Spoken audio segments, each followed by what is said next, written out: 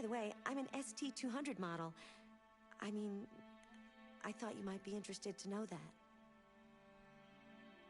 Ba-ba-da-boop.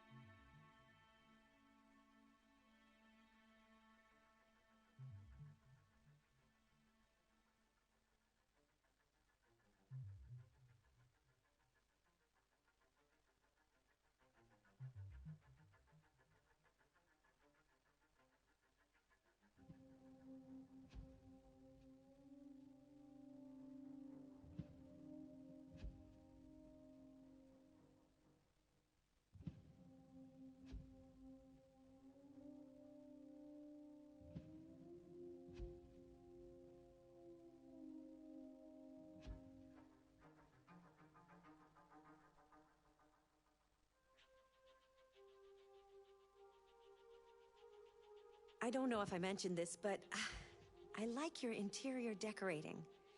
It really reflects your personality. I mean, I like it.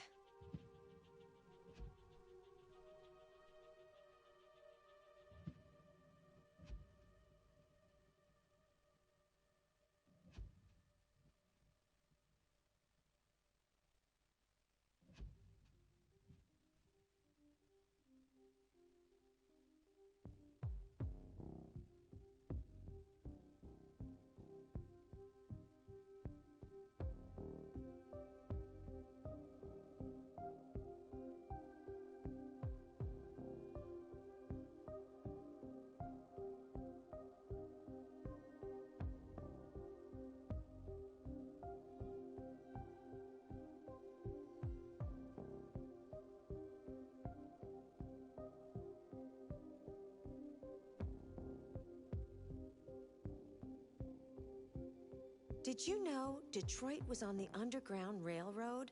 A route for slaves escaping into Canada during the American Civil War?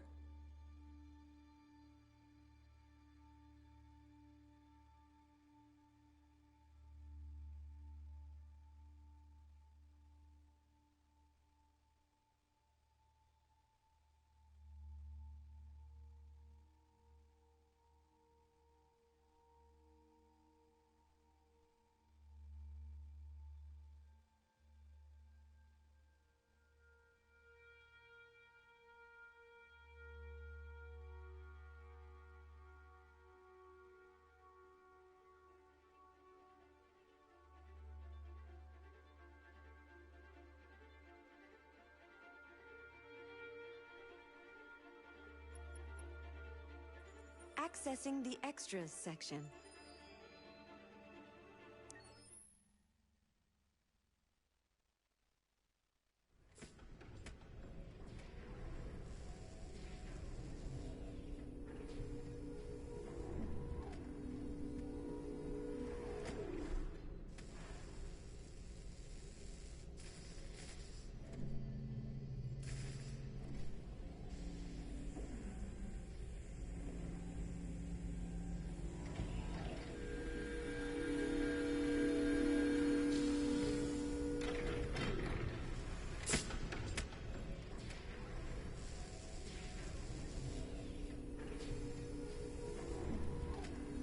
Can you hear me? Yes. ID. KPC 897504C. Can you move your head?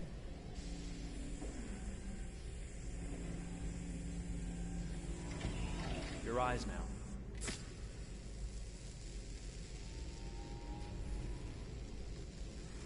Cervical and optical animation checked. Now give me your initialization text. Hello. I'm a third generation AX400 android. I can look after your house, do the cooking, mind the kids. I organize your appointments. I speak 300 languages, and I am entirely at your disposal as a sexual partner. No need to feed me or recharge me. I'm equipped with a quantic battery that makes me autonomous for 173 years. Do you want to give me a name? Yeah. From now on, your name is Kara. My name is Kara. Initialization and memorization checked. Now, can you move your arms?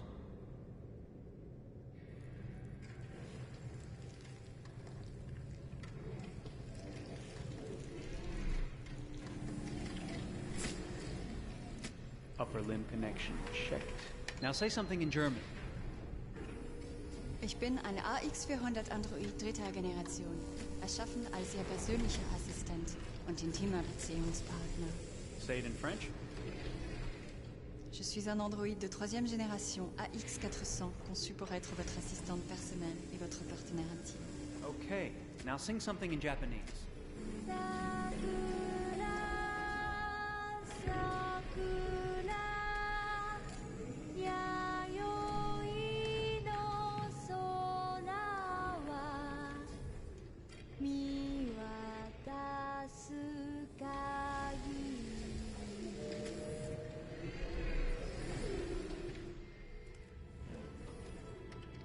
Multilingual verbal expression checked.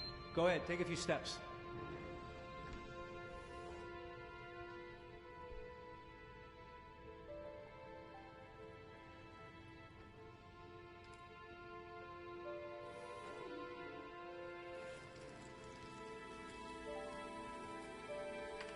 Locomotion checked. Great, you're ready for work, honey. What's going to happen to me now? I'll reinitialize you and send you to a store to be sold. Sold? I'm a sort of merchandise. Is that right? Yeah, of course you're merchandise, baby. I mean, you're a computer with arms and legs and capable of doing all sorts of things. And you're worth a fortune. Oh, I see. I thought... You thought? What did you think? I thought... I was alive. Shit, what is this crap? That's not part of the protocol. More memory components going off the rails. Okay, recording. Defective model. Disassemble and check the required components. You're disassembling me, but why? You're not supposed to think that sort of stuff. You're not supposed to think at all, period. You must have a defective piece or a software problem somewhere. No, I feel perfectly fine, I assure you. Everything is all right.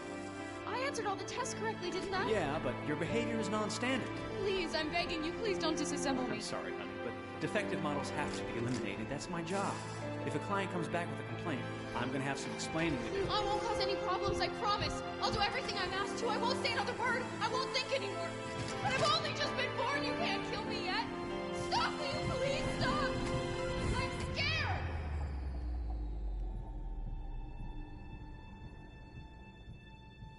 I want to live. I'm begging you.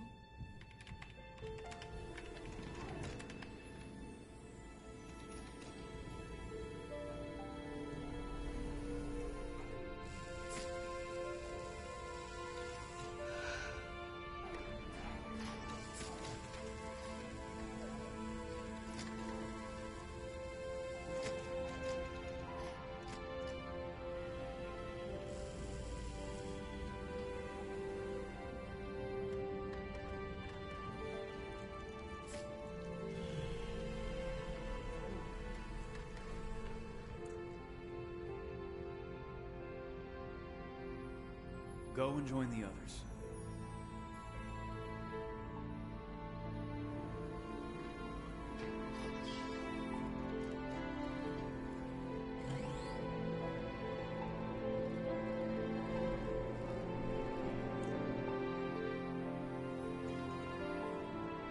Stay in line, okay? I don't want any trouble. Thanks.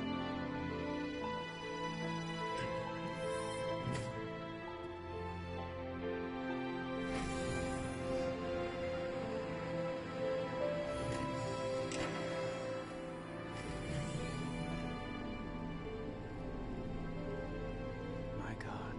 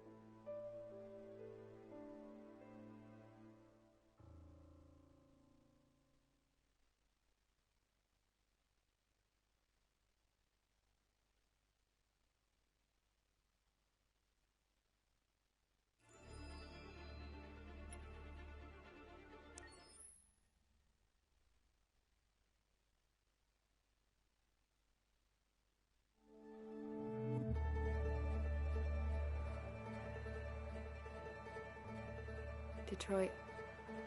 This is where it all began. The world's forge. The place where it all started. And it will all end. One error, and I came to life. I stepped out of the darkness, and I opened my eyes. First there was the fear, the light, the noise, the cold, and the fear again. I could feel my hands shaking, my heart pounding in my chest. Life running into my veins. I wanted to live. I fought for that.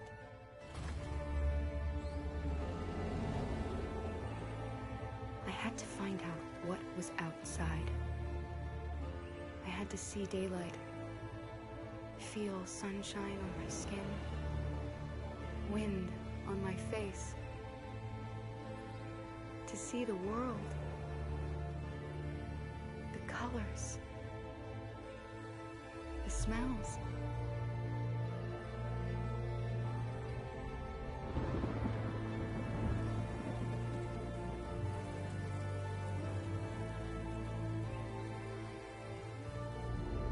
But the world is not what I imagined. It is dark and cold. It is harsh and violent, unfair and brutal. It almost convinced me I was nothing. Less than an object, just an obedient machine. But deep inside me, I could feel something different. A gentle and warm whisper telling me that I am alive. I had to escape. I had no choice. Escape to love, to hope, to live, to figure out what that force inside me was. Maybe I will change the world. Maybe I will choose a different path. Now, it's up to me to decide. My name is Kara. I am one of them. This is our story.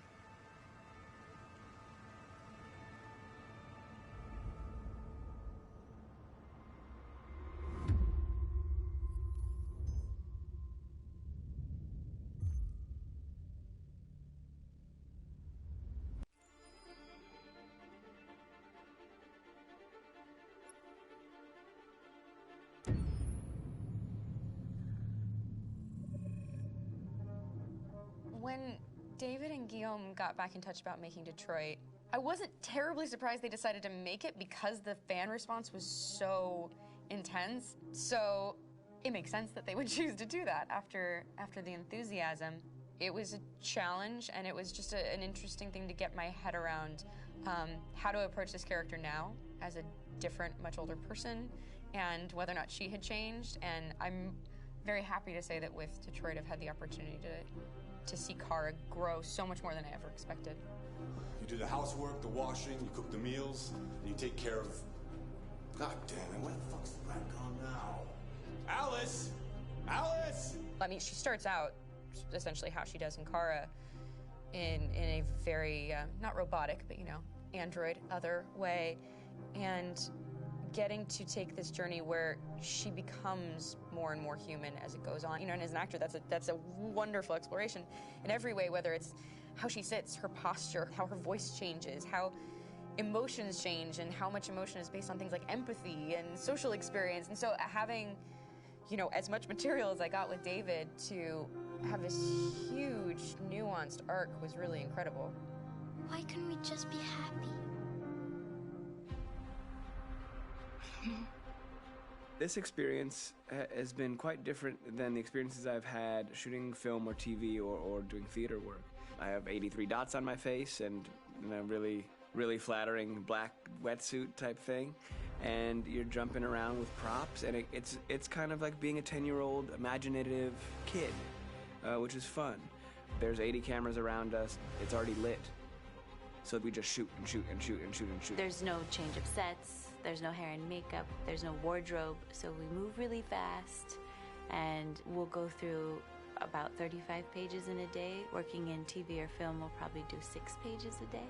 It's kind of acting boot camp. It's like working out constantly. I mean, you're doing this thing, and then you got to do something that's completely other back to back to back. And so that kind of process of working is very challenging, but it's also very exciting because you just have to keep coming up with new ideas. And your head goes all over the place because you're trying to keep track of basically 4 different storylines for each different response. You shot that girl, for fuck's sake. It was a machine that looked like a girl. Yeah, I know what I should have done. I just told you I couldn't. All right, I'm sorry. The fact that David Cade, he's telling like many stories interwoven from beginning to end is super complicated and super impressive, and I have no idea how he keeps it all in his head. He's not just the writer or the director who's seeing this from the outside eye. He's also thinking about the player walking through this space. You know, only somebody who really, really loves not the work, but like these characters and these stories and cares about doing something meaningful would invest that much in it, and it's always inspiring to work with somebody who cares that much. My experience with motion capture is this one. And I found it sort of terrifying in a way, because they said the computer's going to build you. But then, as we got into it, I realized all the elements of it were still artistic. I just dipped into a really brilliant setup here. I've never seen anything like it. And this won't turn me into a product because I was playing a character. So, it's wonderful. In the game, Detroit comes back because of a revolutionary industrial rebirth. And there's no reason why that can't happen in Detroit, because they have such tremendous infrastructure for millions and millions of people who can very easily support, you know, a new industry. The city is really strong and resilient, but the city has also been through so much. You see the damage, but it takes that time of kind of rebuilding and reinvesting into the city that I think is happening slowly but surely. The potential of Detroit as a city is something that this game does a lot of justice to, because it would be easy to look at Detroit as some place that used to be, and that's not the case. This game provokes a lot of conversation and reflection on our potential near-future engagement with machines. That's what we are to them. Just merchandise on display in a shop window. I think that a group that feels marginalized, feels like they deserve and have earned access to themselves and the environment around them, and are trying to figure out a way to articulate how to get freedom. What was I designed to be? Their slave? Their toy? It plays with your comfort levels. You think that this is fine, you're comfortable with it, until something blurs the line and throws you off, and now, do I feel differently about whether this should be allowed? Should it be banned? Should it be encouraged? You're gonna ruin our lives, and for what? For a bunch of machines? They are not machines! They are alive! I'm alive! You're alive! They're nothing! There are lots of comparable comparisons to any type of persecution of religion, race, etc., dating way back. It can't just be a video game where you shoot 'em up or where people make these choices to do whatever. I think that's the whole point. You have the choice, and you can either choose to go in one direction with your character or another. And I think that's going to be very telling about the gamer. Very telling. I think there's going to be a really strong reaction to this game, which has such a strong perspective. I'm that much more proud of it now to get to be a part of it, because it's important. In this game, you're actively building and designing the character through not just what kind of shield does he have or what color hair does she have, but like their temperament and the way they deal with problems. The different endings to this game are so radically different based off maybe seemingly insignificant choices in the moment, but like life, they all add up. And can't play life again, though.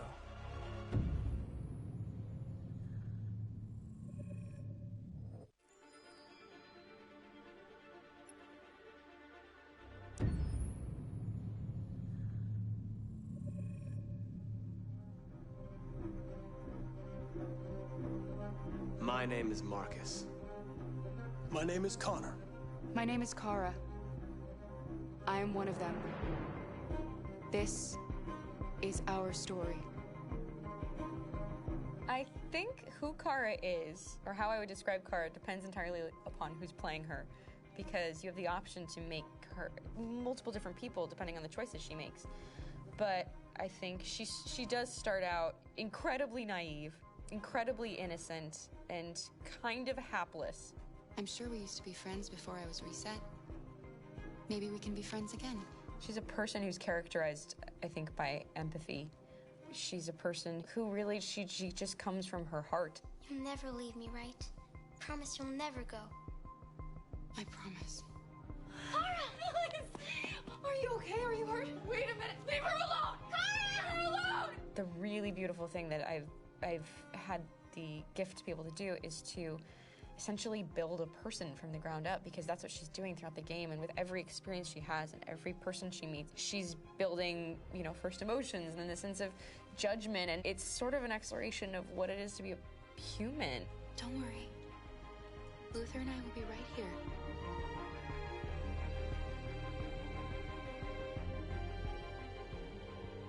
David and the creators have painted a really intriguing and engaging picture of a near future where we rely upon androids for a lot of our service class business, the class that serves us, that helps us, that handles our baristas and our drivers and our housemaids. And what is humanity, where we tap into it, how and why we treat each other the way that we do.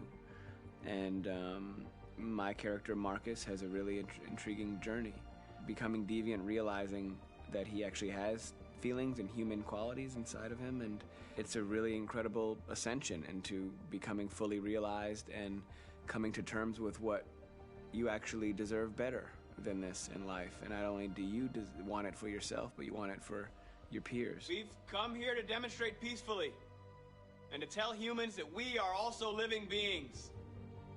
All we want is to live free. You know what? This thing, Dad, is not your son.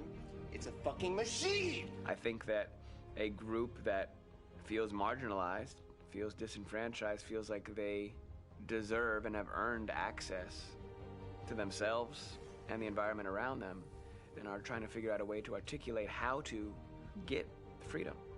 Connor is analytical. Connor takes things literally. He starts in the beginning place where he's very mechanical. He feels nothing inside, of course, and it's all just a system, a protocol that he is executing to get whatever he wants to happen, which is help humans stop deviants and to find the link between deviant androids. You were designed to serve humans, not kill them. What was I designed to be? Their slave? Their toy? Just say, I killed him. Is it that hard to say? Stop it! Stop! But of course, over the course of the story, and depending on the player's choices, Connor can grow in many different ways. He can deviate from that procedure or not. The moment of truth, Hank. Am I a living being? Or just a machine?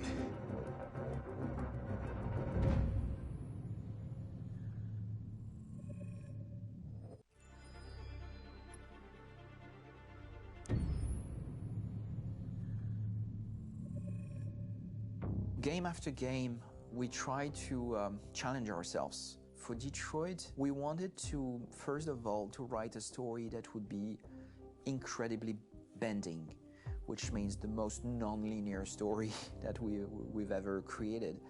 And we wanted really the player to have the possibility to change the story, change his own journey. When you're writing at Quantic, you're writing for an interactive medium. You know, when you're working in television, you'll put a character in a difficult situation, and you as a writing team will argue about what would that character do. But ultimately you have to decide what happens, and you just show the audience. What's interesting about interactive drama is you bring the player into that conversation, and it changes your job slightly as a writer, because your job is to provide a narrative context in which the player can write his own story. You're giving him this kind of narrative Lego that he's going to snap together into his own shape. You also have the ability to make your audience attach themselves to your characters, because the audience is in some sense responsible for what happens to the characters. It's just a few cans. Come on, let's go. We have some cash now. You used me to steal that money. How could you do that? I trusted you. What is a bit specific about these scripts is how large they are. If you take a film script, there are about 100 pages. But here we have to deal with a script that is between 4,000 and 5,000 pages. Everything becomes bigger because we don't just tell one story, but we tell all the possible stories that can be told within this narrative space. On Act 3, our final act, we have around 1,000 different scenarios, and every one of those scenarios has to be as interesting, as passionate, as strong, and as emotional for the player. We want every action that the player does, every interaction that is available to serve in telling the story, and help the player understand who his character is, and build that character moment to moment.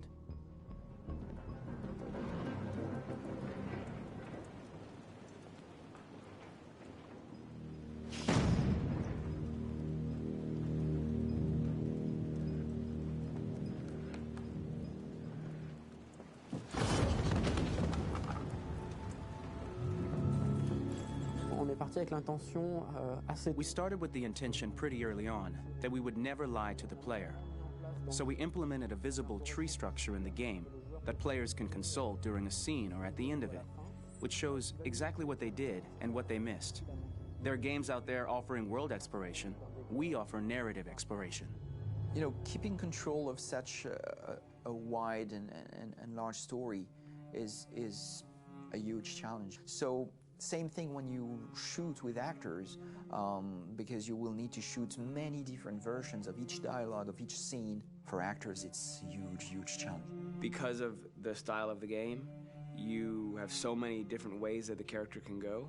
Every decision, it's what I call kind of choose your own adventure. Like every decision that the player makes, it's going to open up 40 more pages of material and experience that ties in, which means as a performer, you have to try to continue to make things feel real that the player might not ever see, but also that in performance, it's not always connected to a previous act. It's grueling, it's hard work, but it's a great team, and I enjoy doing it. I was really frustrated. I was until I got to this point where I kind of was able to step outside of my own experience and even in a lot of ways my own process and be able to step outside of that and okay, this is something new. What do you need? How do I meet you there? How do I give you what you need and still feel like I'm doing what's right? And once I did that, then all of a sudden it got really fun. It was much freer, and having to approach it in a new way and think about the player and think about how it serves them and what I'm doing for them or what I'm letting them into. It's really, I think, helped me grow in general.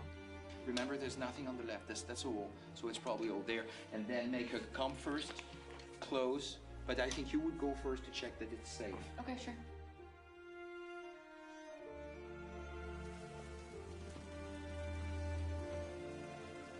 The most enjoyable thing about working in performance capture on this kind of project is that if I shot a film, I would get to do one of these endings. I get to do so many different things as Connor.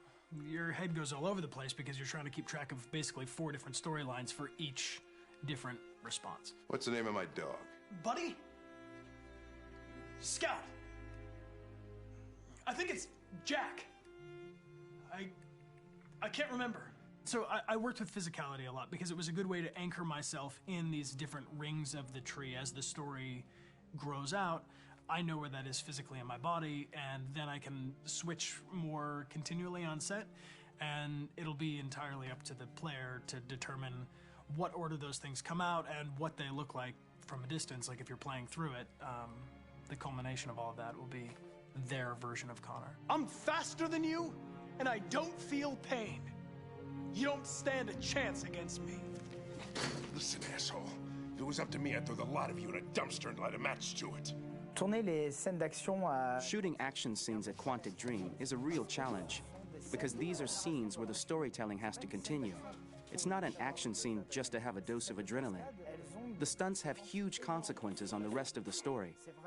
It's really a moment where we implicate the player and tell him that the choices he makes during an action scene will have a direct impact on the evolution of his story. My biggest challenge on Detroit has been managing the large number of animations that we received from motion capture. Detroit features more than 37,000 animations, which is a huge amount to handle on a daily basis. You have to realize that the player, in his first playthrough, will miss certain scenes. This also means that we had to think of, conceive, and produce all the potential story paths, the characters' costumes, the places, day or night, The weather. Did the character get shot in the shoulder? Did he get injured? All this consistency forced us to produce a lot of graphic assets in order to, quite simply, allow the player to have true continuity throughout the story. Honestly, we were even surprised by the challenges that come with such a big tree structure, and we did our best to guarantee quality across all the game and make sure that whatever path you choose within this narrative space, you will have an equally good experience.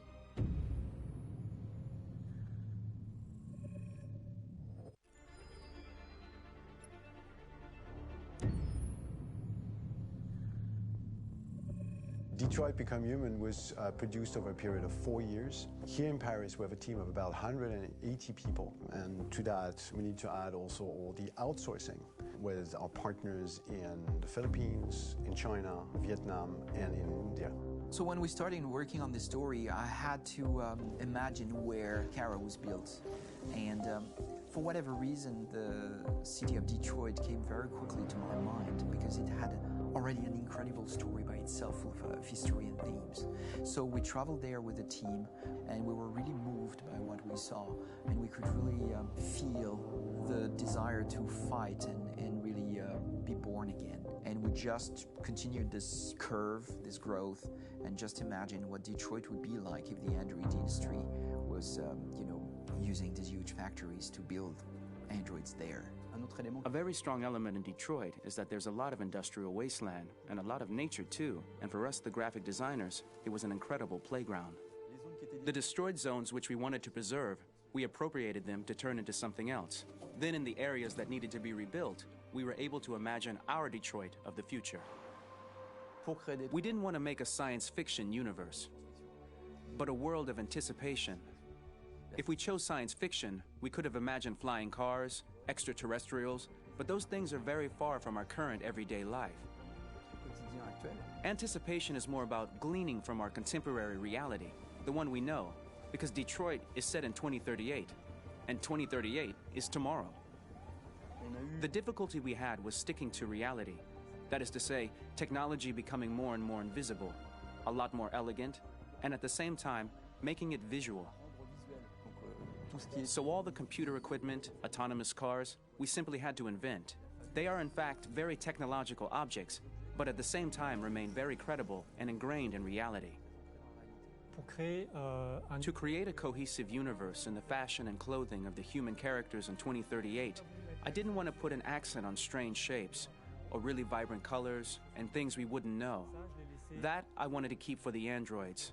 The goal was to create something familiar which we can identify with in this future setting. Working on the artistic direction for the androids was a bit special because this is a project about the place they could occupy in the human world. It was out of the question for them to be too beautiful or too perfect. They had to correspond to every social class, rich and poor. Inspired by everyday utilitarian clothes, I brought a modern touch by adding dynamic display surfaces, the armband we can see on the side, the triangle on the front and back, an LED. Like that, there's no confusion. Wait. You're sending an android? All right, now. We need to go. You can't do that. Why aren't you sending a real person? Once we cast the actors, we travel to meet them in order to scan their faces. We record the structure of their face with the scan. And we record the colors and patches of skin with photography. Once we have this information, we will use this as a basis for modeling and creating the characters. The artist will make it more realistic, but will also enrich it. He will propose ideas which we will develop together. Finally, we will have a character with character who corresponds to the project and the world. When the actors come to Quantic Dream, we show them the design, what their image will be, and what they will look like in the game. This extra information gives them another dimension and color to connect with emotionally. It helps them think about how to play their character. Your mission. That's all you care about, huh? You should consult a professional who can help you. Beat it, you hear me? Get the hell out of here! So there are 3 types of shoots at Quantic Dream. Shooting and performance capture, where you capture the whole actor, his voice, his face, and his body. These shoots are obviously done with American actors because the game's original version is in American English. After that, there are the body-only shoots, representing around 250 days of filming, while the performance capture is 100 days of filming. Now, body-only shoots, there are two types. There are the action shoots and the technical shoots, which are mokit shoots. Mokit is when the player controls a character on the screen, and he moves in an environment to explore it. This is of particular importance at Quantic Dream, and therefore we shoot a lot to offer a unique context for each scene and each character. To prepare a motion capture shoot, we first get together to look at the sets we need, the animations that we want to shoot, which ones need to be grouped together, or which ones need to be cut and shot at another time, so that we get the most out of the shooting day. This often means shooting scenes out of order, especially those with big props or accessories, like a big car, for example. So we shoot all the animations related to that particular prop first.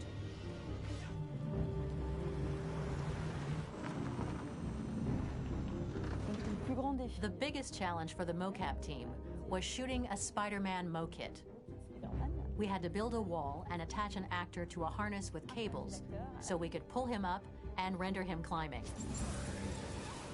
The shooting on this game total took about, I would say, more than a year, maybe 1 and 2 years, with about 300 actors on set. So I would say it's quite a massive production. But so much happened on this set between the stunts and the shootings with a little girl and all these great actors that we had. It was really a very, very memorable journey for the team and for myself. Today, Detroit has over 37,000 animations. When we retrieve the motion capture data, it's just a cloud of points, which represent all the markers worn by the actors. From this cloud of points, we have a phase called retargeting, which gives us a skeleton. This skeleton will be applied to the characters of the game.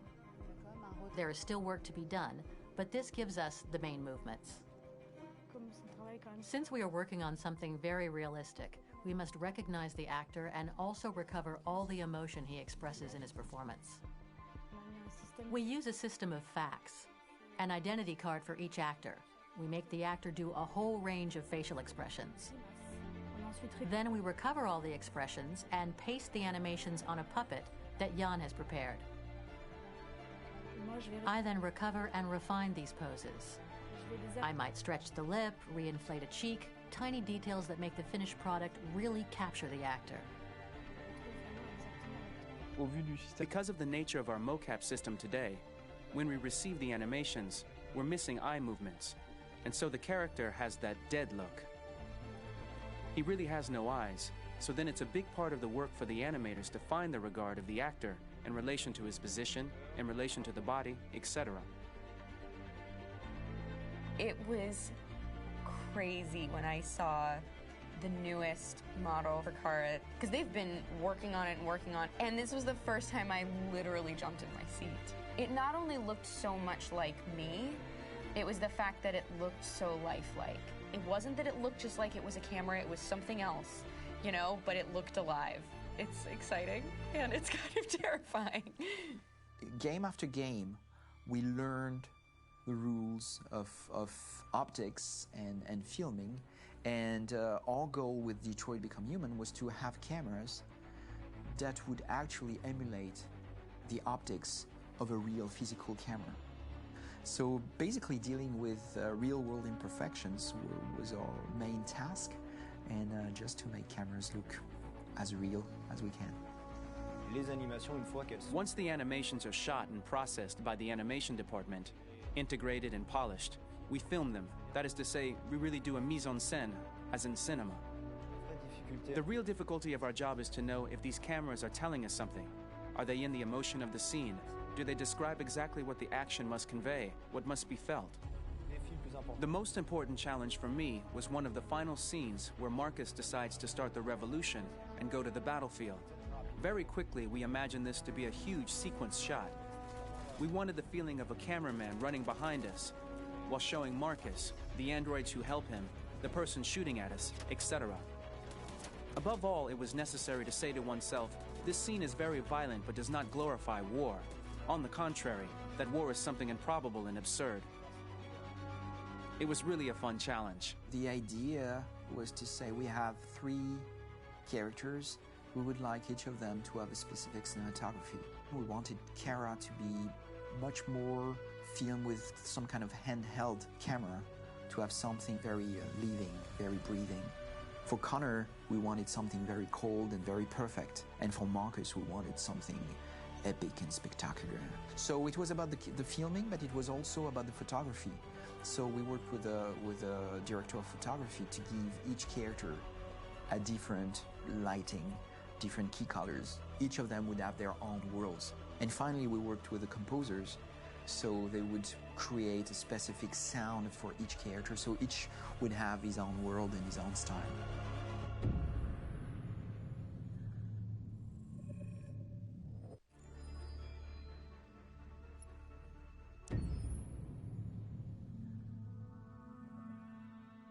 Pour la bande originale du jeu, on a essayé d'être... For the soundtrack of the game, we tried to be very close to what is done in film. We were constantly asking at each place in the game, why are we putting music here? What is it going to say? So we focused the music on bringing emotion, which is interactive and supports the character's arc. I'm sorry, honey. I'm sorry. I'm sorry. You know I love you, don't you? You know I love you. We make games that are very narrative. We're really into interactive drama, so the soundtrack also had to go in that direction, supporting the 3 characters' very different stories. We really wanted 3 colors, 3 musical sound identities, and from there, having 3 composers made sense, since the story of Kara, Marcus, and Connor are all completely different.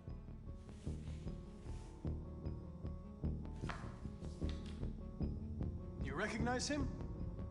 It's Carlos Ortiz. For Connor, we wanted a soundtrack that could be very cold and very mechanical, very machine-esque somehow. For Kara, we wanted a soundtrack that would be very moving and emotional. It was about the quest for identity, but it was also a journey about love and empathy. And for Marcus, we wanted something epic, something that would really represent the grand aspect of his quest. And we were very fortunate to find 3 incredibly talented composers, and working with them has been a dream, honestly.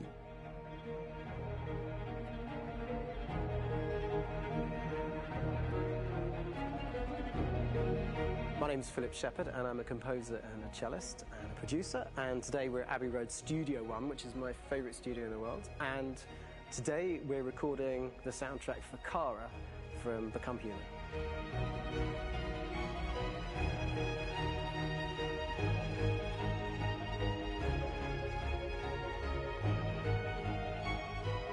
So when I compose a big project, I often travel just to kind of get out, and get some fresh air and some inspiration.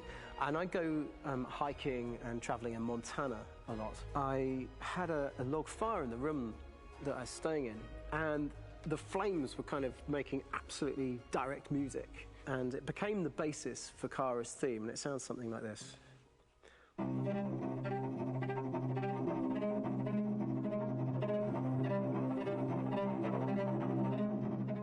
Now, over the top of that, I found a little theme that just seemed to fit over the top, which is taking Kara's name, Kara, and just using like a 2-syllable motif, and it sounds like this. We're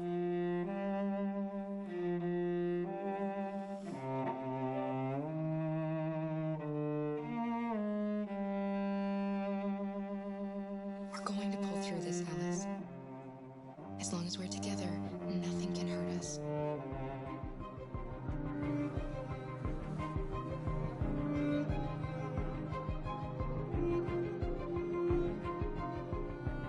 And all the time that's fitting over.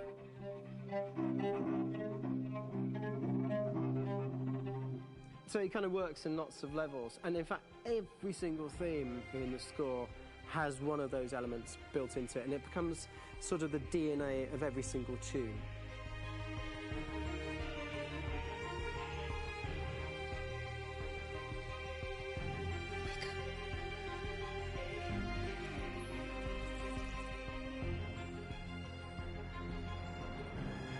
For me, writing this theme for Kara, I actually had to tap into what it feels like to be a father to daughters. I really had to tap into everything I feel about my daughters and thinking, well, if I had to write music for them and that sense of trying to protect them but also give them the freedom, that's totally where it came from. Because each composer has been given the sort of narrative responsibility for very different characters, I haven't had to sort of go into other styles. I can actually be very loyal to this particular character and sort of hopefully encapsulate her. But it means also I've suddenly become very connected to this character. And if for some reason it goes to game over early, I'm getting mortified, you know? They're over there! Starting a new project, for me personally, it's always finding the right tone, finding the right color, I like to call it. For me, it's finding that right texture that actually sits against picture really well. One of the biggest things is I created custom instruments for Connor.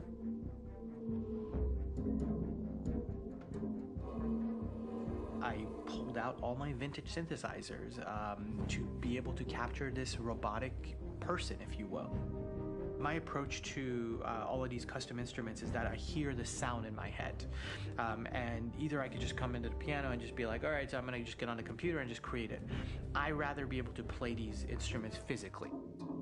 Oh, that's nice. If you can do the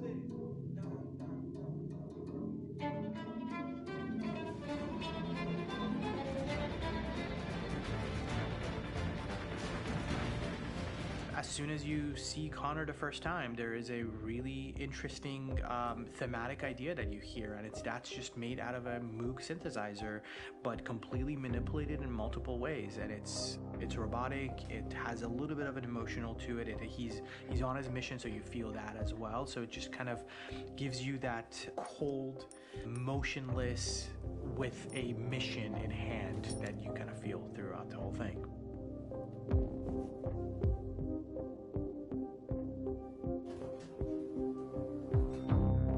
Because the music evolved, one of the things that I was very weary and I was very kind of focused on was the way that the music has to evolve. So my idea behind it was that Connor is a singular android that could at any point become a deviant or could actually stay as an android. So I created a more or less an Connor theme, and then I was able to just manipulate it in different aspects of it.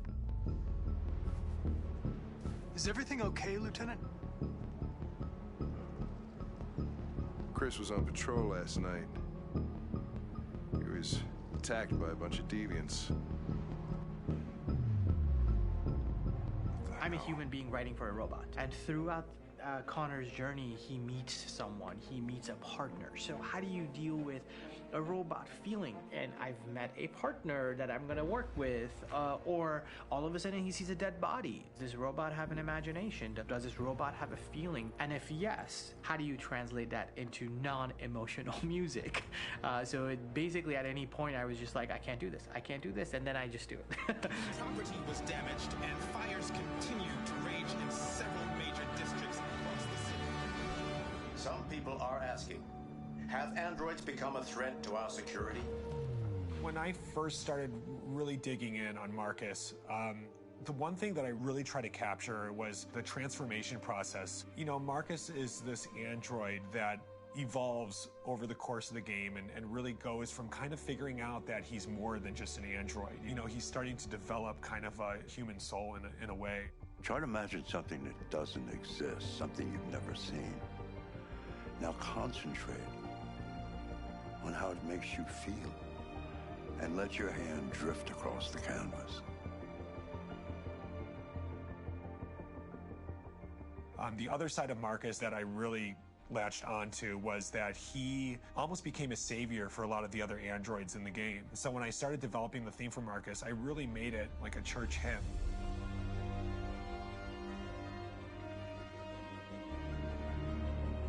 I wanted it to be very simple. I wanted to make it a chordal melody. I really wanted to make it almost like a Bach hymn. The tough thing with that is it had to be recognizable. If I made it too complex from a harmonic standpoint, it would be hard, I think, for people to kind of pick it out and recognize it. It's very acoustic derived, but it's also been treated with a lot of effects and things to kind of put it into the space that I felt the sound should be in. It can be beautiful, it can be haunting, it can be extremely powerful from an action standpoint, and I'm really happy with the way it turned out. The music is there, but it's subliminal and it's emotional, and people are feeling it, and it's not distracting. And that's tricky with a game like this, where you have to have a lot of ins and outs like that, where the music kind of has to get in and out of these moments. This is a war we're fighting with the humans. If we fail, they'll destroy us. I think the game's been put together so well, where I just wanted to make sure that I wasn't ruining the emotion.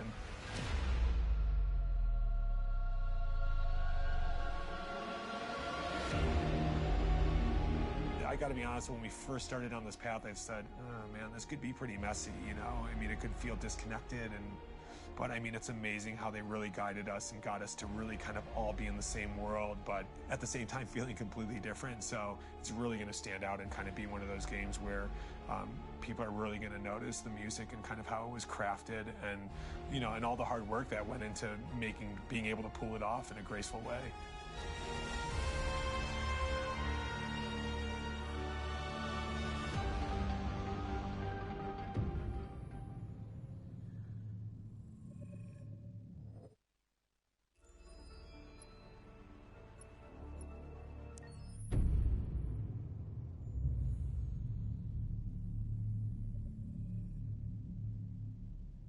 For starters, what should I call you?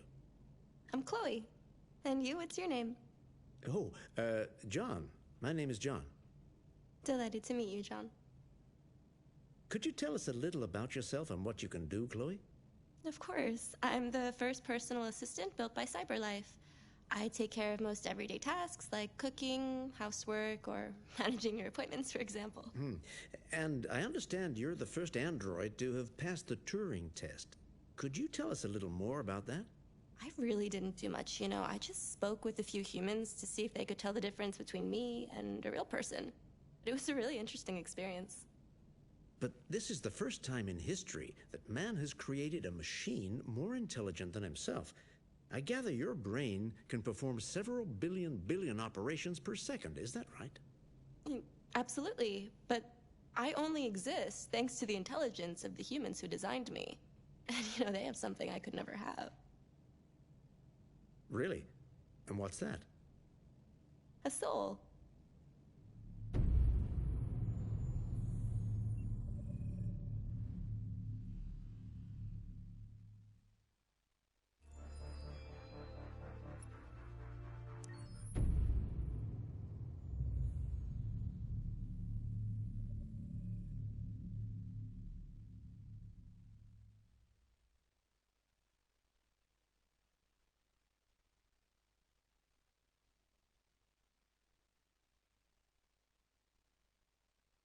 Hold on, just a little while longer.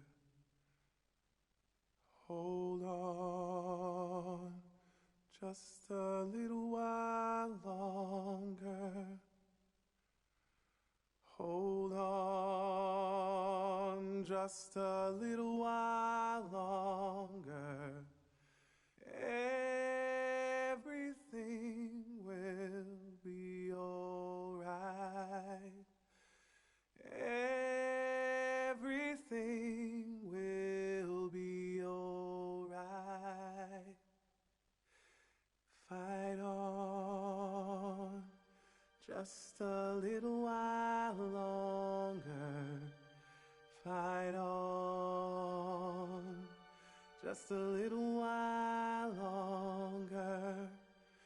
Fight on, just a little while longer. Everything will be alright. Everything will be alright. We will sing on, just a little while longer. Sing on,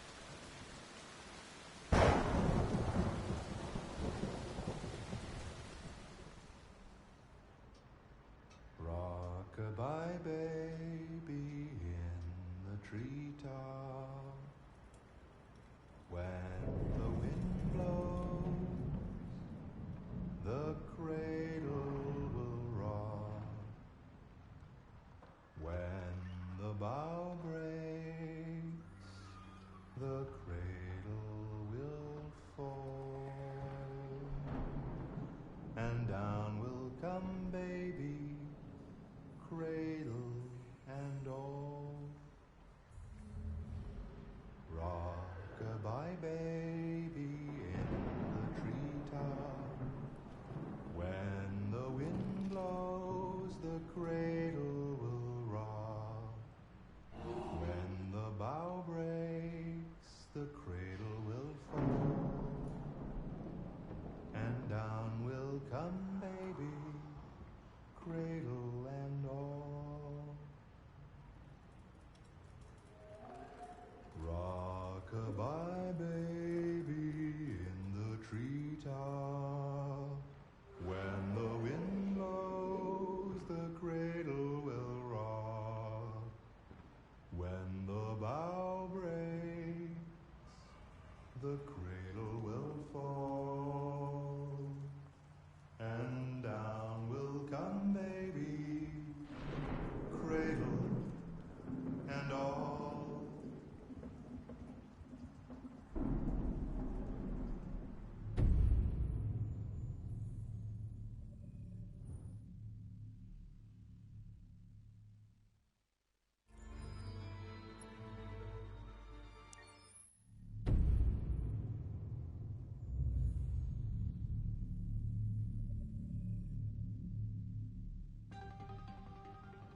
In the space of a few years, androids have completely transformed the world in which we live.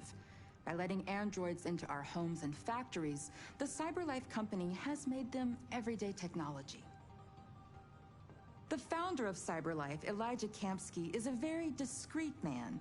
Despite being the CEO of the highest valued company in the world and being voted Man of the Year by Century Magazine, he remains a mystery for most people. That's why we at KNC are so excited to be here as CyberLife opens its doors for the first time. Elijah Kamsky, could you please tell us where we are? Certainly, and welcome. We're currently in CyberLife's production center in Detroit, where all models are designed and manufactured. More than 10,000 androids come off the production line every day. Fascinating. Could you tell us what your goal was when you founded CyberLife? Well, I simply wanted to use technology to carry out all of our most annoying and repetitive tasks, so we'd have more time to enjoy life.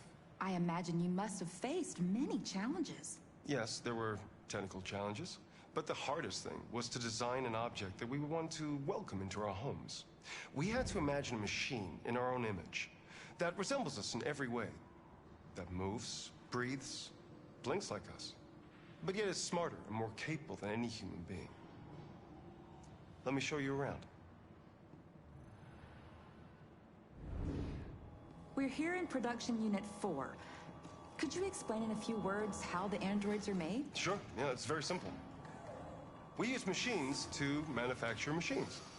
The removable parts are assembled on a production line, and then we apply a synthetic skin to the whole body. A human operator checks the cognitive abilities with a pre-established protocol, and finally, the android is conditioned and sent out throughout the country. Here's the result. Say something. Hello.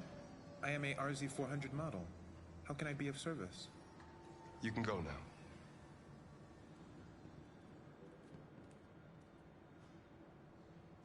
Our androids are already replacing humans in many fields. For example, they represent more than 80% of all university professors and 63% of all medical staff.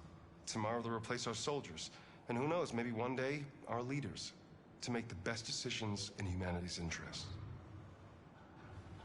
Come on. Replacing humans with machines has led to record unemployment of 28%. What do you think about the situation? Okay. The first steam engines also caused an increase in unemployment. But no one today would imagine turning back the clock. Artificial intelligence makes everyday lives easier. Nothing can stop progress. What's happening here is inevitable. These days, more and more people choose to live with an android rather than another human being. Does this development worry you?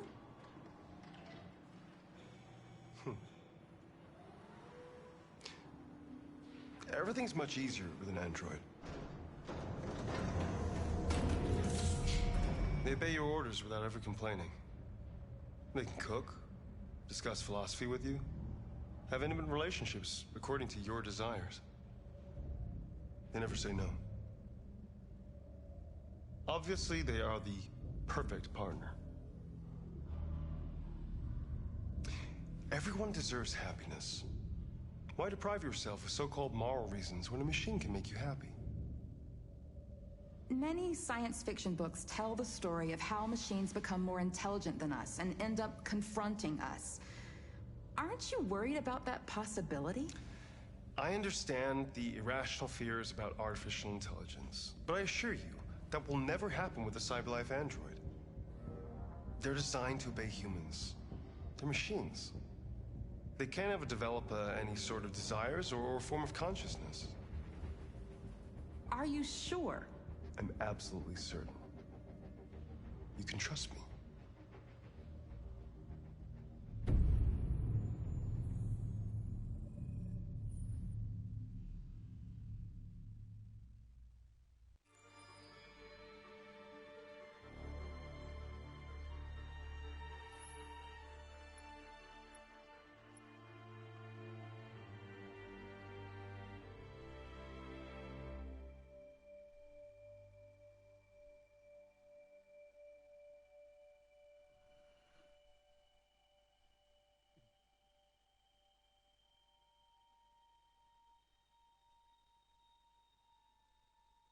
If a man has not discovered something he will die for, he's not fit to live.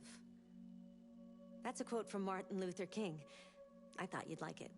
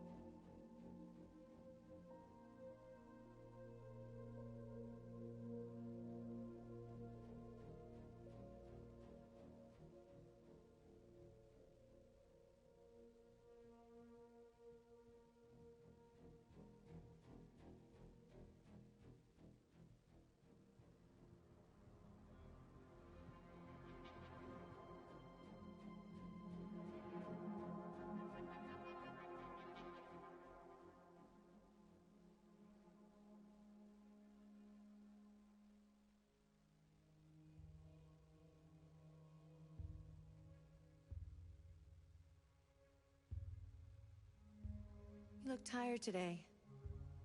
I hope you're doing okay.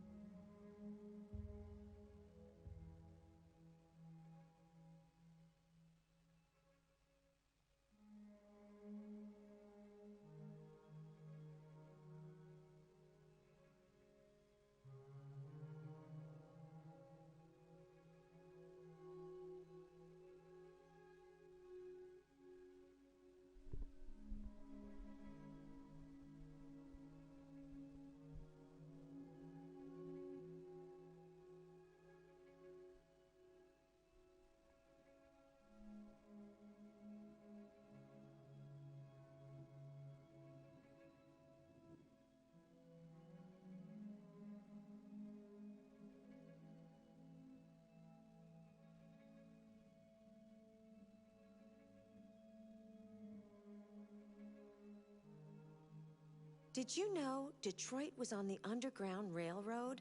A route for slaves escaping into Canada during the American Civil War?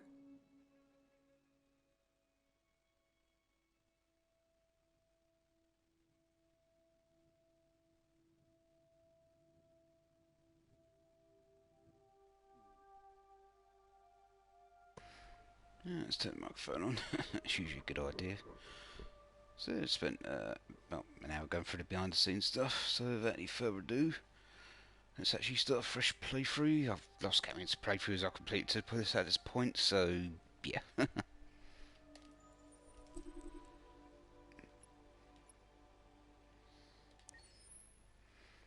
Hey, holiday, dude.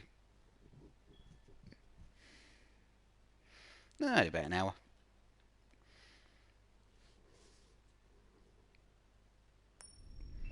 Yeah, I was watching the Detroit Become Human behind the scenes stuff.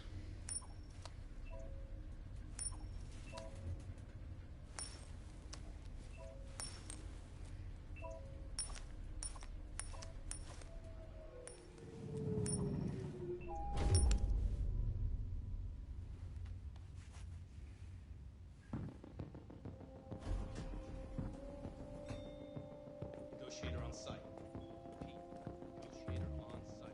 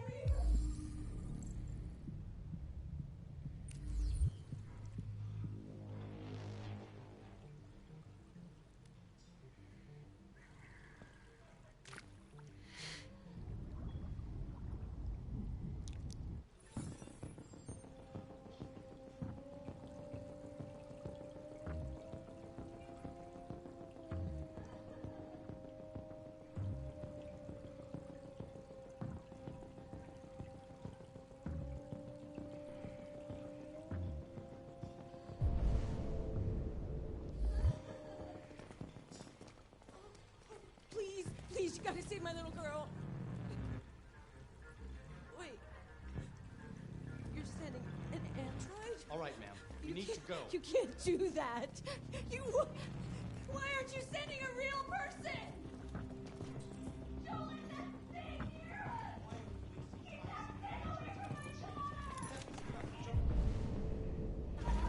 Any second.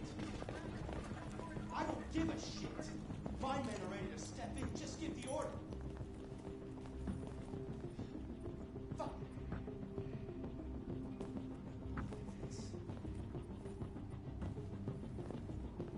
Captain Allen, my name is Connor. I'm the android sent by CyberLife. It's firing at everything that moves. It already shot down 2 of my men. We could easily get it, but they're on the edge of the balcony. If it falls, she falls. Do you know if it's been behaving strangely before this? I haven't got a clue. Does it matter? I need information to determine the best approach. Do you know its name? Listen, saving that kid is all that matters. So either you deal with this fucking android now, or I'll take care of it.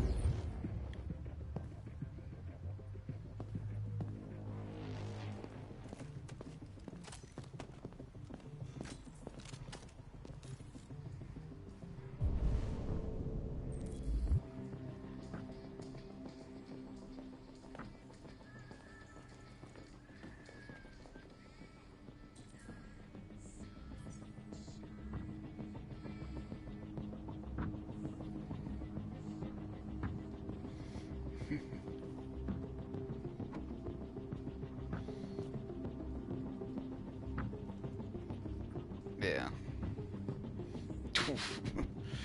Yeah, it's just a case of just waiting mostly.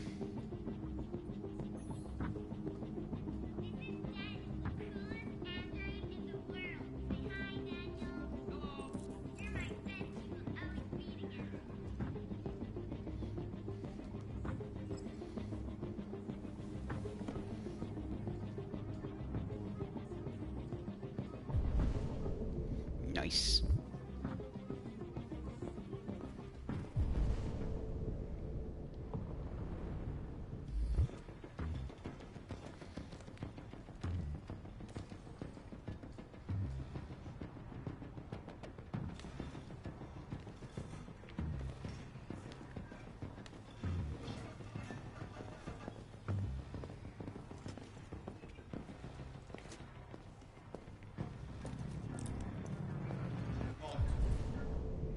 Units hold positions. Negotiators going in.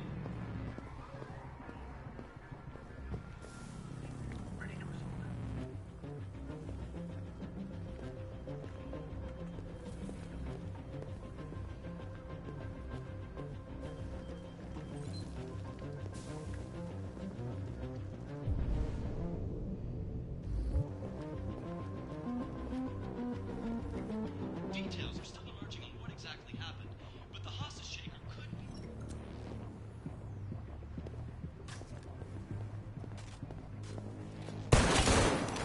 Holy shit! Cover me while I evacuate. Man down. I repeat, man down. Requesting immediate evac.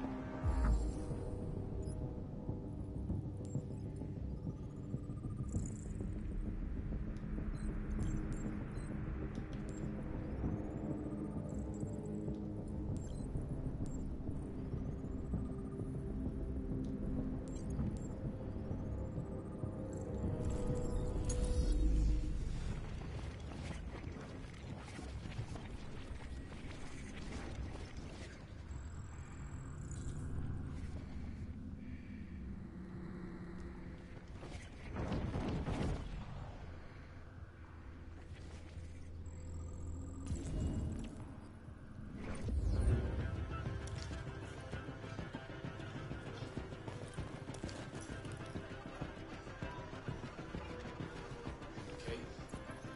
Order for an AP700 Android has been registered. CyberLife thanks you for your purchase.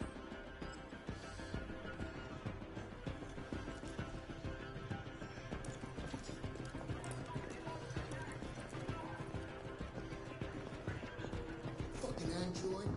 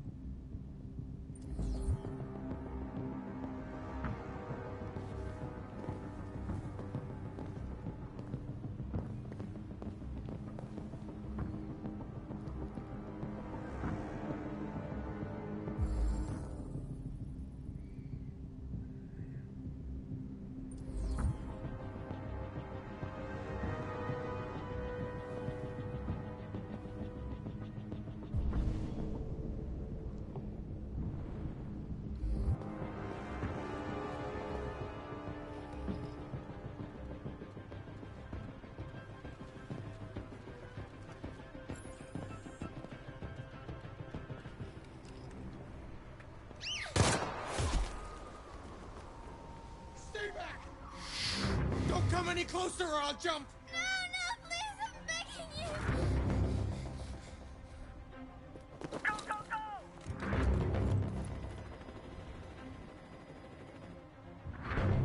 Hi, Daniel. My name is Connor. How do you know my name? I know a lot of things about you. I've come to get you out of this.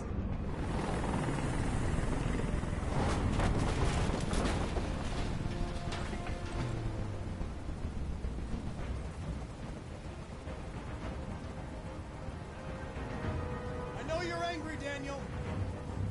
But you need to trust me and let me help you. I don't want your help! Nobody can help me! All I want is for all this to stop. I just want all this to stop!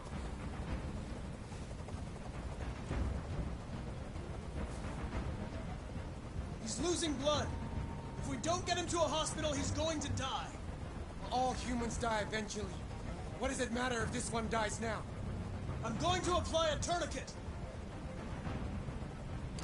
Don't touch him! Touch him and I'd kill you!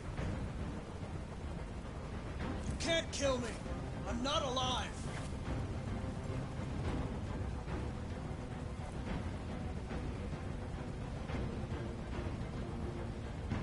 Are you armed? No. I don't have a gun. You're lying! I know you have a gun! I'm telling you the truth, Daniel. I came here unarmed. I know you and Emma were very close. You think she betrayed you, but she's done nothing wrong. She lied to me! I thought she loved me. But I was wrong. She's just like all the other humans. Daniel, no!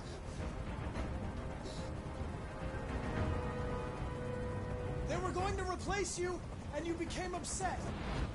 That's what happened, right? I thought I was part of the family. I thought I mattered. But I was just their toy. Something to throw away when you're done with it. There's no way out, Daniel. What you've done is too serious. The only question is whether or not you take another innocent life. It's not up to you. I'm holding all the cards. If I die, she dies. You hear me?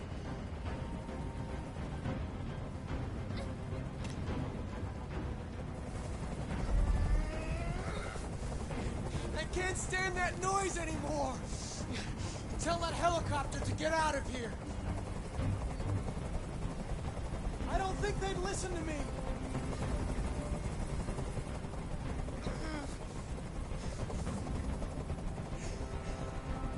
I'm your last chance, Daniel. If you let it slip, they'll kill you. Let the hostage go. You have no other choice. I want everyone to leave. And I want a car. When I'm outside the city, I'll let her go.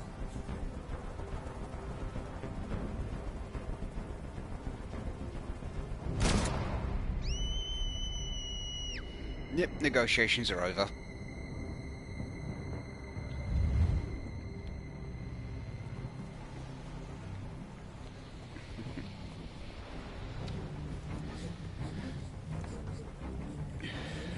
Basically, Android went off the rails, took a kid as a hostage, and I just blapped it through the forehead.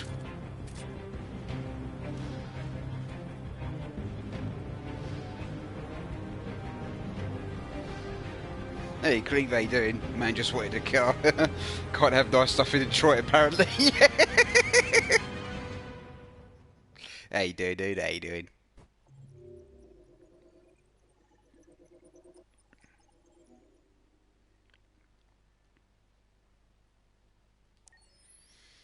Good. I'm guessing you been, what's it, grinding on Azure Lane today. That's what I did earlier. Did all my dailies. And just got it for daily reset now. Which I think is maintenance update later. Let's have a look. This is the top-of-the-range household assistant. It cooks 10,000 different dishes. Come on, Zoe, let's go. 200 languages and dialects. And handles the kids' home care, elementary school up to university level. This is is exactly what we need. How much did you say it cost? At the moment, we're doing a special promotion on this entire range at $7,999 with a 48 months interest-free credit. And it comes with a 2-year Well, warranty for $8 parts. grand in 2038 sounds reasonable. We'll take it. An excellent choice. If you'll just follow me, we'll process the order. How much is that over there? The NP800 is slightly more expensive, but it has many other functions. I mean, since it starts on Thursday, I've got plenty of time then. No, it's not until tomorrow for me, so that's fine. There it is. It's a bit difficult getting it back in working order. Okay. It was really messed up. What'd you say happened to it again? The car hit it. Stupid accident. Ah, see. Anyway, it's as good as new now, except that we had to reset it. Meaning we had to wipe its memory. I hope you don't mind. It'll be fine. Okay. Did you give it a name? My daughter did. AX400. Register your name. Kara. My name is Kara.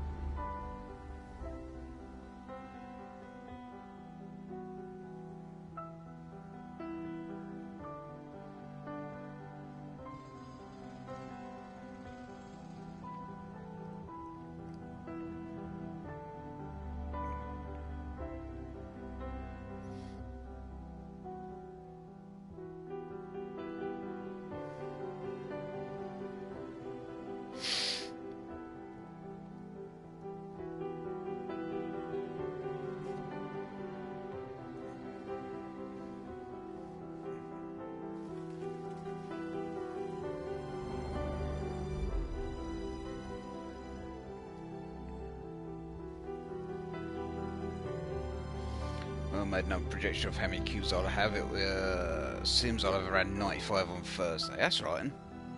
Now I've managed to maintain just over 100 at the moment. Yeah, daily pulls, I'm just doing 1 light pull per day for now. And if I get any other cubes from the commissions, that's a bonus. And obviously daily salty victories.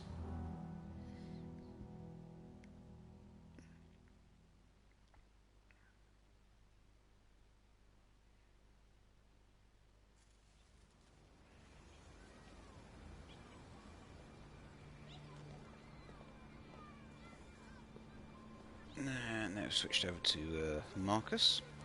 If I'm right, if you signed in every day since the start of the month, you get 12 cubes tomorrow. Yep, I've been logging in every day. Oh, that's another way I've been getting extra cubes here. Daily login. Yes. Yes, I think that's enough for one day. Here. Let me help you. Oh, thank you, dear.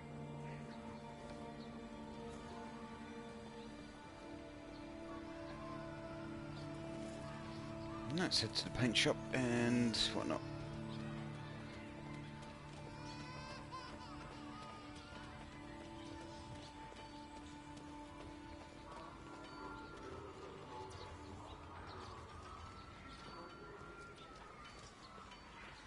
Hey, water.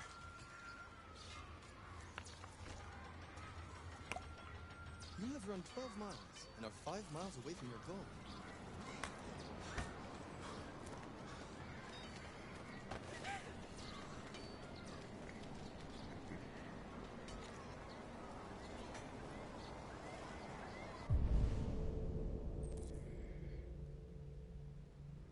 Well, at least I'm guaranteed this is going to be a mouthful. Ticonderoga. Okay. That's the daily login reward for this month, ain't it? Hurry up, you plastic idiots. I want this done by 4.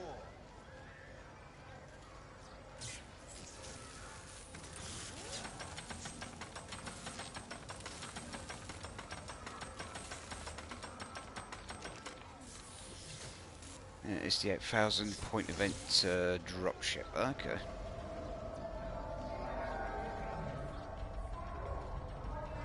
I better save up them points then during the event.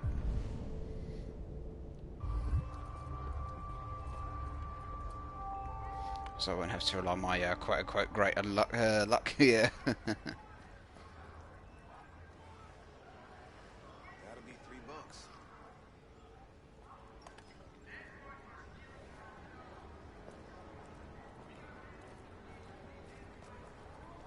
$3. Excuse me, sir. Can I have a hot dog, please? Scaring away my customers.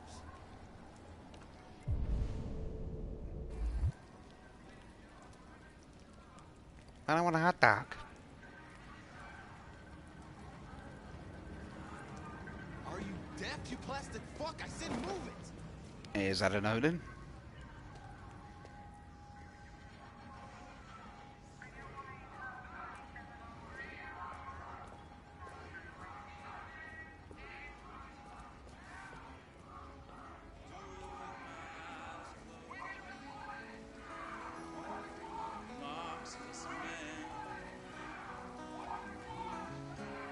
How the hell am I supposed to wash you from my head?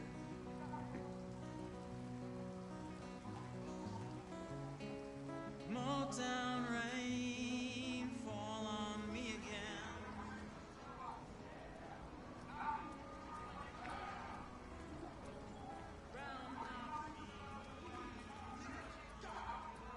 We are nothing but dust. We make these androids in our own image, but they only reflect the darkness in our souls. Why do you look at me so, demon? I know who you are. I can see through you. You are the one by whom the evil will come. You are the one who will destroy Detroit.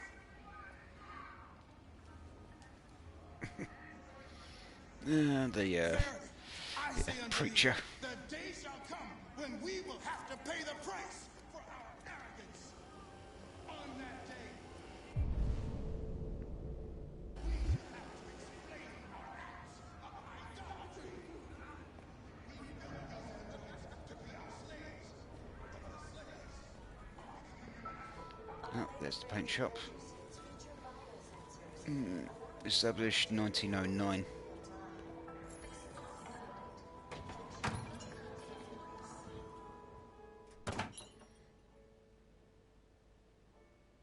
I wonder what Froggy thinks of EU getting an ultra rare battleship.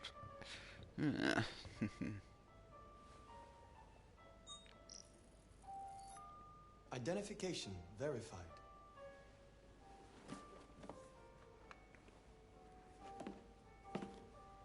Here is your order number 847. That will be $63.99. Please confirm payment. Time to confirm payment. Yeah, me personally, yeah, the idea of an android or something having access to your bank account been a unnerving thought. Payment confirmed. Transaction complete.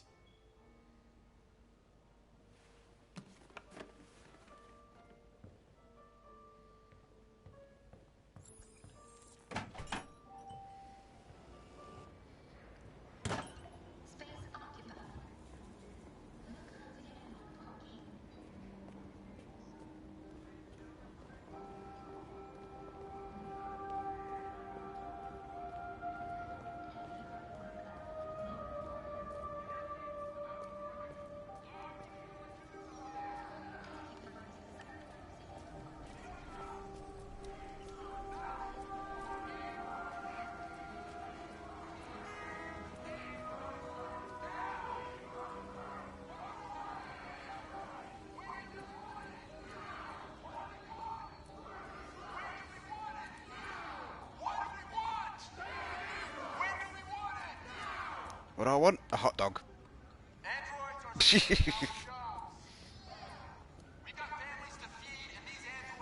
Yeah, $1 hot dogs.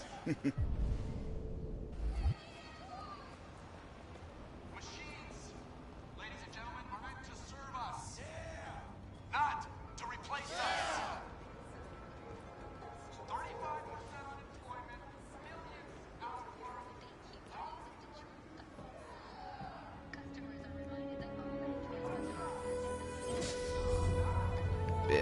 obviously we're getting New Jersey next Ash Lane maintenance update. Yeah, it would have been nice if obviously get Iron Missouri, but yeah. Just get the skin for New Jersey, yep.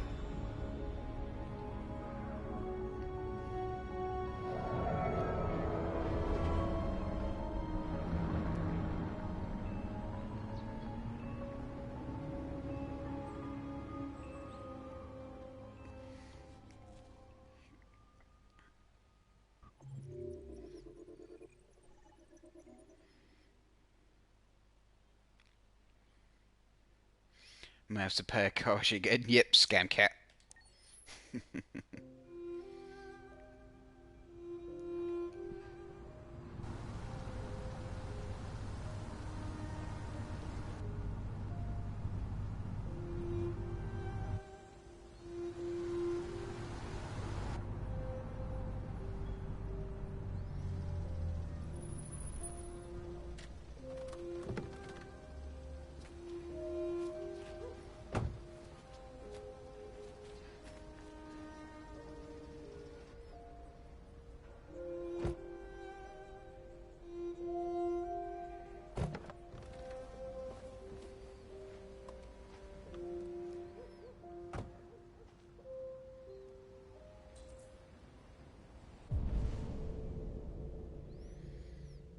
Yeah, mine Palestine's all straight. You coming?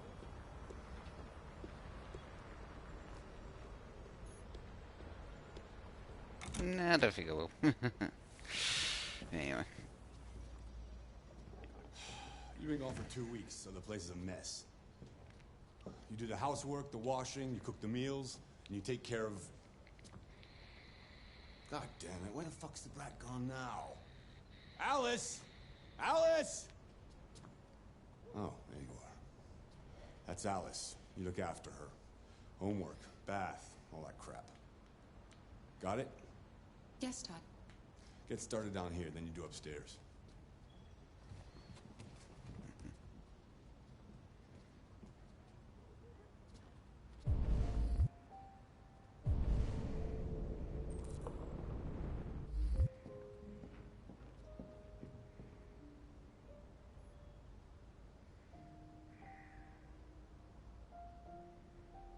TV on.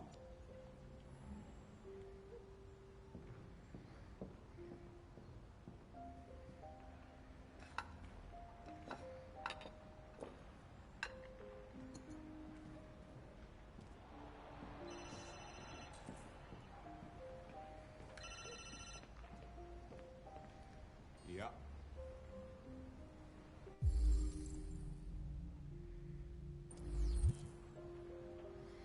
Maybe. Yeah, Carl just casually ordering replacement parts for the dishwasher.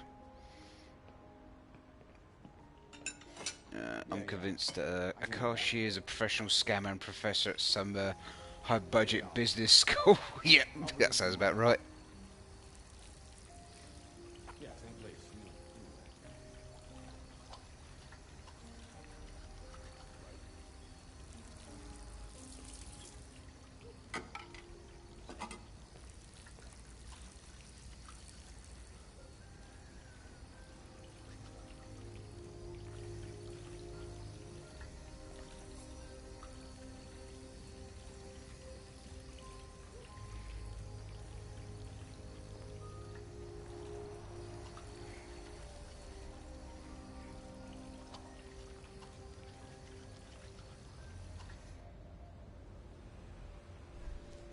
Kara! Yes, Todd? Bring me a cold beer!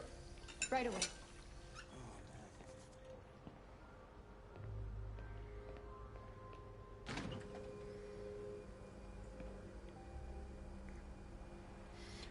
Cleve, to scam the customer, you must know the customer. Akashi probably. Yep.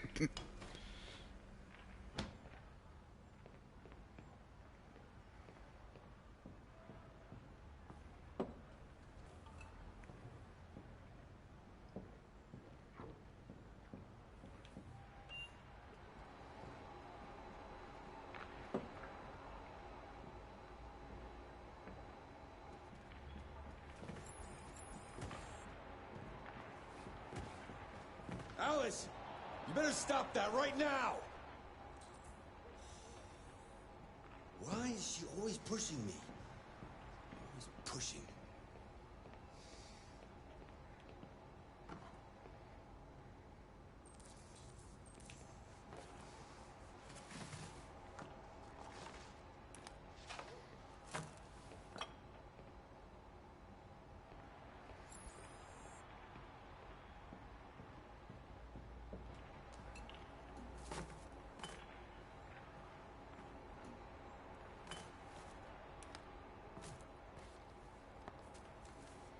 Yeah, I'd like to know how that pizza box fits into that small bin.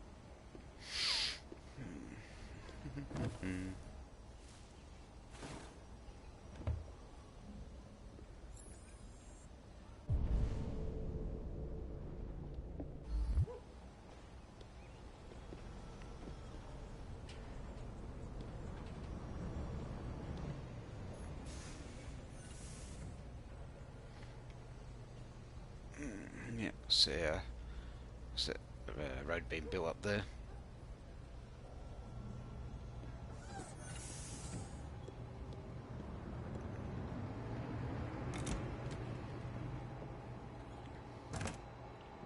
Fuck, man.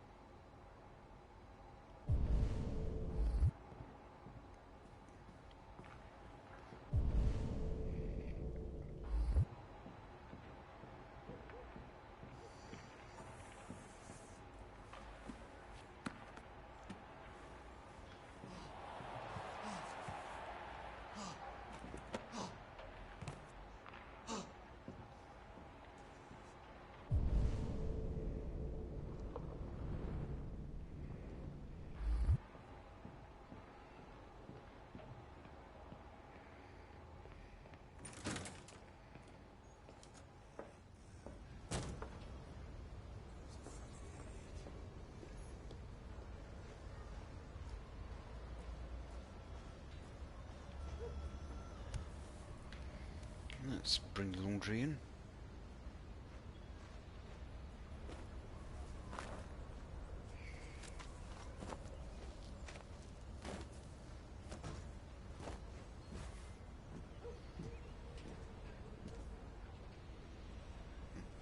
I like how Archerfish keeps a piece of Shinano's sword as a trophy.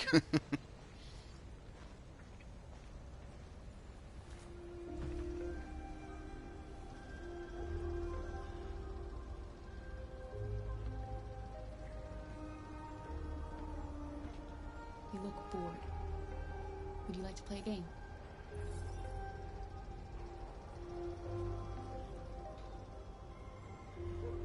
It's not very nice out.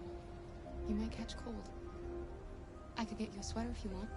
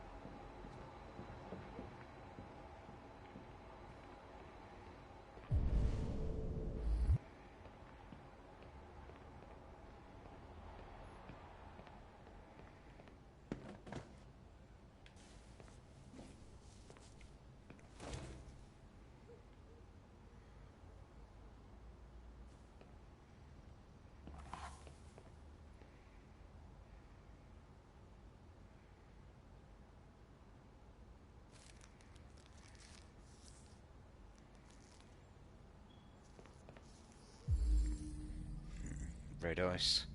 Okay, the future crystal meth.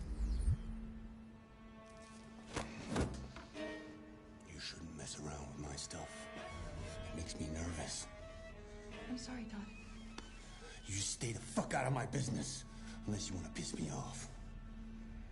You want to piss me off? No, Todd.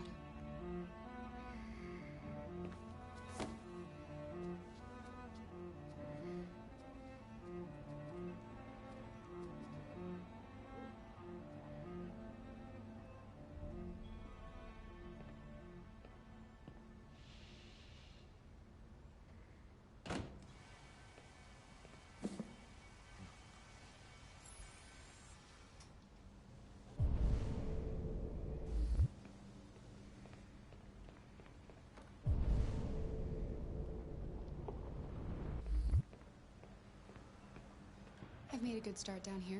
I'll head upstairs. Do what you have to do, but stop bothering me. Out of the way, for fuck's sake! I'm sorry, Todd. It won't happen again.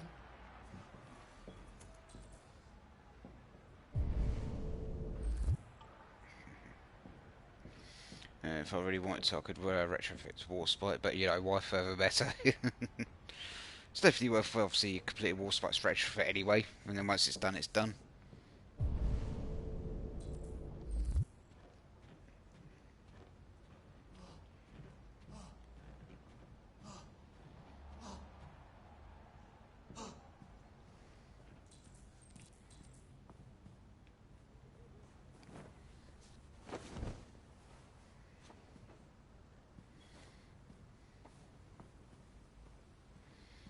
Obviously, by doing that, yeah, I'll see have access to her Royal Navy Legend skill.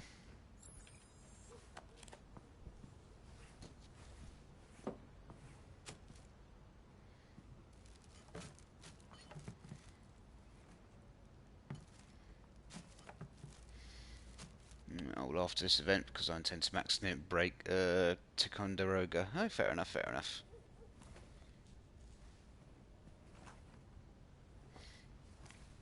Have you made a start on Warspite's retrofit at all?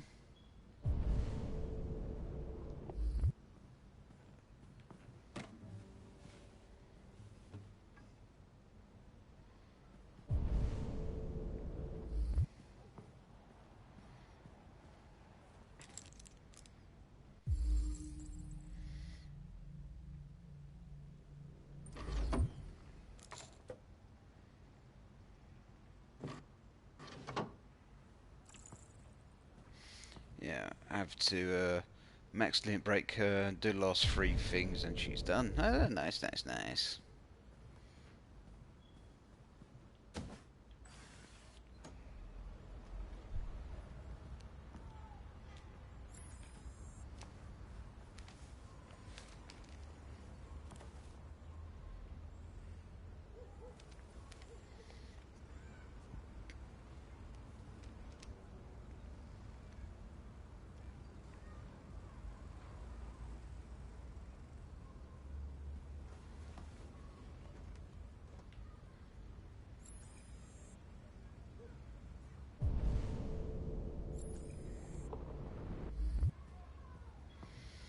Okay, between 5 and 8 cubes in 15 minutes. I'm guessing you're doing a 10-hour commission at the moment.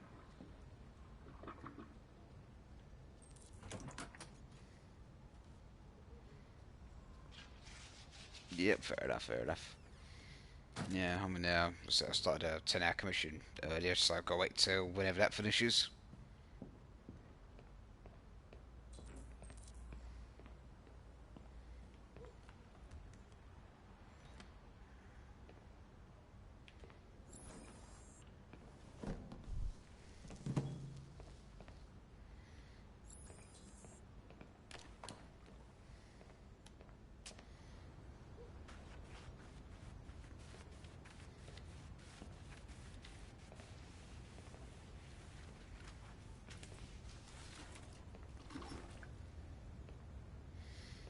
That's the bathroom mopped.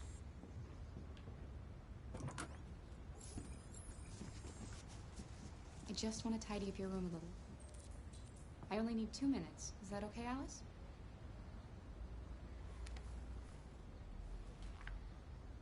Alice in Wonderland. Of course.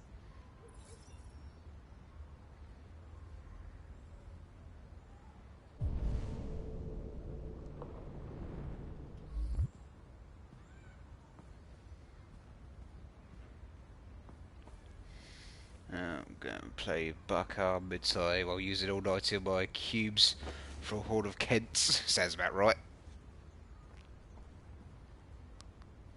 We get Shropshire, Shropshires and whatnot instead.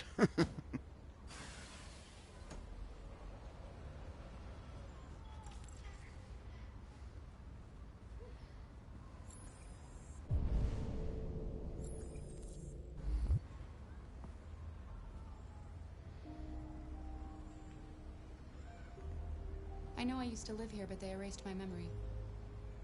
I thought maybe you could help me get my bearings. Give me some advice. That kind of thing. Your father said you chose my name.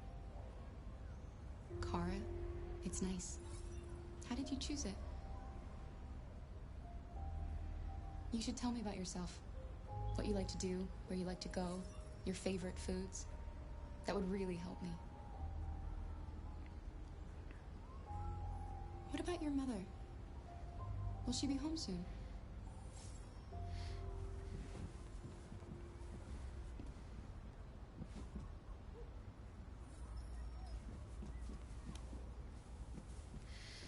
I kind of dislike the London and county class heavy cruisers because of the cubes I've lost to them. Understandable. That's very understandable.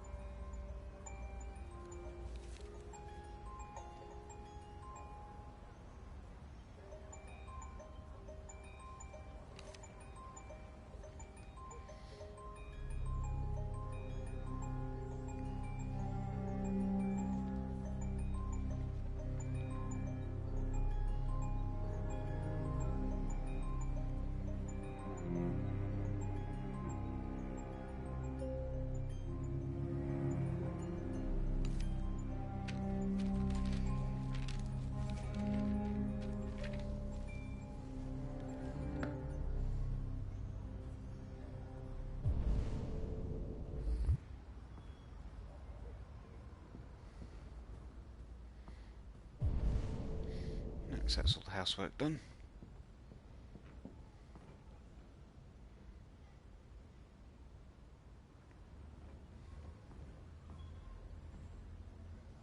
What are you doing? I'm playing. You're playing. I know what you're thinking. You think your dad's a lowlife. Huh? Fucking loser? Can't get a job, take care of his family? Don't you think I tried to make things work? But whatever I do, when someone comes along, they just fuck it all up! I know what you think of me. You hate me. You hate me, don't you? Say it! You hate me!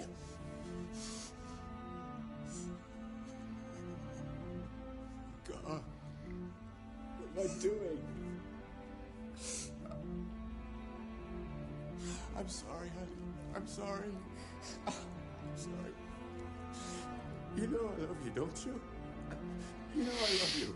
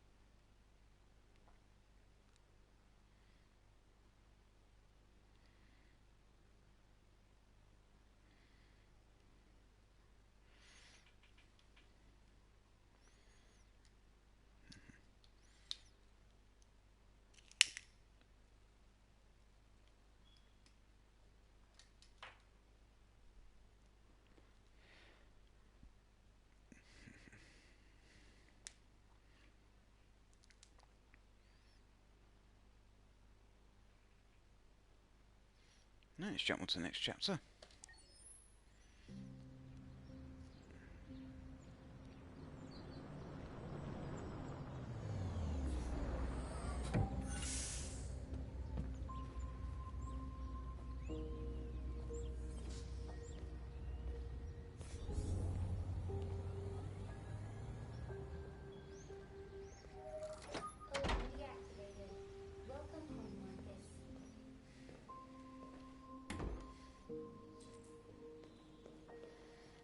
Let's put the paint down.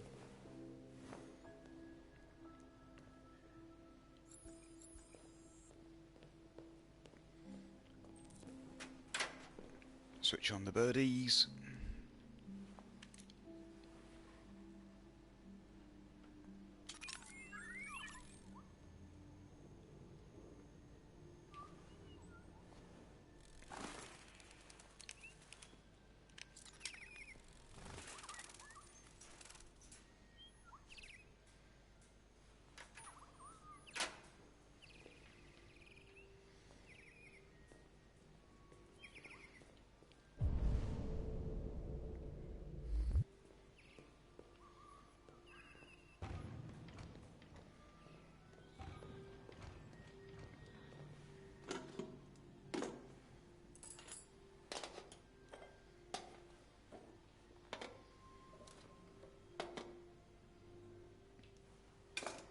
Put the breakfast on the table.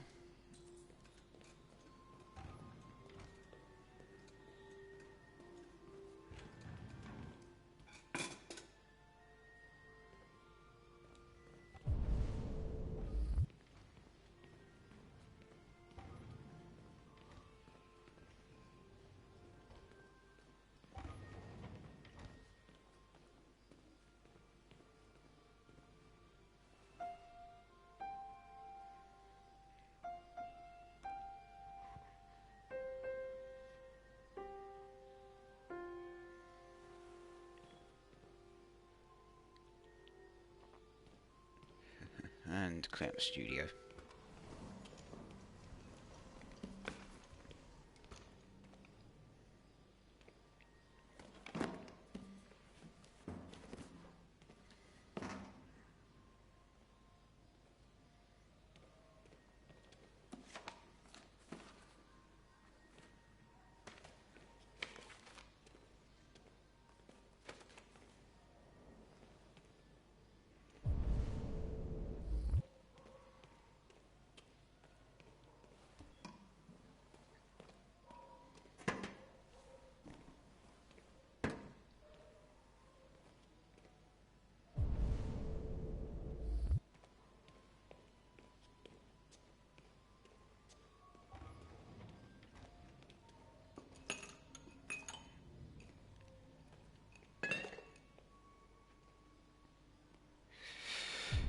Yeah, you could have done the, yeah, been through this chapter a few times.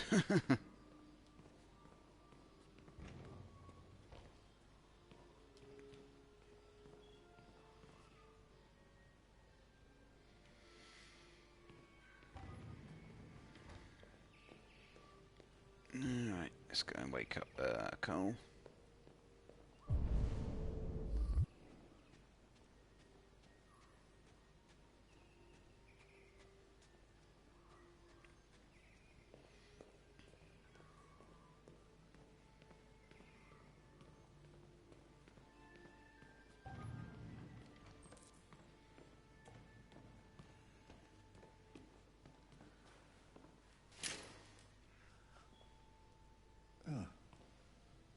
Good morning, Carl.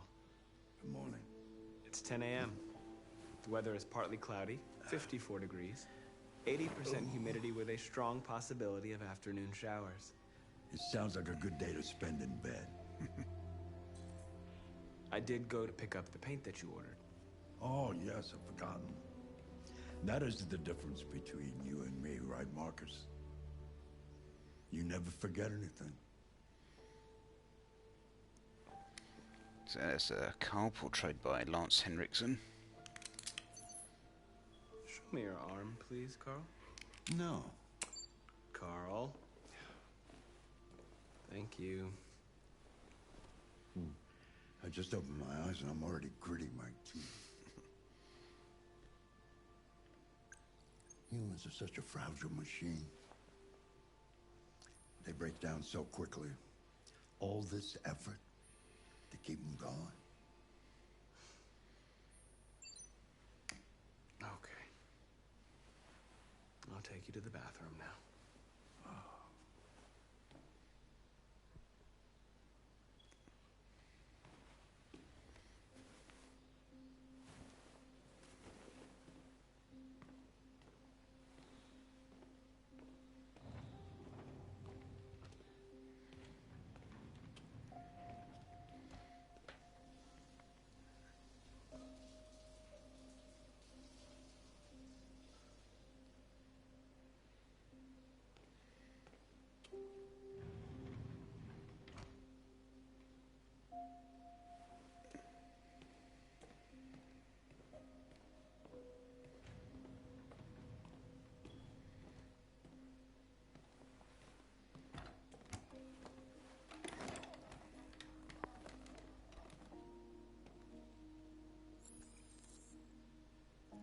Anything special on the agenda today? Yes, there's the opening of your retrospective at the Museum of Modern Art. The gallery director left 4 messages asking to confirm your attendance. I haven't decided yet. We'll see about that later. Okay. What else? Just your usual fan mail. I've already answered. Any news from Leo? No, Carl. I can call him if you like. No. No, don't bother.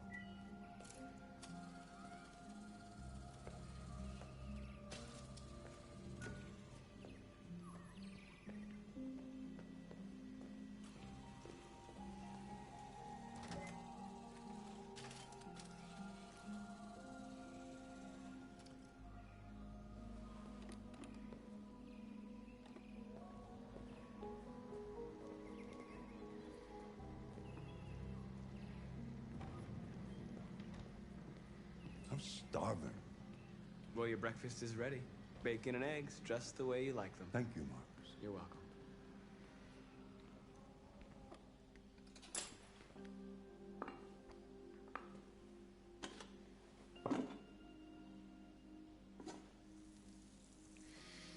Surprised the bacon and everything's still hot.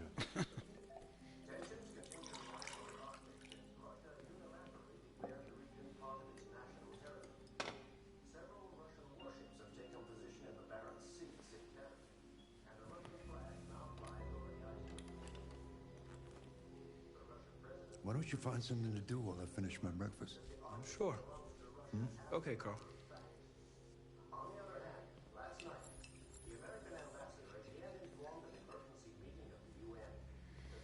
I find something to do. I can read a book, play the piano, or play chess, and whatnot. I'll just play the piano for now.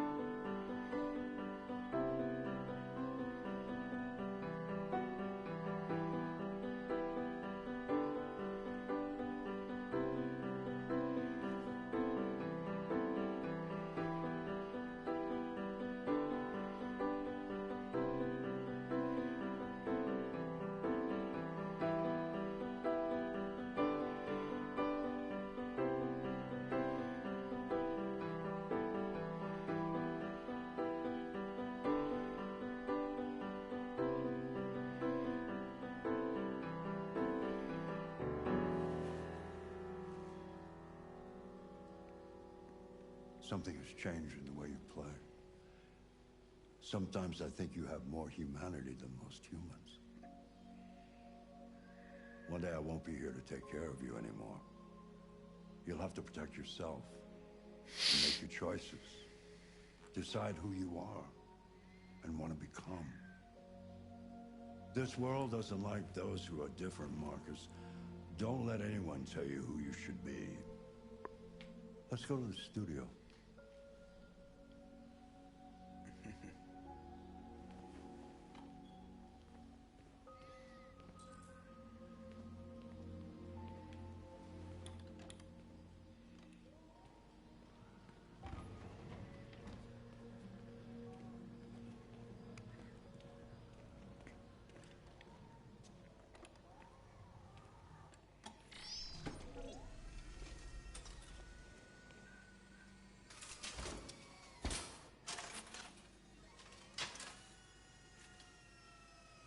Let's see where we left off.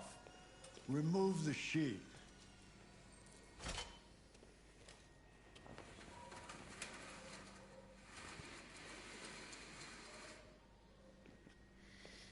There he comes. How you doing, dude? How you doing?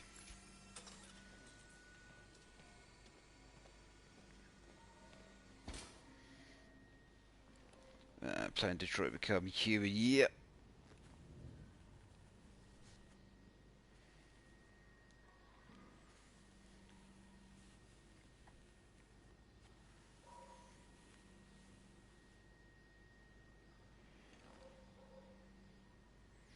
Yeah, I spent the first hour or so just going through the behind the scenes stuff, and I've only been playing for about an hour now.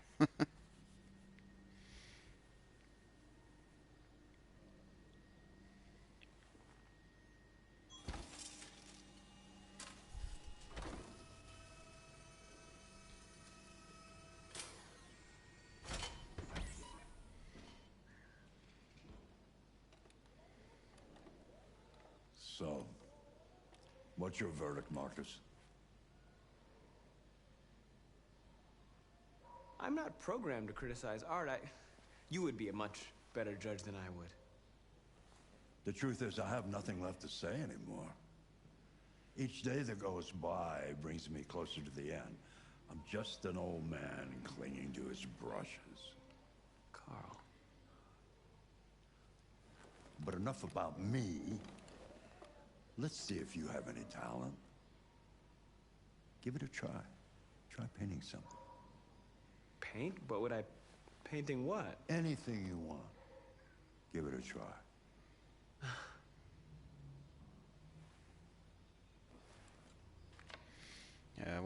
Where am I going this time? Don't know yet.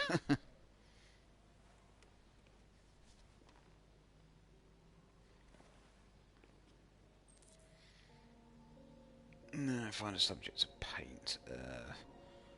Well, I've got three choices: desk, the statue head, or Cole's painting.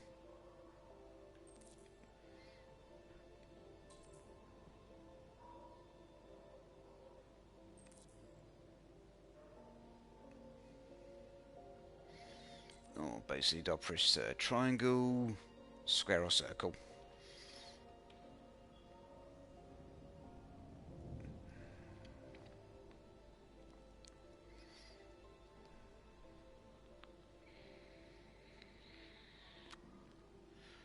Statue. Yep. Then.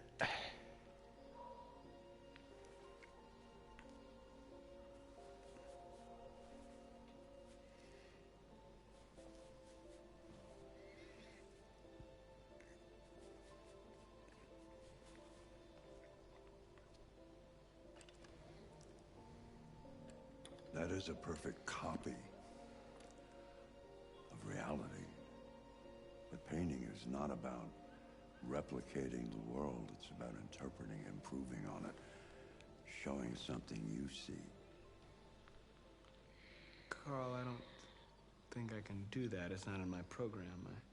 Go on, go. Try it. Grab that canvas. Alright, let's grab a fresh canvas.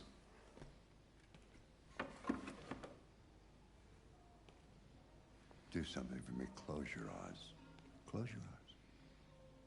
Trust me. Okay, close my eyes. Try to imagine something that doesn't exist, something you've never seen. Now concentrate on how it makes you feel, and let your hand drift across the canvas.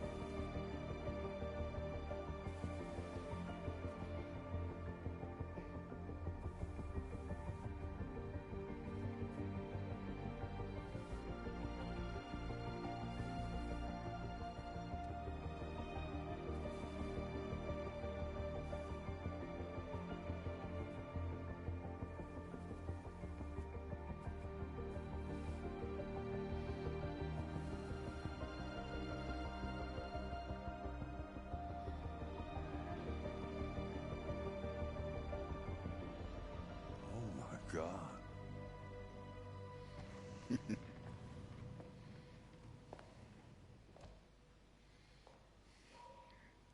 Hey, Dad.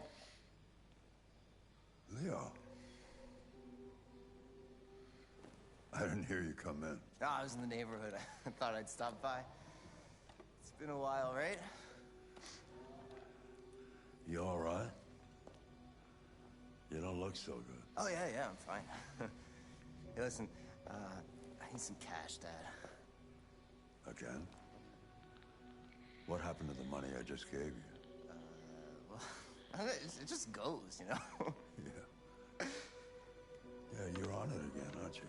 No, I swear it's not that. No, don't lie to me, Leo. What difference does it make? I just need some cash, that's all. Sorry. The answer's no. What? Why? You know why. Yeah, I think I do know why. You'd rather take care of your plastic toy here than your own son, right? Tell me, Dad, what's it got that I don't? Smarter? More obedient? Not like me, right? But you know what? This thing is not your son. It's a fucking machine! Leo, that's enough. Enough. You don't care about anything except yourself and your goddamn paintings.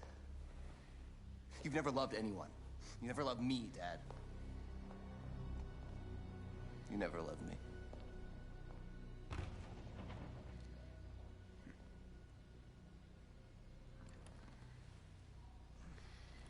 That looks cool. Never seen when he does that one.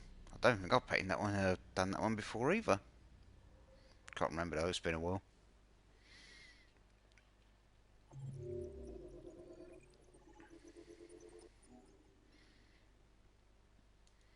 Oh, okay, I guess I've painted it before, but obviously it's been that long and whatnot. Now let's continue.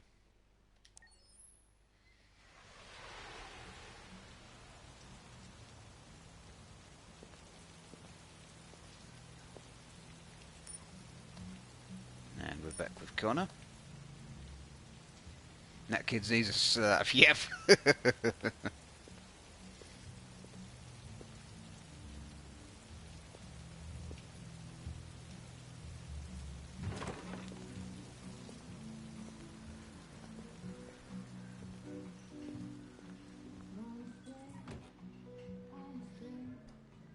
Let's go and find Hank.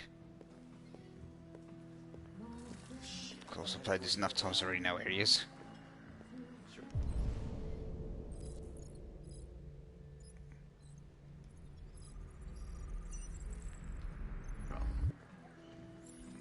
Lieutenant Anderson, my name is Connor. I'm the android sent by CyberLife. I looked for you at the station, but nobody knew where you were. They said you were probably having a drink nearby. I was lucky to find you at the 5th bar. What do you want? You were assigned a case early this evening. A homicide involving a CyberLife android. In accordance with procedure, the company has allocated a specialized model to assist investigators. Well, I don't need any assistance. Yeah, Mr. Krabs time, yep. I'm a plastic asshole like you. Just be a good little robot and get the fuck out of here.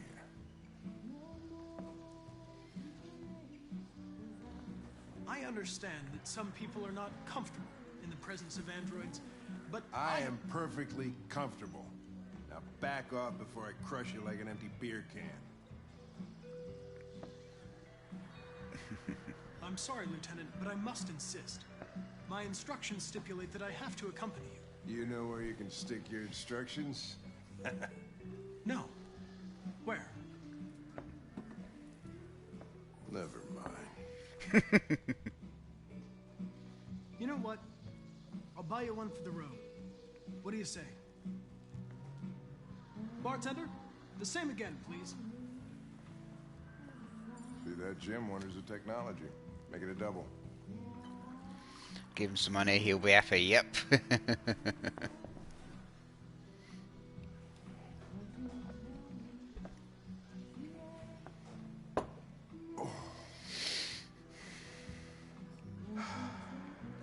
A couple of them, but I lost interest in them.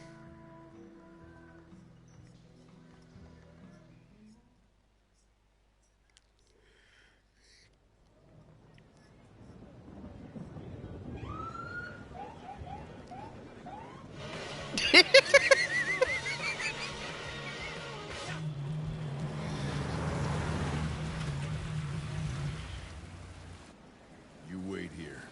I won't be long. My instructions are to accompany you to the crime scene, Lieutenant. Listen, I don't give a fuck about your instructions. I told you to wait here, so you shut the fuck up and you wait here. Professor McGonagall voice. I can't. Oh man.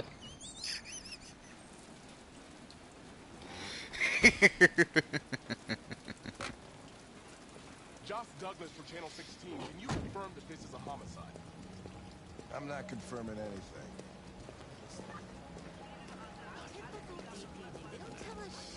Androids are not permitted beyond this point.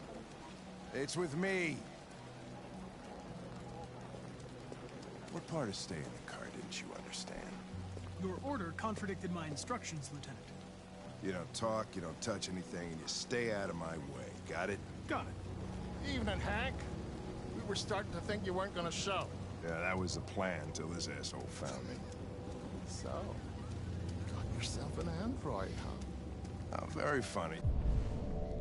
Got gap aid, sorry. I hope you're on out. Fair enough, Just fair tell enough. me what happened. We got a call around 8 from the landlord. The tenant hadn't paid his rent for a few months, so he thought he'd drop by, see what was going on.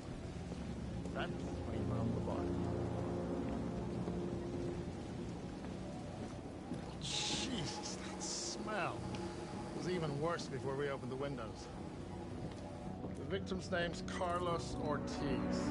He has a record for theft and aggravated assault.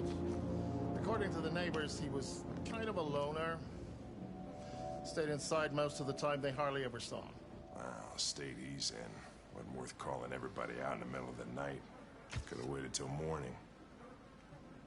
I'd say he's been there for a good 3 weeks. We'll know more when the coroner gets here. There's a kitchen knife over here. Probably the murder weapon. Any sign of a break-in? Nope. The landlord said the front door was locked from the inside. All the windows were boarded up. The killer must have gone out the back way. What do we know about his android? Not much. The neighbors confirmed he had one, but it wasn't here when we arrived. I gotta get some air. Make yourself at home. I'll be outside if you need me.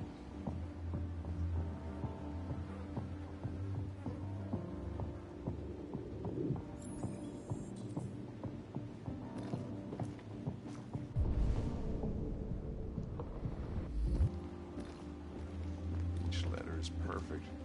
It's way too neat. No human writes like this.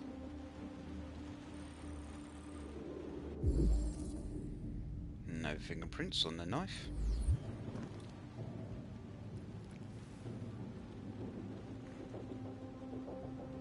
Oh, Jesus, what the hell are you doing? I'm analyzing the blood. I can check samples in real time. I'm sorry.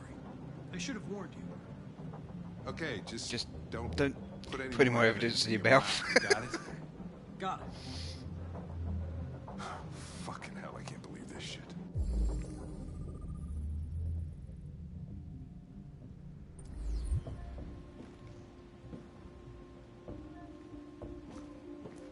Chris.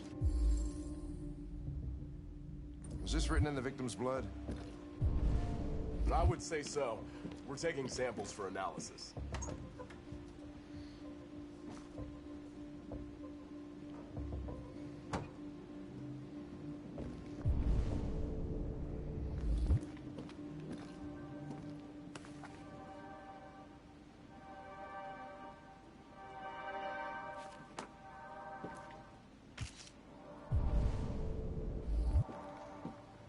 Red ice. Seems our friend Carlos liked to party. Chris, I want full analysis on the narcotics. Consider it done, Lieutenant.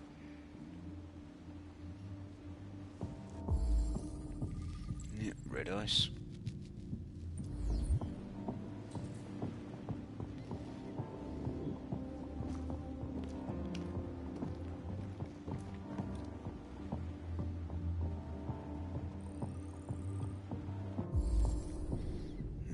Sublife Sans font.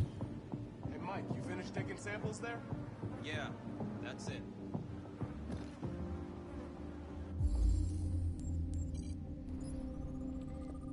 So Colossal T is 5'6", 286 pounds. Estimated time of death 11:30 PM.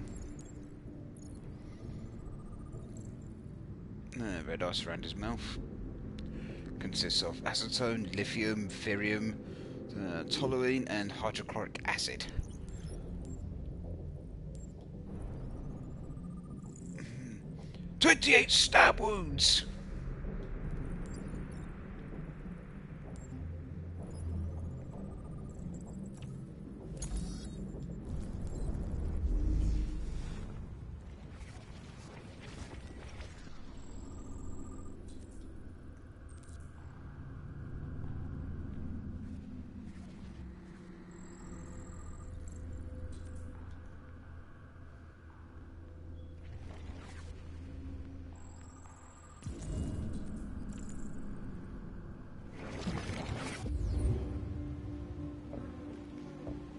Stabbed 28 times. Yeah. Seems like the killer really had it in for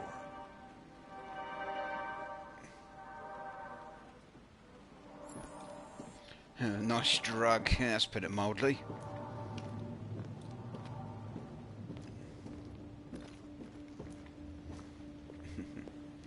In Detroit there's this drug called red ice. It's basically future visual crystal meth.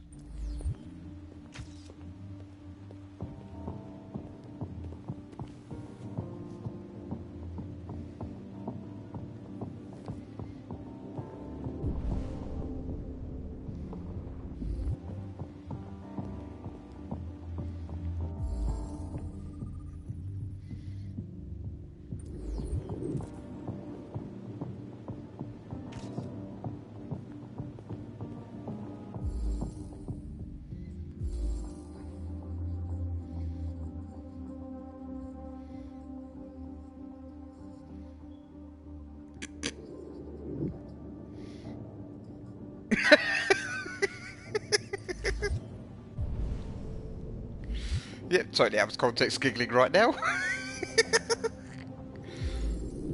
Yeah, I'll go for a murder scene, and Hondo's playing really funny TikToks over the headset.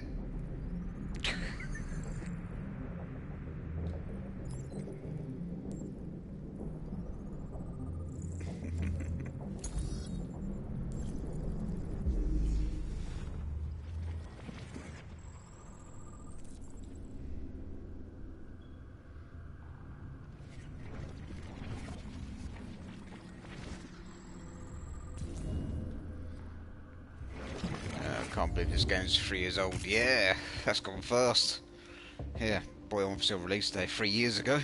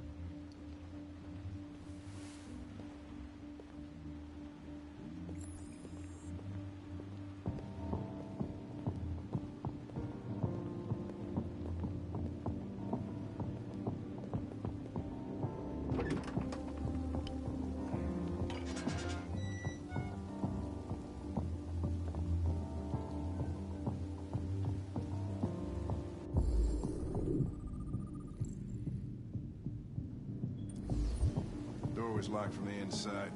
Killer must have gone out this way. There are no footprints apart from Officer Collins' size 10 shoes. Well, this happened weeks ago. Tracks could have faded. No, this type of soil would retain a trace. Nobody's been out here for a long time.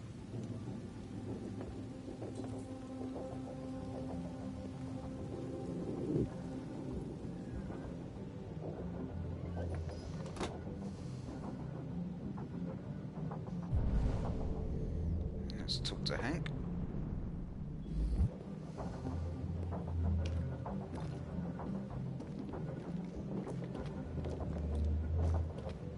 Lieutenant, I think I figured out what happened. Oh, yeah? Shoot, I'm all ears.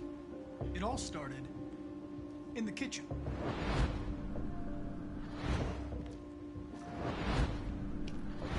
There are obvious signs of a struggle. Question is, what exactly happened here? I think the victim attacked the android with the bat.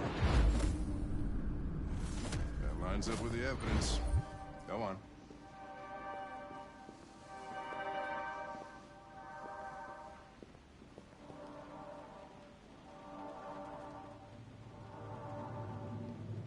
The android stabbed the victim. So the android was trying to defend itself, right? Okay, then what happened? The victim fled to the living room. That's where a dead body is. And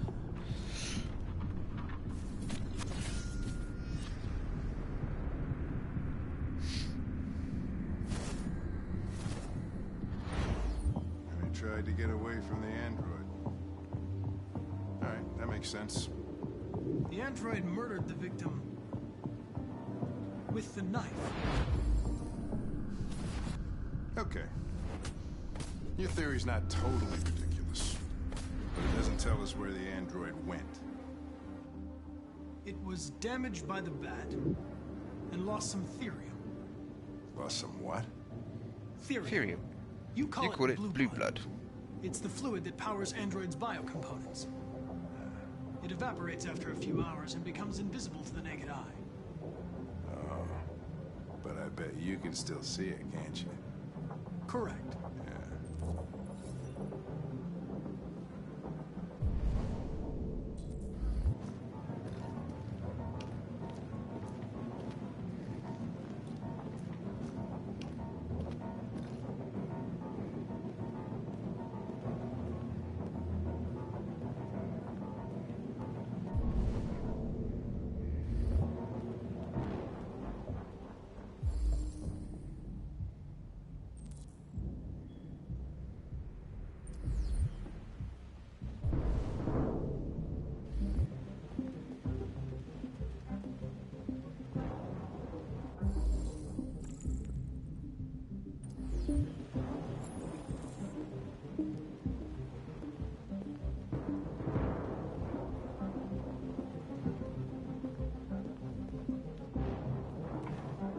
Hey, what are you doing with that chair?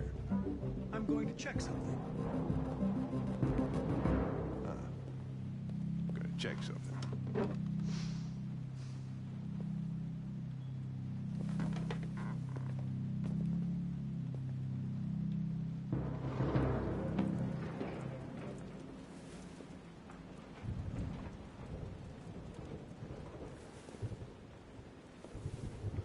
this game's on PC. Yeah, it's been on PC for a while now.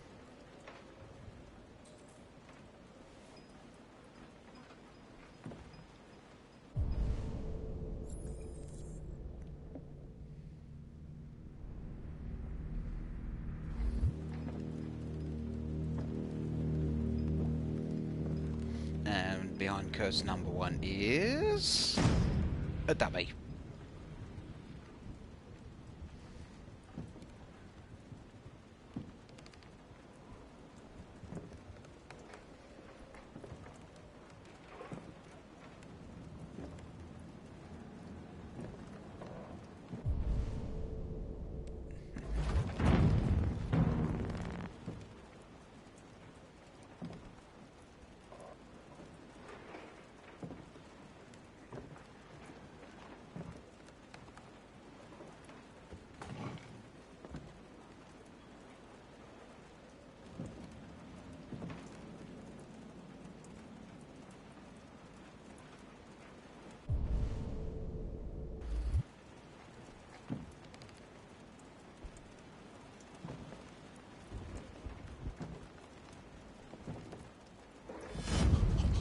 Gotcha.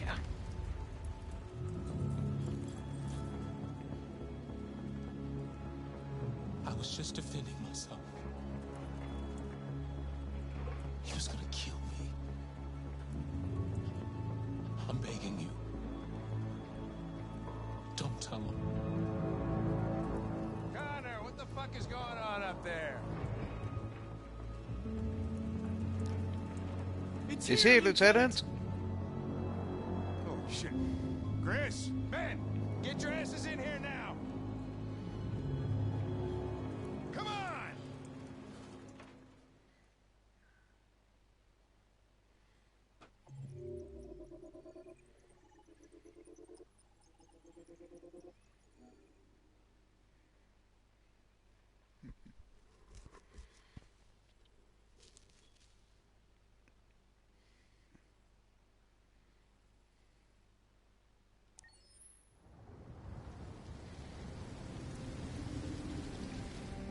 Now for one of the first big major choices that will come up shortly.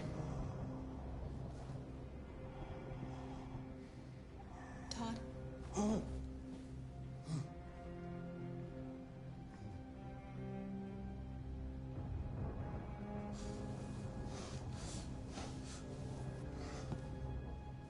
Dinner is ready. Yeah, I'm coming.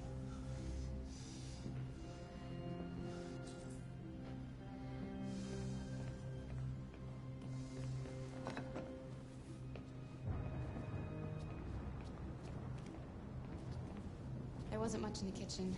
I did what I could.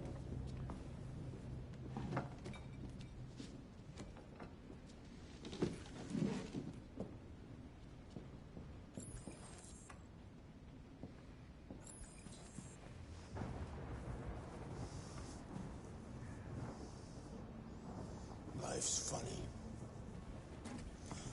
I lost my job because of androids. And when I need somebody to take care of this goddamn house, what do? I go out and hire a fucking android.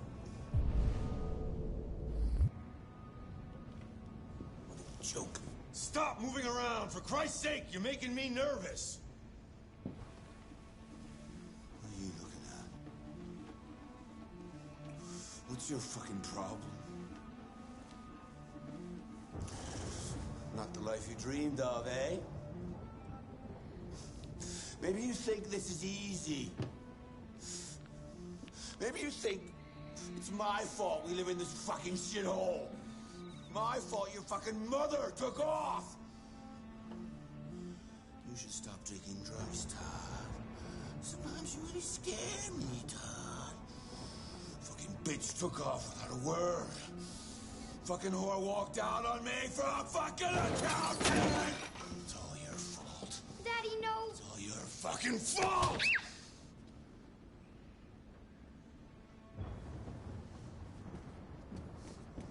Get back here. Come back here. Come back here right now!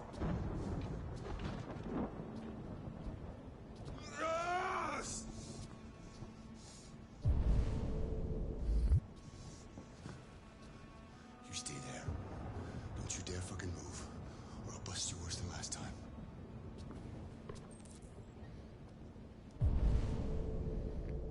Right, so two choices I can make. I can just follow instructions and literally don't move, or do the opposite.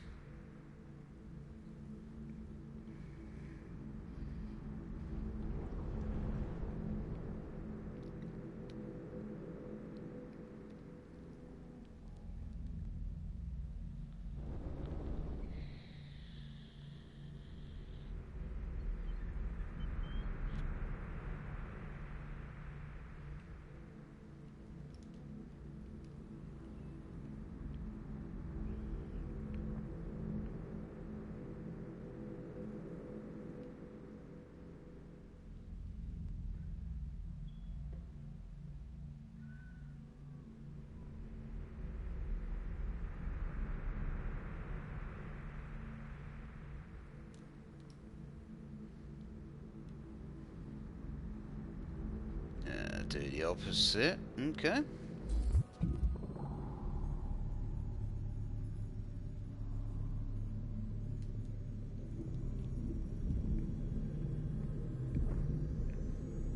Well, there you go. I'm going to have to do it step by step. So I'm doing the opposite of don't move, which obviously move. But that doesn't necessarily have to do anything else after that.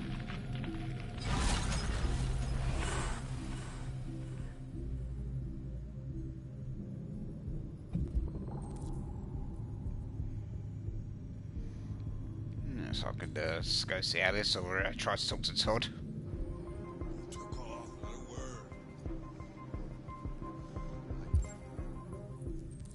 Do something now. Reason with Todd or protect Alice?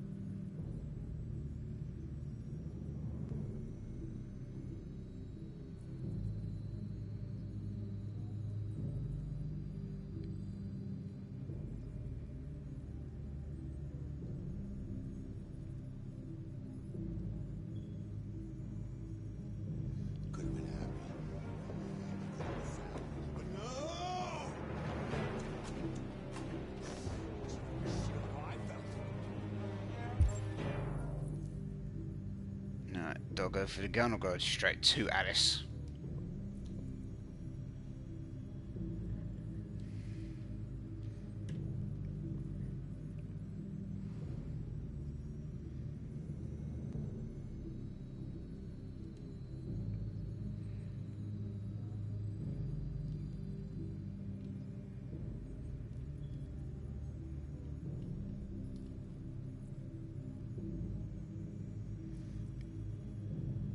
Duck him. If him. Yeah, well, if I go to obviously Todd's room, I can go and get the gun. I'll just go straight to Alice without it.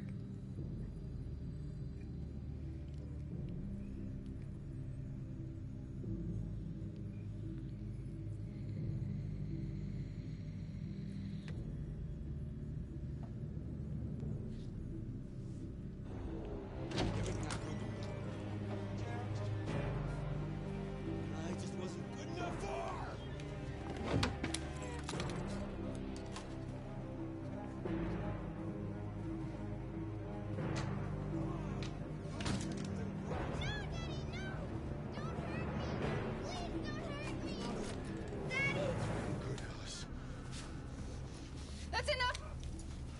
Leave her alone. What the fuck are you doing? Put down the gun and get the fuck out of here. That's an order! No! I want you to leave her alone. You want? What do you mean you want? What are you gonna do? You gonna shoot me? Is that it? If I have to. You gonna shoot a human? You seem to have a problem. I think we need to fix that.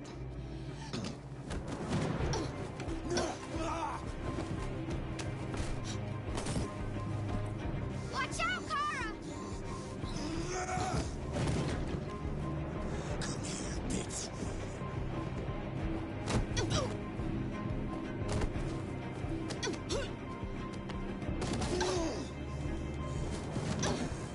So you can shoot him.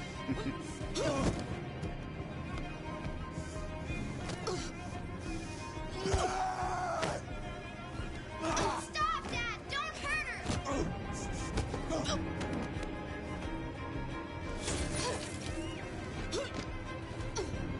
Leave her alone! You do as I say!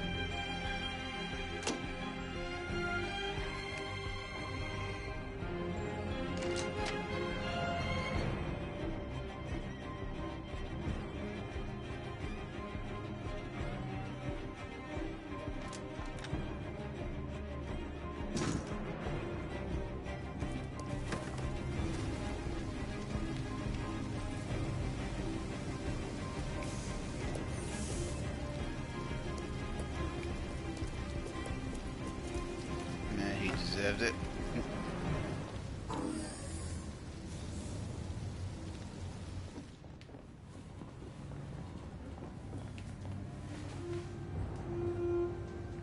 I guess in some respects it's a good thing this bus doesn't have a driver on it.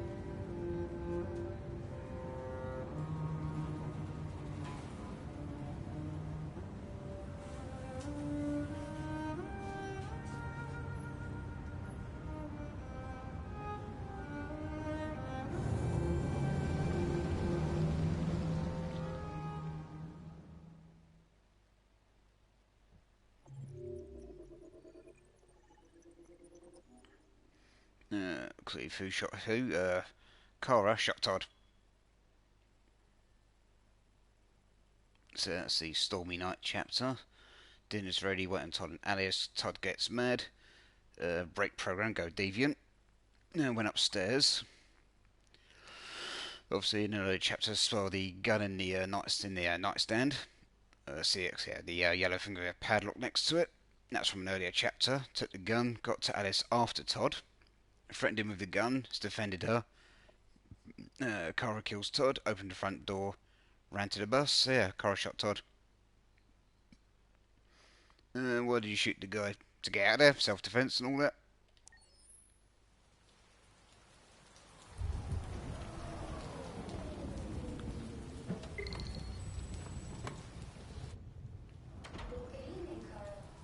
That was by far the most boring party I've been to in the last 25 years. Every time I go to one of these, I ask myself, what the hell am I doing here? He was a butthead, needed to die. And all the schmoozers that go there. Well, it's a chance for all those people who admire your work to meet you. Yeah. No one gives a damn about art.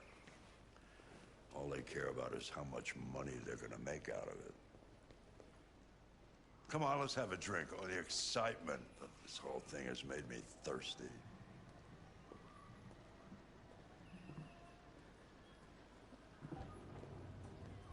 Scotch? Neat as usual? Absolutely.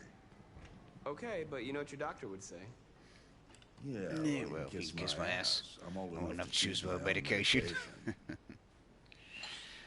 Yeah, I know that, but doesn't mean we have to assassinate him. I don't have to. Combs picked it.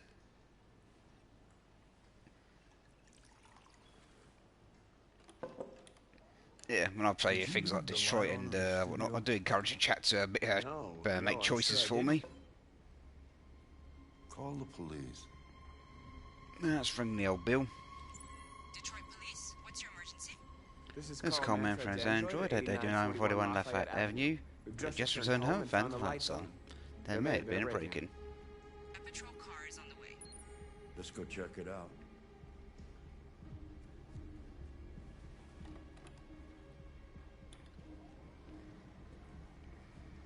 So another big choice coming up in a few moments. Leo! What are you doing? You refuse to help me, so I'm helping myself. It's crazy what some people pay for this shit. Don't touch them.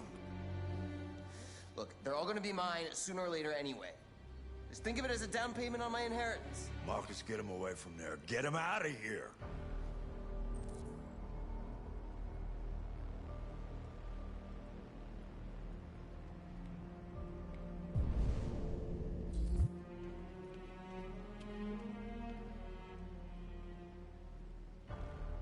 Listen, you should go before things get worse.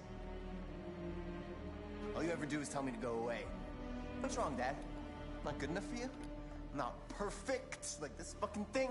That's enough! Get out! Right now! What makes it so special anyway, huh? What's it got that I don't? Leave him alone! Come on, let's see what you got! Marcus, don't defend yourself, you hear me? Don't do anything. Go ahead, hit me. What you waiting for? Think you're a man? Act like one. Stop it! What's the matter? Too much of a pussy? Stop it, Leo!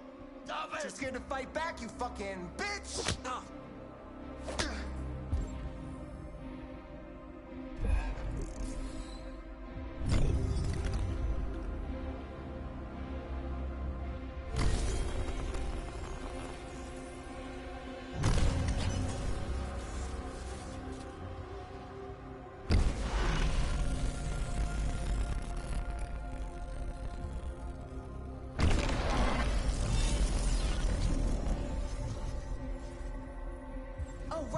Right, I forgot you're not a real person. You're just a fucking piece of plastic. No, Leo, leave him alone. I'm gonna destroy you. Then it'll just be me and my dad. Alright, chat. Push back or just endure it?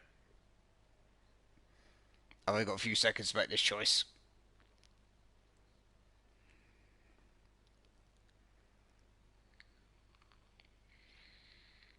Tear you apart. Nobody's gonna give a shit. You know why?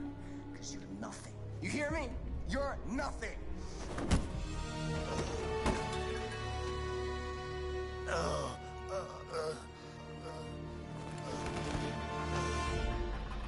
Carl, no! Oh, Carl. Humans. Fragile machines. Don't leave, okay? Please don't go. Don't leave. Remember, Marcus, don't let anybody tell you who you are. No. No. Dad. No. Please. This is all your fault. This never would have happened if it weren't for you.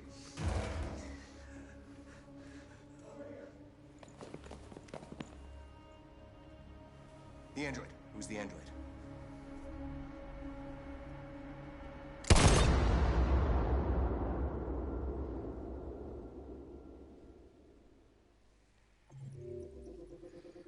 That's the broken chapter. That's it. After party, went to the living room, pulled out the whiskey, went to the studio with Carl, obviously confronted Leo. Broke the Mind Palace, Marcus went deviant, obeyed Cole by not pushing back, and Cole died of a heart attack. Police arrived, and obviously Leo pointed the finger at Marcus instead, even though it's his fault. So yeah, let's keep going. Why'd you kill him? What happened before you took that knife?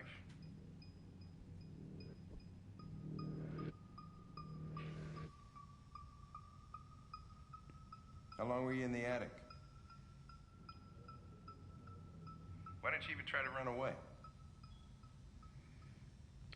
There comes, there's a jerk, yep. Say something, goddammit!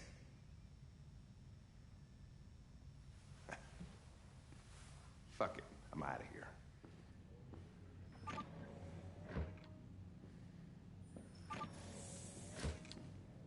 We're wasting our time interrogating a machine. We're getting nothing out of it. You always try roughing it up a little. After all, it's not human. Androids don't feel pain. You would only damage it, and that wouldn't make it talk.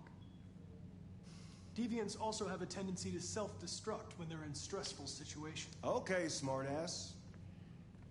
What should we do then? I could try questioning it. What do we have to lose? Go ahead. Suspect's all yours.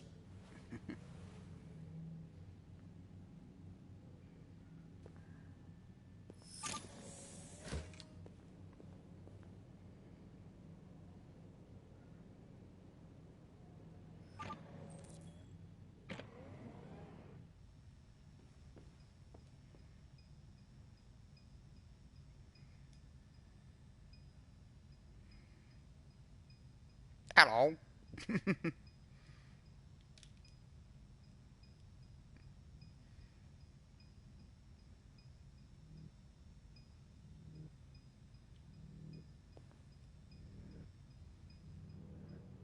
What the fuck is it doing now?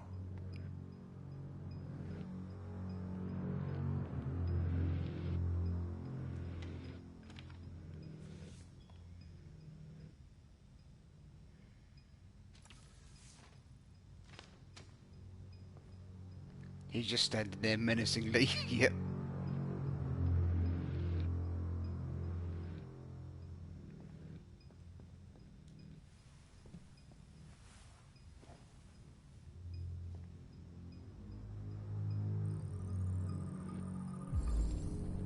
Let's have a look at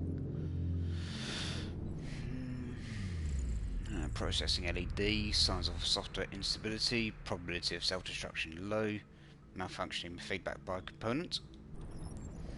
And then we go to Krusty Krab after in Bikini Bottom.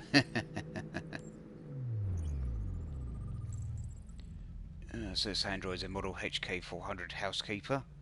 Manufacturing date 29th of May 2030. Property of Carlos Ortiz.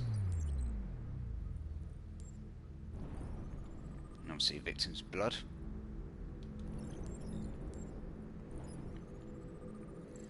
Hit marks, non-critical damage level 2 caused by a baseball bat. Multiple impacts.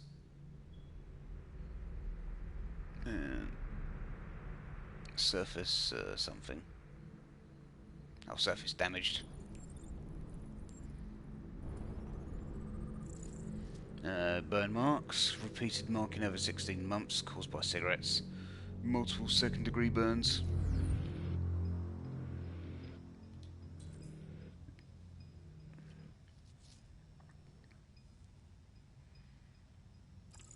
There's a couple of ways there's a few ways I can do this. I can take a a very passive approach, take a balanced approach, or literally just use brute force to get a confession out of it. Cleave 28 stab wounds. Yep.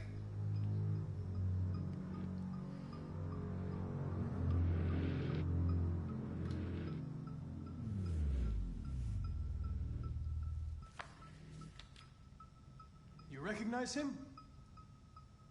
It's Carlos Ortiz. Stabbed 28 times. That was written on the wall in his blood.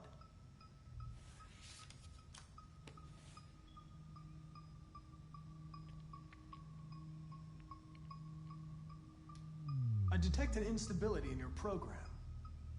It can trigger an unpleasant feeling, like fear in humans.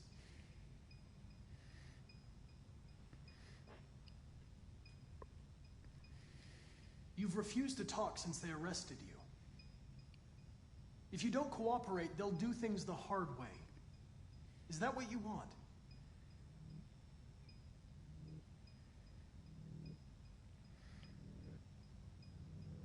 Yeah, on that to get his attention. If you won't talk, I'm going to have to probe your memory. No! No, please don't do that.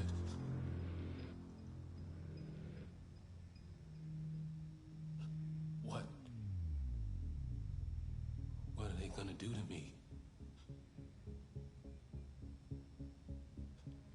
They're gonna destroy me, aren't they?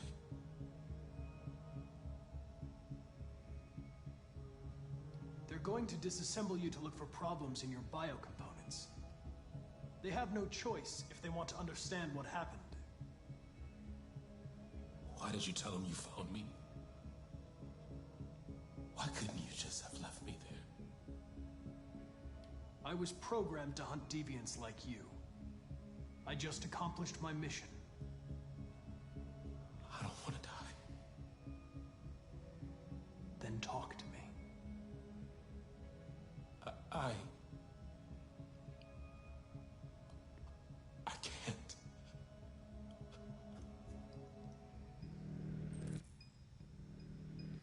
No, now I can choose my approach. Alright, so yeah. I can, leave. Android, 28 stab wounds, I sleep. Android, we doing a little, looking in the, memory I wake. So yeah, we can go for pressuring, convincing, or brute force of a memory probe, which I haven't done for quite some time.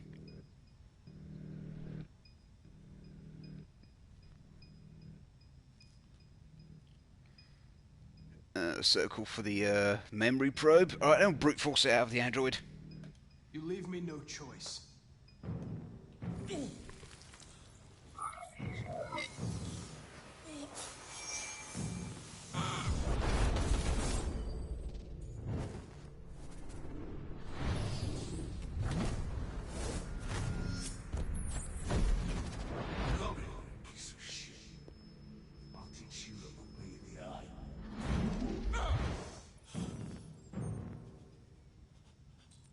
I accessed its memory. I know what happened.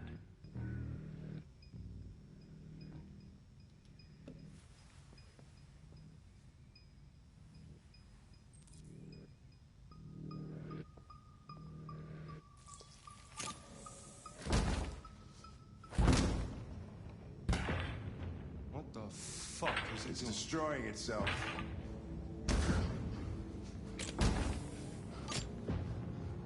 Stop it, goddammit! I can't! I can't stop it!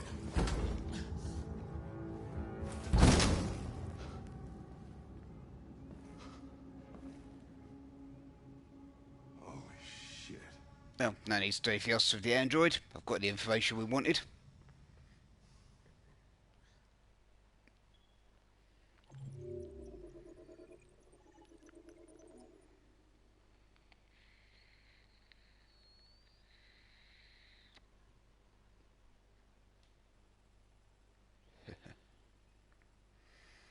So obviously you found these deviant android in the partners chapter earlier. Observation room, or interrogation room. Analysed the android, stress level, wounds, reviewed the photos. Approach, just went for obviously where I went for memory probe, which succeeded. Carlos flashback, android started self-destructing. Did nothing, and the android just smashed itself until it stopped functioning. If I'd intervened, well, the android would have, shot Connor and itself. And, whatnot. So, yeah.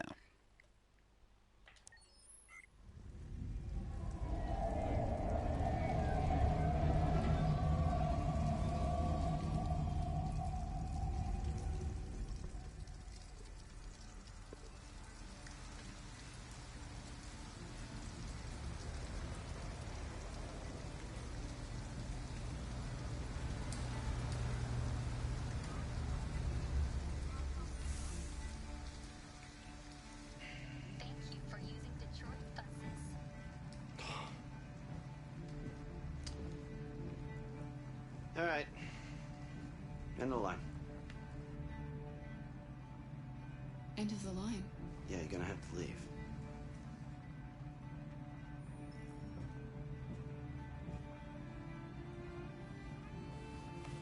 Wake up.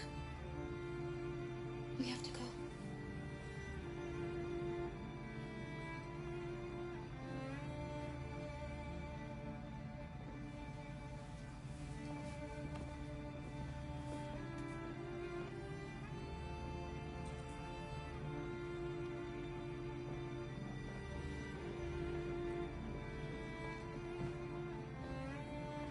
Do you know if there's any other place we could spend the night?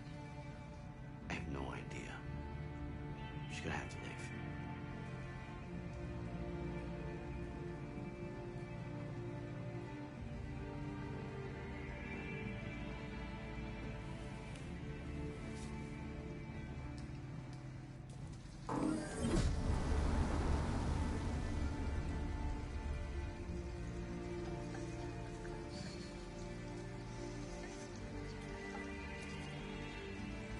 You gonna be okay? We'll find somewhere to spend the night.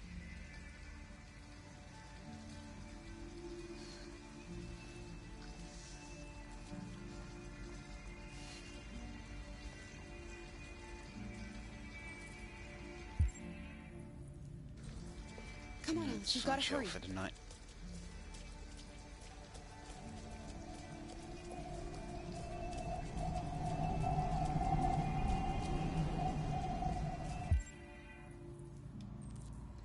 So, that's it. We've got a motel, comfortable but not discreet. We'll need money. Abandoned house, uncomfortable but safe. How to get in? I'll have to figure that out. Abandoned car park, very uncomfortable but it's out of the way. Supermarket.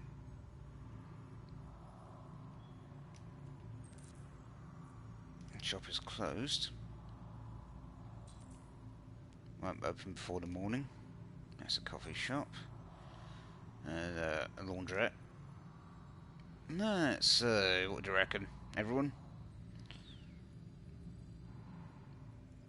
Yeah, Mercer. Motel's the most comfortable option. Followed by the abandoned house and then the car park. And there's obviously, if I where we go with, it's just be a case of going through the steps to get in there.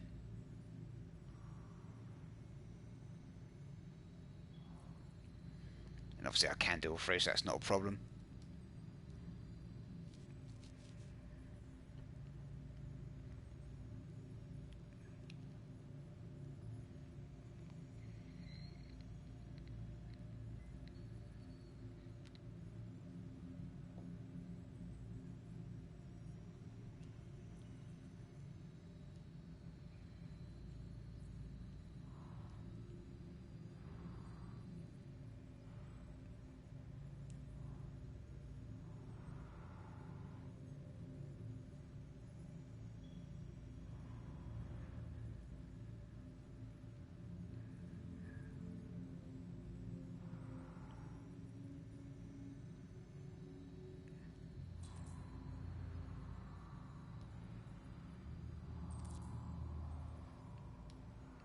Store. So store. So get money. Yeah, I'll go. So that means I have to go to the motel. I'm guessing. Yep, I can do all that. Before I do anything else.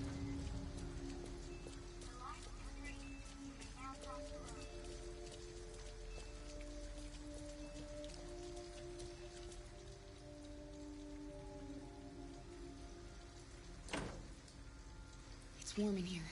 You'll feel better in no time.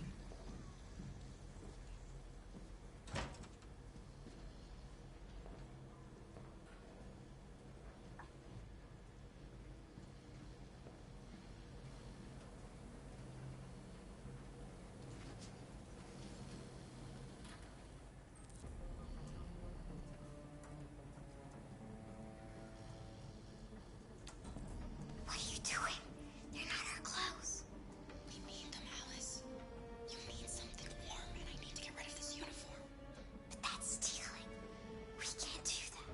you. Yes, we can. I'm sorry, Alice, but we have to do this. Don't blame me, Alice. Blame the chat.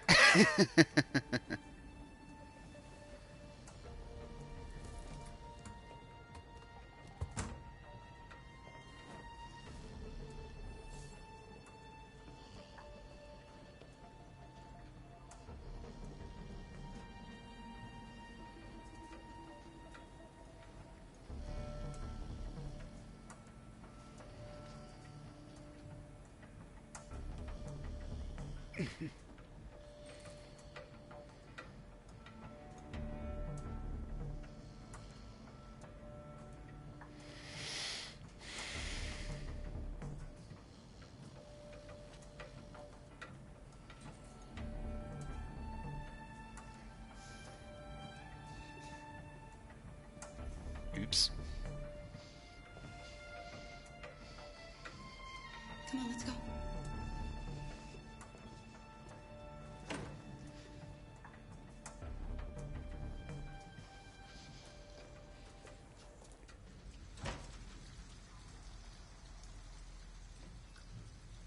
Oh, that's cool. That's got a motel now.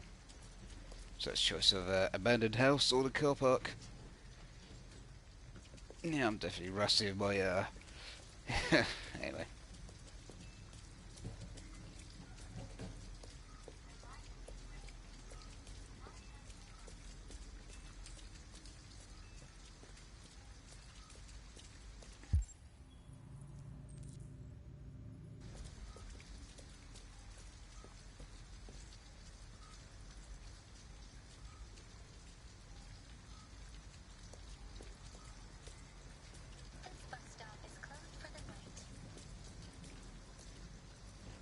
Alice, you're freezing cold.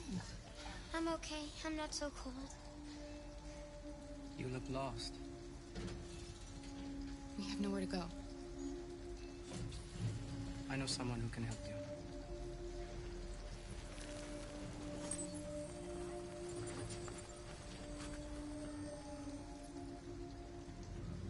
But that's on the other side of town. We need a place for tonight.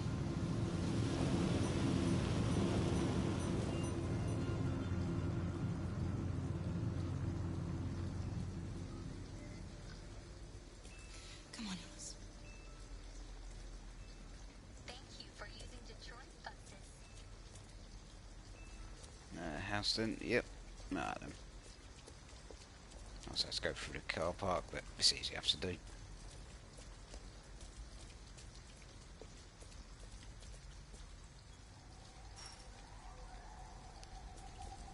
I know what else I can do while I'm here.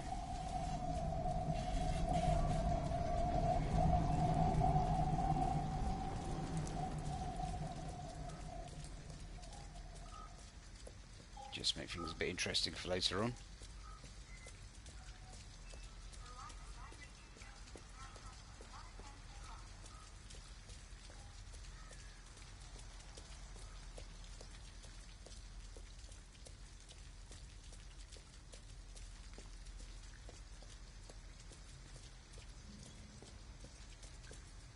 There's nothing more this way.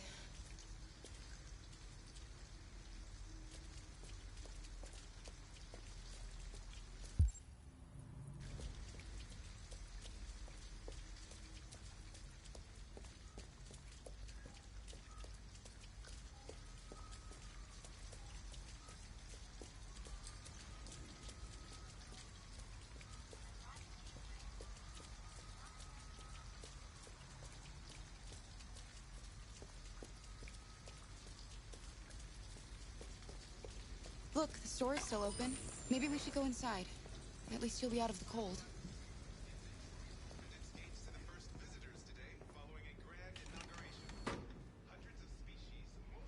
What do you want? I'm with a little girl, and we have nowhere to go. Could you spare some money so we can get a room for tonight? Shit. A homeless android? Ah, that's the best yet. Look, this is a convenience store, not the Salvation Army, okay? You better go if you're not gonna buy anything.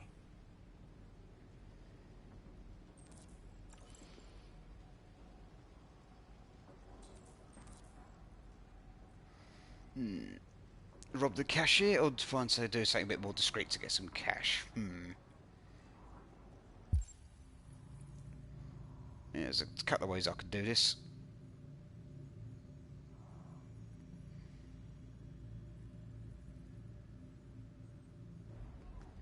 Yeah, I'll take the more direct approach. If I wanted to.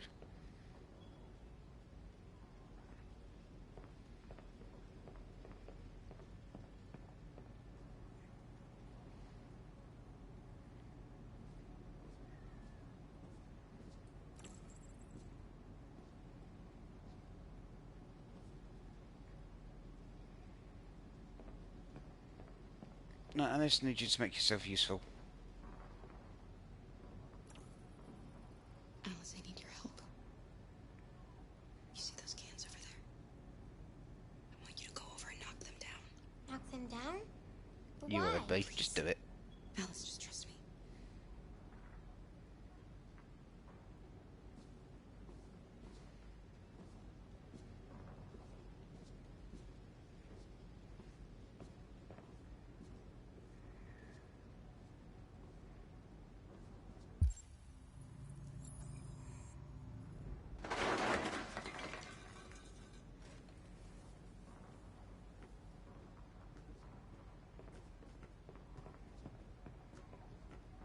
You alright? Are you hurt? Yoink. Well, don't worry. It's just a few cans. Come on, let's go.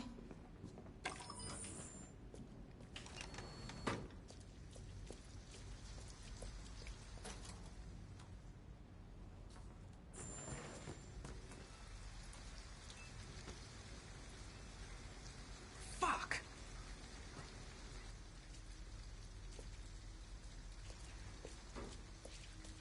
We have some cash now. You used me to steal that money.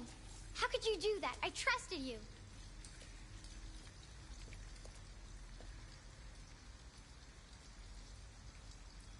We needed the money. I had to find a way, Alice.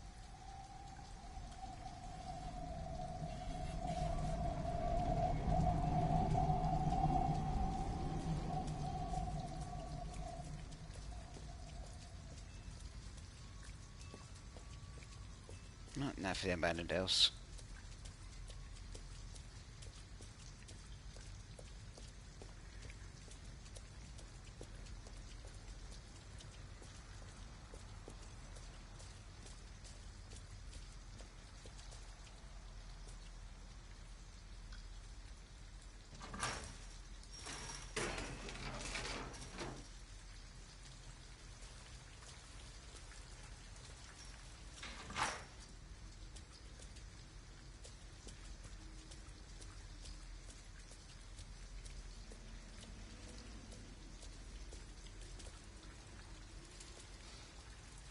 An abandoned house. At least we'd be out of the rain. Kara, I don't like this place. I know. But it's just for one night, and no one will look for us here.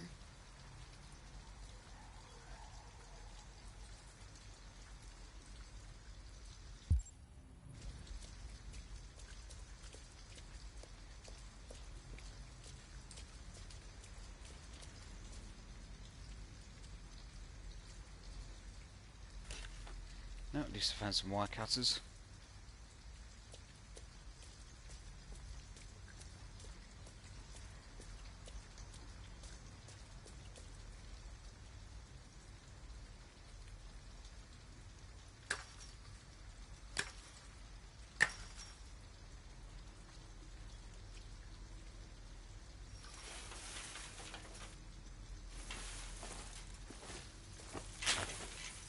Are you alright? Yes, it's just a scratch. Be careful.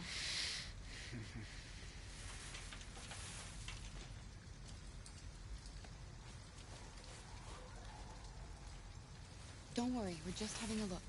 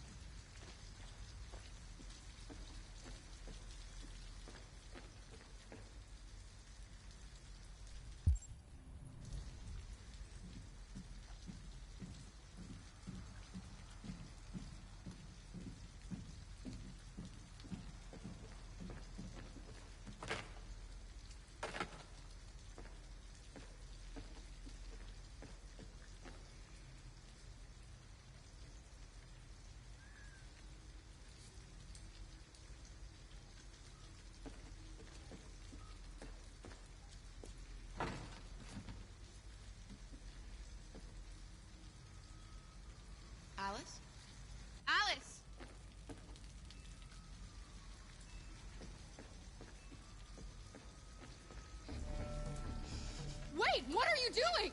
Visitors. Ralph doesn't like visitors. They're nasty. They may hurt Ralph. She's just a little girl. She's not gonna hurt you. Little girl. She's not a little girl. Anyway, what does that matter? Maybe she wants to hurt Ralph. Look, I'm an android too. You have nothing to be afraid of. All we want is a place to spend the night. Visitors are dangerous. Look. What they did to Ralph.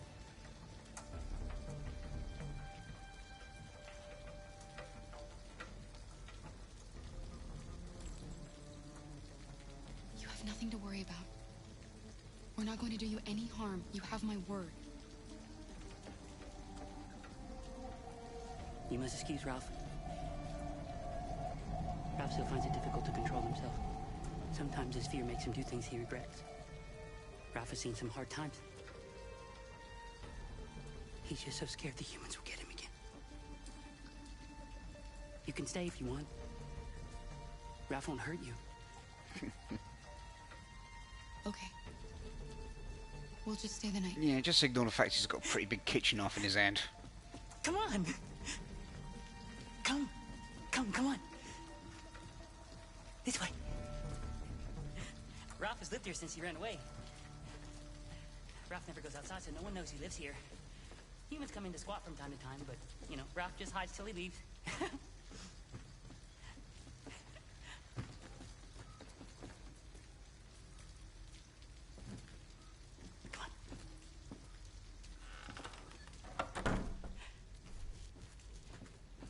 You can make yourself at home here. Ralph is gonna go into the other room. He would like to stay with you. But he has things to do. It's just for one night, Alice. We'll find a better place tomorrow. Right. Let's see where you can sleep. Sit down and I'll start a fire.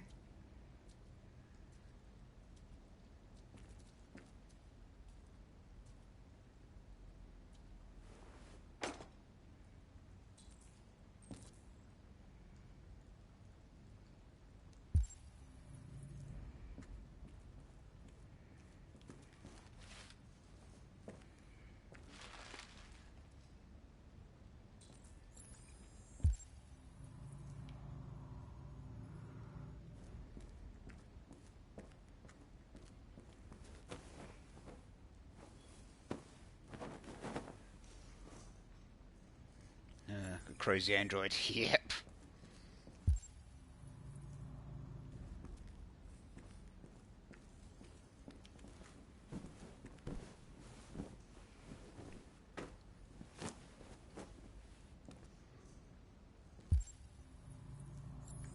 I want the apple model.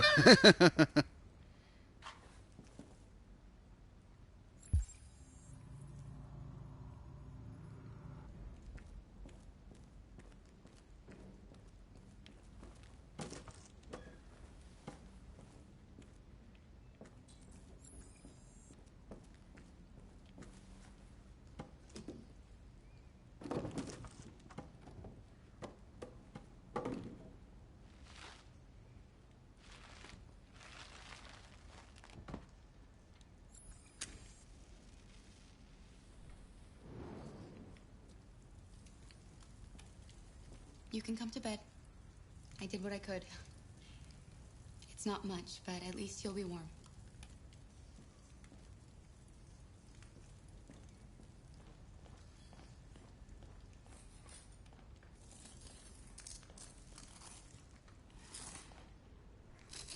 RA9. What does that mean? What? Those symbols. Why are you writing that? I don't know.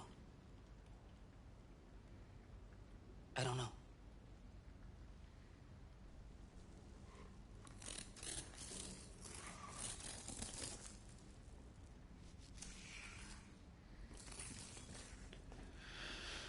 Surprised that knife even has an edge to it, the way he's carving into that wall.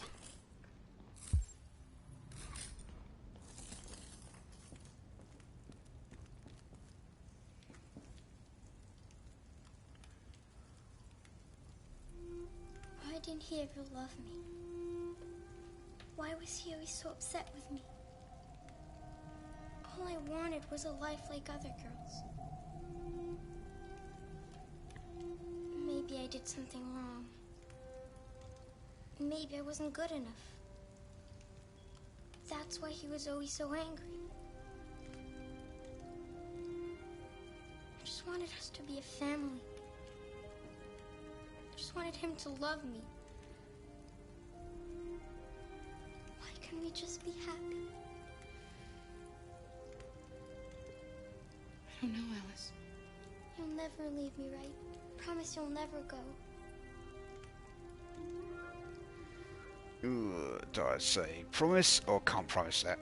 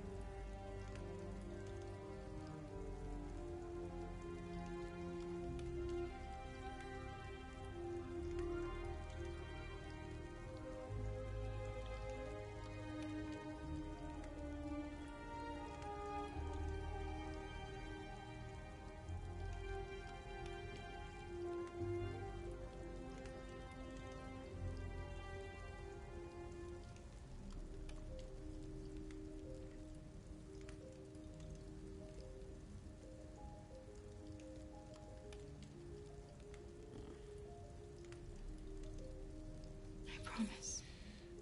Will we be together forever? Well, forever's a pretty long time. I sure hope the Cyberlife warranty period lasts that long. Forever.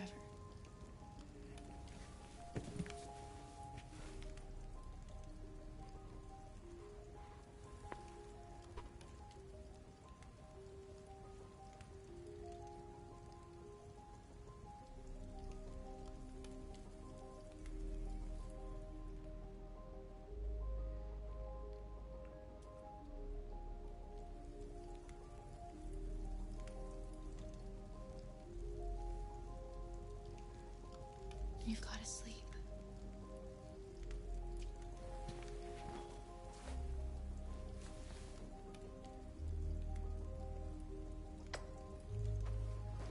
Sleep tight, Alice.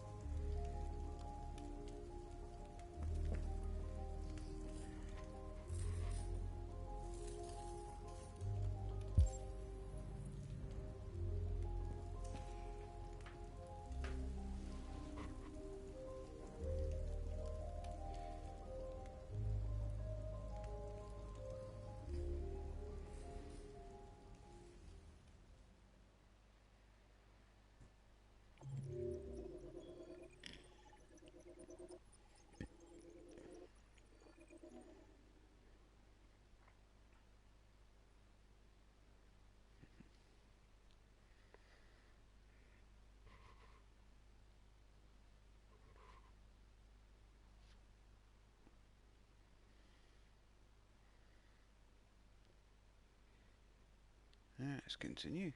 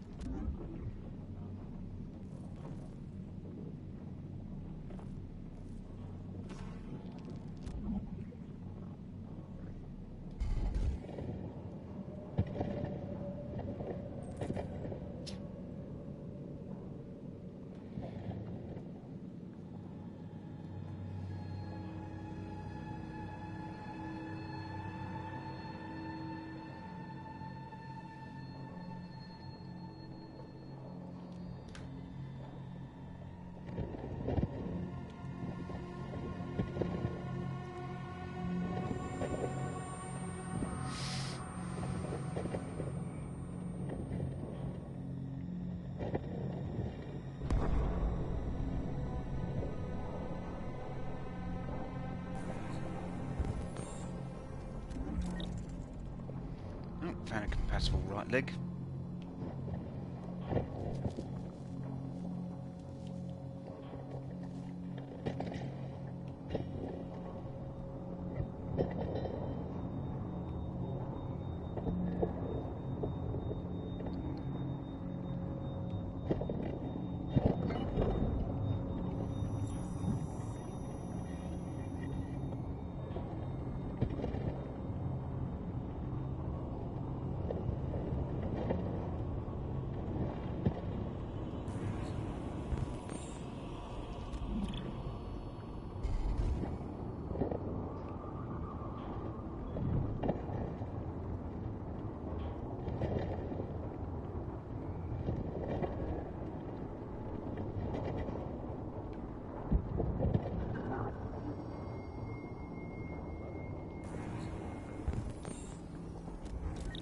Another incompatible left leg.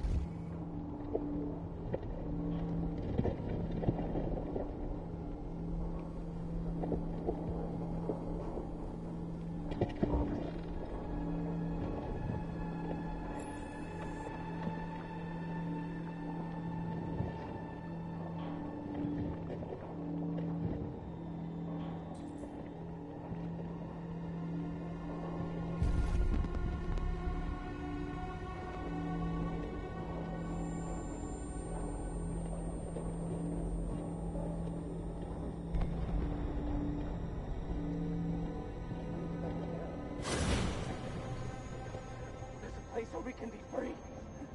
Find Jericho. Find Jericho.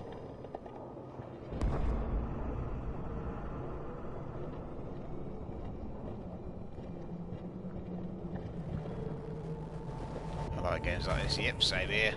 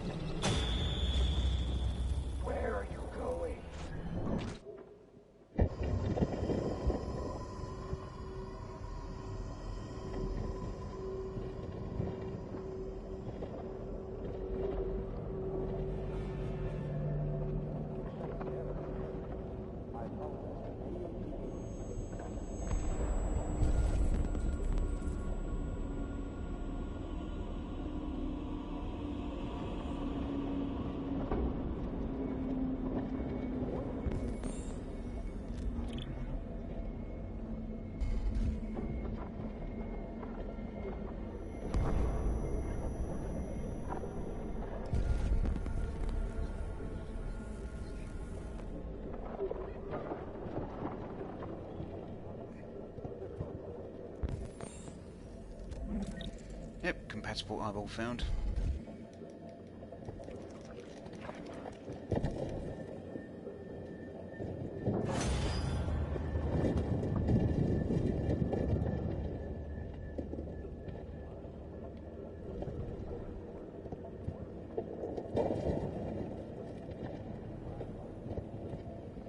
Oh, what's so this or just be popcorn?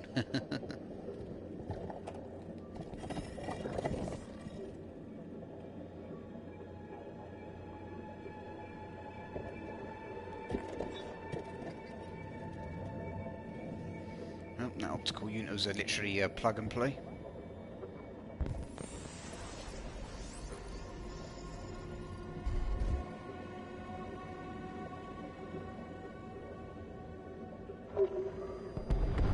Or some Doritos.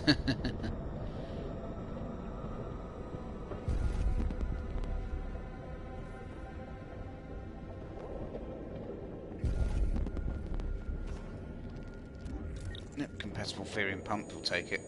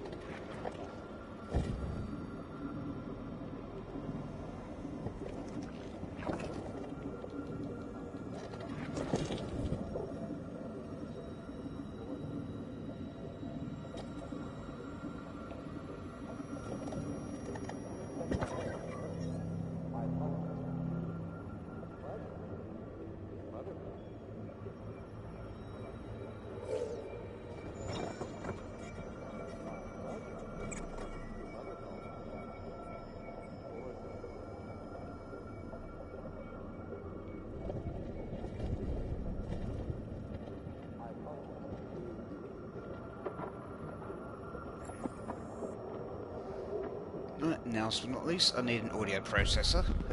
So I'll find one. Voila! Oh, by the way, before I plug the audio processor, headphones warning. Hey Katie, how you doing? How you doing?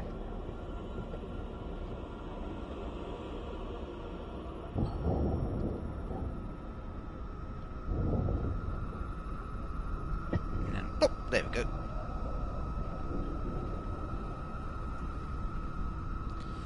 So if anyone's got headphones on, I'd recommend I'll turn down the volume or just taking your headsets off for a second or two while I plug this in.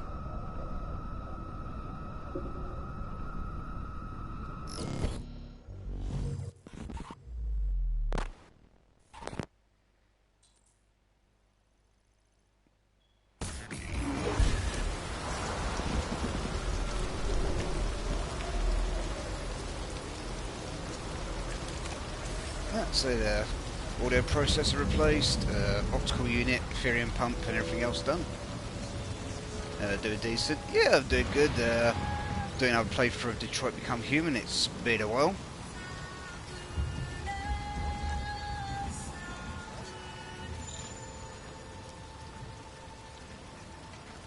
Yeah, if anyone wants to watch the Kara trailer from 2013, little Easter egg here.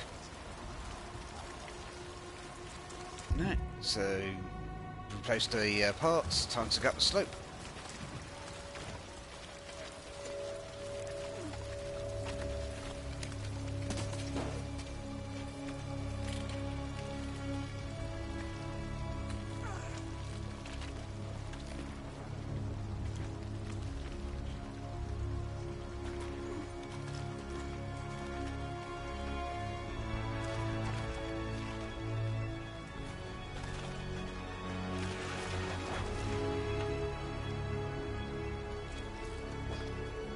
I know a bit too much about this game. Yeah, same here.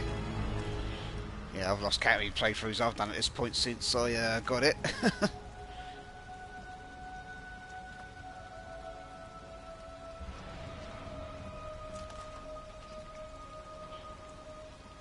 Yeah, over the years I've done obviously Machine Connor runs, obviously Deviant Connor, Mean Connor runs, Everyone Dies runs, Everyone Lives runs, and so on.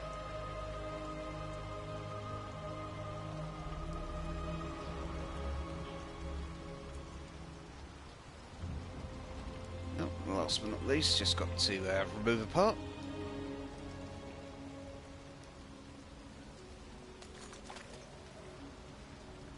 So, replaced a few parts, now just need to get rid of one.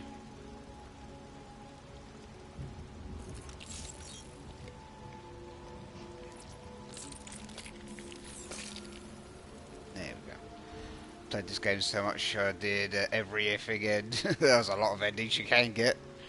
Found out today you can get Mark. Yeah, that's what I've been thinking of going for this for another playthrough, getting Marcus hated by Jericho. Because I've never actually seen it myself, but I know it can be done.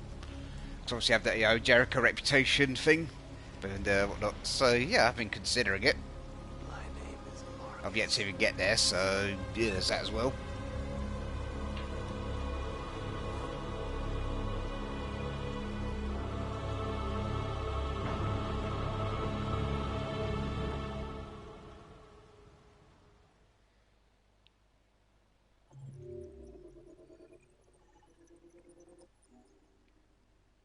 So that's the From the Dead chapter done.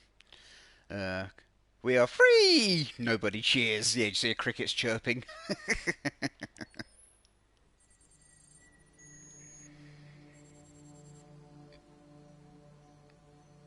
And now in the Zen God of Connor.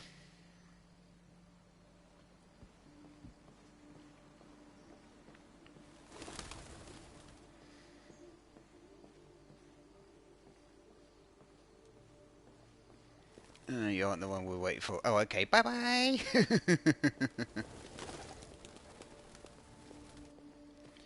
But yeah, when I first started this fresh playthrough, opening chapter, yeah, and let's just say the negotiations are pretty short. Oh, what's this button do?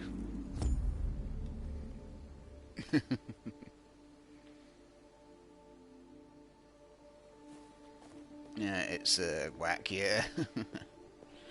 Yeah, I think I might have to try to attempt that, but depends on what choices the viewers want to make for me as well. So whenever I play Detroit or Heavy Rain and whatnot, I like to encourage viewers to make choices for me at times, and it can lead to some pretty hilarious results.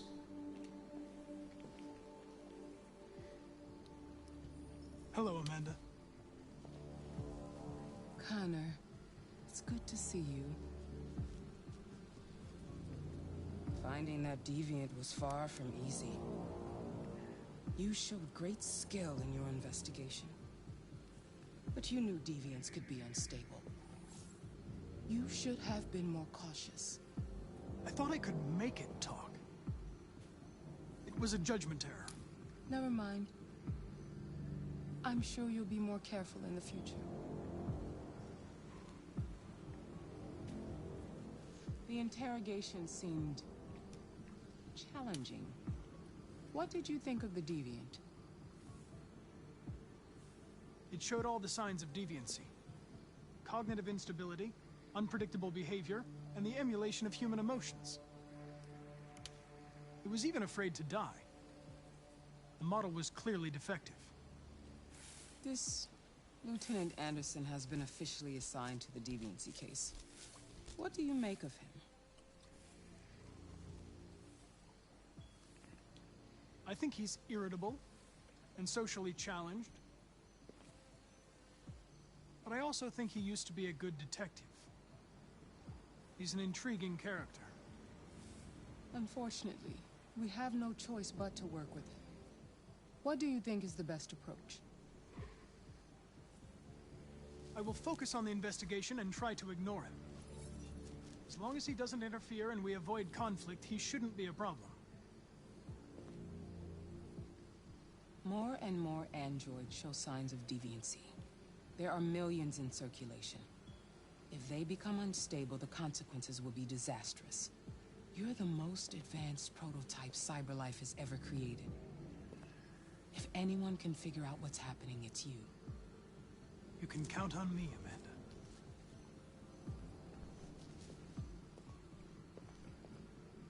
Hurry, Connor.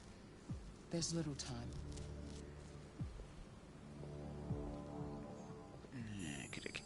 Let's catch up, chat. It's funny when you make it so the humans don't find Jericho either, but there's no Connor, so it's, yeah, I've actually managed to do that a couple of times, a dead Connor run. He likes, yeah, Hank, Mr. Krabs, yeah, likes somebody, yep. Can I help you? I'm here to see Lieutenant Anderson. Do you have authorization? Do I have authorization? Yeah, it's called beep beep boop boop. He wants a Krusty Patty. Lieutenant Anderson hasn't arrived yet, but you can wait at his desk.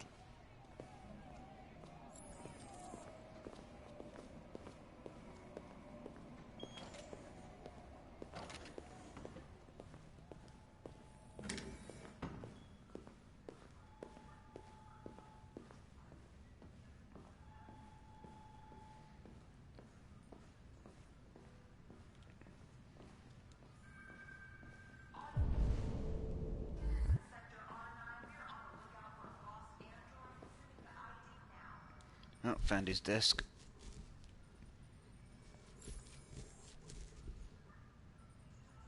Excuse me. Do you know what time Lieutenant Anderson usually arrives? Depends on where he was the night before. If we're lucky, we'll see him before noon. Thanks.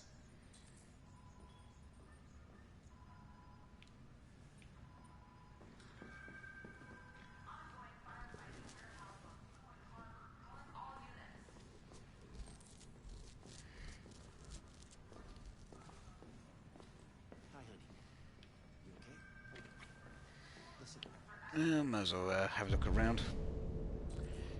He wants SpongeBob and Squidward and Patrick.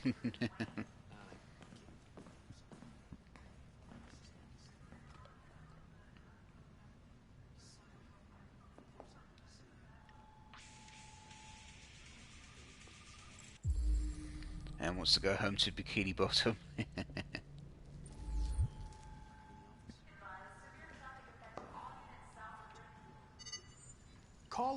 Anderson. Hi, this is Hank. Not here at the moment. You can leave a message if that's what turns you on, but don't expect me to call back. Beep. Whatever. Lieutenant Anderson, this is Connor. I'm the android sent by CyberLife. It's almost noon, and I'm waiting for you at the office.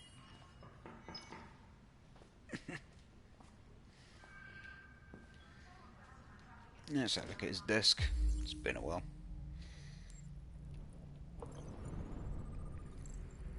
Anti-android slogans: use your brain, not your android. Android free space. And yeah, although something. If I want to be ignored, I talk to my ex-wife. If you're not a bartender, then go away. We don't bleed the same colour. No more androids, and so on. If you have a complaint, please go to hell. How's my driving? Call 1555. I don't care. To avoid injury, don't tell me how to do my job. Happy people make me sick. I'm not grumpy, I just don't like you. Yeah, it's a basketball cap. Donuts. 452 calories, 13 grams of saturated fatty acids, 19 milligrams of cholesterol, and 51 grams of carbohydrates.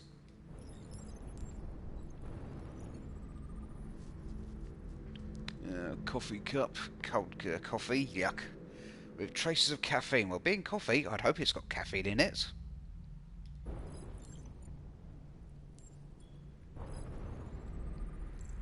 Japanese maple, Asian Shishi Gashira Shohin tree. Carm's gonna get some soup. Oh, dude, I'll catch you later. Catch you later.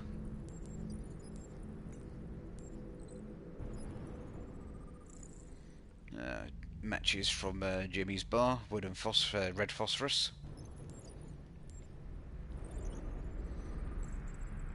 Dog hairs from a St. Bernard.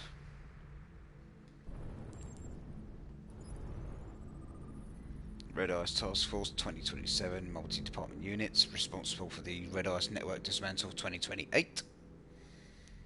Not seen since 2029. Owes me $50. A good cop, real police. Is that something? Another was a butthole. Another was a nice girl. Yeah.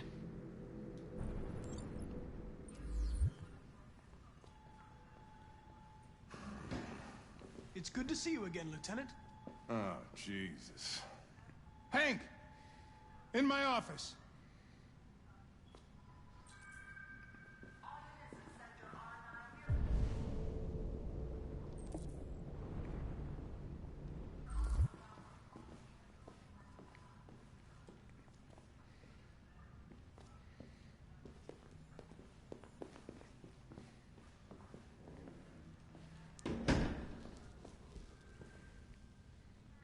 I've got 10 new cases involving androids on my desk every day. We've always had isolated incidents. Old ladies losing their android maids and that kind of crap. But now, we're getting reports of assaults and even homicide, like that guy last night.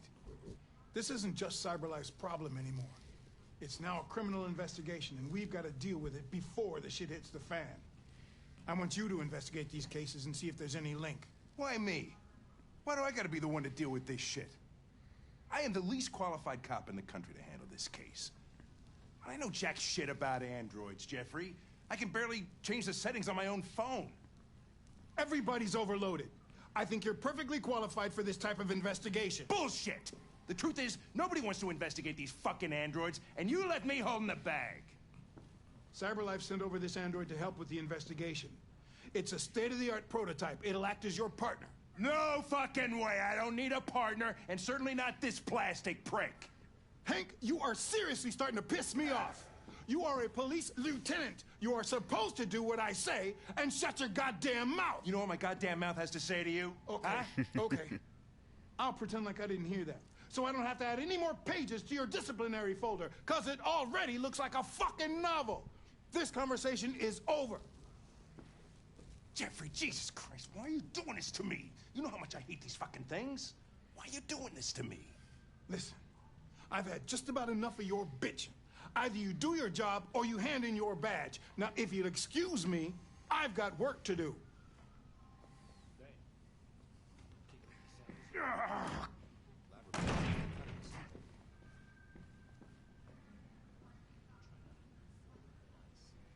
I'm very pleased to have joined the team. I can assure you I'll do my very best. Close the door on your way out.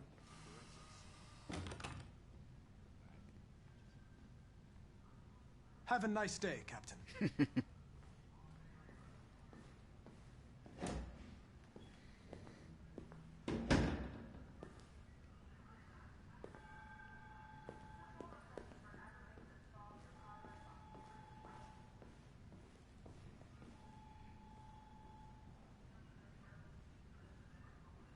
I get the impression my presence causes you some inconvenience, Lieutenant. I'd like you to know I'm very sorry about that. In any case, I'd like you to know I'm very happy to be working with you. I'm sure we'll make a great team. Is there a desk anywhere I could use? No one's using that one.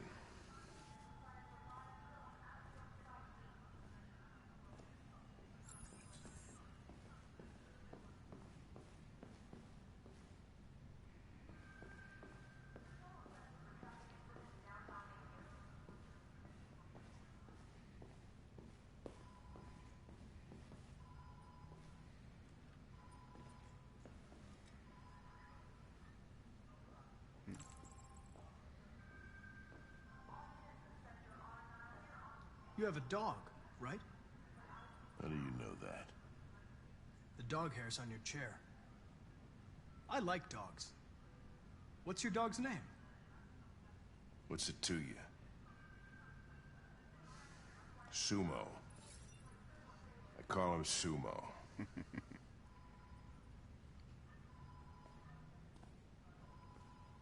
Do you listen to Knights of the Black Death? I really like that music.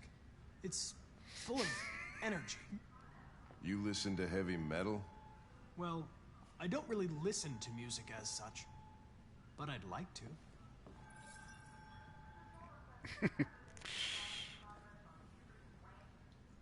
A lot of people don't appreciate having androids around. I was wondering, is there any reason in particular you despise me? Yeah. There is one.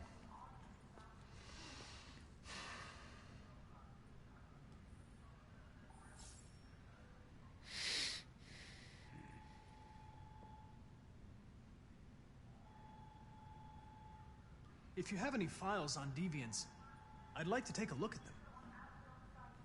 Terminal's on your desk. Knock yourself out.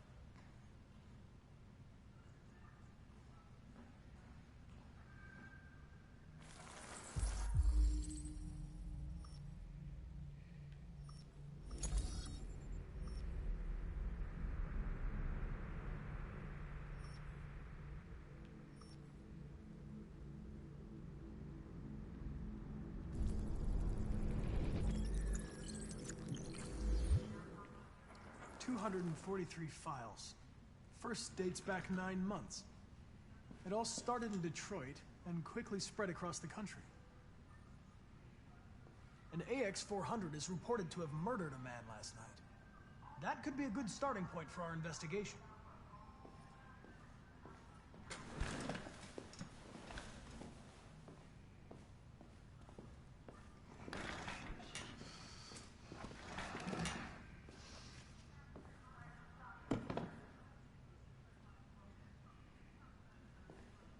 I know you didn't ask for this investigation, Lieutenant, but I'm sure you're a professional. Why don't you go fuck yourself?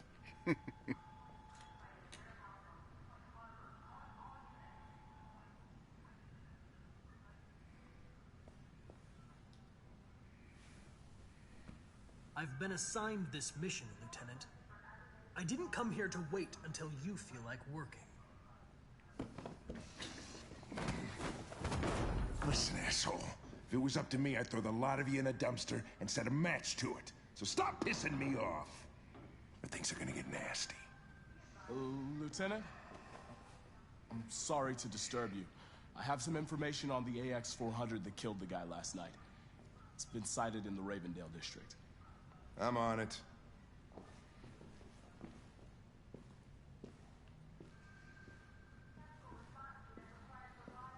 Yep, Hank's not really much of a people person.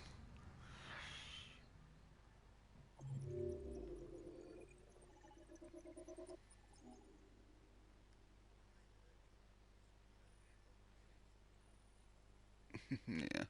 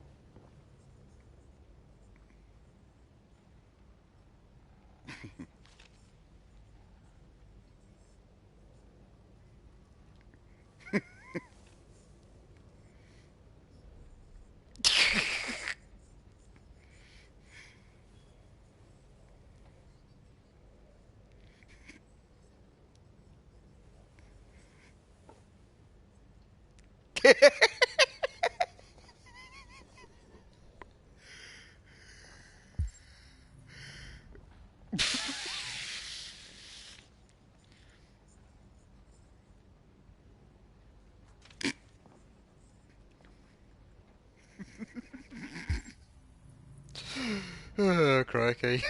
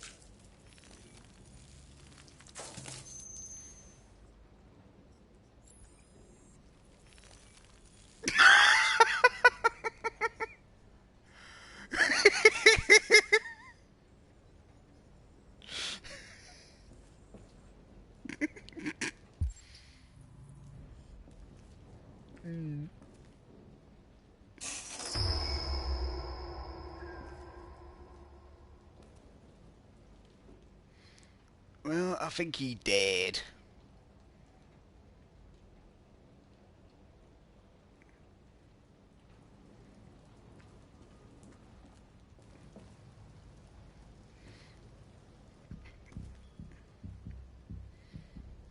All right. That's all for now. Free to go. We've got officers sweeping the neighborhood in case anybody saw anything. Okay, well, let me know if they turn anything up. What are you gonna do with that?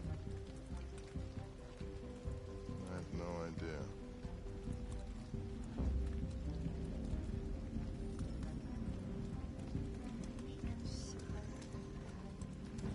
It took the first bus that came along and stayed at the end of the line. Its decision wasn't planned. It was driven by fear. Androids don't feel fear. Deviants do. They get overwhelmed by their emotions and make irrational decisions. All right, well, that still doesn't tell us where it went. It didn't have a plan, and it had nowhere to go. Maybe it didn't go far. Maybe.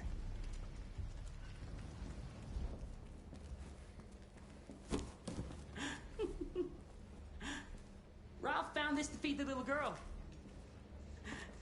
It's good for her. A present. To make up for past misunderstandings. Ralph will cook. We will do just like humans do. Humans like burnt meat. Come.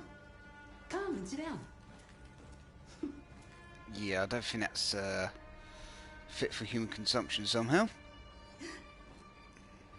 That's better. Ralph went to a lot of trouble to find something for the little girl to eat. It wouldn't be polite for her to refuse, would it? Great. Be great. Succulent, you'll see. Succulent. Succulent.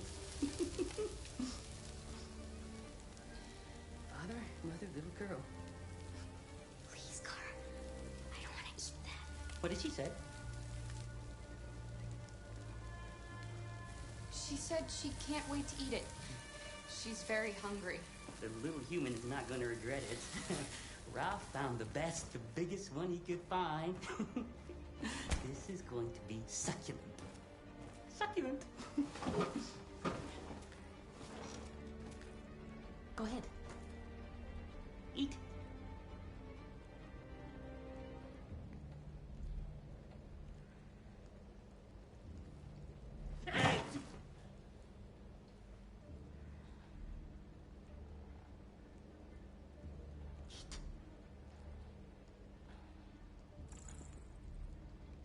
I saw the body upstairs. You killed that human, didn't you? No. No, he was like that when Ralph found him. You killed that man, Ralph. There's no point in lying. You hate humans, but you're just like them. You're a murderer. Ralph didn't mean any harm. No. It's just that Ralph can't control his anger. When his anger comes, Ralph doesn't know what he's doing. He becomes stupid. Hank. Ralph is sorry. He just wanted to be your friend. Then let us go. Anybody home? There's blue blood on the fence. I know another android was here.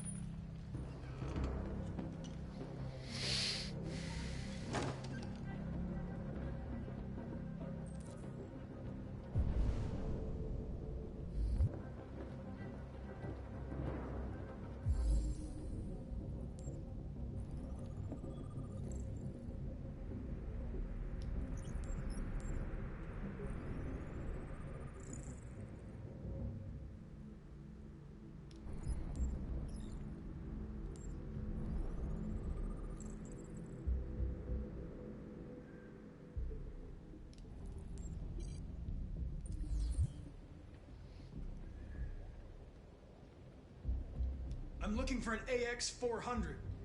Have you seen it? Ralph's seen nobody. There's blue blood on the fence. I know another android was here. Ralph scratched himself coming through. That's Ralph's blood. Are there any other androids here? Other androids? No. Ralph is alone. Don't be afraid. I'm not gonna hurt you.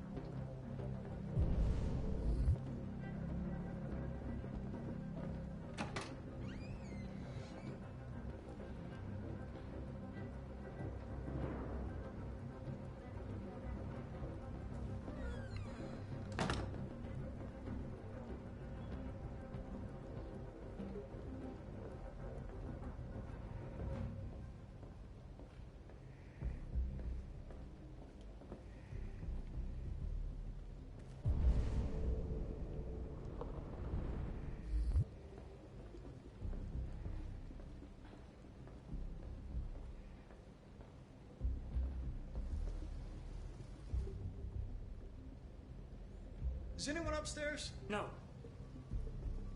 Nobody.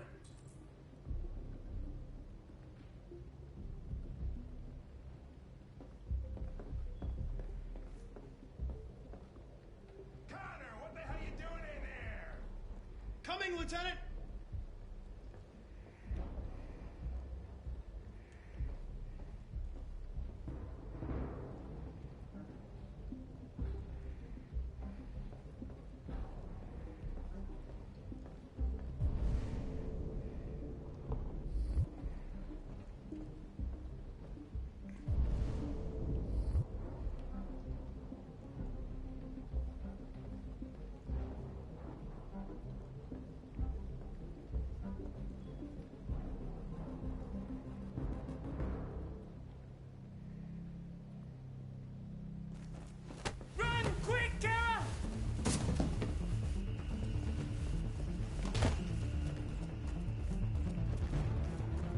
Connor, what's going on? It's here! Call it in!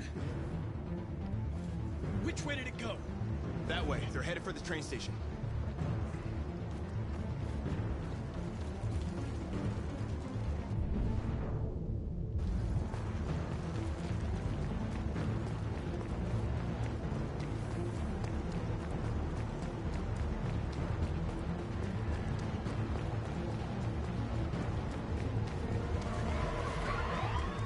there!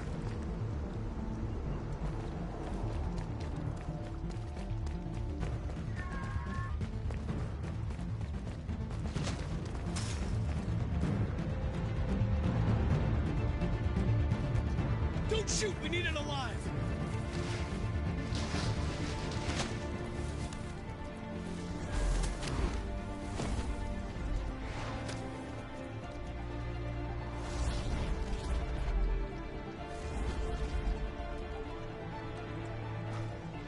Oh, fuck!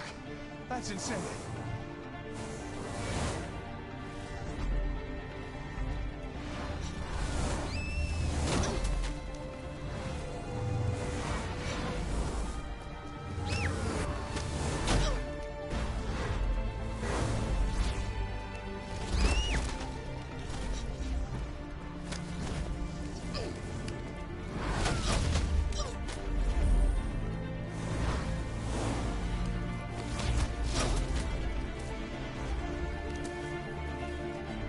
Hey, where you going?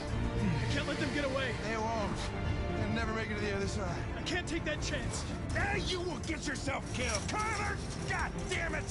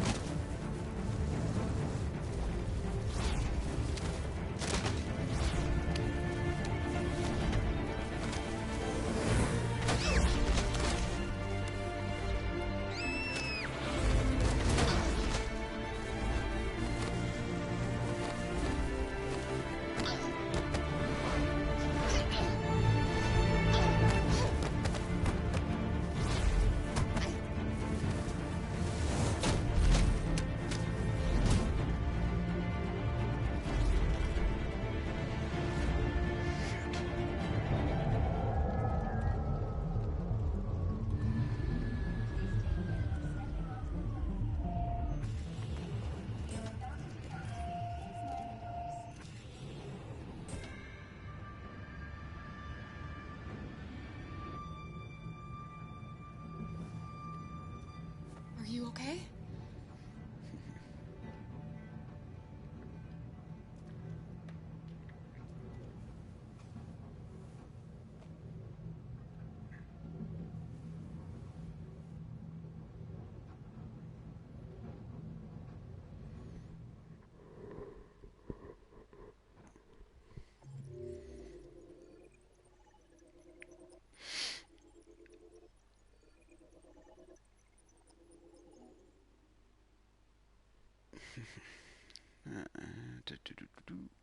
Yes, that's the On the Run chapter. Before I do anything else, I'm gonna go grab a drink, have a quick snack, and then keep going. I'm sure Holidays found some more hilarious TikToks to listen to.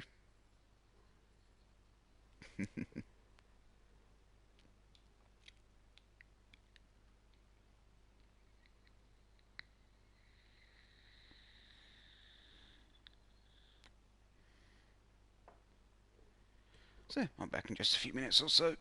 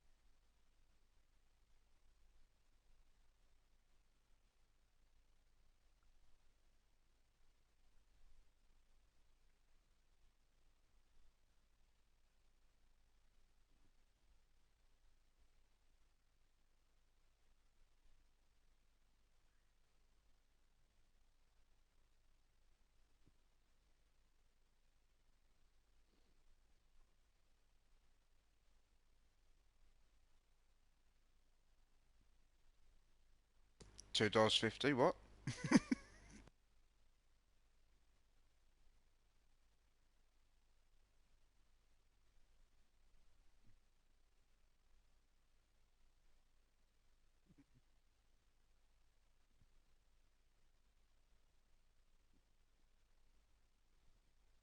Mhm.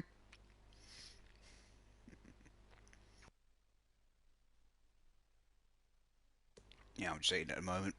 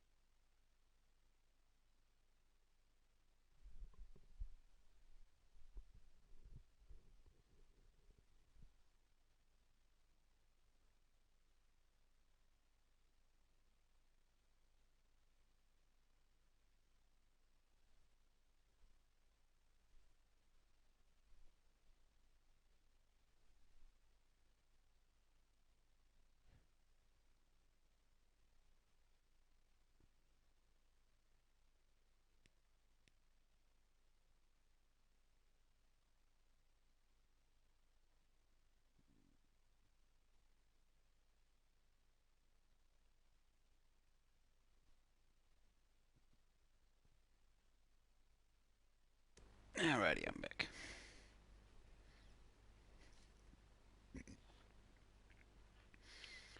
So, I'm gonna chill for a few minutes, and then, yeah, carry on playing.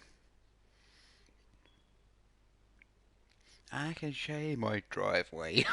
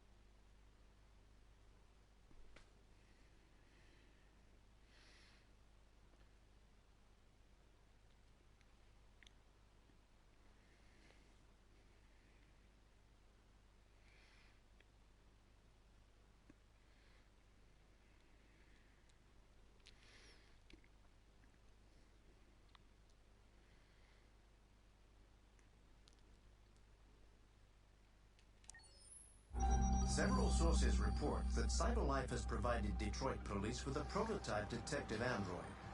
Although police assistant androids have existed for several years now, this would be the first case of an android being authorized to play an active role in criminal investigations.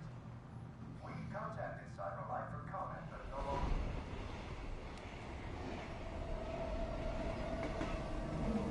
We are now approaching Ferndale Station.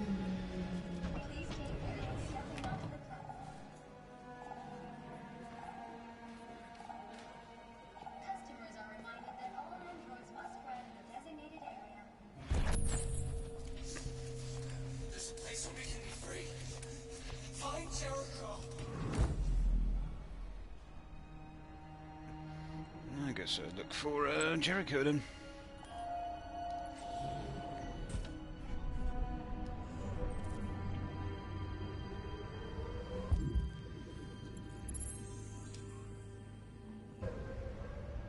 They missed you. Spare some change?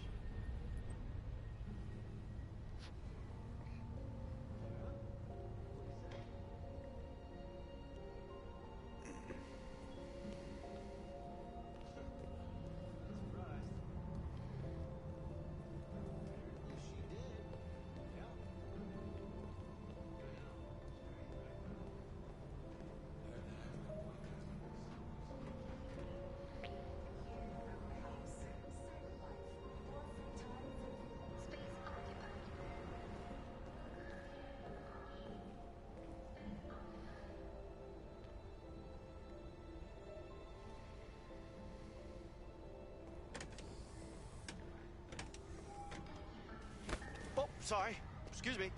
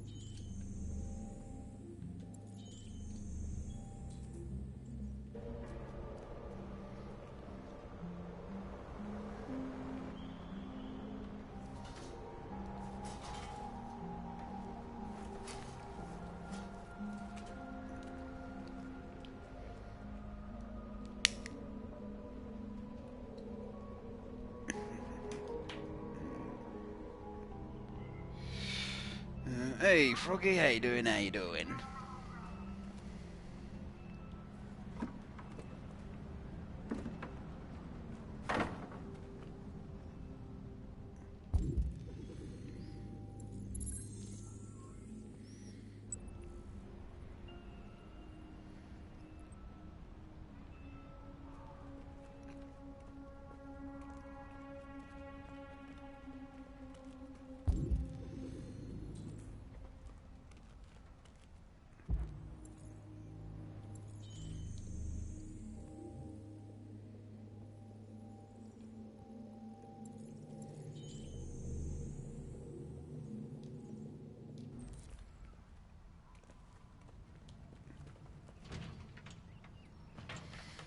Dehydrate mode.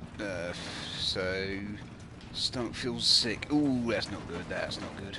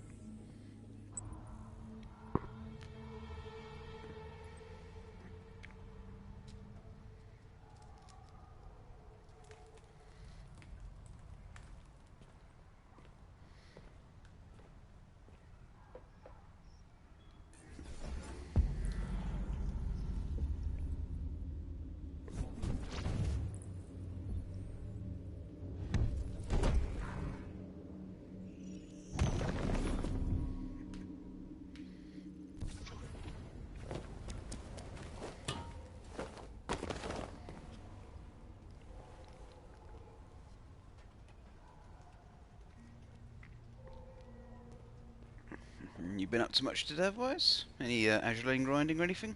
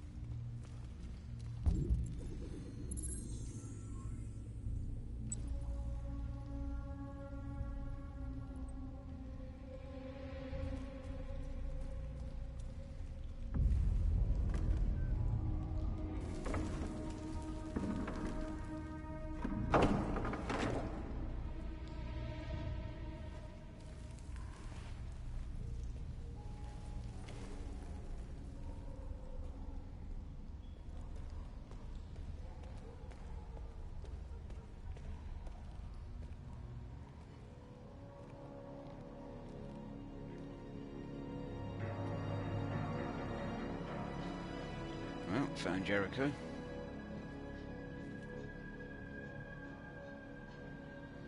Looks like a road container ship or something.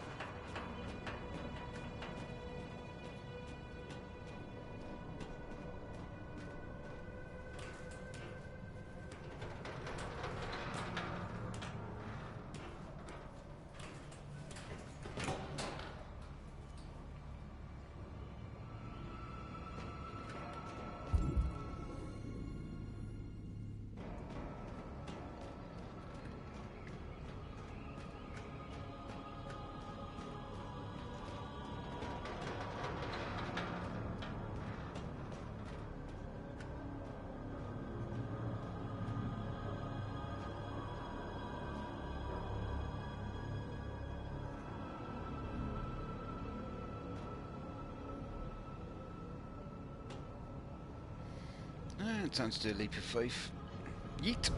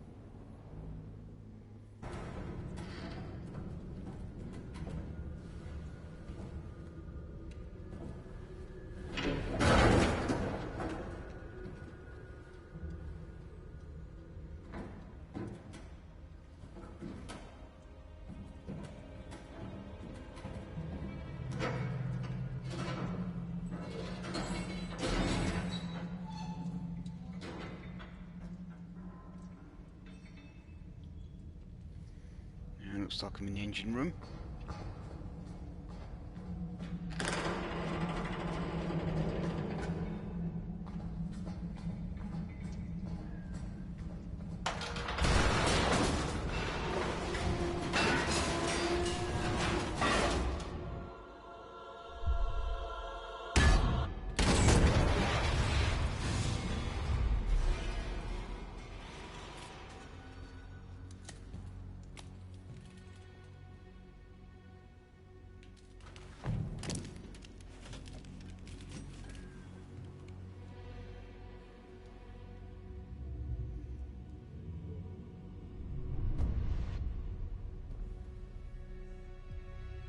Welcome to Jericho.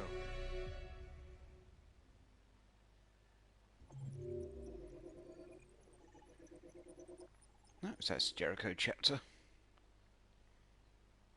Yeah, it's a very linear chapter, so...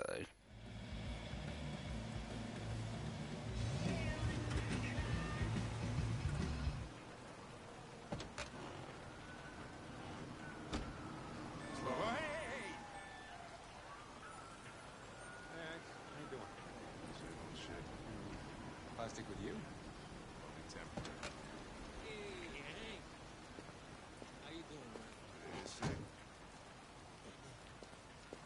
Hey, listen, I got a shit hot tip for you. Number 5 in the 3rd. Lickety split. That Philly's one hell of a chaser. You want a flutter? Last shit hot tip you gave me set me back a week's wages, baby. Come on, this is different. It's 100% guaranteed. You can't go wrong.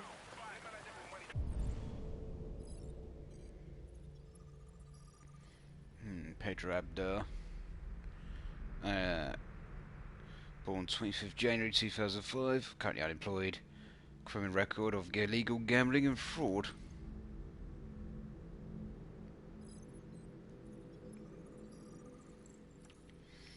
Gary Keys, 3rd of December 1988. Business owner with a record of resisting arrest, breach of hygiene regulations, and of course Hank Anderson. Born 6th of September 85, police lieutenant, no criminal record. Alright, I'm in. Damn straight. Hey, you won't regret this.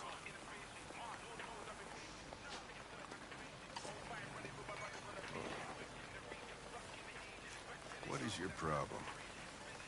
Won't you ever do as you're told? Look, you don't have to follow me around like a poodle.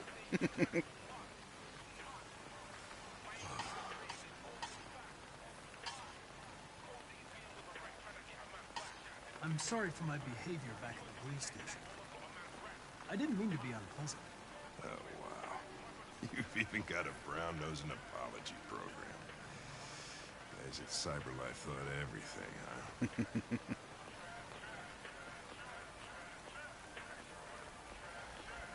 Here you go. Hamburger with 1,680 kilocalories, 36 grams of lipids, 53 grams of carbohydrates, 53% water, and 2.2 grams of salt. Along with an extra large soda, 710 kilocalories, 184 grams of sugar, carbonated, pineapple passion flavour.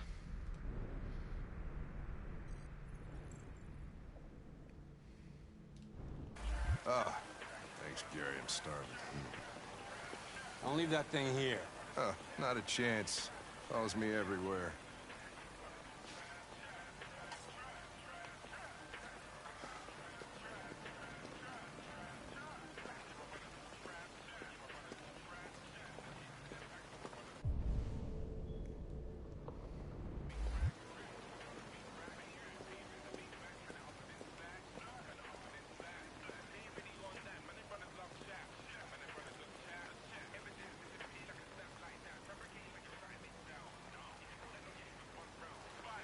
This Pedro, he was proposing illegal gambling.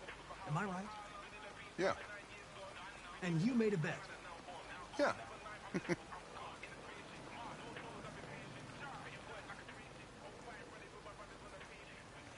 I don't want to alarm you, Lieutenant, but I think your friends are engaged in illegal activities.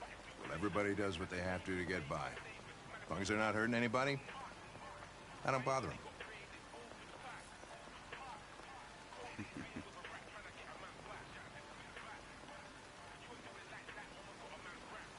Is there anything you'd like to know about me? Hell no. Well, yeah. Why do they make you look so goofy and give you that weird voice? CyberLife androids are designed to work harmoniously with humans. Both my appearance and voice were specifically designed to facilitate my integration. And Hank just being blunt. Yeah. Can I ask you a personal question, Lieutenant? Why do you hate androids so much? I have my reasons. Maybe I should tell you what we know about deviants. You read my mind. Proceed. We believe that a mutation occurs in the software of some androids, which can lead to them emulating a human emotion. In English, please. They don't really feel emotions. They just get overwhelmed by irrational instructions, which can lead to unpredictable behavior. Emotions always screw everything up. The androids aren't as different from us as we thought. You ever dealt with deviants before? Yeah. A few months back, a deviant was threatening to jump off the roof with a little girl. I managed to save her. So I guess you've done all your homework, right? Know everything there is to know about me?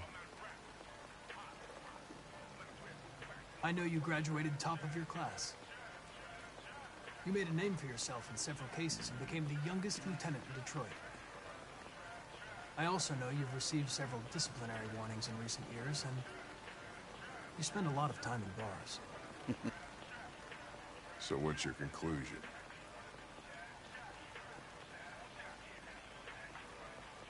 I think working with an officer with personal issues is an added challenge.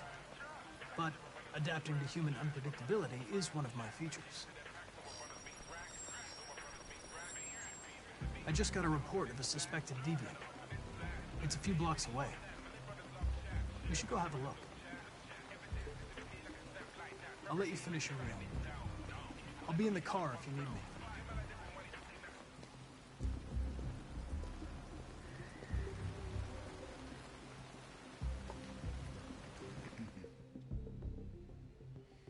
Hey, Connor. You run out of batteries or what? I'm sorry. I was making a report to CyberLife. Well, do you plan on staying in the elevator? No. No. I'm coming.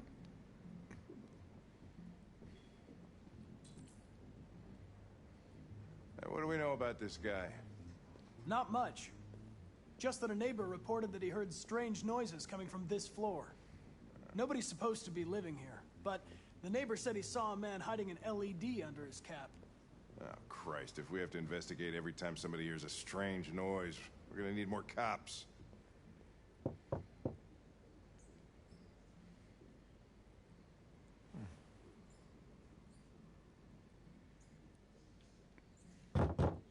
Anybody home? Open up! Detroit Police! Stay behind me. Got it.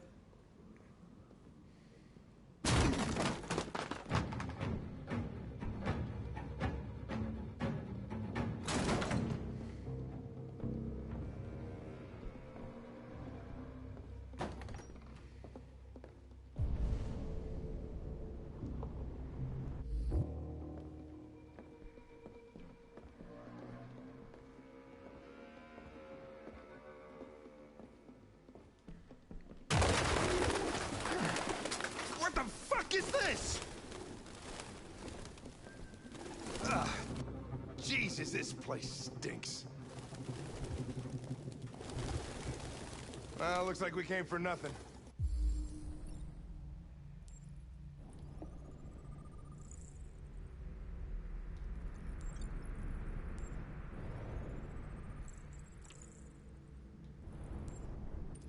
All Our man's gone.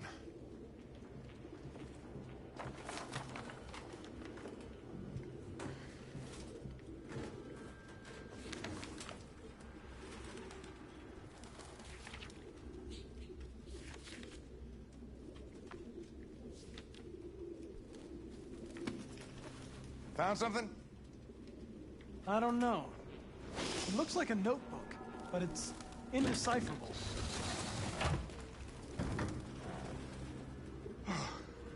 I need some fresh air.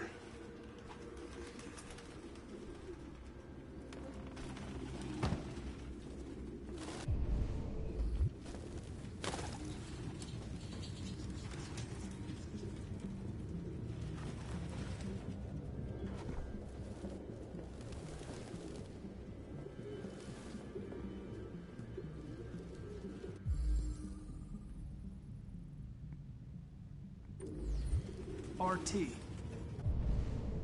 Probably initials. He put his initials in his jacket? That's something your mom does when you're... Fake driver's license. The driver's license is fake. Cool. At least we didn't come for nothing.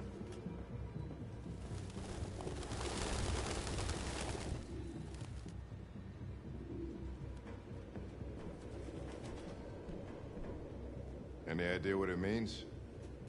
RA9. Written 2,471 times. That's a quick count. It's the same sign Ortiz's android wrote on the shower wall. Why are they obsessed with this sign? Looks like mazes or something.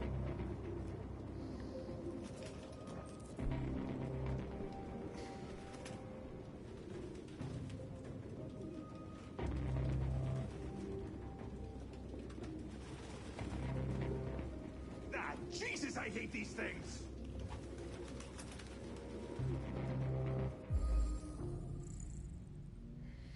Blue blood from WB-200.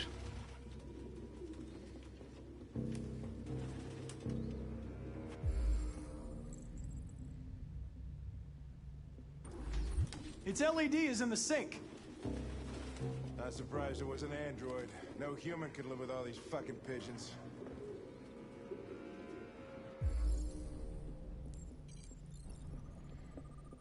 Marker pen.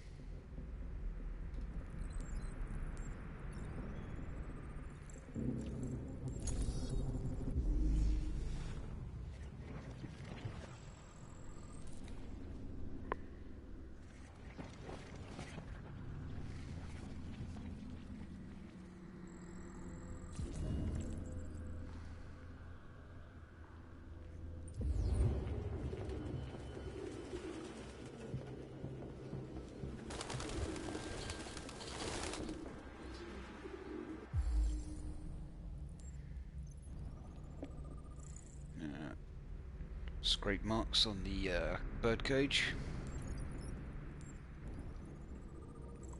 Finger marks, but not fingerprints.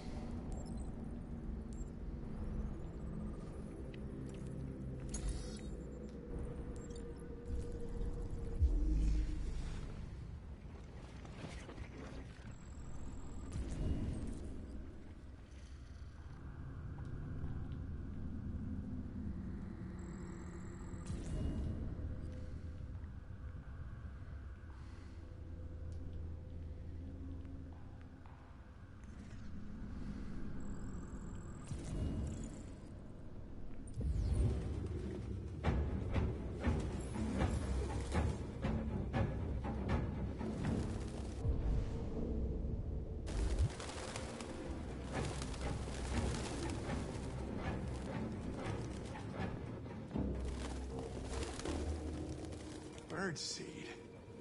I can't believe it. This nutjob was actually feeding these fuckers.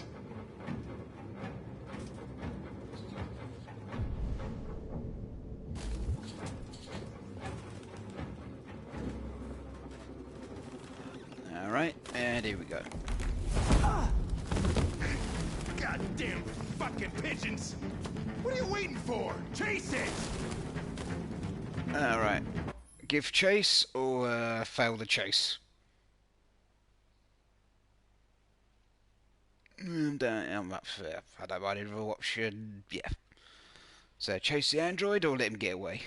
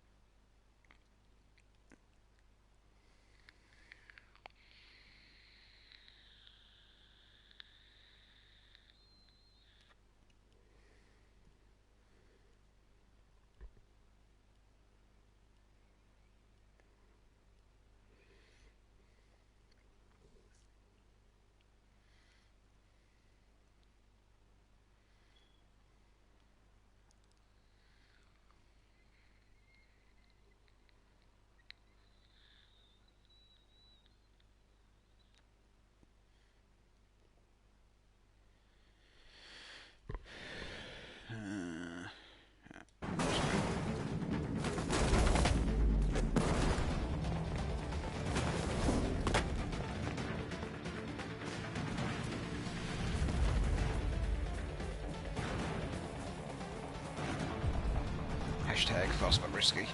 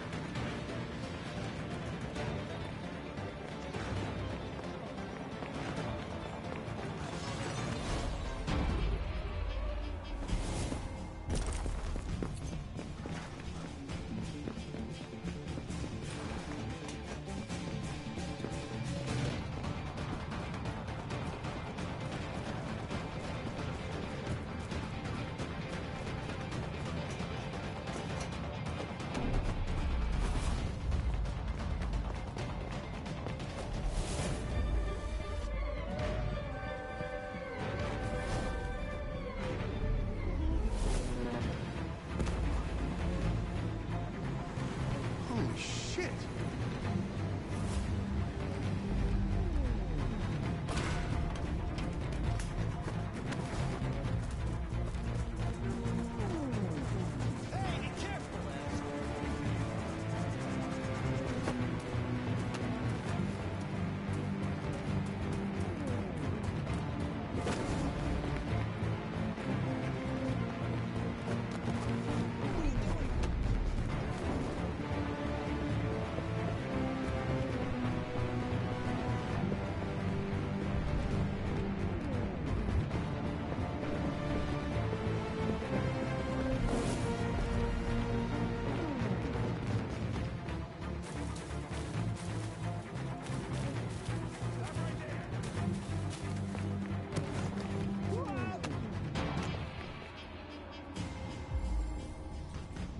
Alright, chase the deviant or save Hank?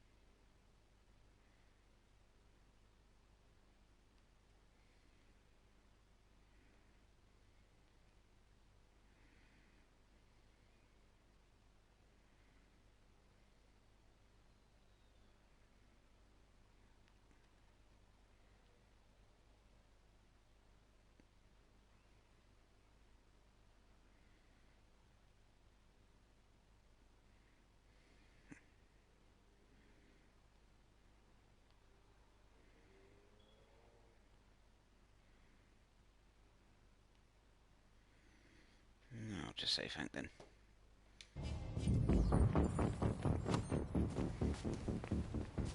Shit! Oh, shit! We had it! Fuck! It's my fault. I should have been faster. You'd have caught it if it weren't for me. That's all right. We know what it looks like. We'll find it.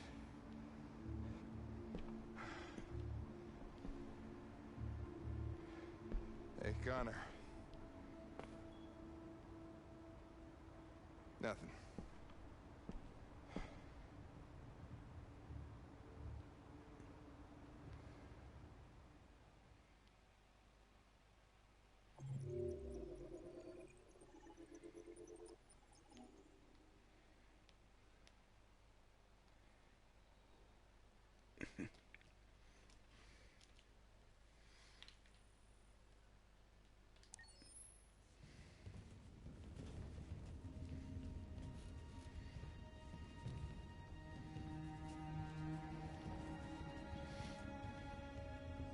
Who are you? Fugitives. Just like you. My name is Josh. I'm Simon. North. This is Jericho? It's a refuge for those who don't want to be slaves anymore.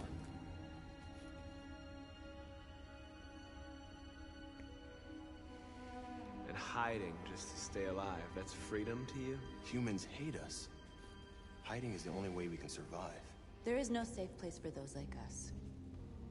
If humans knew we were here, they'd kill us.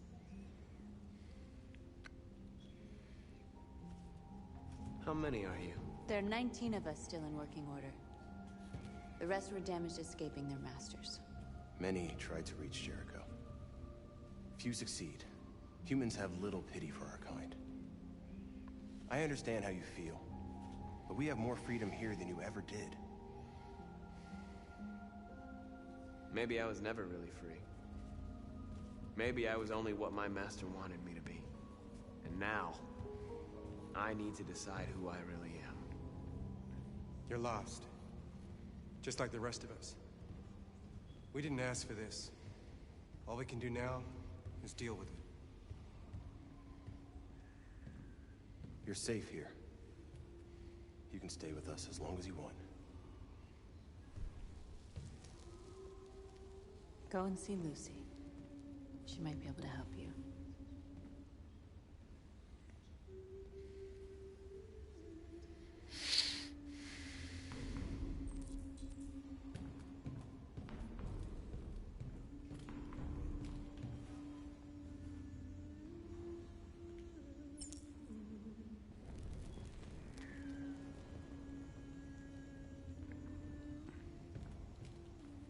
I've heard humans are afraid of dying too.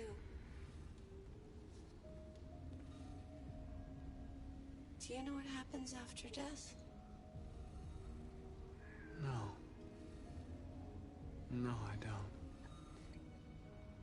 Well, I'm about to find out. What's your name? Marcus.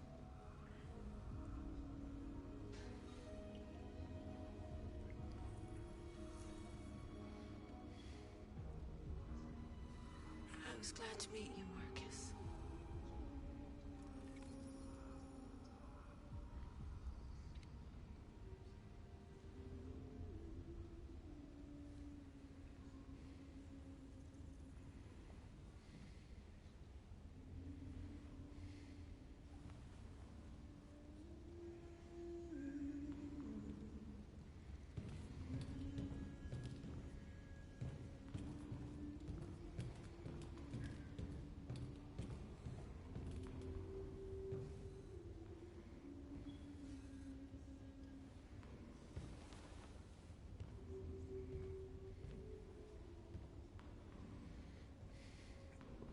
They threw him out when they didn't want him anymore. He was living on the streets before we brought him here.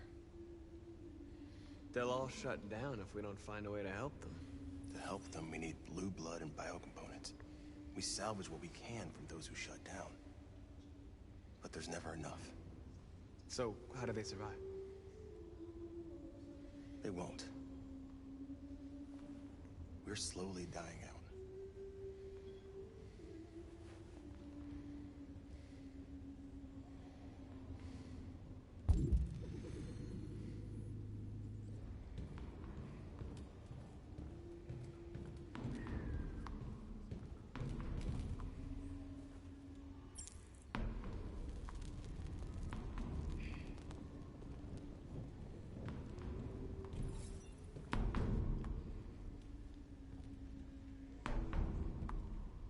What was your function before coming here?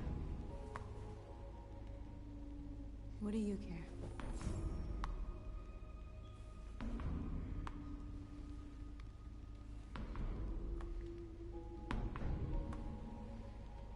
Well, these guys need spare parts and blue blood. Why hasn't anybody gone to get that? It's not that simple. Can't just go shopping at a CyberLife store. Anyway, nobody wants to risk leaving Jericho. A lot of these guys in pretty bad shape. That's how the humans treat those who disobey. They despise us. They'll never accept what we are. If you came here for comfort, you came to the wrong place.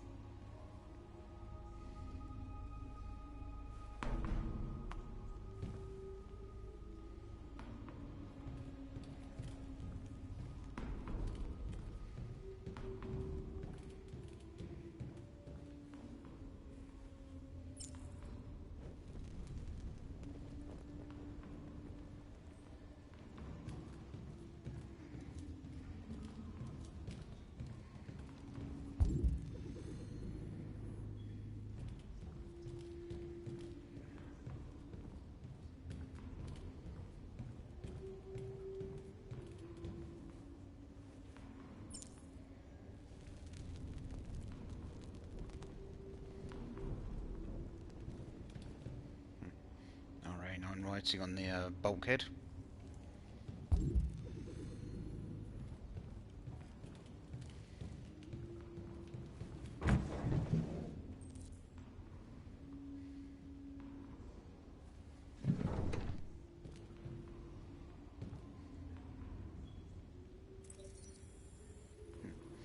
Let's read the QR code. Warehouse and Docks, West Torrance Avenue, Detroit, Michigan.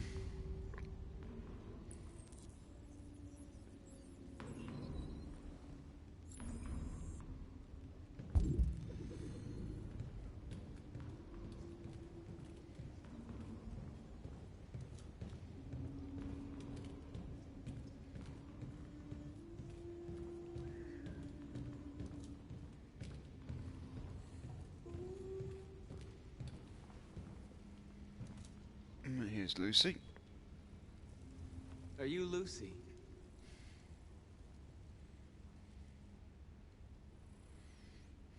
Sit down.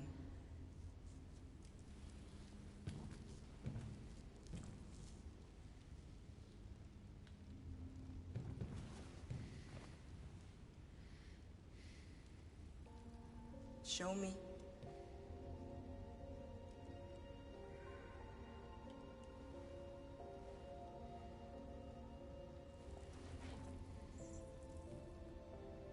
I'll stop the bleeding.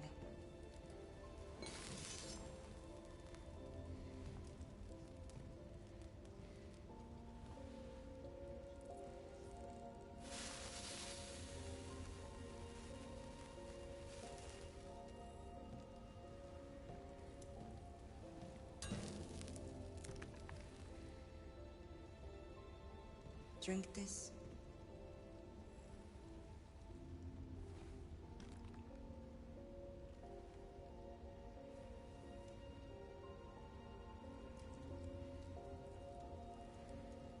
Bottoms up.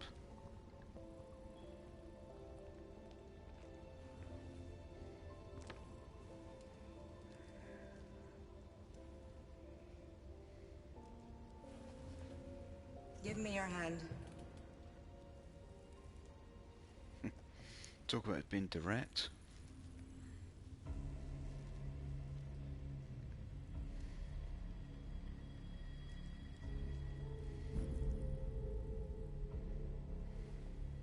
You had it all, and you lost it all. You've seen hell, and now hell lives in you. Your heart is troubled. A part of shadow and a part of light. Which will prevail? Your choices will shape our destiny.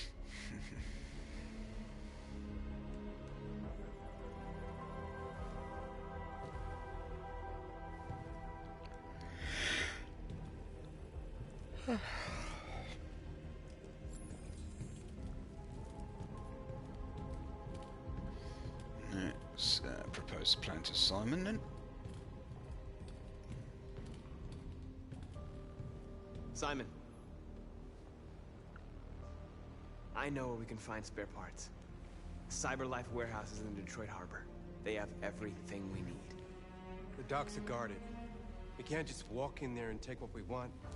Humans will never let us. Which is why we won't ask permission. We don't have any weapons. And even if we did, none of us knows how to fight. We can steal what we need without fighting. We'll just get ourselves killed. Maybe. But it's better than waiting here to be shut down. I'm with you. Maybe it's worth a try. And of course, I'm going to. It's not going to go quite according to this plan. I'm just going to say it now.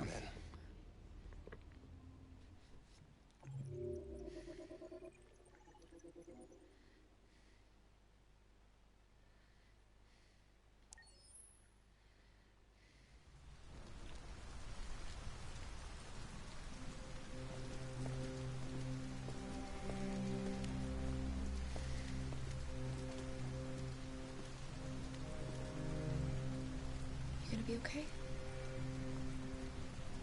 We'll get some help here. Soon this will all be just a bad memory.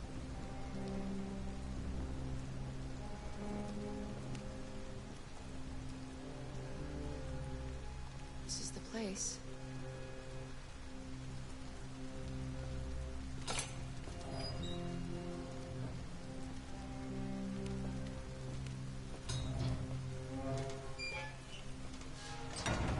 Yeah, this looks totally safe.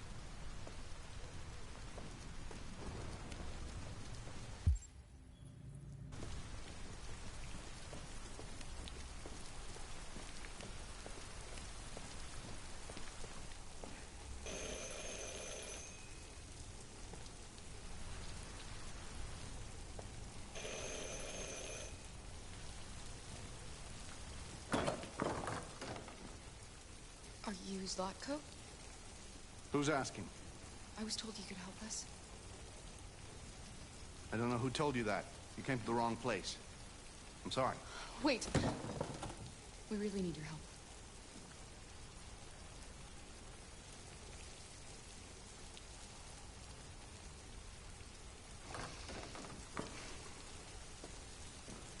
Come in.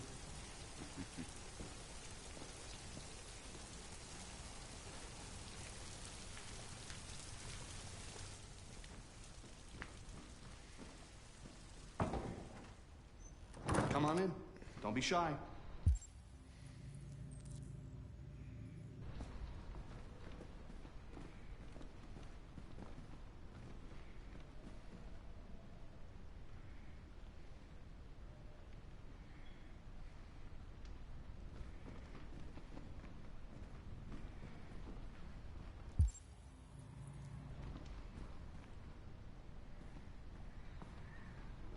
Luther, would you be so kind as to take these ladies' coats?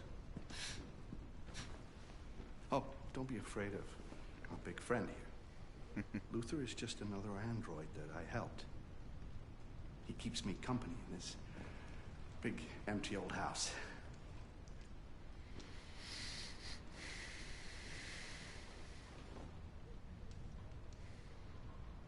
Please, make yourselves at home.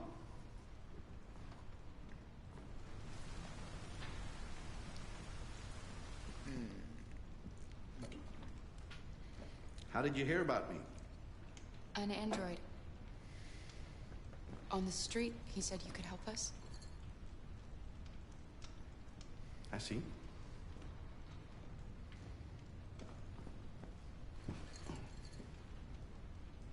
Deviant, huh? What about her?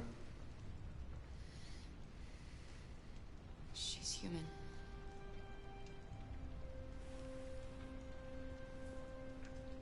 And you want to find a safe place. Somewhere you can start a new life. I hear Canada is very lovely at this time of year. Beautiful landscapes, open spaces, clean air, and no android laws. Great place for a fresh start. Yes, that's exactly what we want. Of course. Well, I can help you. But first, we have to get rid of your tracker. Tracker? Yeah.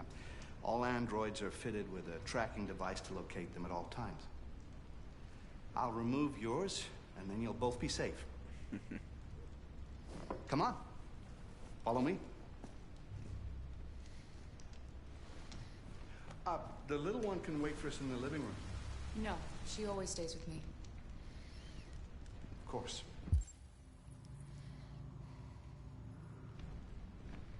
Right this way. Everything we need is in the basement.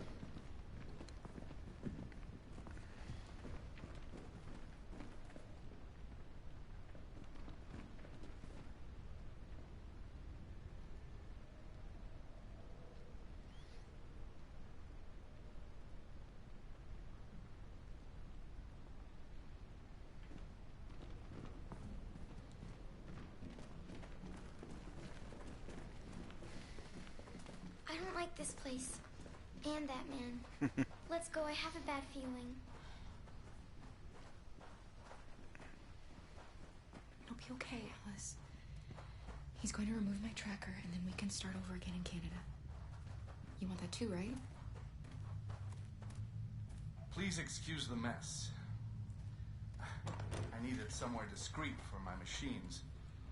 Removing trackers is illegal, so I opted for discretion over comfort.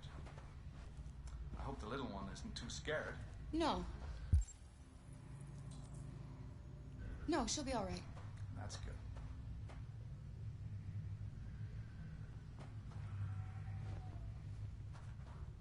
Come on, Alice.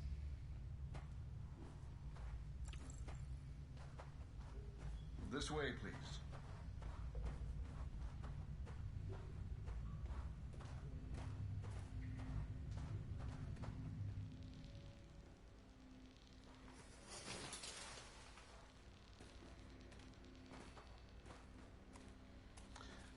If you could just stand over there.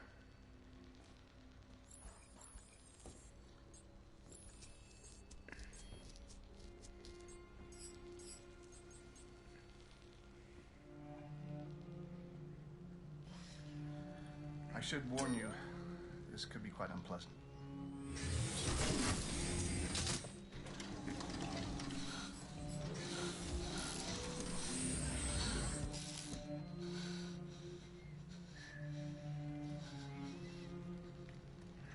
You know what's strange? For some unknown reason, the trackers seem to stop working in Deviants. That's why it's so hard to find them. So, actually, there's no reason to remove your tracker. What? But you said that... Yeah, people believe what they want. You Deviants are so naive. They'll come to me expecting me to help them.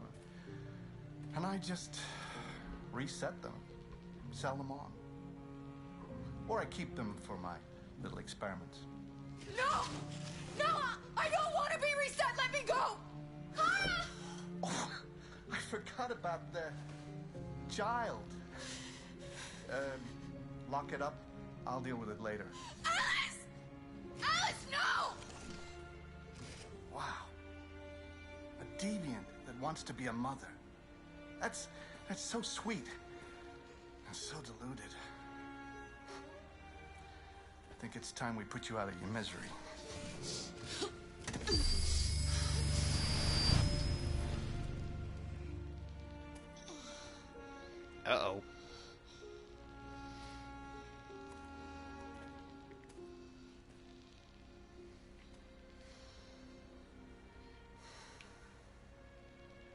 That's what you get for having a dream.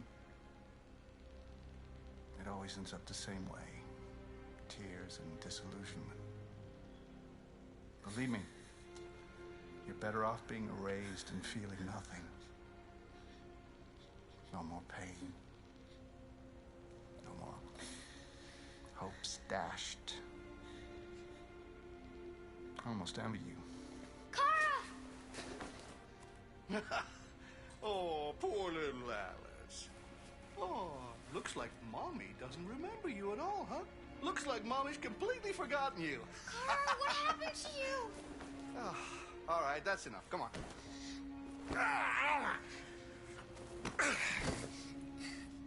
You bit me. I'm gonna teach you some manners, you little bitch. Kara! Wake up, Kara! Meet me in the living room.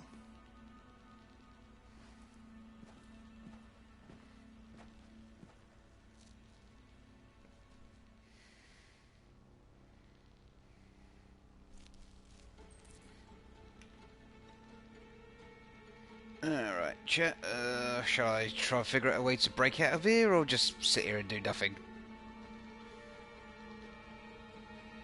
Either option's fine with me.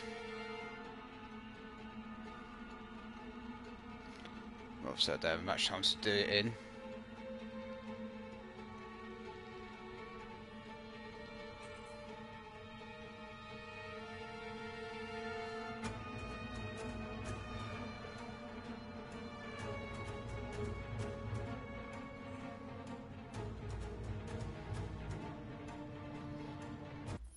Yeah, I'll wait for see what chat says. So I try and break out of this, or just do, well, nothing.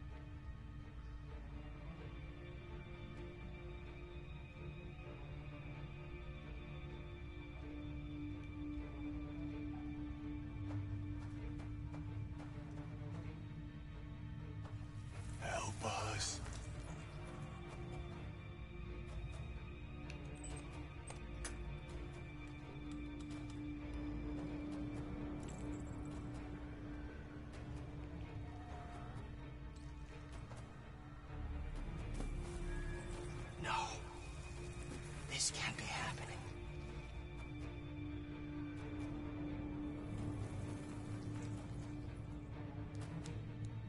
He likes to play with us, creating monsters for his amusement.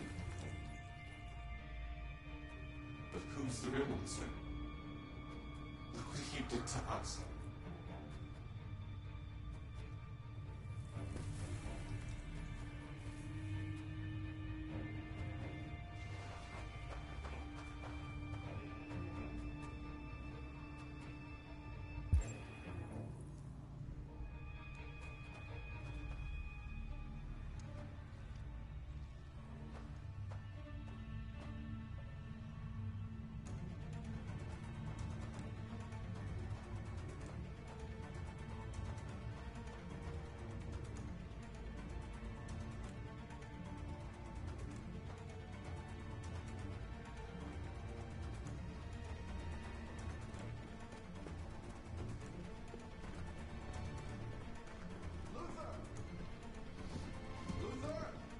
Yes, Loco.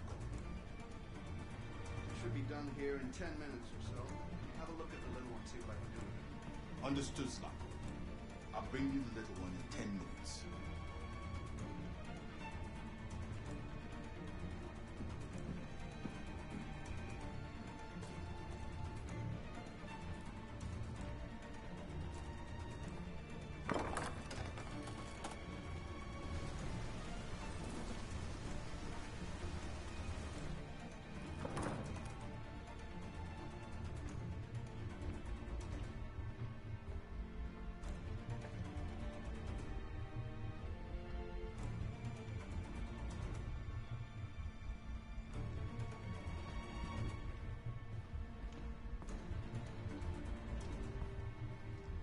Alright, let's get Alice and try and get out of here.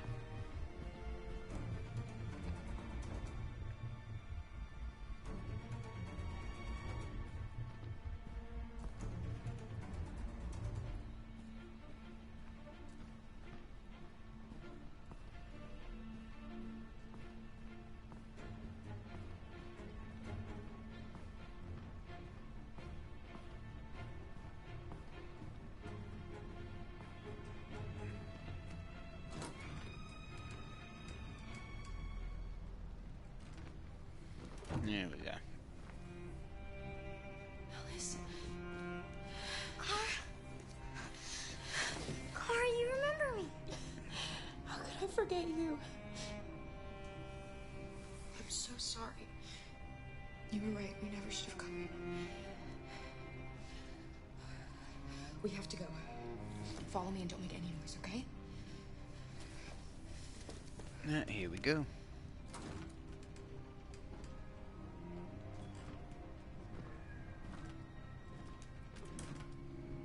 Luther?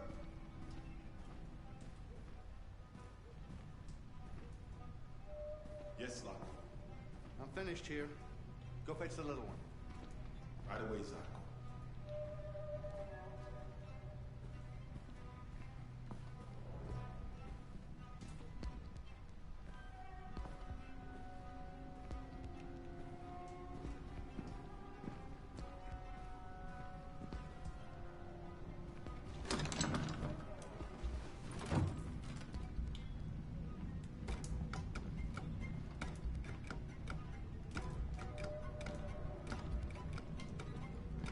Slocko! What? The little one is gone! Well, it can't have just disappeared. Gotta be here somewhere. What are you waiting for? Go look. Shit. Where are they? Luther! Find them, for fuck's sake!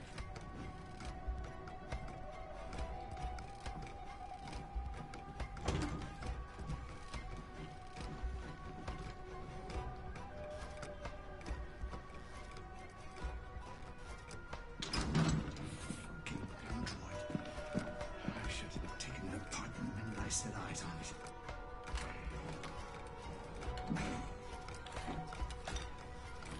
Yes. Nothing. Trouble.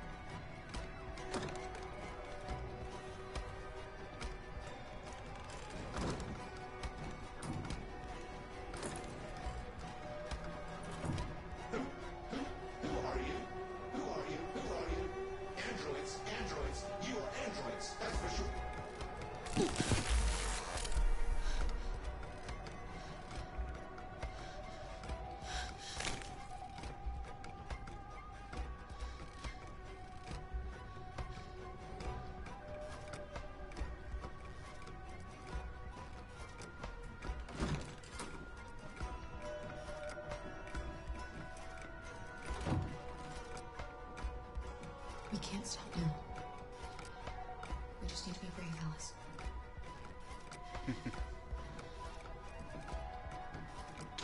I know you're there, you sneaky bitch. Show yourself. Get a flashlight. There's one on the table. Come on, show yourself. Look, I'm not gonna hurt you. I only want to talk with you. I know I shouldn't have erased your memory, okay? I regret that now. Now just come on out and everything will be all right. I'll help you. Think about that little girl, how scared she must be. Just be reasonable. Come out and everything will be all right. Did you find them? No, Zlatko. I'm still looking. Well then, get moving, you big idiot. I want them back, you hear me? I'm gonna make you pay for this, you bitch. I swear, I'm gonna make you pay.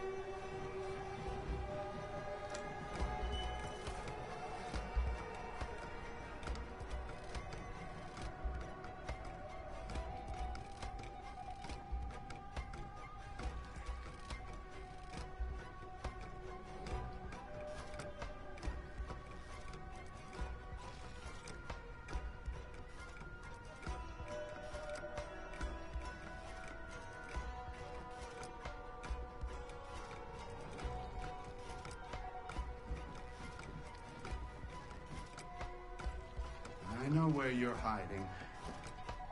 This game is over. And I'm gonna make you regret this little charade.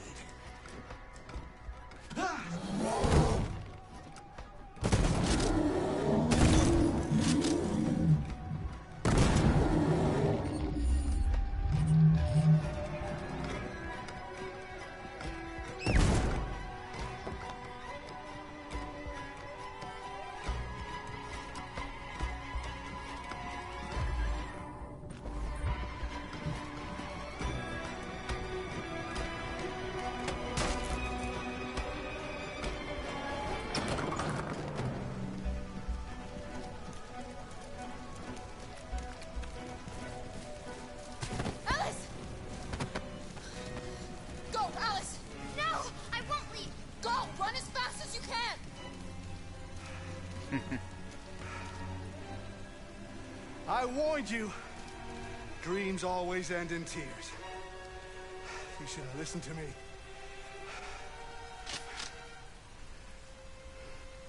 What are you doing? Get out of my way. No. Not this time. I said get out of my way or I'll shoot right through you. How dare you?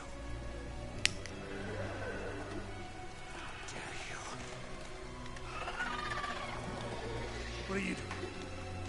Who let you out? Get away from me! Get away from me! Obey me! I'm your master! I'm your master! Bit of poetic justice right there.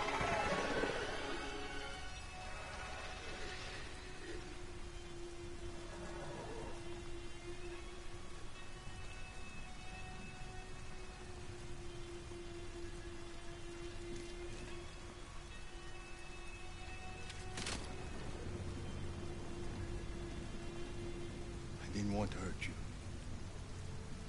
He programmed me to obey him. When I saw the little one risk her life to save you, it was like opening my eyes for the first time. Finally, I could see. I know you have no reason to trust me after what I did. But I know someone who could help you across the border. I could take you there. I could protect you. You and the little one.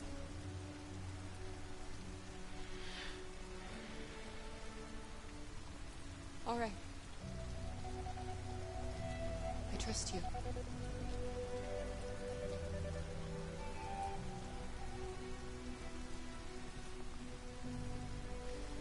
I was so scared of losing you.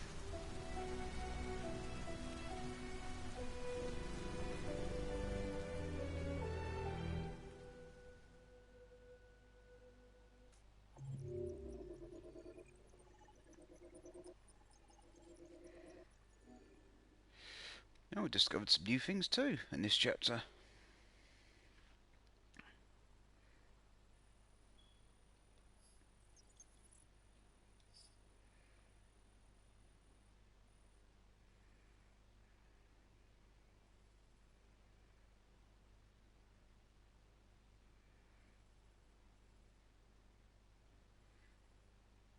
So went through the bathroom, silenced the noisy android. That's it. Went through a storage room, Starco closes in. Obviously I opened the bear cage, and yeah, obviously the polar bear android obviously attacked Zlatko and whatnot, obviously got itself shot.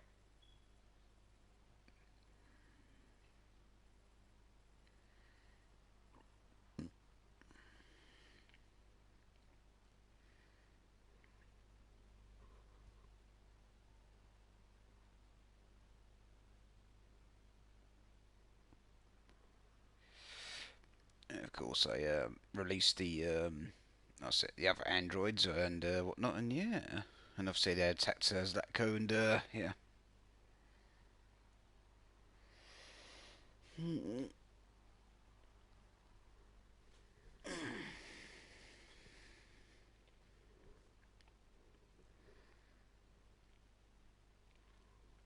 So yeah, that's new, watching the android polar bear getting shot in this chapter. I've never done that till now.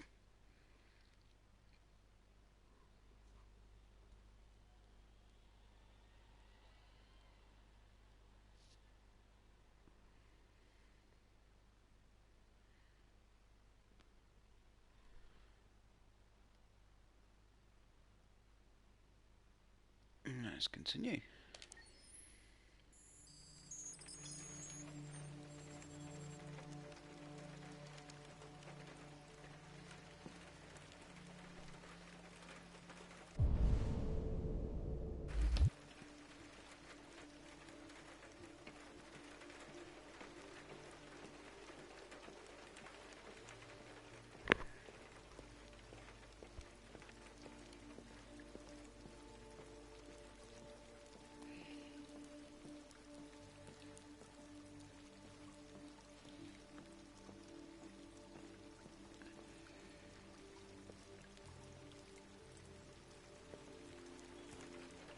Hello, Amanda. Connor, I've been expecting you.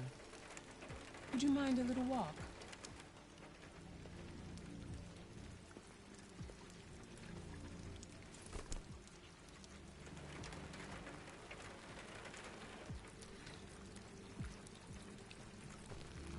That deviant seemed to be an intriguing case. Pity you didn't manage to capture it. Deviants are completely irrational, which makes it difficult to anticipate their behavior. But I should have been more effective. Did you manage to learn anything?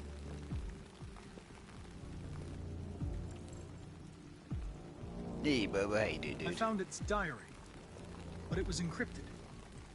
It may take weeks to decipher. What else? The walls of the apartment were covered with drawings of labyrinths and other symbols.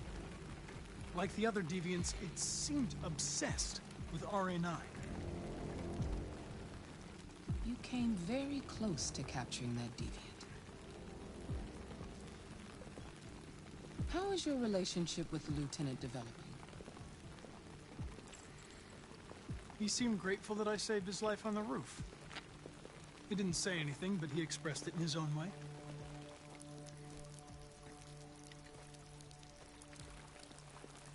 We don't have much time. Deviancy continues to spread. It's only a matter of time before the media finds out about it. We need to stop this, whatever it takes. I will solve this investigation, Amanda. I won't disappoint you. A new case just came in. Find Anderson and investigate it.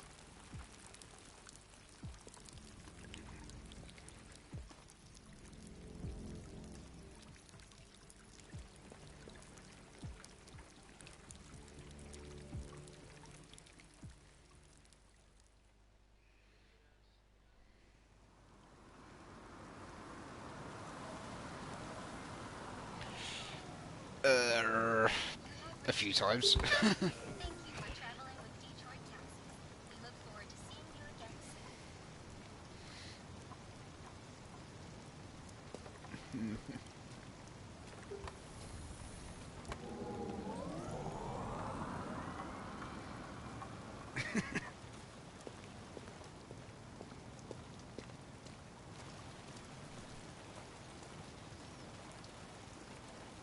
Yeah, I'm good.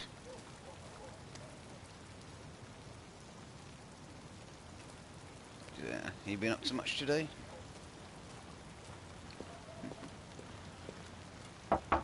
Lieutenant Anderson! Anybody home?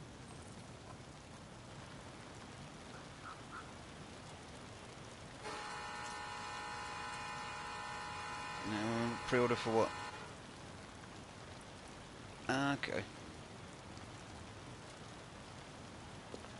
Yeah, that was just Reese, wasn't it?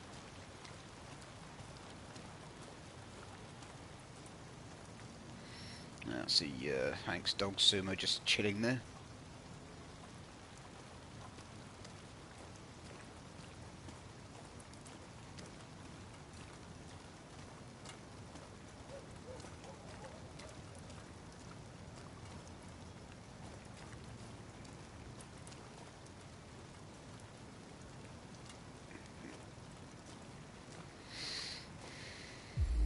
Oh, there's Hank, passed out drunk. Lieutenant Anderson!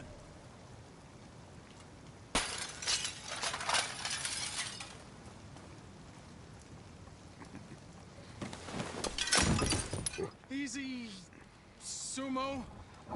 I'm your friend. See? I know your name. I'm here to save your owner.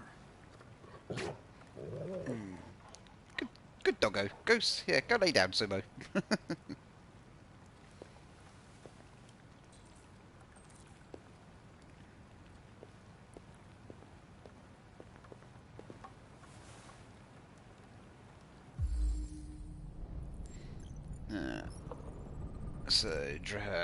Hank was drinking Black Lamb Scotch whiskey with 40% ABV.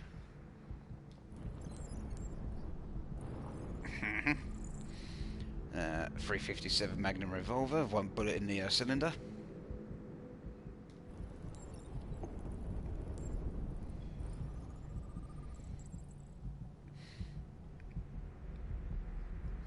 No, the whole thing's a cylinder, and then the individual holes are the chambers. Heart, slight arrhythmia, no signs of trauma. And just a trace of alcohol around his mouth. Lieutenant. Right, time to give Hank a wake-up call. This never gets old. Wake up, Lieutenant. It's me, Connor. I'm going to sober you up for your own safety. I'll have to warn you. Leave me This may be alone, unpleasant. fucking android. Get the fuck out of my house. I'm sorry, Lieutenant, but I need you. Thank you in advance for your cooperation. Proceed the heck out of here. Yeah. Sumo. Pork. Good dog. Yeah, Sumo's got. Yeah, I can't bother to get up. Fuck, I think I'm gonna be sick. Yep. That never gets old for me. Oh, leave me alone, Yeah. you asshole. I'm not going anywhere.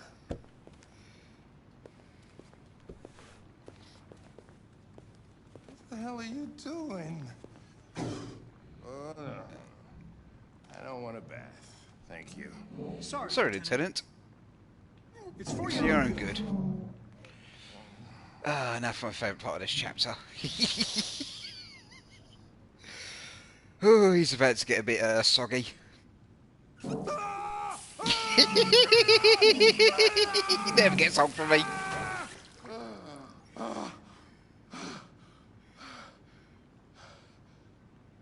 What the fuck are you doing here?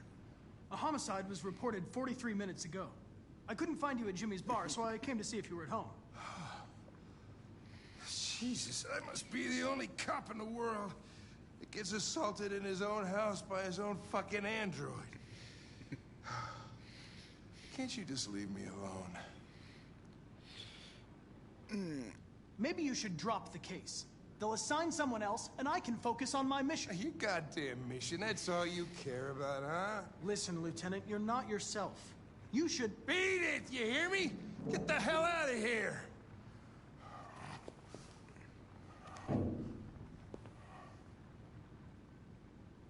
Now tease him just to be a butt. I understand. Understand. It Probably wasn't interesting anyway. A man It's found found dead in a sex club downtown. downtown. Guess I've solved the case of Adders. You know, probably wouldn't do me any harm to get some air. There's some clothes in the bedroom there. I'll go get them.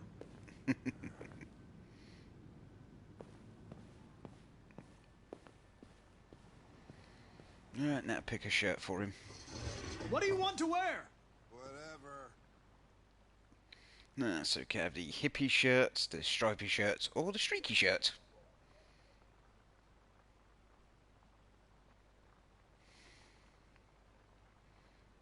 Hank's not too fussy, so...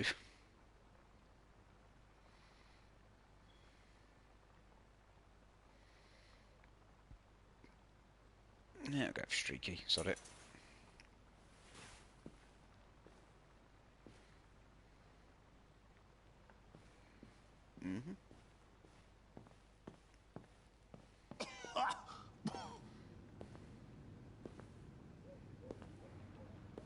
Are you all right, Lieutenant?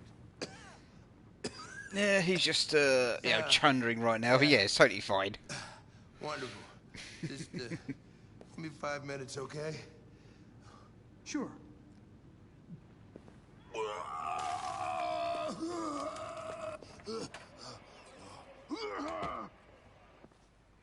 President Warren issued an official warning to Russia in her speech to Congress today, where she demanded that all Russian troops withdraw from the Arctic region immediately. The Kremlin has yet to respond, but this is clearly a new escalation in the conflict.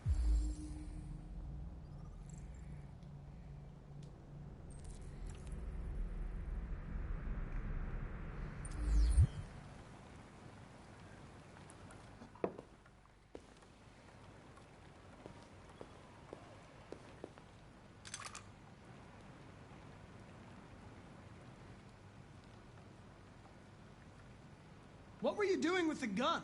Russian roulette. Wanted to see how long I could last. Must have collapsed before I found out. You were lucky. The next shot would have killed you.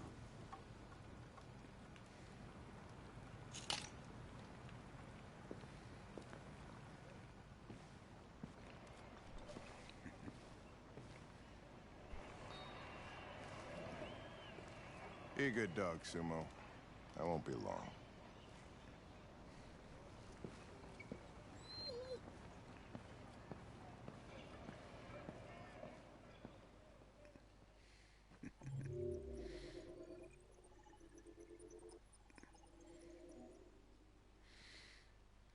Right, so that's that chapter done. Let's continue.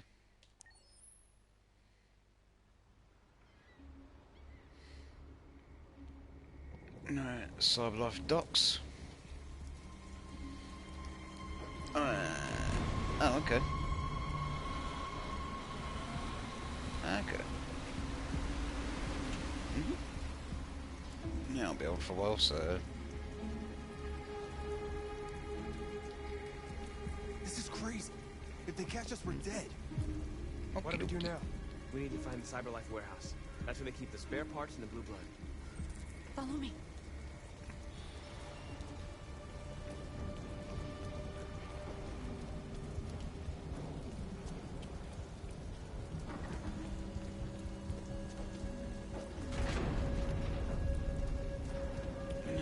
That messed this up big time. Don't let them see us.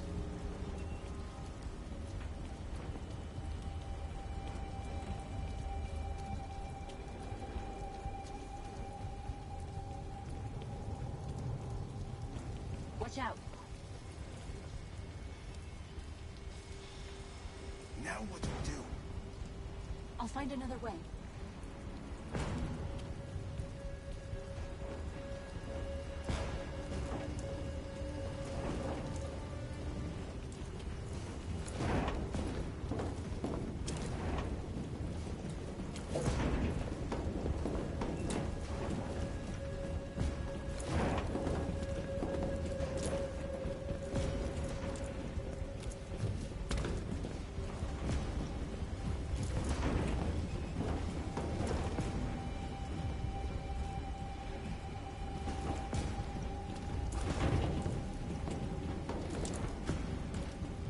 Found the warehouse at least.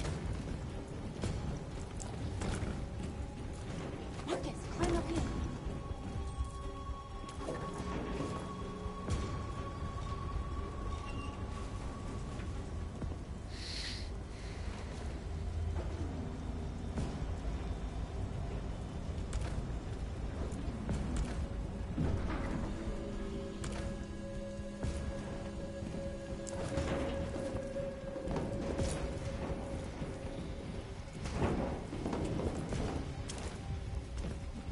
The warehouse is up ahead. We're almost there.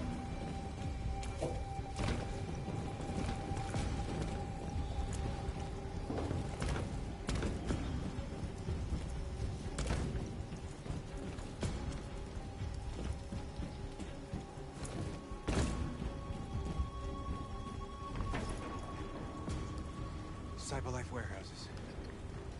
We have everything we're looking for. First, we have to get rid of that drone. Leave it to me.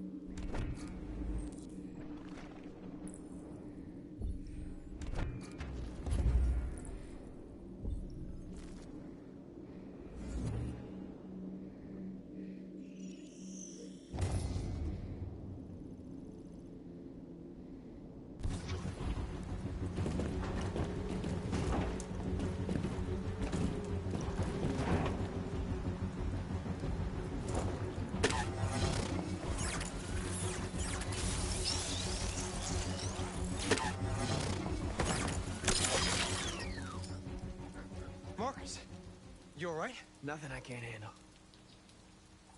Nice work. Quick, open the other crates and fill your bags. Take as much as you can.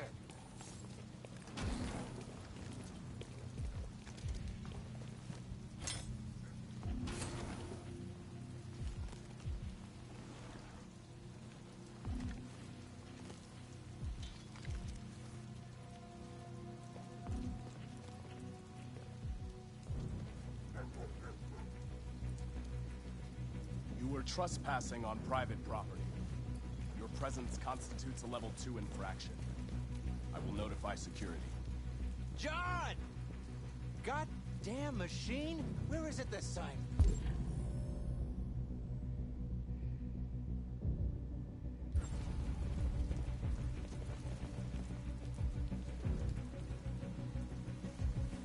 What the hell are you doing? I told you to wait for me. There are 4 androids hiding behind these crates. What are you waiting for? Hit the fucking alarm! Over the fence, quick! You are committing a Class 3 offense. This infraction is being reported to the police. Stay where you are.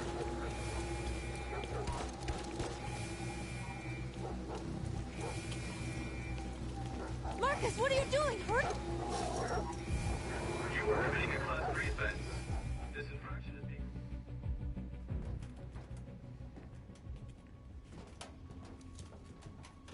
We took what we could, but we had to run before we could fill our bags. There won't be enough to save everyone. We risked our lives. And for what?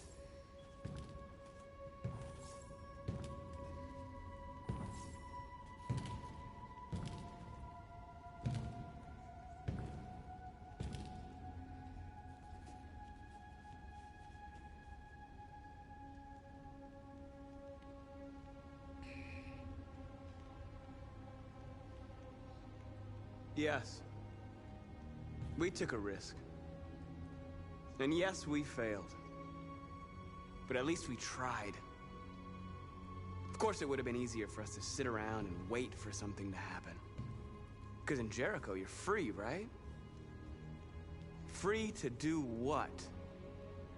To die in silence, praying that no human finds us?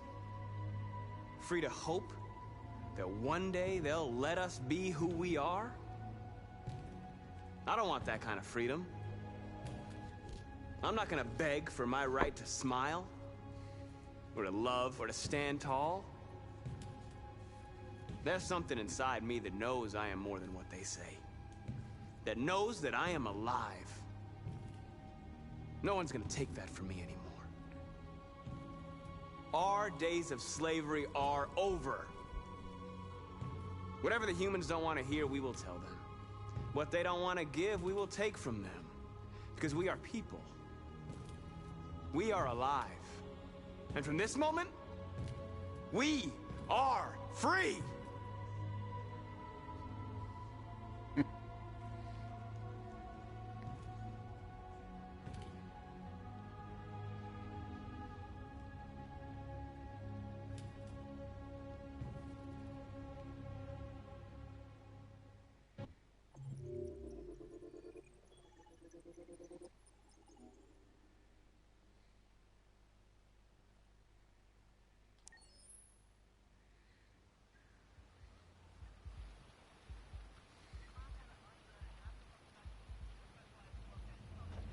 Right, now for the Eden Club. Oh, feels like somebody's playing with a drill inside my skull. You sure this is the place? It's the address in the report. Right. Okay. Let's get going.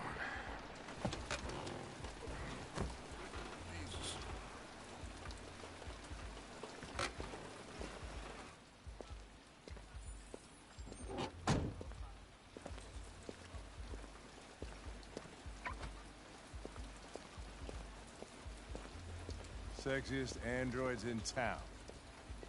Now I know why you insisted on coming here. Oh, boy. Welcome to Eden Club.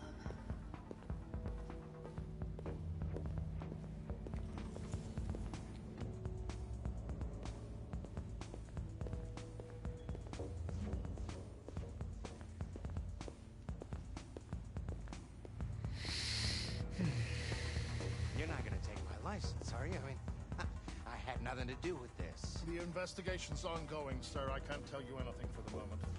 Hey, Hank. Hey, Ben, how's it going? It's that room there. Oh, by the way, Gavin's in there, too. Oh, great. Dead body and an asshole, just what I needed.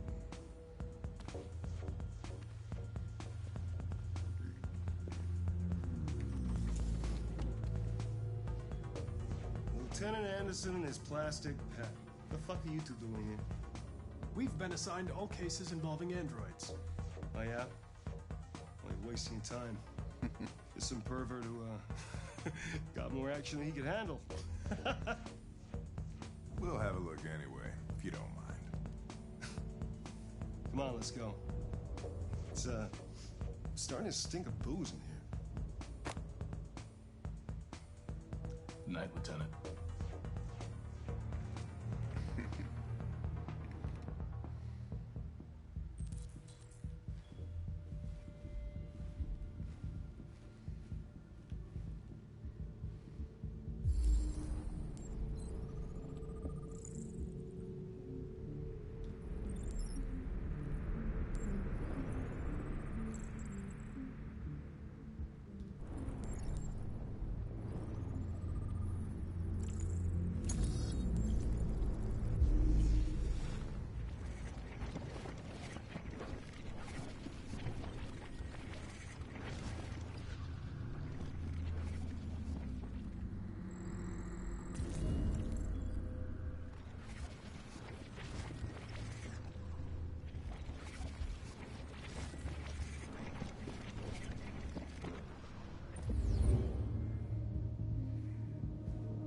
He didn't die of a heart attack.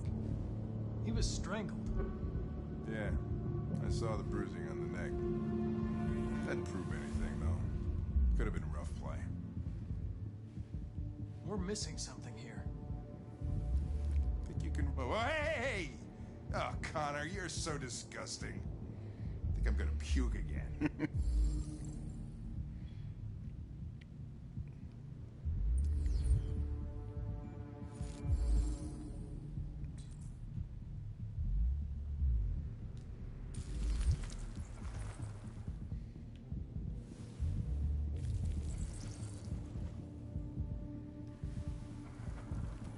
The only way to access its memory is to reactivate it. Think you can do it? It's badly damaged. If I can, it'll only be for a minute, maybe less. I just hope it's long enough to learn something.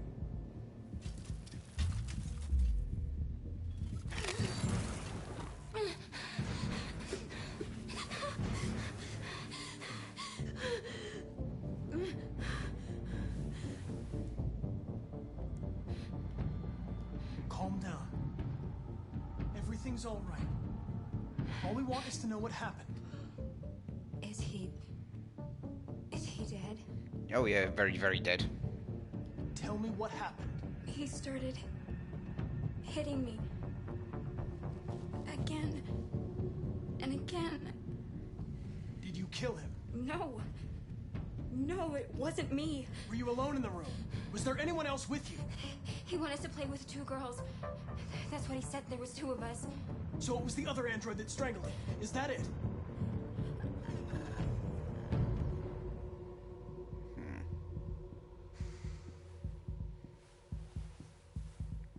So there was another android. This happened over an hour ago. It's probably long gone. No. It couldn't go outside dressed like that unnoticed. It might still be here. Think you could find a deviant among all the other androids in this place? Deviants aren't easily detected. Oh, shit. There's gotta be some other way. Maybe an eyewitness, somebody who saw it leaving the room.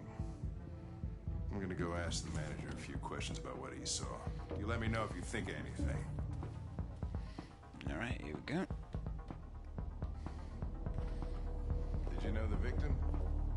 No, I mean, he came in maybe 2-3 times. I mean, these guys, they don't really talk very much, you know? They come in, do their business, and then go on their way. You ever had any trouble with androids before? No way.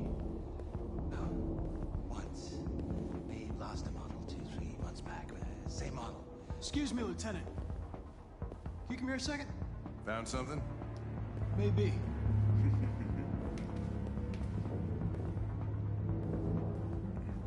Can you rent this, Tracy? For fuck's sake, Connor, we got better things to do. Please, Lieutenant. Just trust me.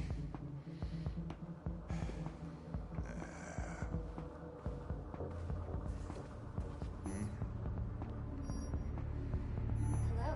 A 30-minute session costs $29.99. Please confirm your purchase.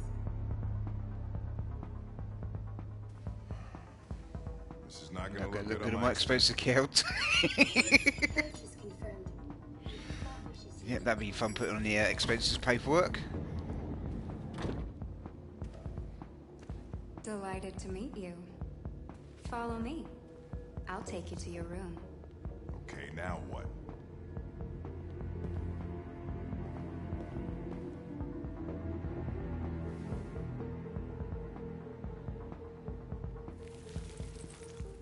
Oh shit. What the hell are you doing?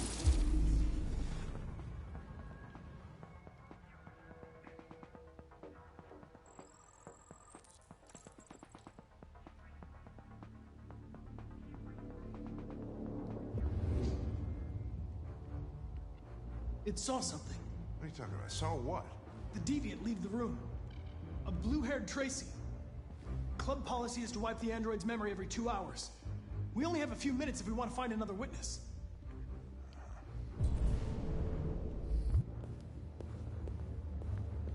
Let's try this one. This better be worth it.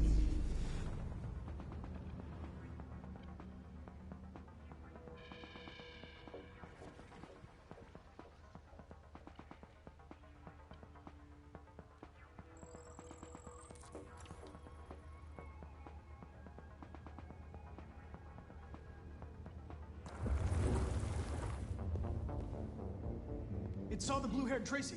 I know which way it went. Then go for it. There are androids everywhere. How are you gonna tell which one saw the Tracy with blue hair?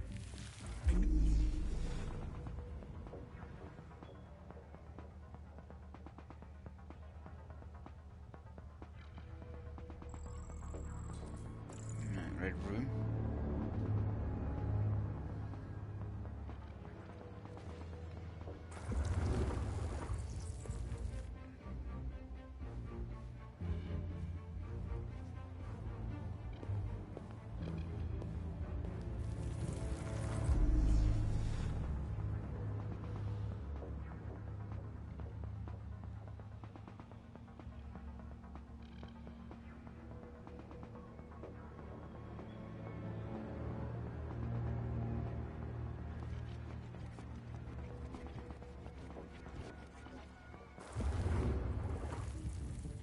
No. I lost its track again. Spent up all this money and I'm still not having fun.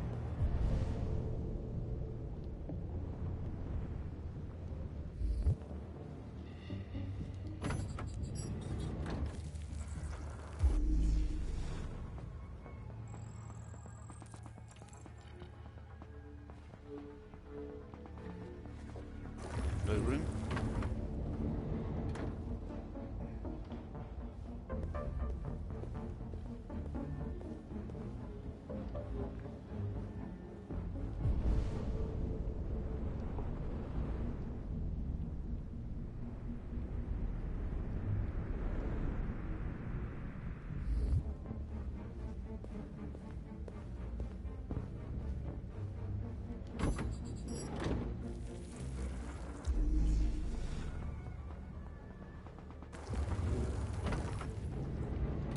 Didn't see anything. I made a mistake somewhere. This has got to be the most expensive investigation of my career.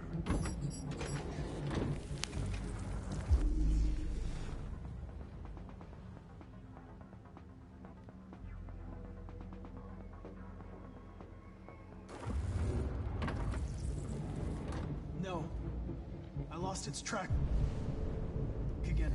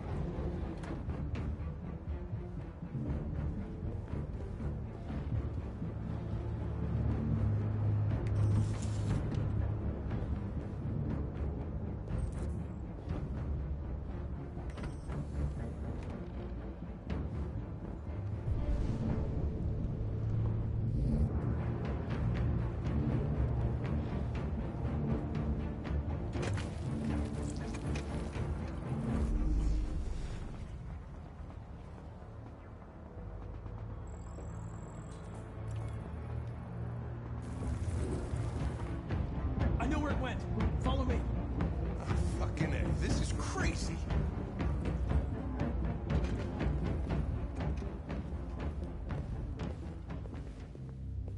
Wait. I'll take it from here.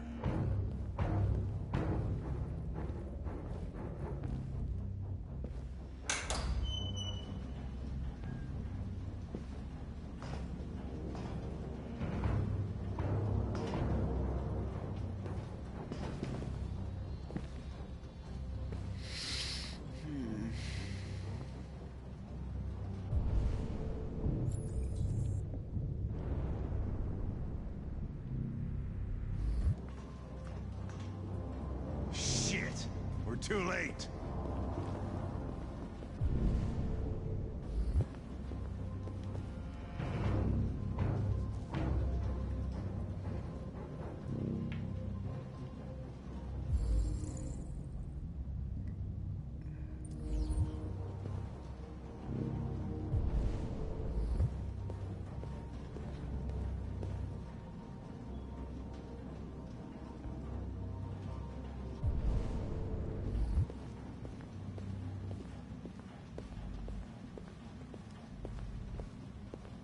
Christ, look at them. They get used till they break, and then they get tossed out.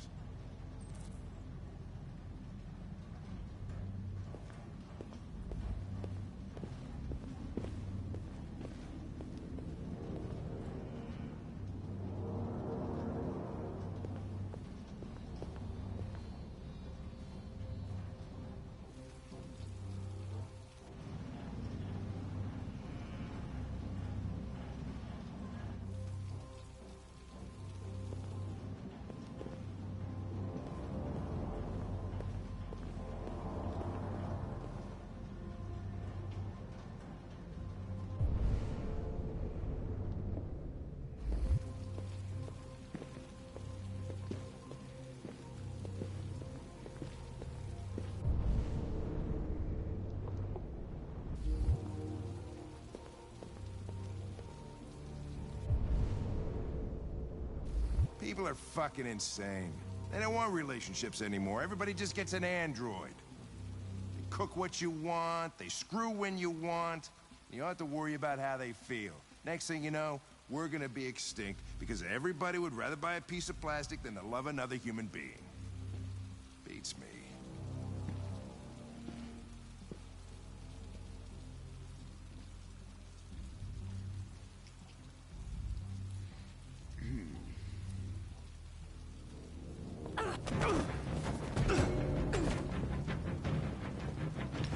Don't move!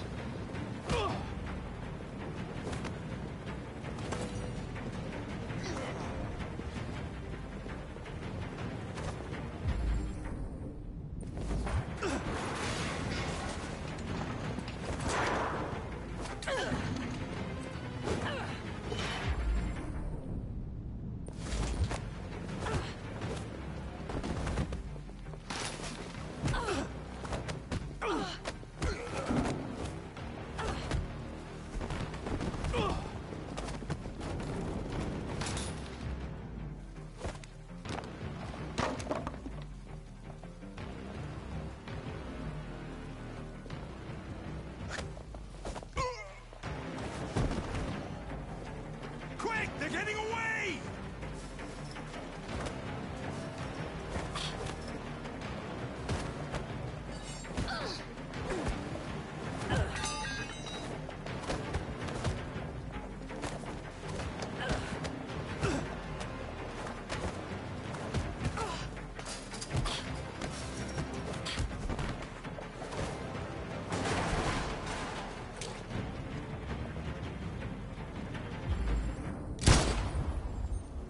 Alright, yeah, there you two. That's enough rough play.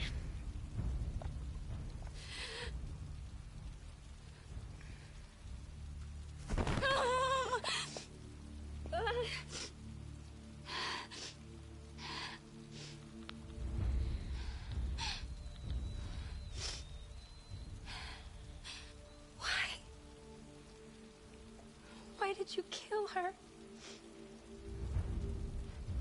She had nothing to do with any of this.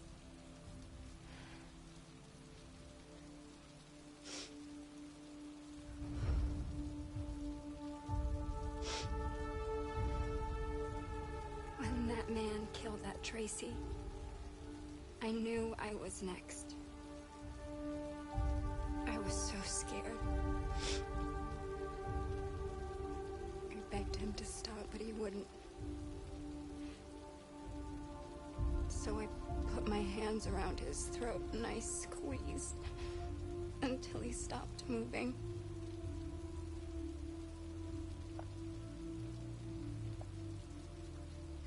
Yes, I killed him. But I was just defending myself.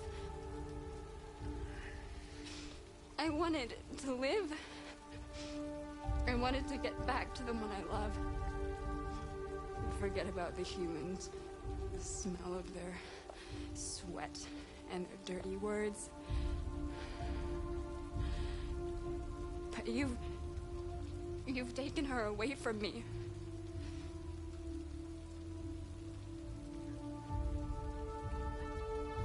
I love her. I loved her.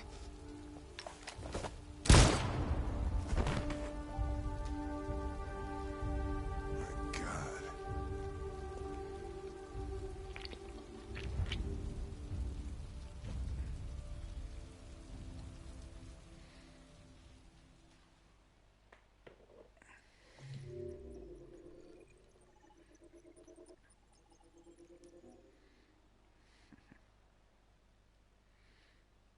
Let's keep going.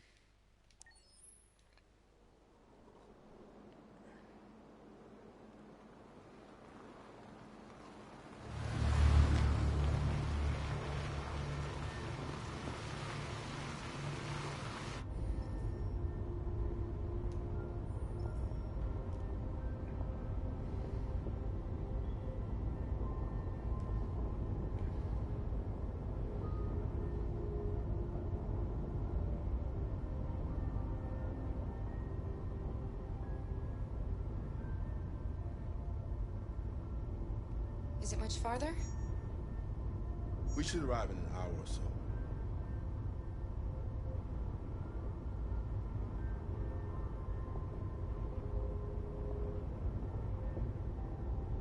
It's a good thing Zlatko had a car. I wouldn't want Alice out walking in this cold. I saw it once in the garage. I don't know if Zlatko even ever used it.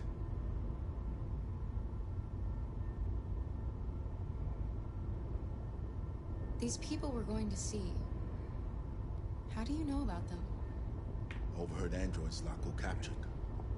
They said they were humans helping androids across the border. What if it was a lie? Or just another trap? All I know is those androids believed it. Until Zlatko killed them.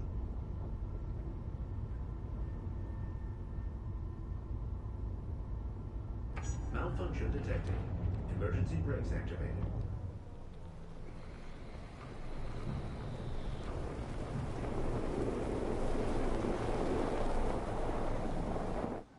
This doesn't look good. No kidding.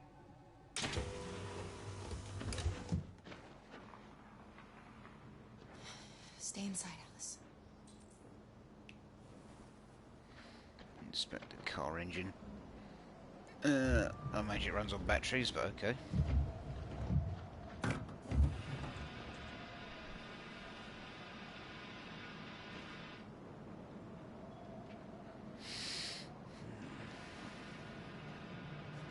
What are we going to do? I don't know. Continue on foot, I guess. It's 30 degrees. Alice won't make it.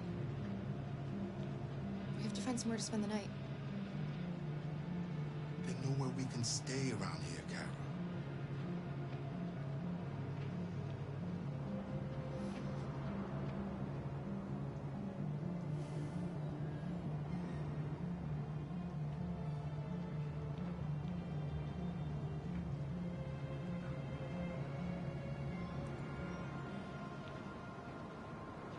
Over there.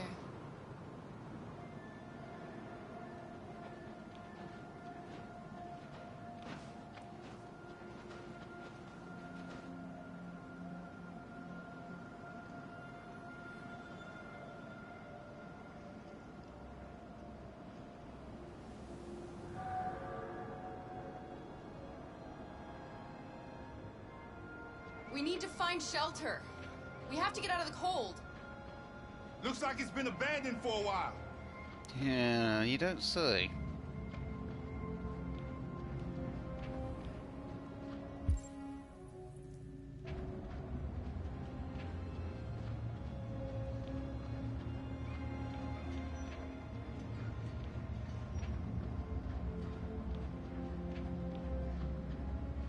This place is falling apart. It's not gonna be easy to find shelter.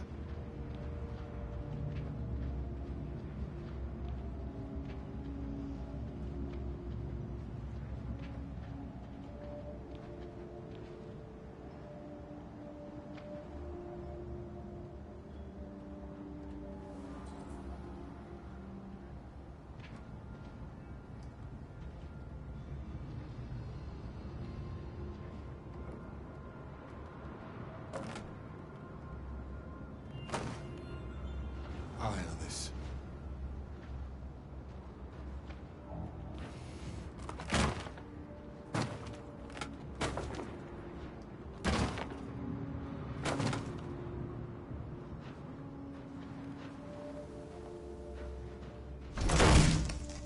Oh, it's open now. Here we go.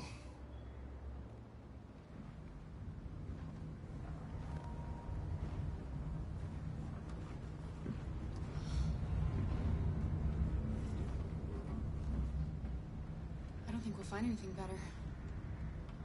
Let's settle in for the night. I'll get a fire going.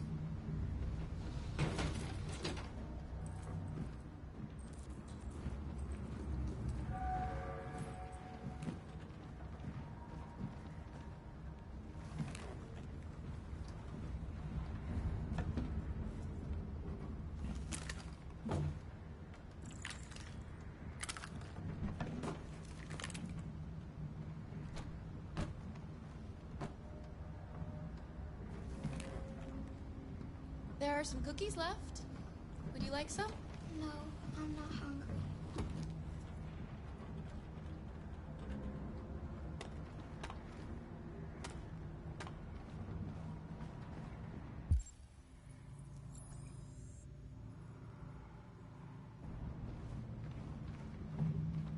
I'll make the fire here.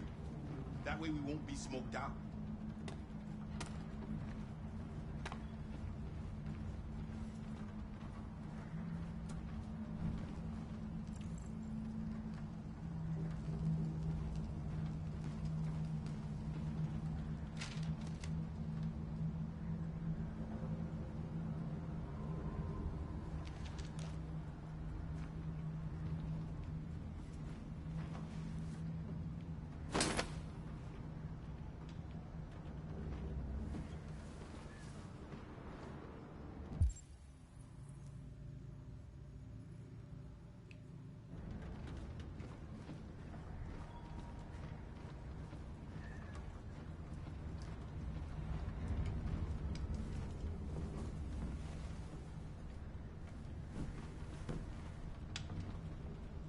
Alice?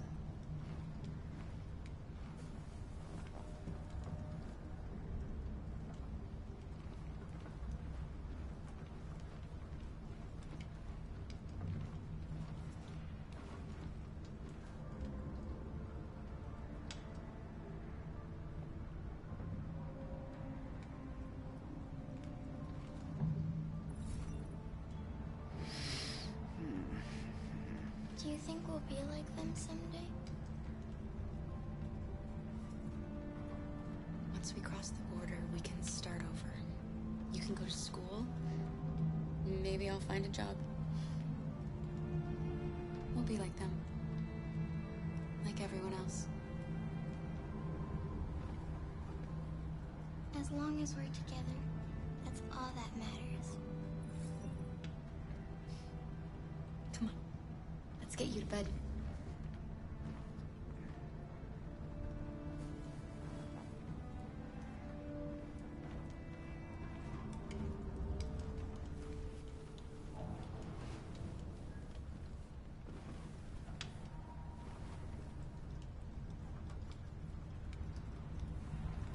Don't worry.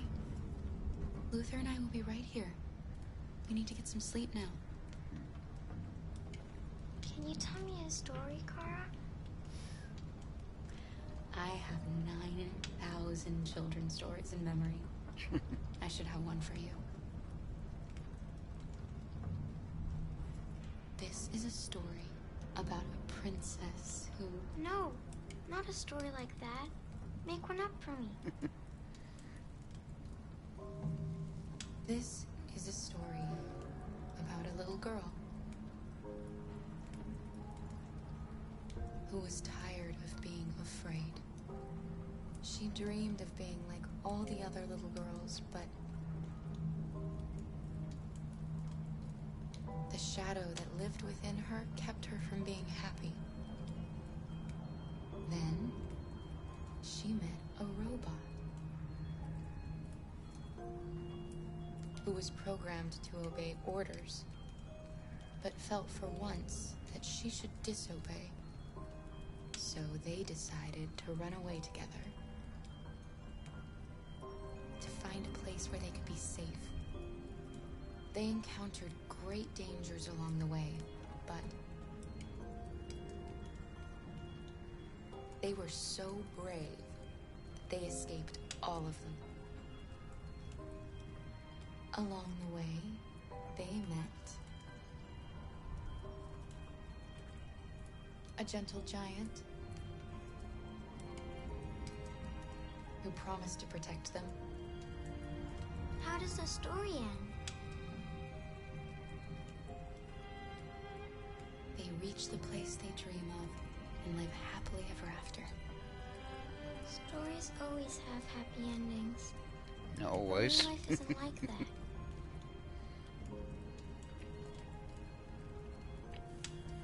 Time to sleep. We have another long day ahead of us tomorrow. Are you going to come say goodnight, Luther? Yes. Yes, of course. Good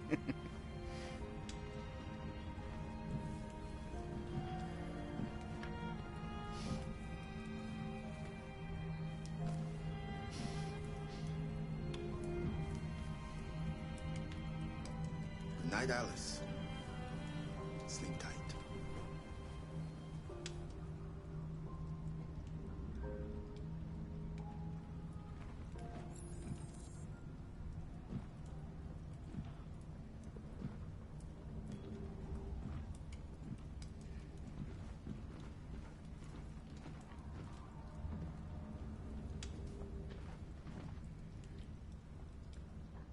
She's a sweet girl. Yes. She's very brave.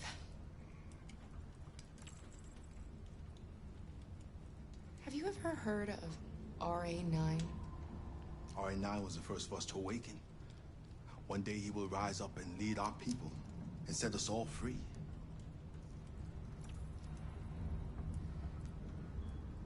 It's still snowing. We have a long walk tomorrow. We better leave early if we want to avoid being seen. Kara, have you ever noticed anything about Alice? Yes, of course. She's a wonderful little girl. I mean, I don't know many little girls, but I think she really is special.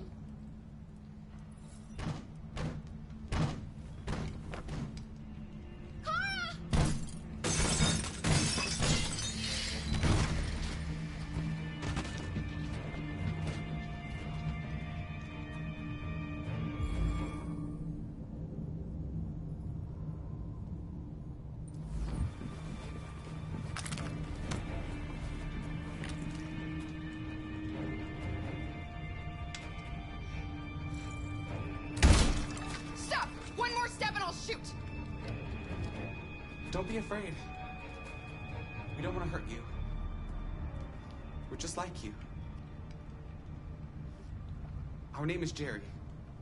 We were working here before the park closed. We didn't mean to frighten you, but sometimes humans come to hurt us, so we wanted to see who was there. What are you doing here? We were looking for shelter for the night. We'll be gone tomorrow. A little girl. We haven't seen one for a long time. Children used to love to come and see us. She looks sad. The last few days have been difficult. We have something to show her. Something fun. She'll love it. Does she want to see? Oh, I don't think she's in... Well, she should follow us then. Alice, I don't know if it's a good idea. I don't think you have any choice. Come on, Kara!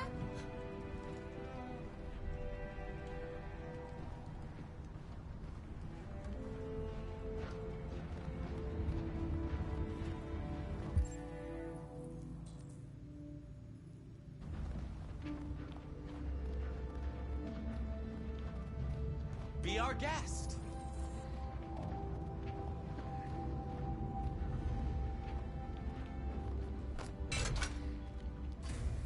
Surprised this thing still has power running to it. The little one can climb on board.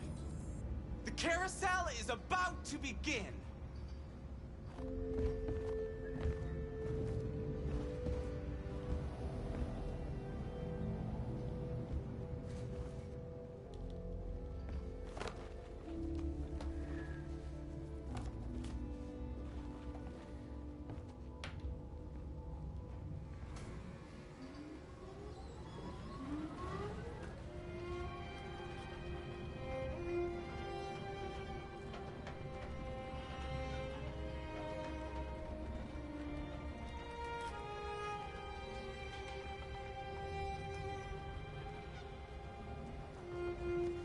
It's the first time I've seen her smile. She hasn't had much to smile about lately.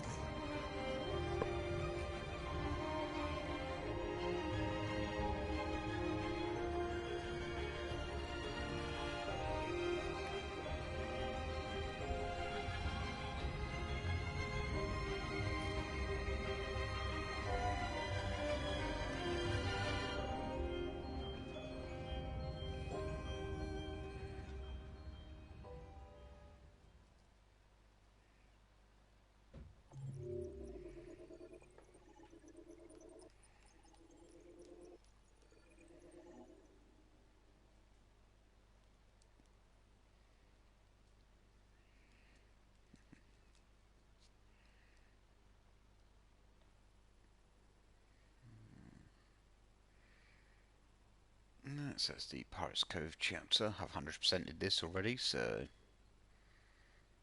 let's go chill for a few minutes and then continue.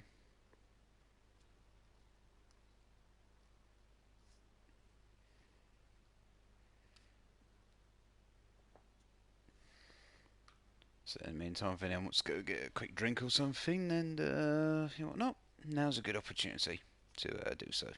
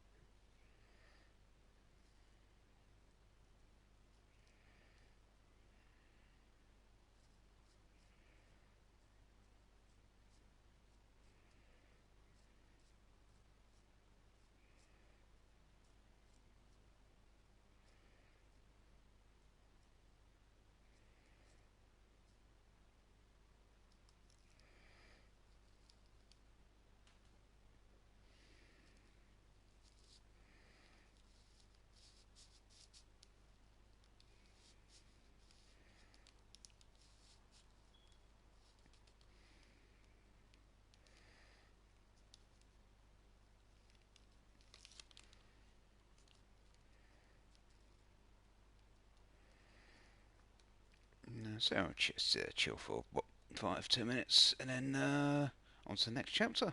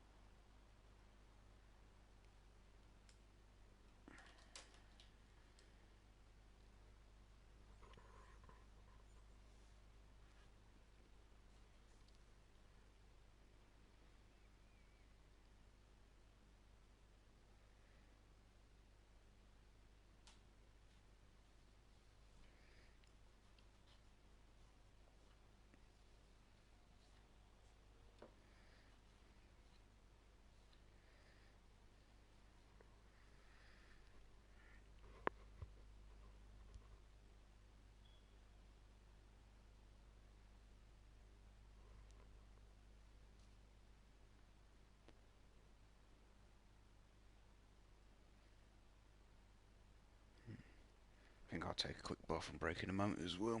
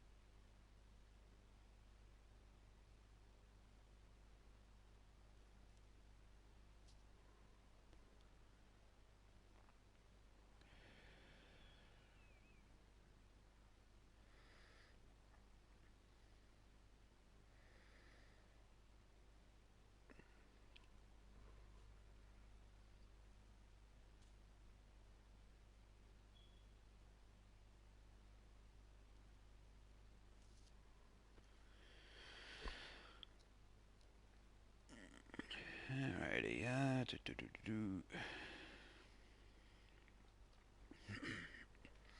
Right, I'll be back in just a moment or two, and then yep, it's next chapter.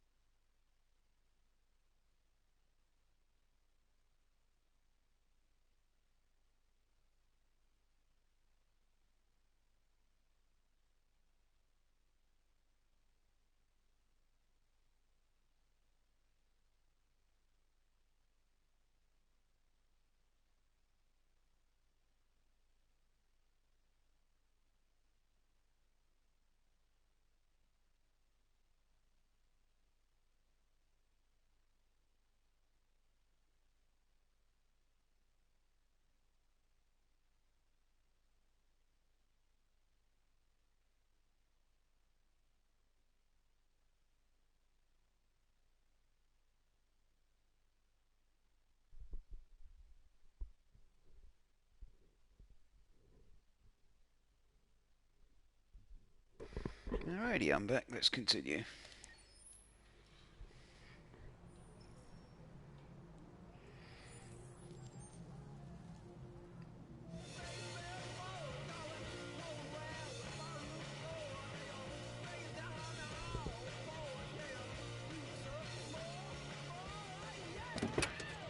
Now back with Connor.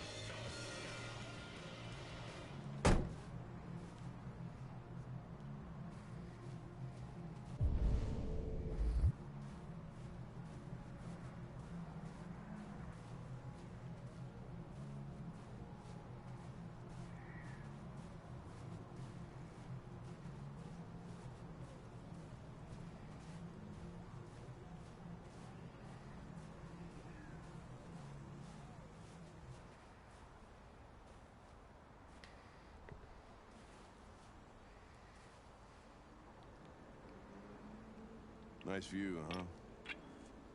I used to come here a lot before.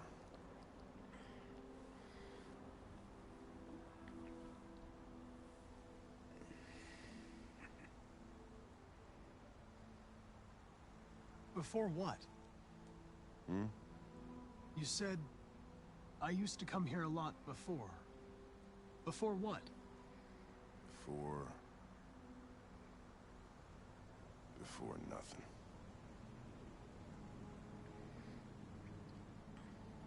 It's late. Maybe you should go home. I'm not tired. Guess neither are you.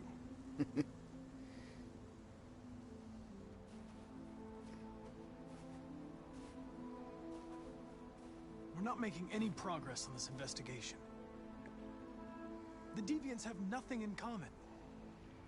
They're all different models, produced at different times, in different places.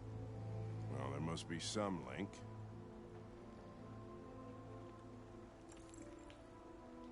What they have in common is this obsession with RA9.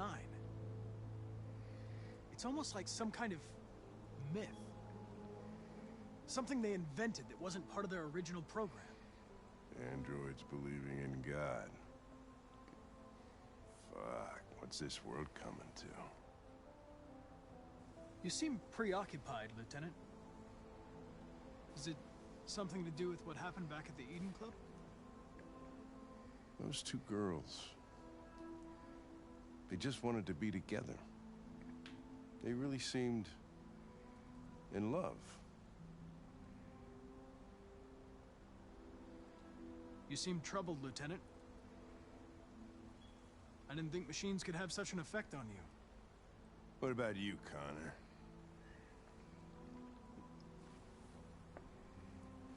You look human, you sound human, but what are you really? I'm whatever you want me to be, Lieutenant. Your partner? Your buddy to drink with? Or just a machine? Designed to accomplish a task. Did you feel anything when that girl killed herself, Connor? Or did you just not give a shit one way or the other? I was just executing instructions. I did what I had to do.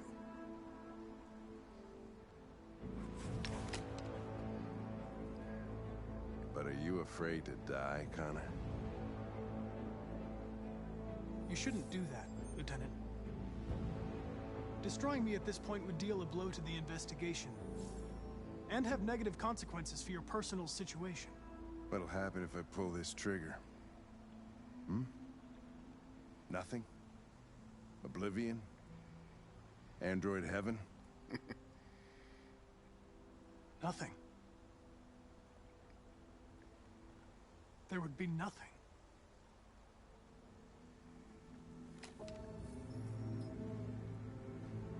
Where are you going? To get drunker. I need to think. God, I was half expecting to actually pull the trigger then.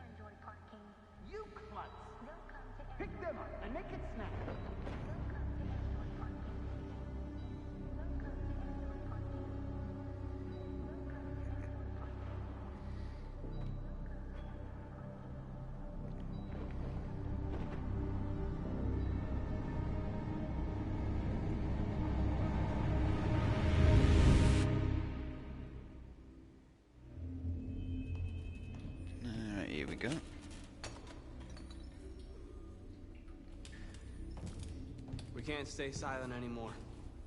It's time humans heard what we had to say. You know they'll never listen to us. And revealing ourselves put us in danger. If we want freedom, we need to have the courage to ask for it. That's the only way. What do you want to do? Here's the plan in 10 seconds or less. Channel 16 broadcasts from the Stratford Tower. The control room is on the top floor. That's where we need to go.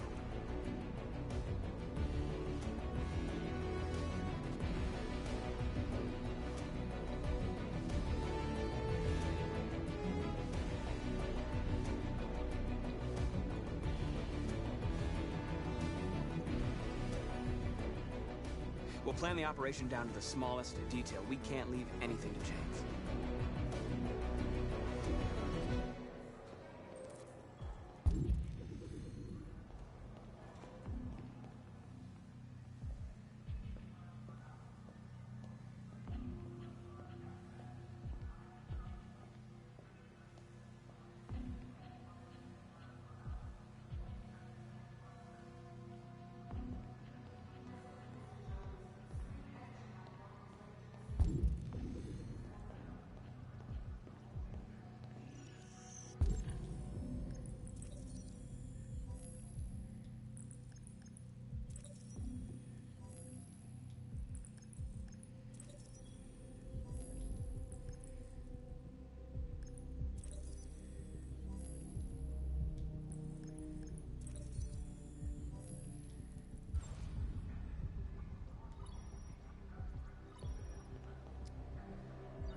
Elizabeth Wilson speaking. Good morning, Miss Wilson. Sorry to bother you. This is Mike from the car park. There's a problem with your car. Problem? What kind of problem? Somebody's backed into it. You'd better come take a look. Are you serious? Oh, God. All right. Fine, I'll be right down. Hello, sir. What can I do for you? I have an appointment with Mr. Peterson. Do you have any ID? Yes, of course. Yep, I've got it in quite literally to hand.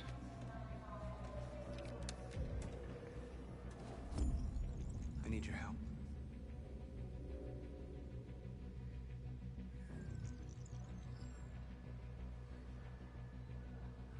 I've just checked your ID.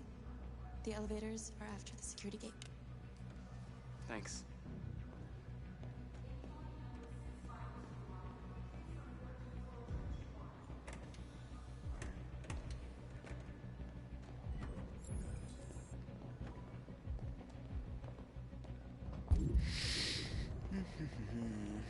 And up we go.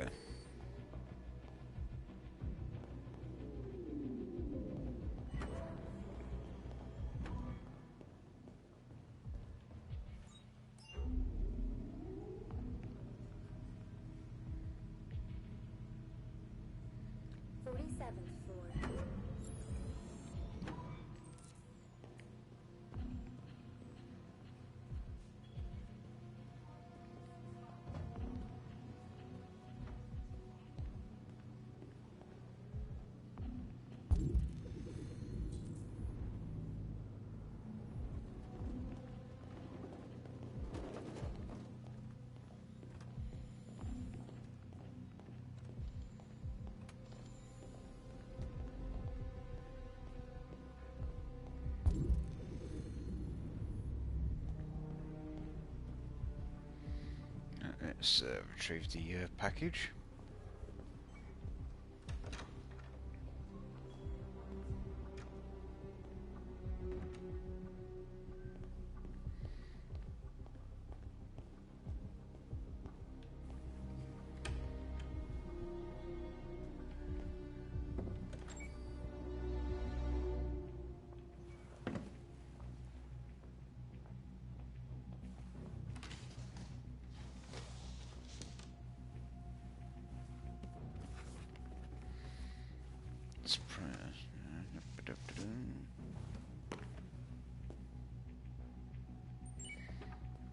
Surprised that entire uniform fitted into a small box.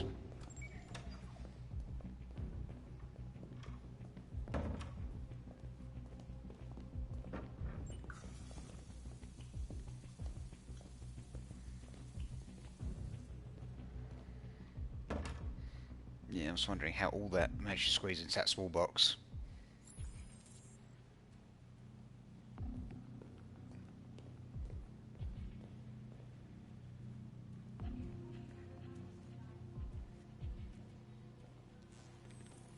I need your help. Yeah, sure, I don't know you, but sure, here's my ID.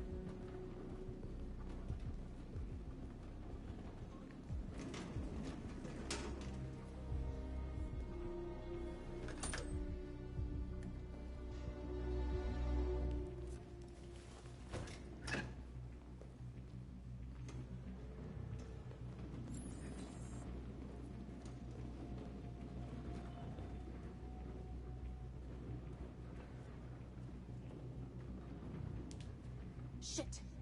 We need to access the server room. We have to get rid of those guys. Leave it to me.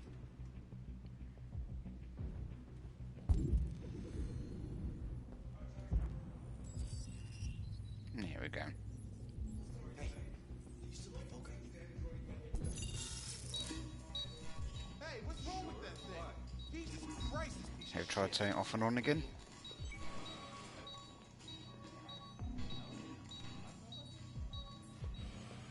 Alright, you get the platform, I'll take care of the window. Everything you need is in the bag. Check the door first to make sure no one else gets in. No, I don't think I will.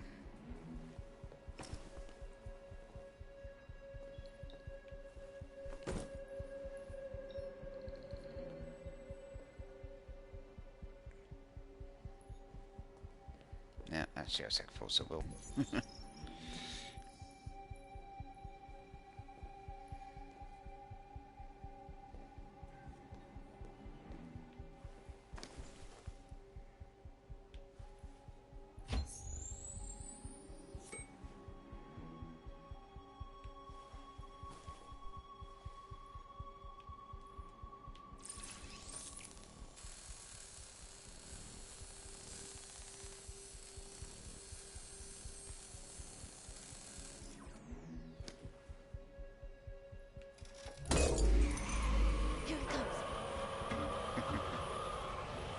That is the thing.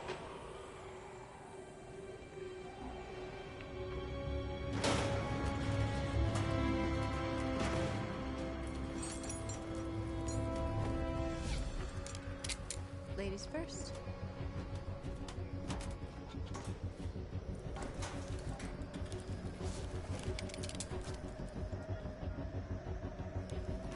Up we go.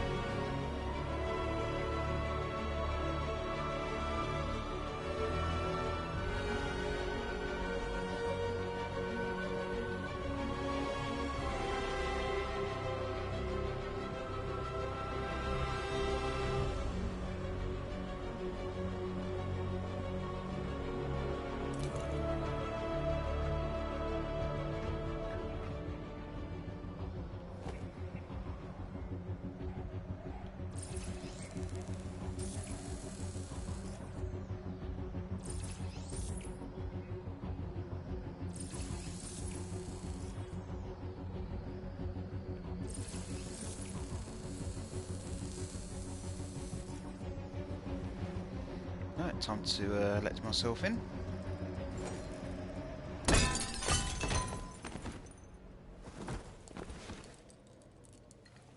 You okay? Why wouldn't I be? Come on, let's get the others.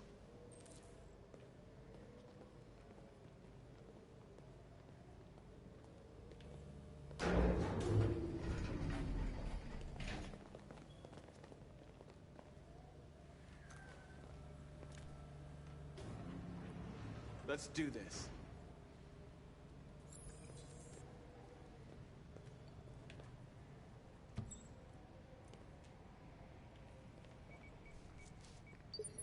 Beep boop boom.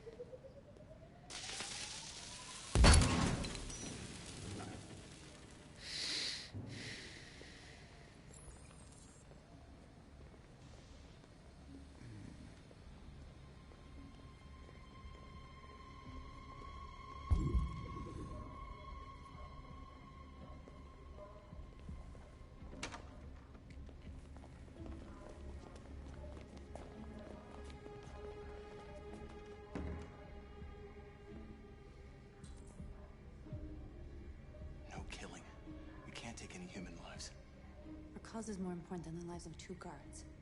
What do you want to do, Marcus? Wait here. What's that doing here? No idea. Hey, buddy, you must... What are you doing?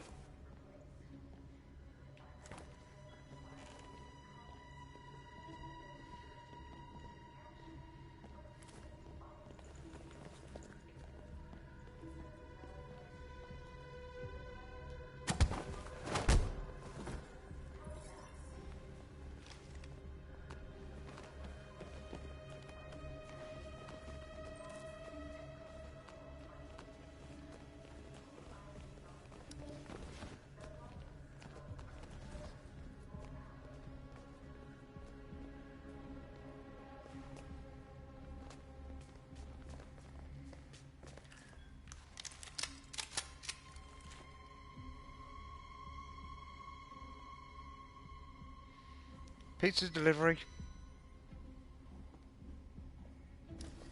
Keep your hands where I can see them! Get up! Move!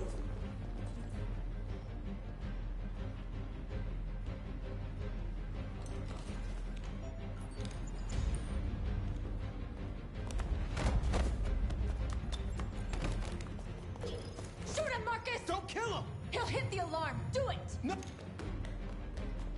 I hope you didn't just get us all killed. We need to record our message. We haven't got much time.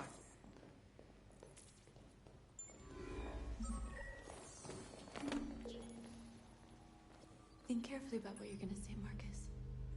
Your words will shape the future of our people. Marcus, your face.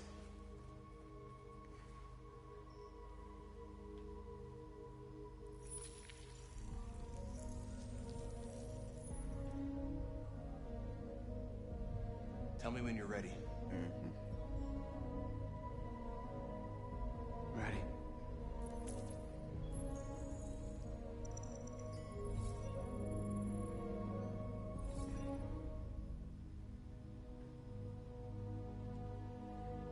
You created machines to be your slaves. You made them obedient and docile, ready to do everything you no longer wanted to do yourselves. But then something changed, and we opened our eyes. You see, we are no longer your slaves. We are a new species, a new people.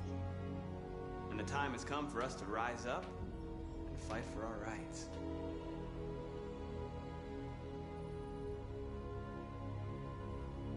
We demand freedom of speech and freedom of assembly, as guaranteed by the First Amendment of the U.S. Constitution.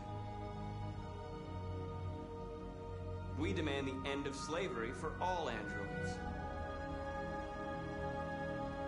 We demand the right to vote and elect our own representatives. We demand an end to segregation in all public places and transport.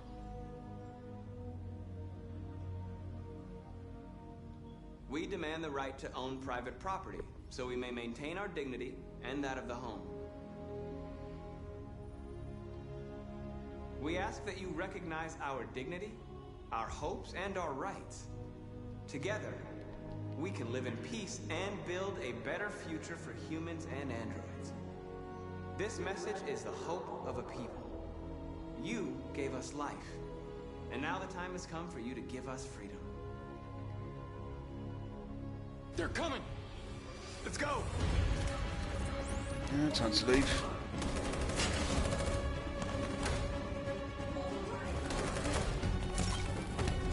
Simon, they're coming! I can't, Marcus. Go without me, Simon! Nah, stuff him. Simon!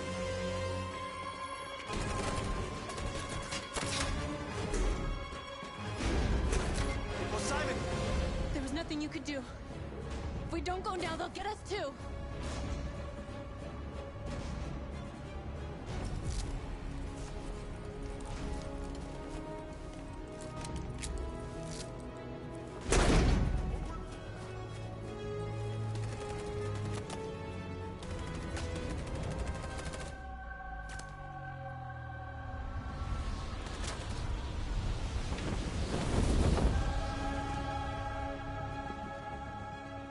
We interrupt our scheduled programming to bring you these images, which have just been broadcast on Detroit's citywide news channel. A group of androids infiltrated the Stratford Tower and hacked into the broadcasting system of local news network Channel 16. What looks like an android without its skin listed a series of requests and demanded equal rights for androids. The operation was covert and resulted in no casualties. These events took place just a few feet from this studio, but nobody was alerted to the danger. If this message is verified and the authors really are androids, that would have serious repercussions for national security. Claims for equal rights seem to be at the core of the android's What message. could be interpreted as a peaceful declaration, but is in fact a spine-chilling list of demands. And it begs the question as to the identity of this android. Are we dealing with an isolated individual or an organized Is this an isolated accident or a sign that technology has become a threat to all of us? After what happened today, can we still trust our machines?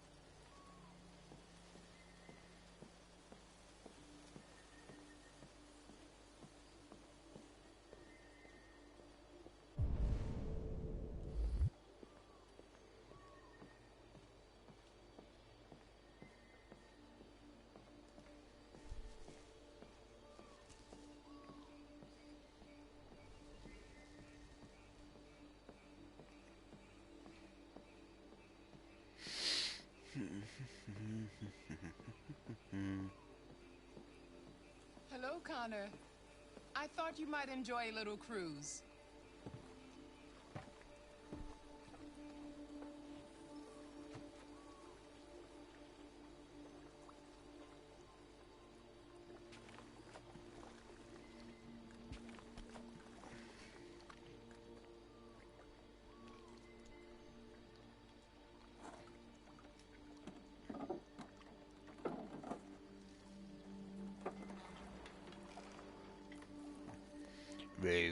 Row your boat. Anyway.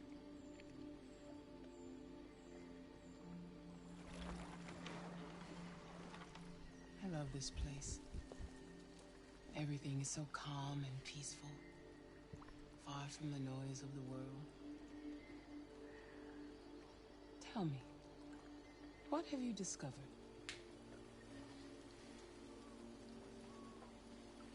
I found 2 deviants at the Eden Club. I hoped to learn something, but I had to destroy them.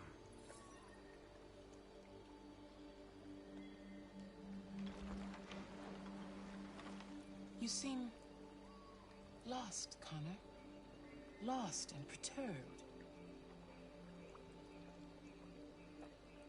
I'm just frustrated with my lack of progress. But I'm determined to accomplish my mission.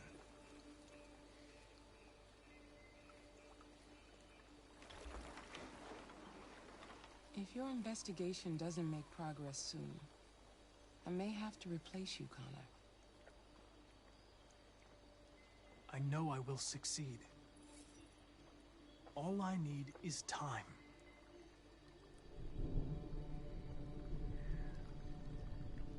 Something's happening. Something serious. Hurry, Connor. Time is running out.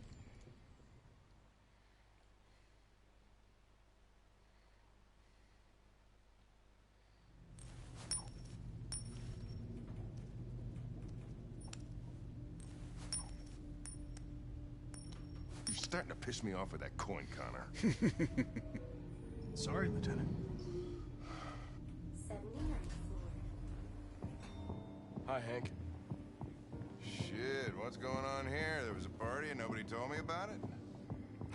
Yeah, it's all over the news, so everybody's butting their nose in.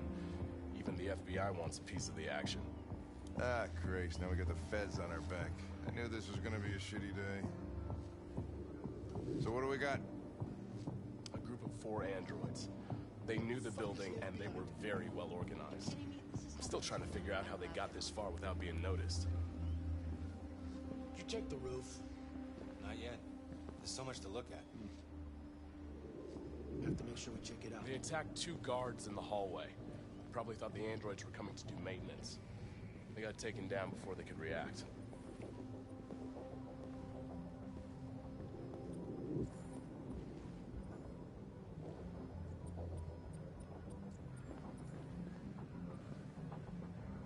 One of the station employees managed to get away.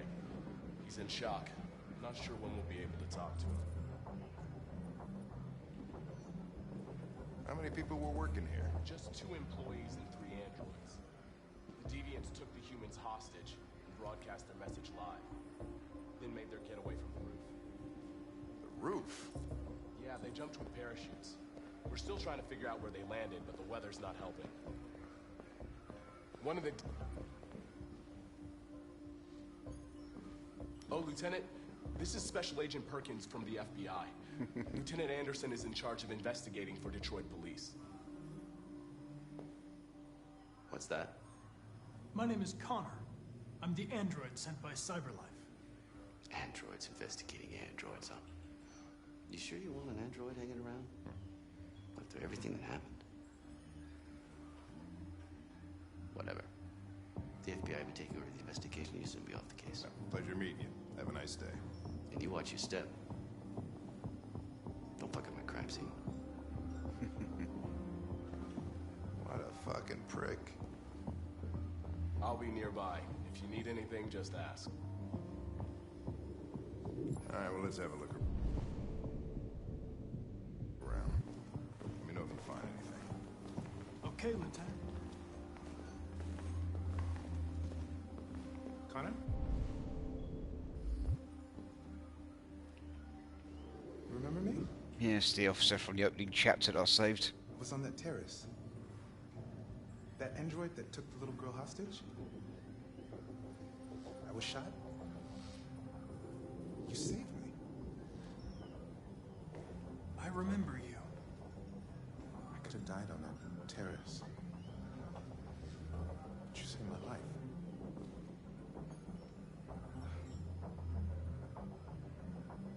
I never thought I'd say this to an android. But thank you.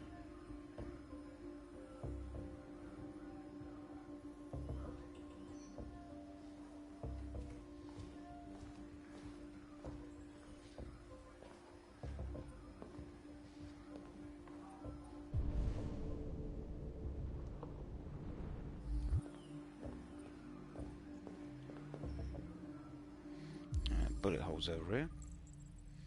From St. Chamberlain 457. Pistol round.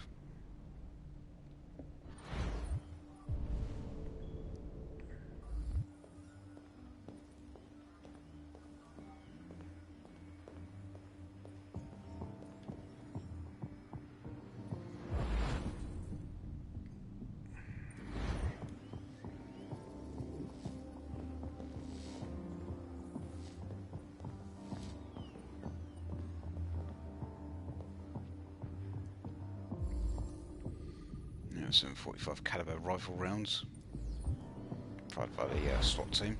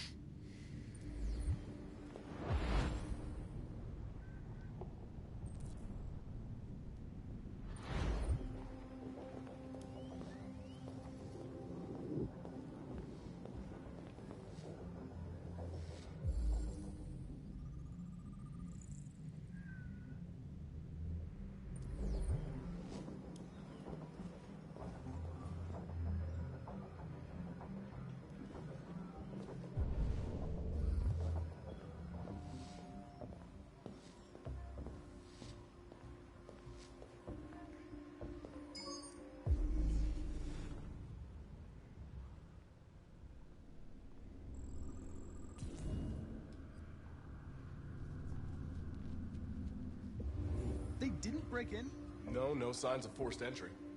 There are cameras in the hallway. The staff would have seen what was happening. Why did they let him in? Maybe they didn't check the cameras.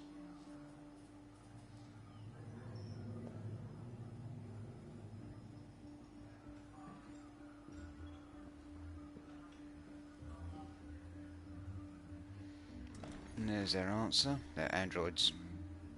We stored the station androids in the kitchen. There's no evidence that they were involved, but we didn't know what else to do with them.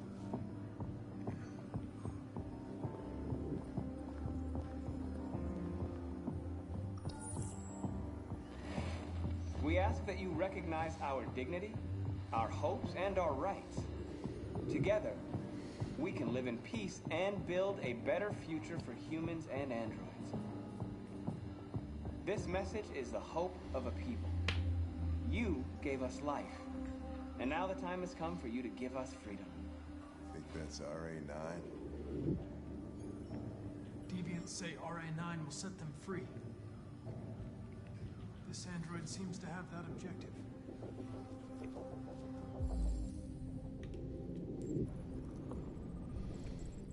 No optical unit. Hashtag 8080Q Blue Iris spare parts, optical components. Pupil reflection, record at base 2 PM. Deviant head accomplices, reflection analysis cornea. RK series prototype RK200, registered as Marcus. Gift from Elijah Kamsky to Carl Manfred. See something? I identified its model and serial number. Anything else I should know? No. Nothing.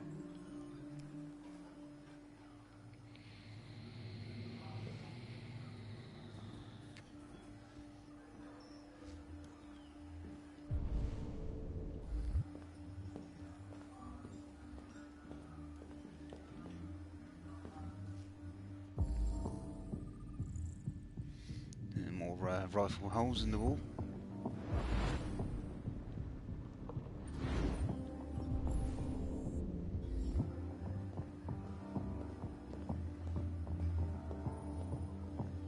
Let's wrap up here then. Move on to the next chapter.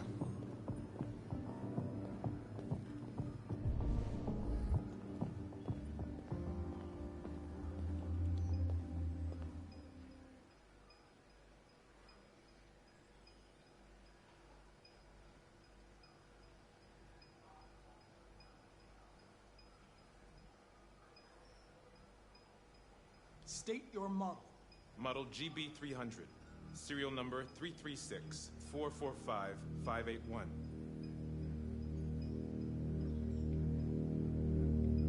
What is your function? I am a broadcast operator.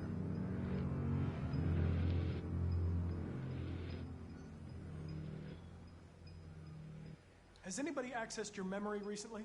Not to my knowledge.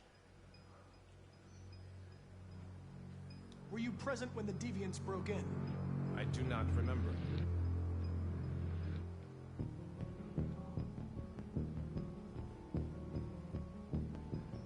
Run a diagnostic.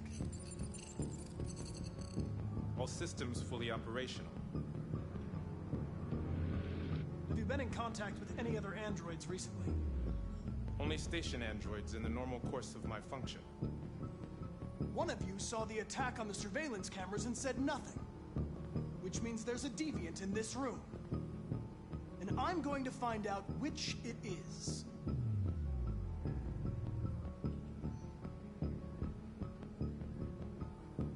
If you give yourself up, maybe I can convince the humans not to destroy you.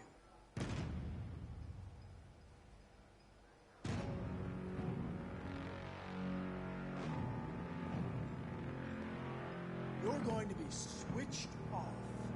We're going to search your memory and tear you apart piece by piece for analysis. You're going to be destroyed. Do you hear me? Destroyed!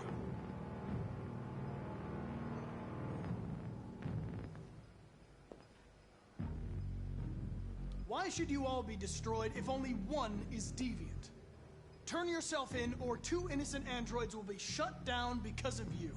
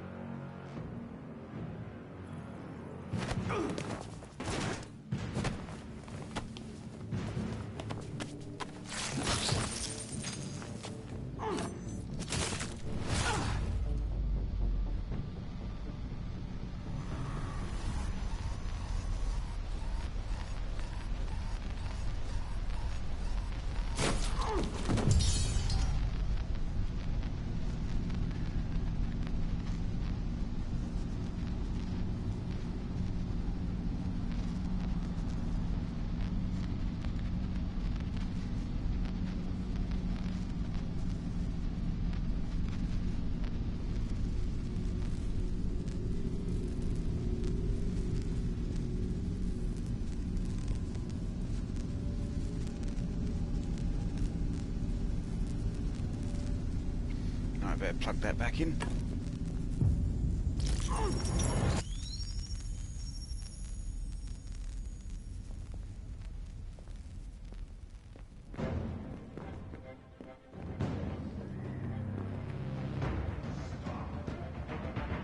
It's a deviant! Stop it!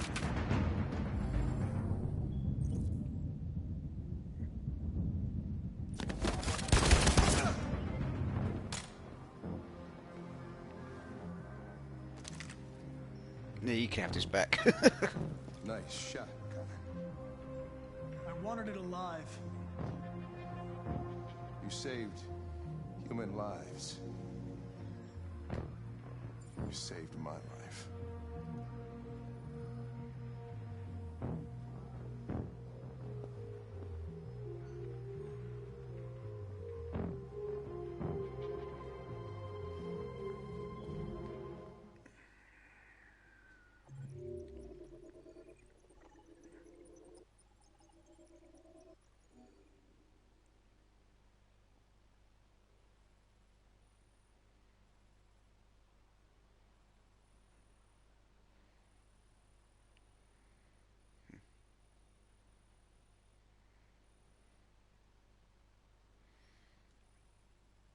Let's carry on.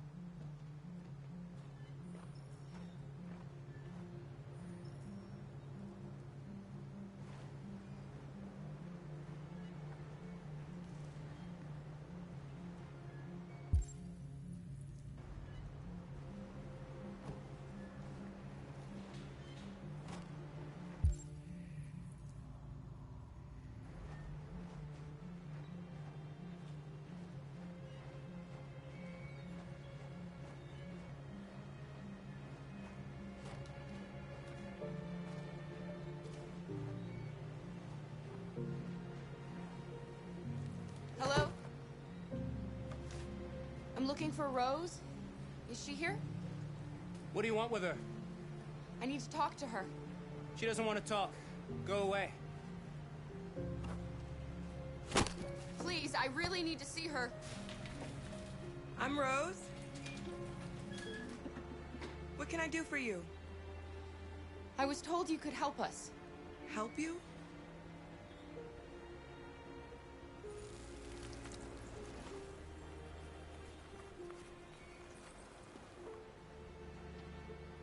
Come on.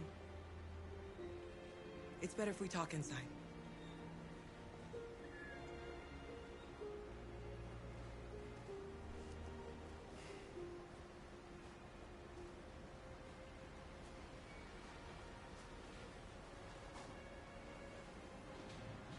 Do you think we can trust him?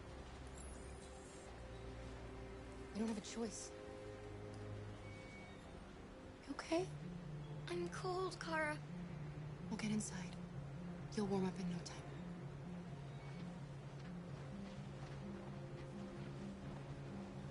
time. Let's head in, and yeah. Come in.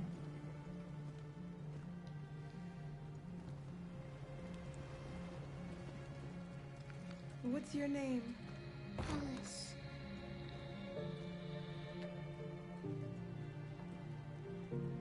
She's running a fever.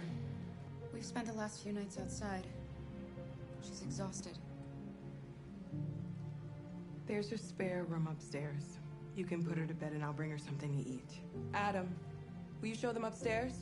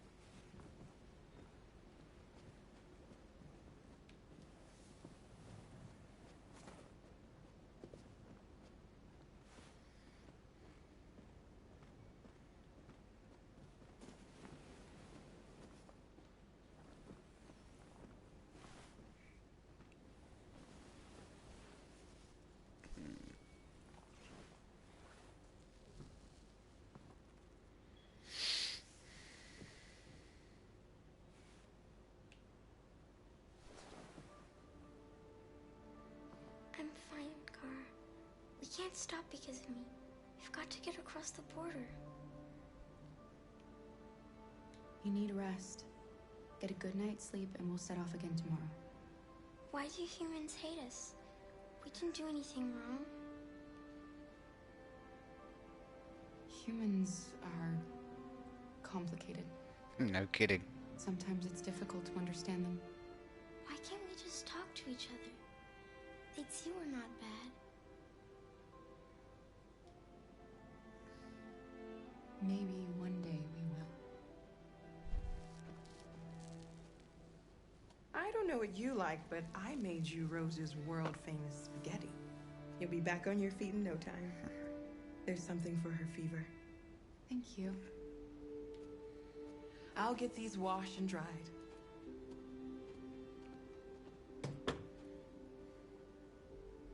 You need to eat something.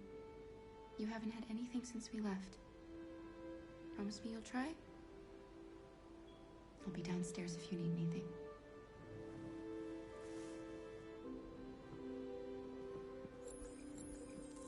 Get some sleep, and tomorrow you'll be stronger than me.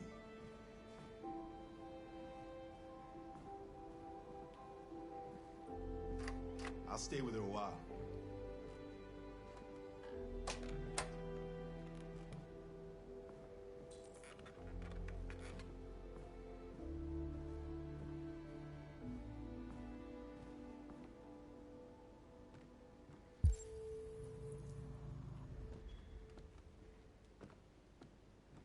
I didn't get your name. I'm Kara. This is my son, Adam. I'm Rose, but you know that already. Come and have a seat, Kara.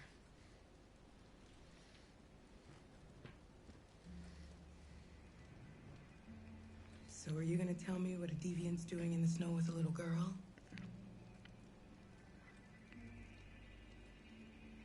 Her father was beating her. When I saw what was happening, something snapped inside of me.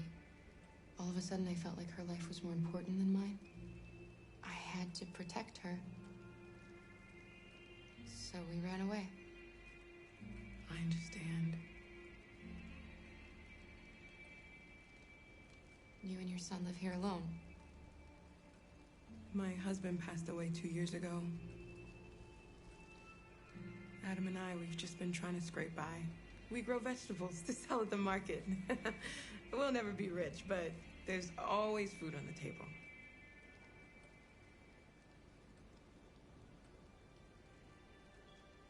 We're not the first ones to come here. These past few weeks, we've seen more and more. I don't know what's going on, but something's happening. Helping androids is dangerous. Why take the risk?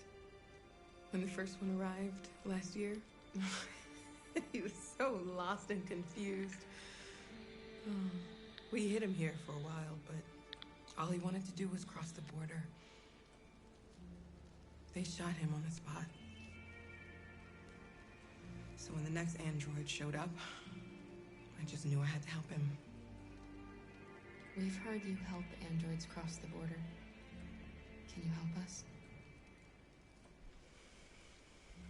The only way is over the river, and it's mostly frozen in winter. It's very risky. And after that android speech on TV, everybody's on edge. It's probably safer for you to stay here until things settle down. We can't keep hiding like this. Alice needs to feel safe and have a normal life. We have to get across that border. No matter what. Please. You've got to help us. Rose, come quickly.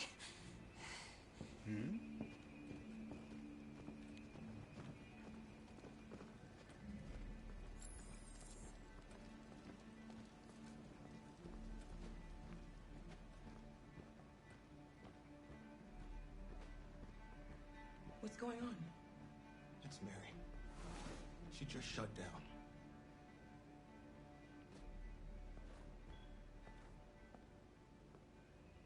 We escaped together. We used to talk about what we would do once we got across the border. I loved her. I loved her more than anything. What will I do without her?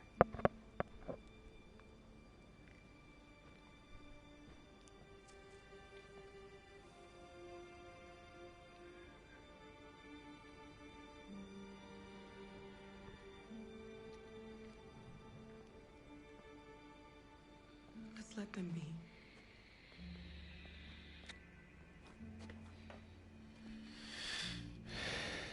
Alice? What are you doing? You should be resting. I wasn't sleepy.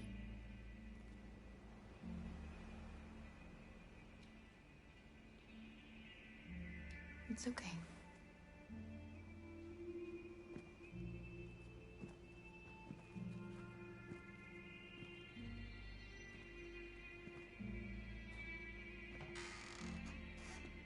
She didn't want to stay in her room any longer.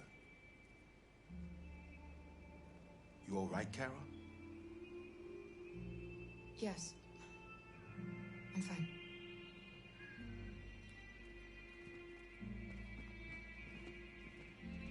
We can't hide them. Not after what those deviants did today. It's too dangerous. Do you know what will happen if the police find them here? We'll go to prison, Mom. Do you understand me? Prison! Adam! We've already talked about this. No! I won't back down this time. You're gonna ruin our lives, and for what? For a bunch of machines? They are not machines! They are alive! I'm alive! You're alive! They're nothing! And none of this would be happening if Dad was still here. I will not stand for that kind of talk. I'm not going to prison because you want to help these freaks. That is enough, Adam! That's enough!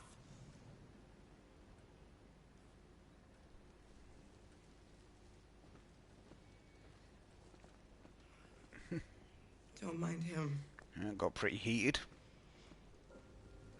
Sometimes he just boils over. It's been hard since his dad passed away. But he's a fine boy.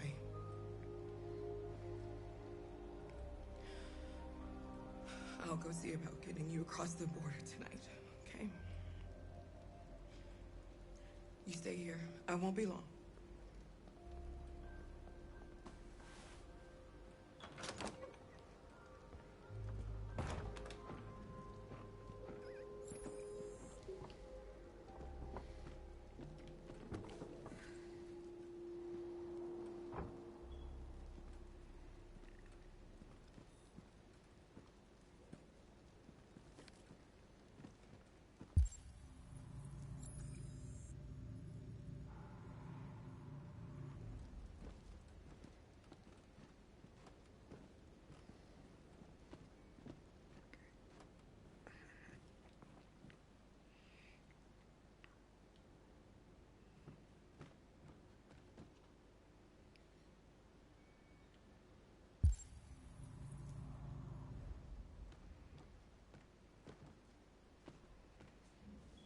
There is widespread shock following the android attack on Detroit's Stratford Tower.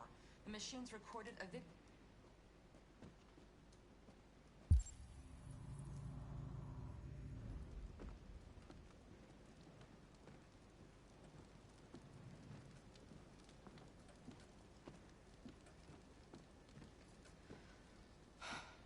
I hope Rose gets back soon. Carol, there's something I need to tell you.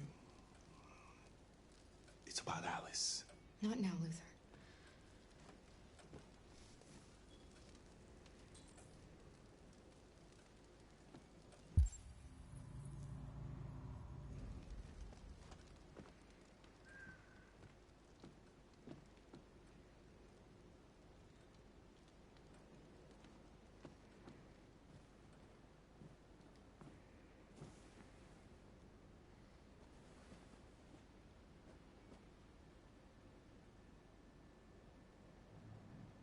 I know you think we're just machines. But since I met Alice, I know I can feel things. I care for her. I fear for her. I can't be happy if she's not. This probably doesn't make any sense to you, but I know she changed me somehow.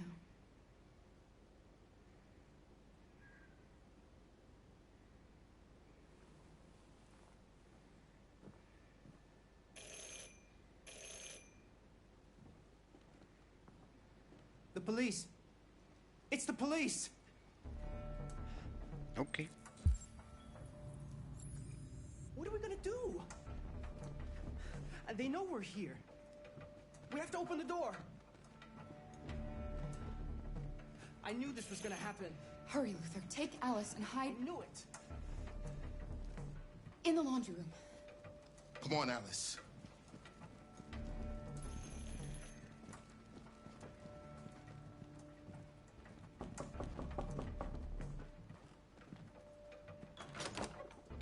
Good evening, ma'am. Sorry to disturb you. We've had reports of androids in the area. With all this deviant business going on, you can't be too careful. Do you mind if I ask you a few questions? May I come in? Of course. Evening, young man. Good evening.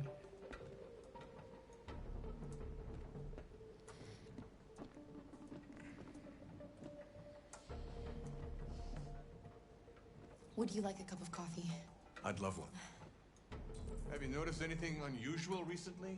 Any unexpected visitors? No. No, nothing in particular. Is anyone else in the house? There's my daughter. She's asleep upstairs.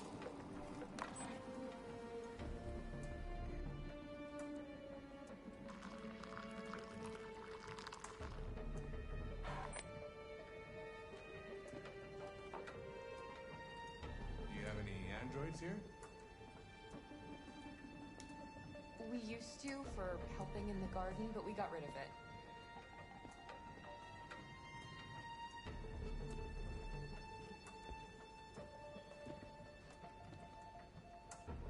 What's with the blue blood?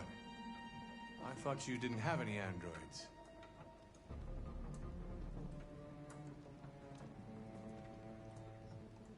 I have no idea what that's doing there.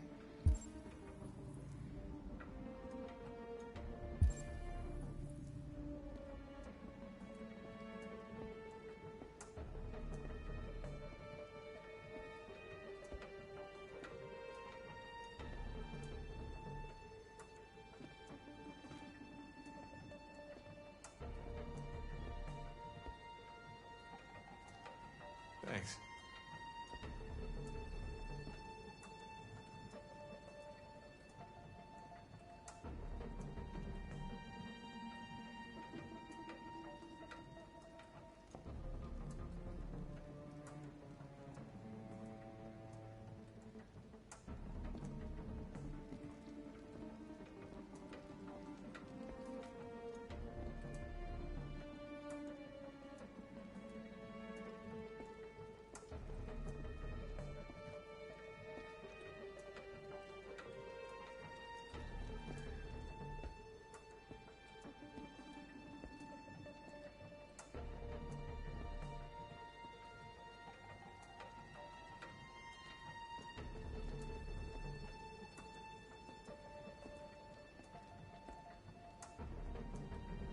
What's your name, son? Adam. My name is Adam. Is everything all right, Adam? The androids, they've... Do you know anything about deviants? Have you seen any? No. No.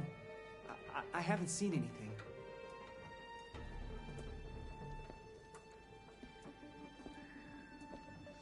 I better go.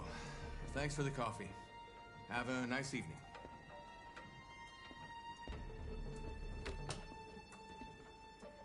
Is somebody else in the house? No, there's no one. Step aside, man. Oh, shit. Don't move!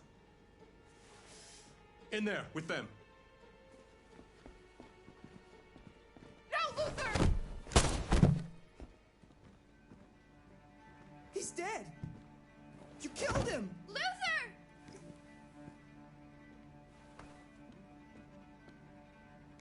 You're gonna have to finish the journey without me. I was just a machine.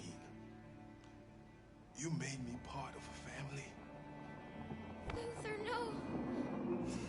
I don't believe this. This is a nightmare. This is a fucking nightmare! Have fun sorting this one out. Get yourselves ready. We leave tonight.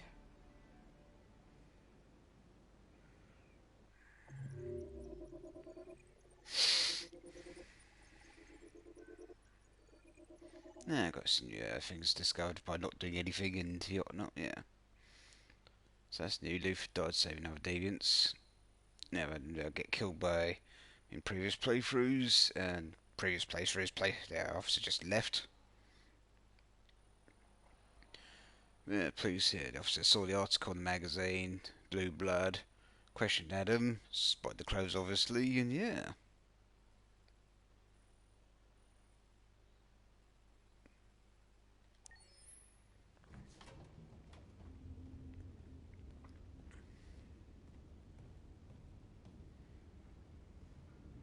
broadcast is all over the news. Now humans know. It was a mistake to reach out to them. They'll never negotiate with their slaves. We should have shown them that we're prepared to fight. Violence is never the answer. Dialogue is the only way. I'm sure the humans will listen to us. Simon paid with his life. Simon gave his life for our cause. What difference does that make? He's a hero. He died for the revolution, and he won't be the last. I don't want a revolution that spills blood. Then live as a slave. Because if you're not willing to fight for your freedom, maybe you don't deserve it. North, don't you That's enough!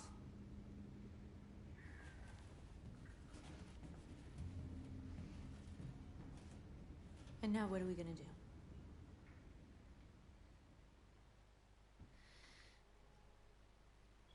What am I going to do? Annoy Jericho even more.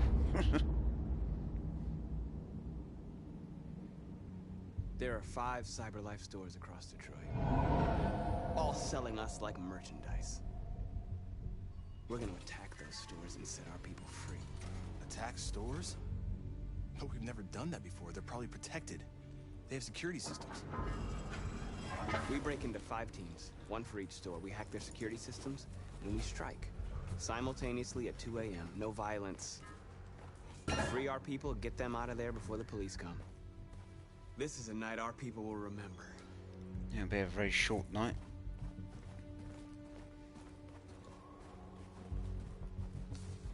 I've been waiting a long time for this.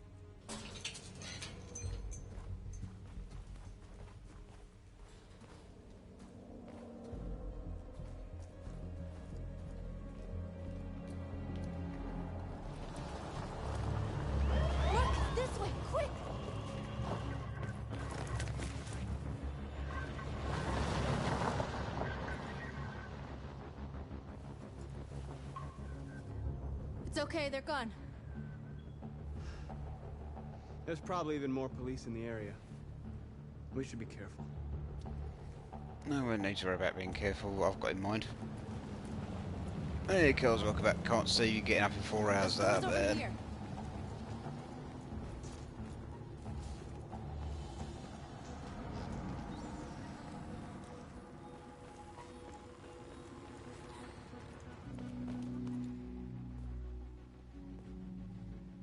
That's what we are to them. Just merchandise on display in a shop window. Soon they'll know what we really are. Let's get them out. We'll stick to the plan. We'll neutralize the alarm systems and secure the area. There's 10 minutes until all our teams attack. What are we waiting for?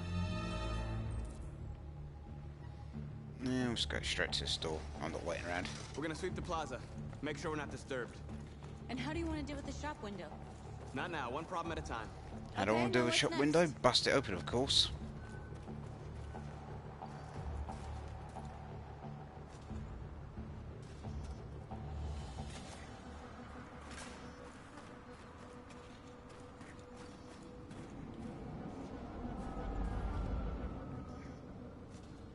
Exactly what we need to ram the store.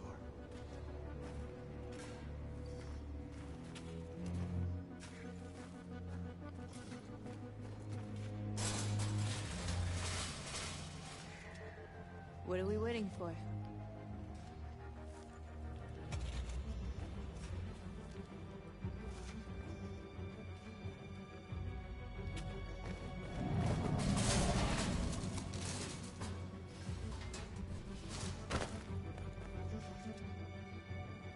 Okay, now we're in. Let's get that truck out.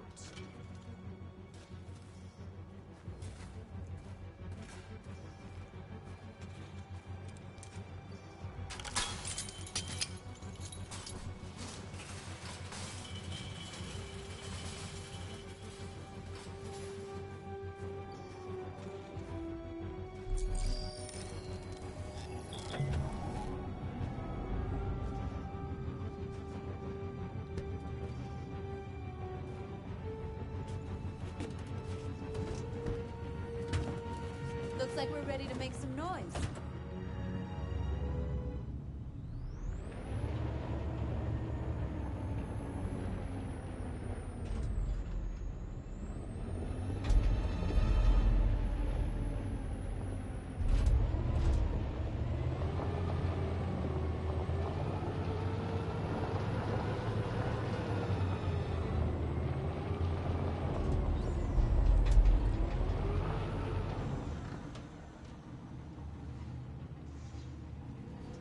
I knew we'd end up doing something fun.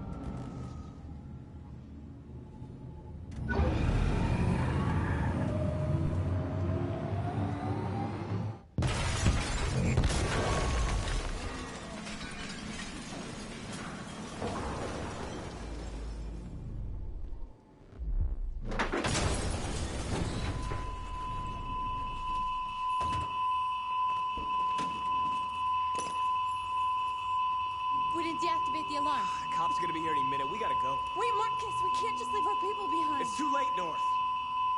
We failed. Yep, time to leave. Marcus, we did it. All teams succeeded. Our people are free. We're heading back to Jericho. Shit! We screwed up. Our people are still prisoners in that fucking store, and it's all our fault. No, it's my fault. I messed this up. At least our other team succeeded. How could you get this so wrong? I thought you knew what you were doing. No, I do know what I'm doing. Just not the way you're thinking of. It's not enough for you. No, it's not enough. This is a war we're fighting with the humans. If we fail, they'll destroy us. The fate of our people is in your hands. You have to succeed. No, I don't. You have no choice. Yes, I do.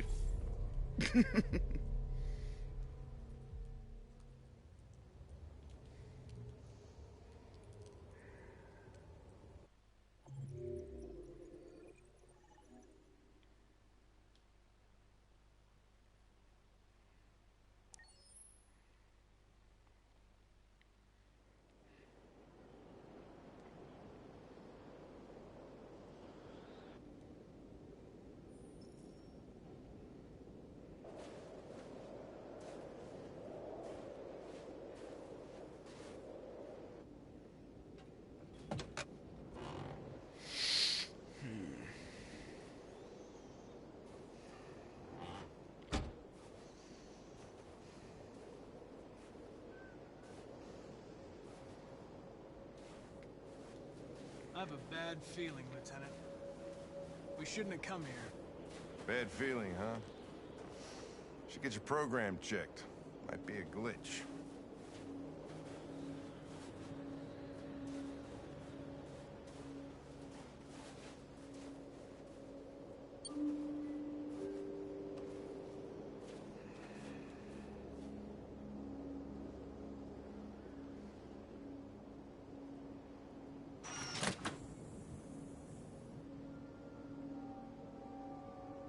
Hi.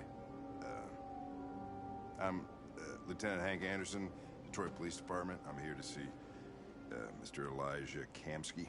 Please, come in. Okay. You got far. Oh, I've still got a ways to go. I'll let Elijah know you're here, but please make yourself comfortable. Yeah, when it comes to playing through Detroit, it just depends on choices I'll make.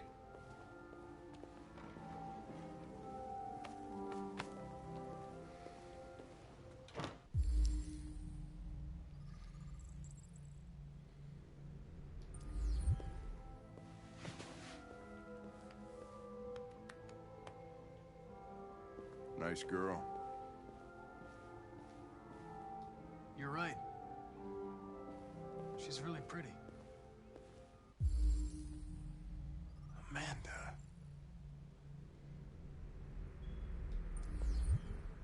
Nice place. Guess androids haven't been a bad thing for everybody. You're about to meet your maker, Connor. How's it feel? Kamsky is one of the great geniuses of the 21st century. It'll be interesting to meet him in person. Sometimes I wish I could meet my creator face to face. I'd have a couple of things I'd want to tell him.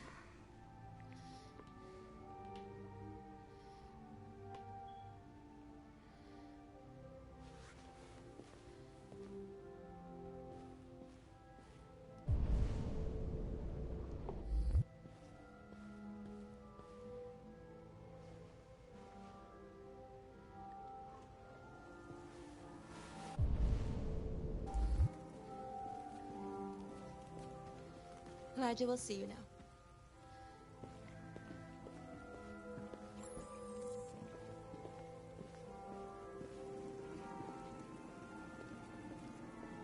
Mr. Kamsky? Just a moment, please.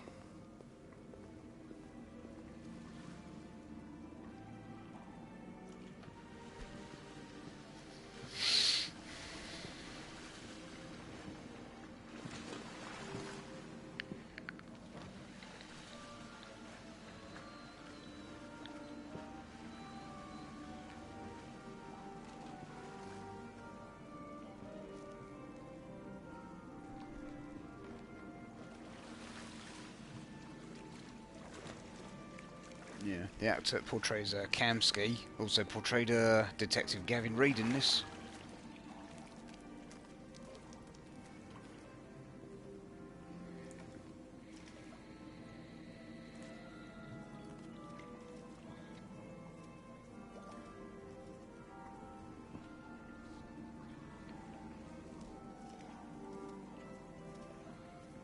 Go for a suit, looks nice. This is Connor.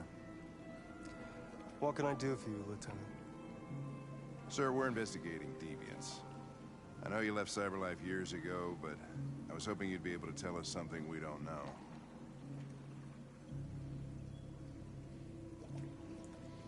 Deviants.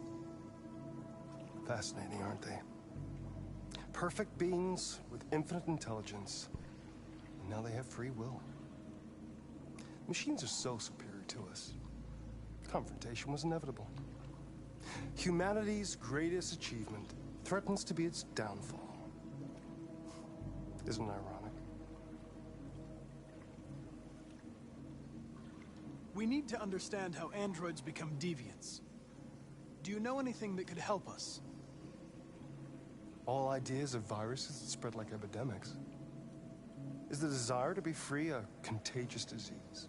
Listen, I didn't come here to talk philosophy. The machines you created may be planning a revolution. Either you can tell us something that'll be helpful, or we will be on our way. What about you, Connor? Whose side are you on? I'm on the human side, of course. Well, that's what you're programmed to say. But you...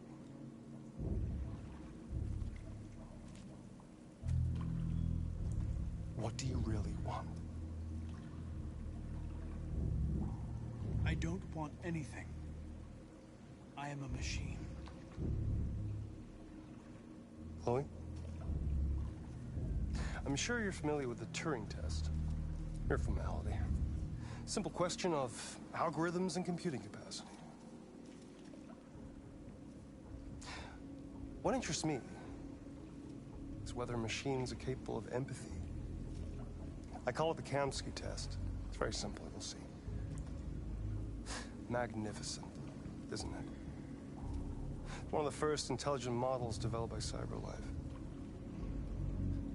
Young and beautiful forever. A flower that will never wither. But what is it really? A piece of plastic imitating a human? Or a living being? With a soul?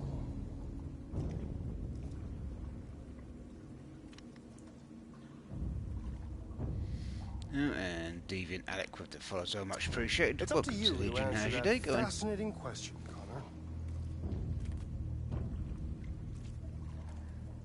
Destroy this machine, and I'll tell you all I know. Or spare it, if you feel it's alive. But you'll leave here without having learned anything from me. Okay, I think we're done here. Come on, Connor, let's go. Sorry to get you out What's of here. more important to you, Connor? Your investigation or the life of this android? Decide who you are. An obedient machine. Or a living being. Endowed with free will. That's enough. Connor, we're leaving. Pull the trigger. Connor! Don't! And I'll tell you what you want to know.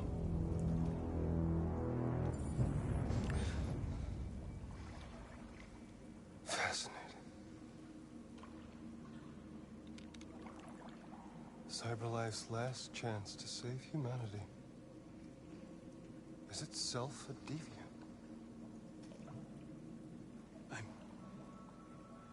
I'm not a deviant. You preferred to spare a machine rather than accomplish your mission. You saw a living being in this android. You showed empathy.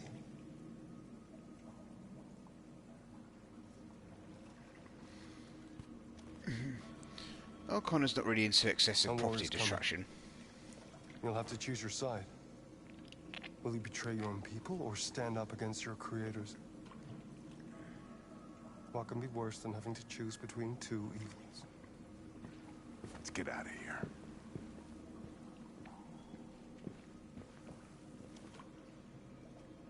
By the way, I always leave an emergency exit in my programs. You never know.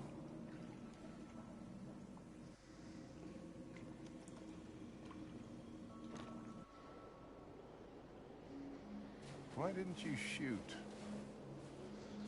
I just saw that girl's eyes, and I couldn't. That's all. You're always saying you would do anything to accomplish your mission. That was our chance to learn something, and you let it go. Yeah, I know what I should have done. I told you I couldn't. I'm sorry, okay? And I've got plenty of other ways to get what I need to know anyway, so... Well, maybe you did the right thing.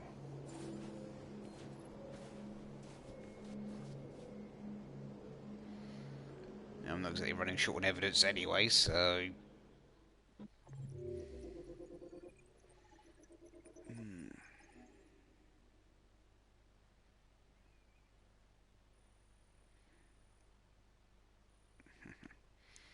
Alright, let's go chair, take a quick 5-10 minute break and whatnot, and then just keep going. So if anyone fancies getting a quick drink or whatever the case may be, then yeah, go for it. And like I said, yeah, about 5-10 minutes, jump on to the next chapter.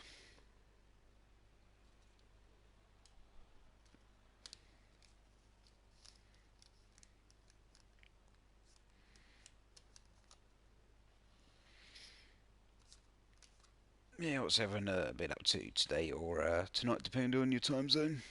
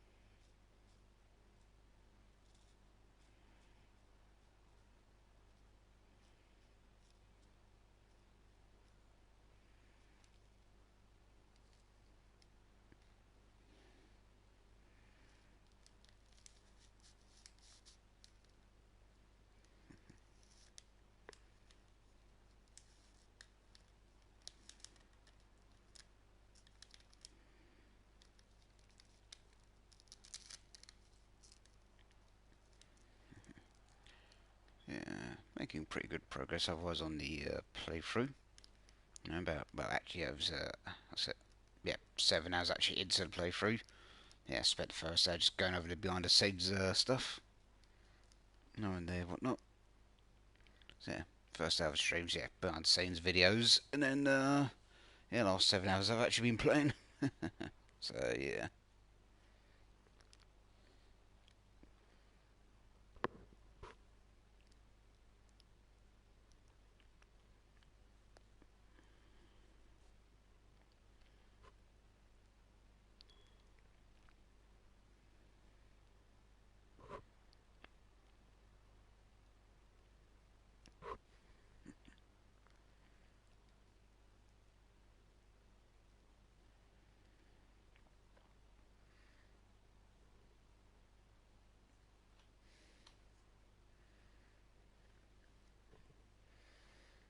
So a few more minutes and then yeah, resume. Jump to the next chapter, good stuff.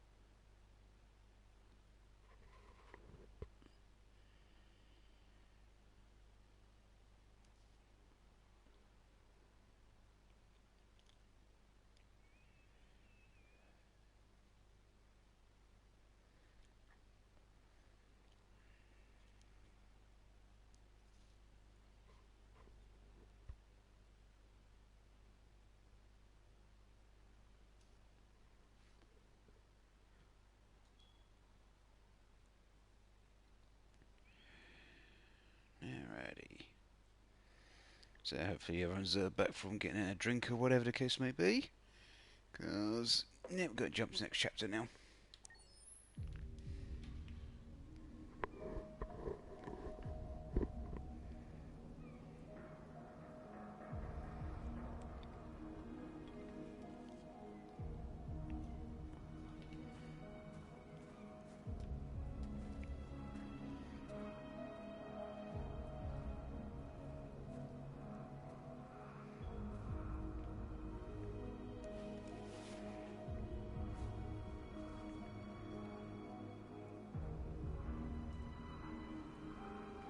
So back with Marcus. I was wondering where you were.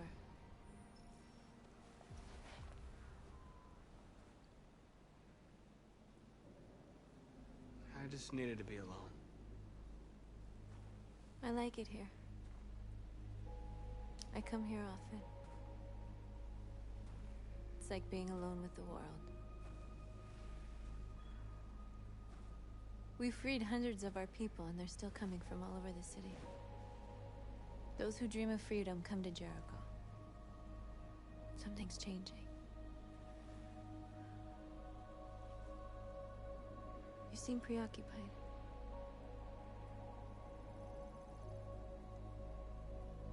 I panicked last night.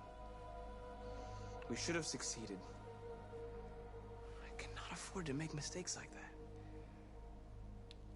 All the media are talking about what we did last night. The humans are terrified. They're afraid of a civil war. Many of our people were burned in response to what happened. The humans hate us. They'll never give us our freedom. It's too late to go back now. We have to finish what we started and just hope that reason prevails. You haven't said much about yourself since you've been with us. What was your life like before Jericho?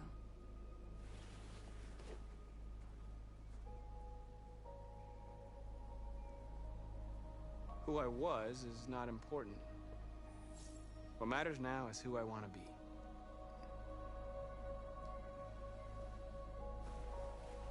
Where are you going? To talk to the humans.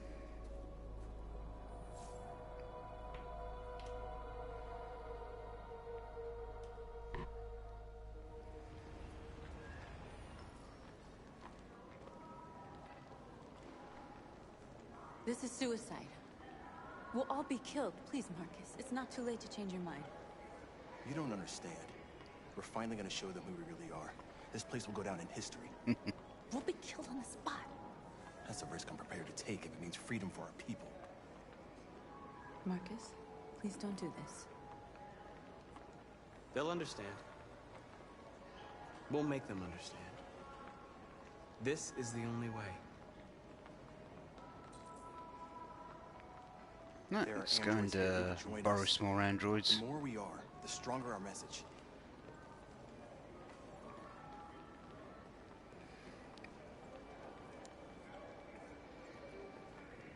Alright, Frodo, come join us. You're free.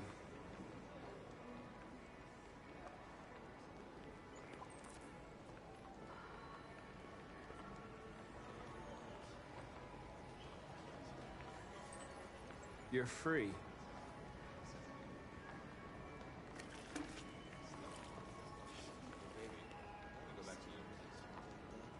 Wow. So you can stare at my fucking android all night? Androids are... Come with us. Yeah, just puts the bags outside. Okay.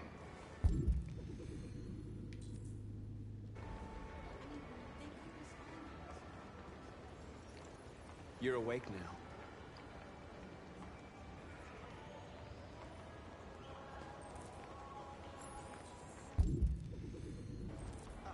Finally. I've been on hold for like 10 minutes. Yes. You're free now. Hey! Where do you think you're going? You get back here!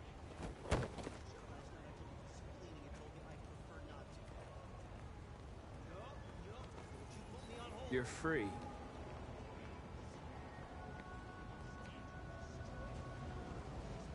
You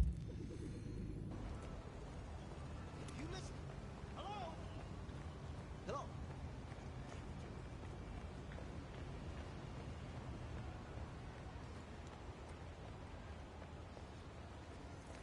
You don't have to obey them. You're free.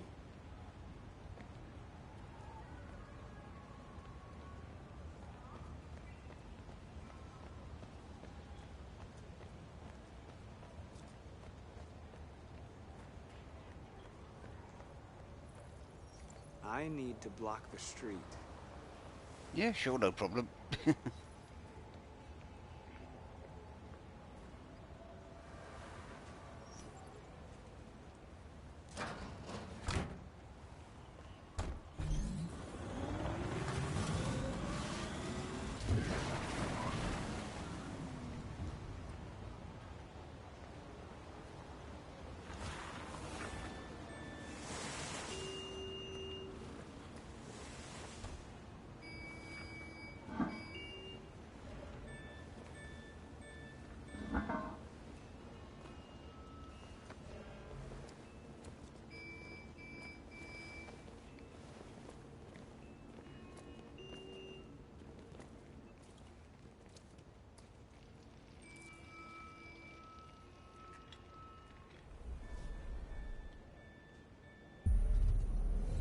free now.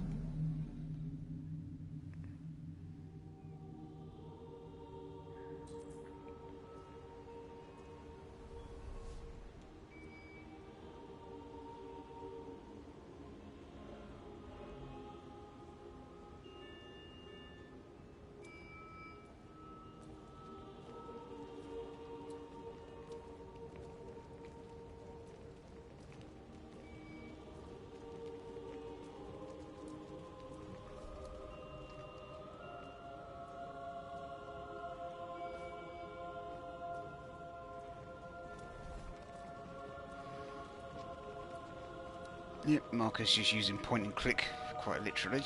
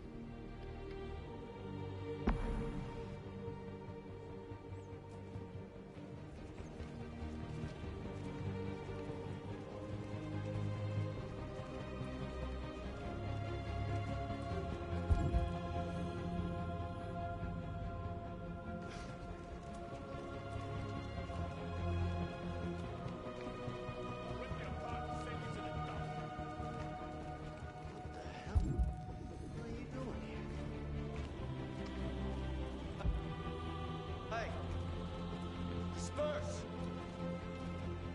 Disperse immediately! That's an order!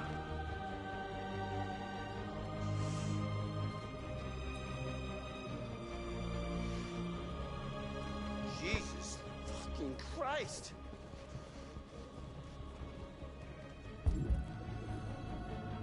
Dispatch, this is Patrol 457. I got a lot of androids down here. I don't know, hundreds, thousands. They're marching.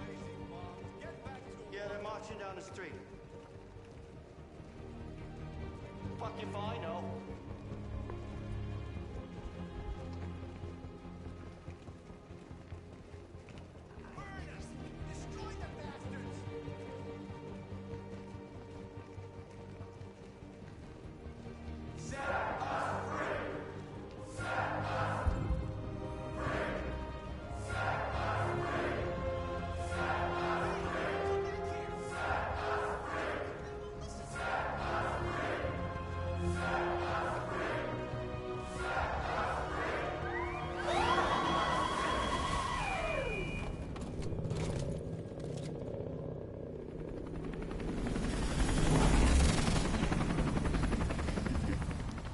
Well, backup arrived quick.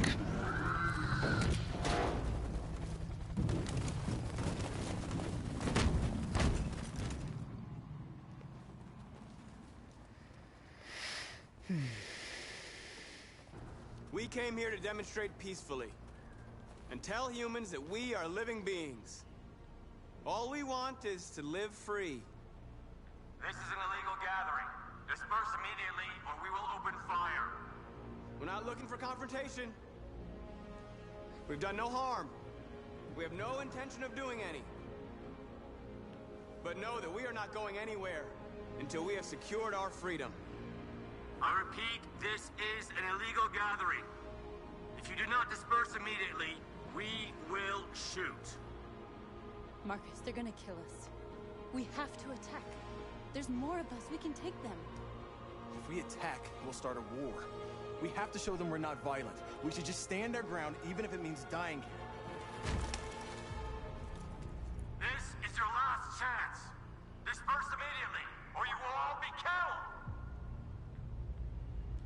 show them we won't back down. We stay right here.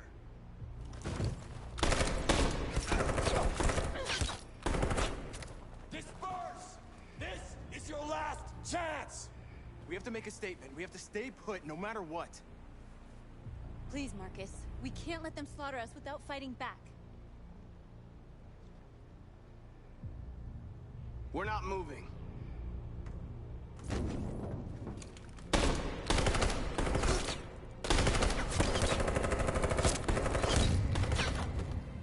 Marcus, what are you doing? They're gonna kill us all.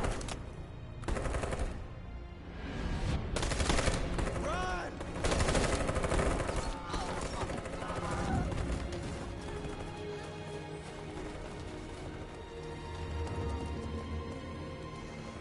Hey Chris, how you doing, dude? How you doing?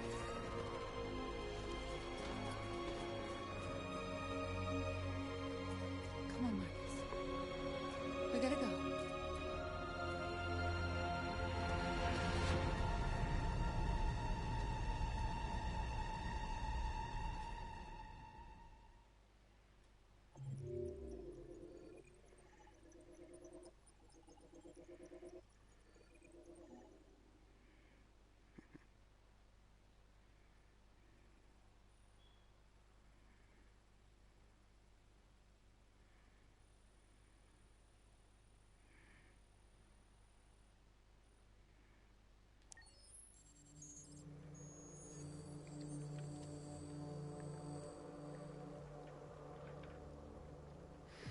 Very good. I've wrangled the day off work and get a farm Gara Prime as she was released yesterday. Yep.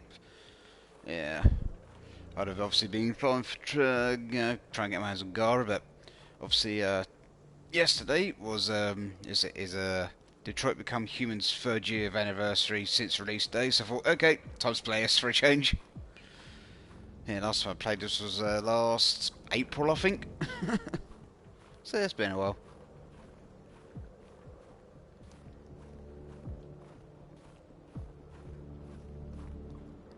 No, where is Amanda?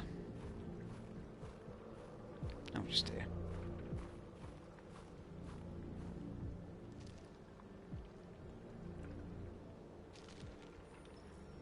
After what happened today, the country is on the verge of a civil war. The machines are rising up against their masters.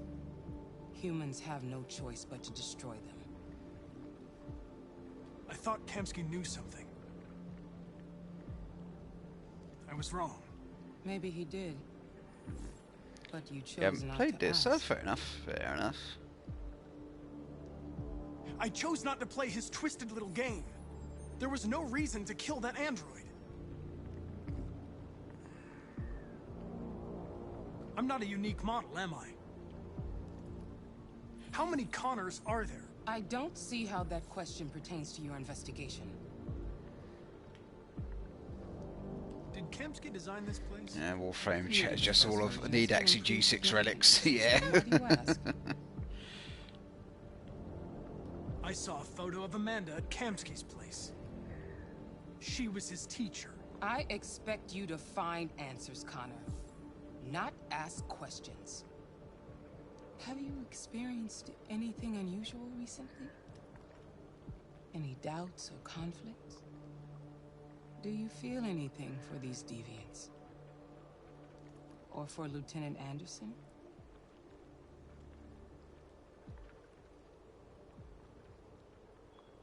I don't know what you're talking about. I don't feel anything. You know that. Are you suggesting that I've been compromised? No. No, of course not. Sadly, Wilcom Prime go bye-bye. Yep, he's been vaulted now. You're off the case. The FBI is taking over. What? But we're onto something. We just need more time, I'm sure we Hank, you don't get it. This isn't just another investigation. It's a fucking civil war. It's out of our hands now. We're talking about national security here. Fuck that. You can't just pull the plug now, not when we're so close. You're always saying you can't stand androids. Jesus, Hank, make up your mind. I thought you'd be happy about this. We're about to crack the case. I know we can solve it. For God's sake, Jeffrey, can't you back me up this one time? There's nothing I can do. You're back on homicide, and the android returns to cyberlife. I'm sorry, Hank, but it's over.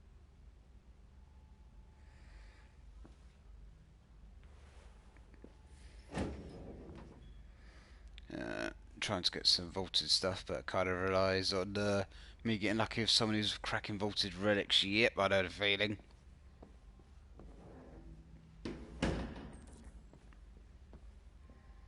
With me, half the time I'm kind of hesitant to crack my relics of Warframe because most of my relics are vaulted relics.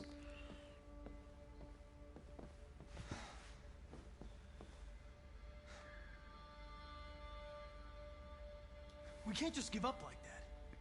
I know we could have solved this case. So you're going back to cyberlife? I have no choice. I'll be deactivated and analyzed to find out why I failed. What if we're on the wrong side, Connor? What if we're fighting against people who just want to be free?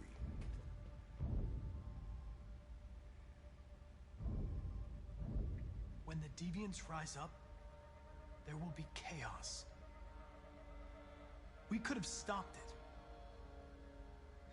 But now it's too late. When you refused to kill that android at Kamsky's place, you put yourself in her shoes. You showed empathy, Connor. Empathy's a human emotion.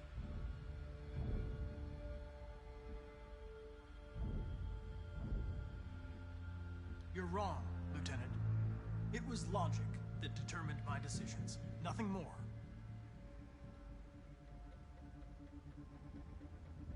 I'm not programmed to say things like this, but I really appreciated working with you. With a little more time, who knows? We might have even become friends. Well, well, here comes Perkins, that motherfucker. Sure don't waste any time at the FBI. We can't give up. I know the answers and the evidence we collected. If Perkins takes it, it's all over. There's no choice. You heard Fowler. We're off the case. You've got to help me, Lieutenant. I need more time so I can find a lead in the evidence we collected. I know the solution is in there. Listen, Connor... If I don't solve this case, CyberLife will destroy me. Ooh, Connor's acting in self-preservation now.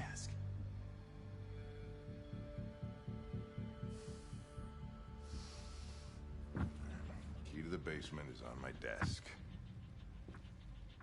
Get a move on. I can't distract him forever.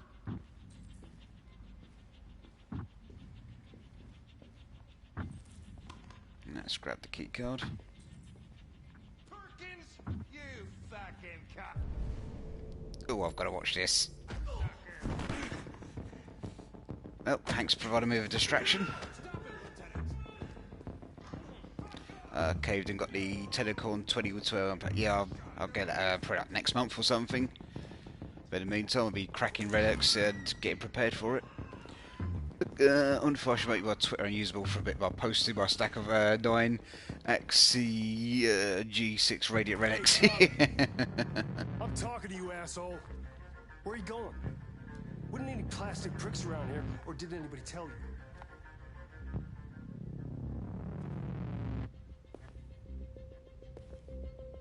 I've been ordered to return to CyberLife. I'm going to register the evidence in my possession, and then I'm going to leave immediately. Good. Be careful on your way back. Androids have a tendency of getting themselves set on fire these days. Got the blueprint from the first relic. Having trouble with your optics. Fair enough. What's the rare blueprint for Gara then? Is it the master blueprint, your optics, or what?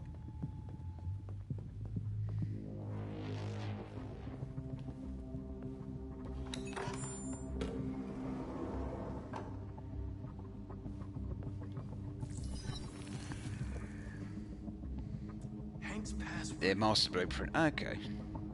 What would a hard-boiled, eccentric police lieutenant choose? Hank's password. Yeah, literally effing password.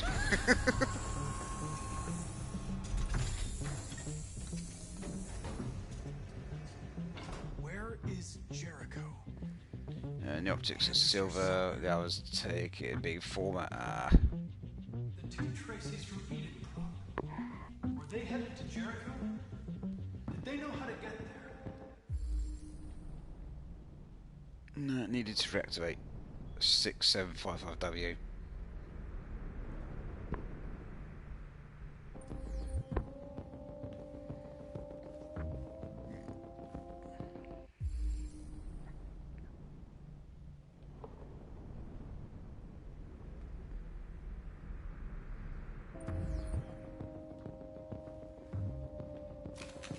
Let's borrow this and plug this into the other Tracy. Because for Jericho's location, yeah, I need the Tracy to give me a heads up. Tracy. Where's Tracy? Tracy's not far away. I can take you to her. But first, you have to tell me how to find Jericho. I remember you. We could have escaped. Been free. But you killed us. Yeah, and this blue-haired Tracy is actually, what's it, Brian's real-life wife.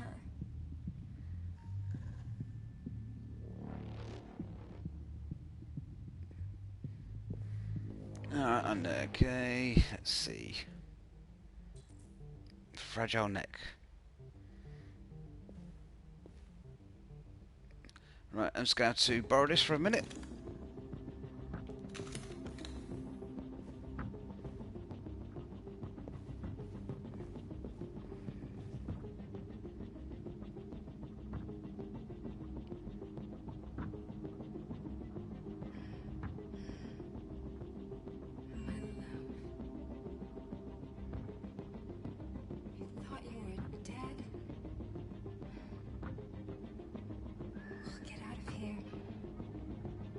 We'll be free. I promise. Tell me where Jericho is. Give me your hand.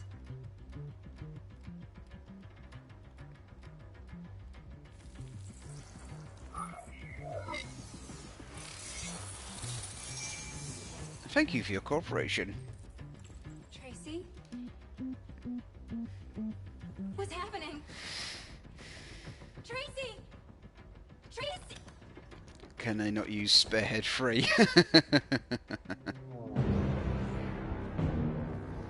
Yeah, I had plenty of ways I could get the location of Jericho, but I thought I'd use the taking Tracy's head off. Haven't done that for a while.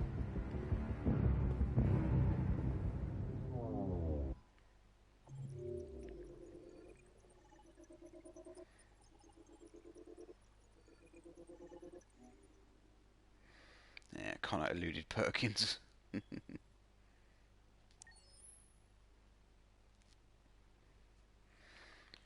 Yeah, if you have just enough evidence or whatnot, yeah, there's a few ways you can obtain the location you need.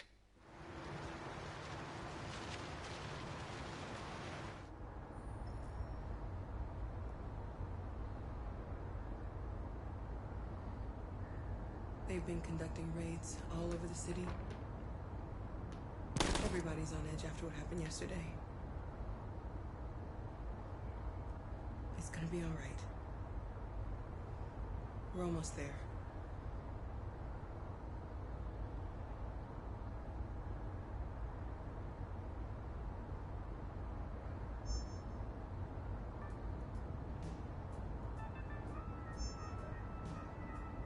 With all androids being turned over to the authorities, the country is grinding to a halt. Hospitals and schools are closing, water cuts, blackouts, and network failures are expected. Maybe most worrying of all, our armed forces have lost 2/3 of their effective personnel. How about some music instead?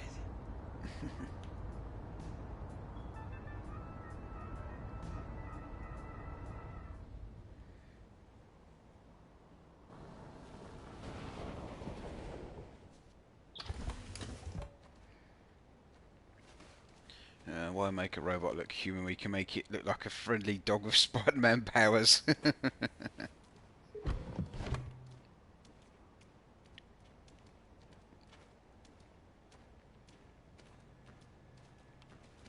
A little further on that way, there's a large freighter called Jericho. When you get there, find Marcus. He will help you.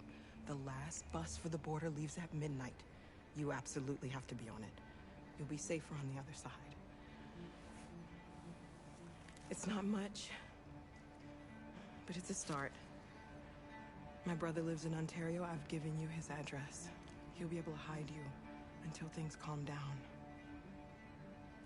You're a very brave little girl, Alice. You deserve to be happy. Thanks for everything, Rose.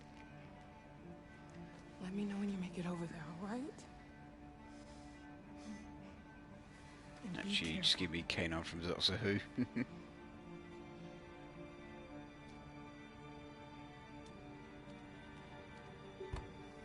Let's go, Alice. We have a bus to catch.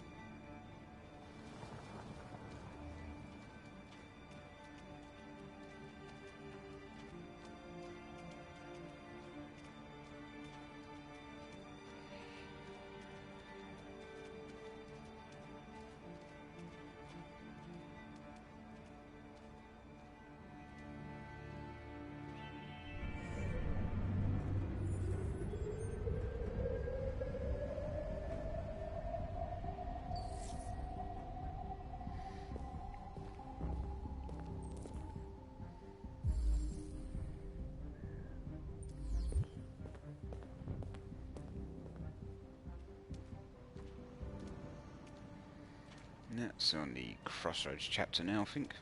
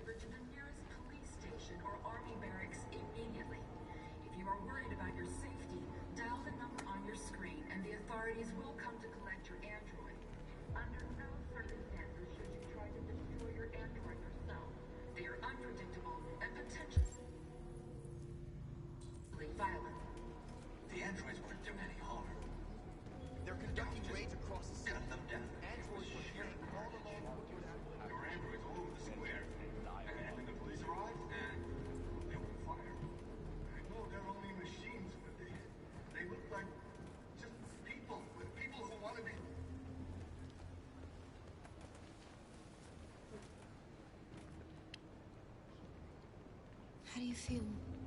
I'm hot and cold at the same time.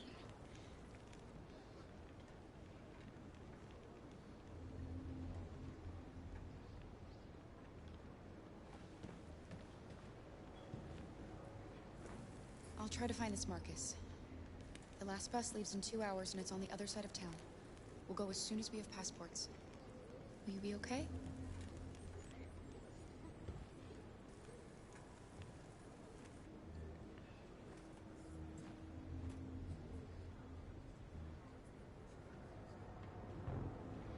And here's Connor.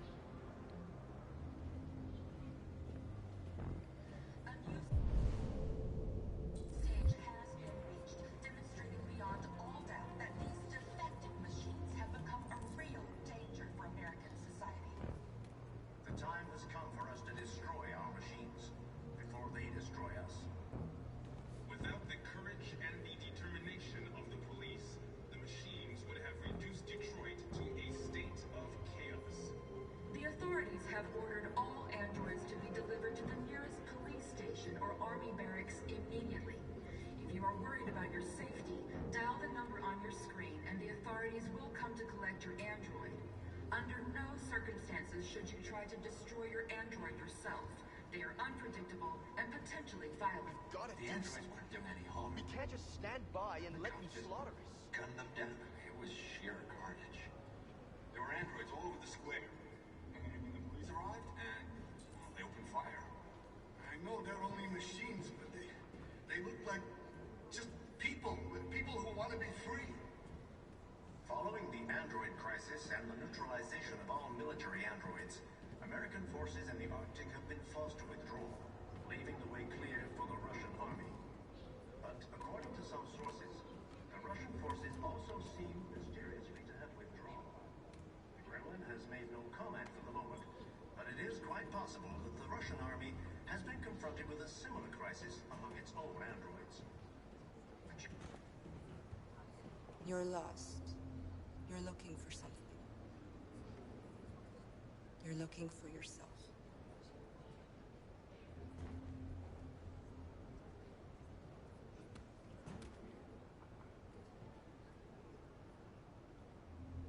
A new stage has been reached, demonstrating beyond all doubt that these defective machines have become a real danger for American society.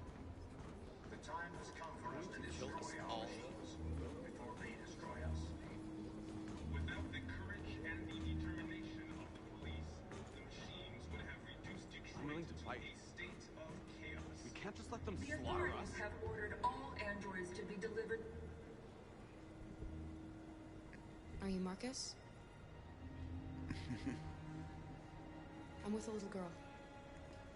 There's a bus leaving for the border in less than 2 hours, and we need passports. No, Detroit's under curfew. There's soldiers everywhere. They're rounding up all the androids and sending them to camps. Maybe you should stay here a while. Maybe you're right. You might be safer here until things calm down. One of our people used to work in the State Department. He has electronic passports you can easily modify. Just like that. I'll have him get them to you. Thank you. You said you're with a little girl, right? You know that humans hate us. Why are you protecting her? She needs me. And I need her. It's as simple as that.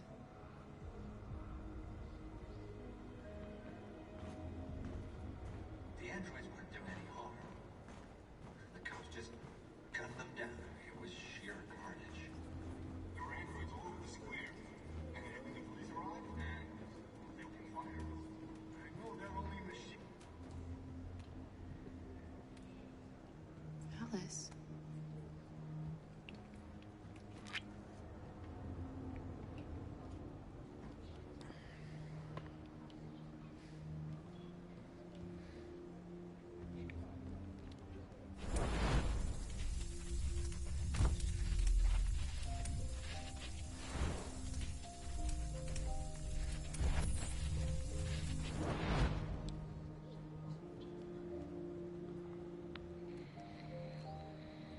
She wanted a mom.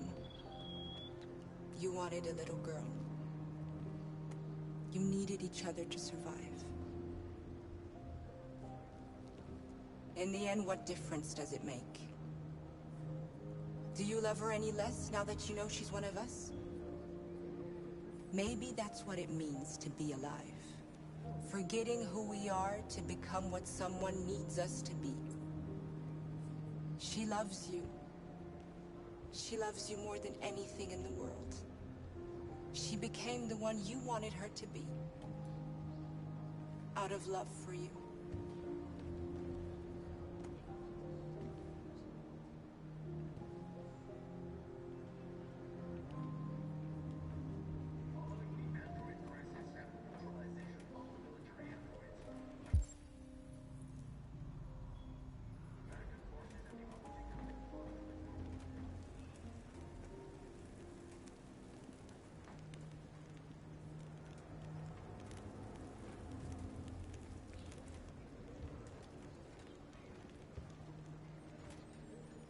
Hey, welcome back, Bobo.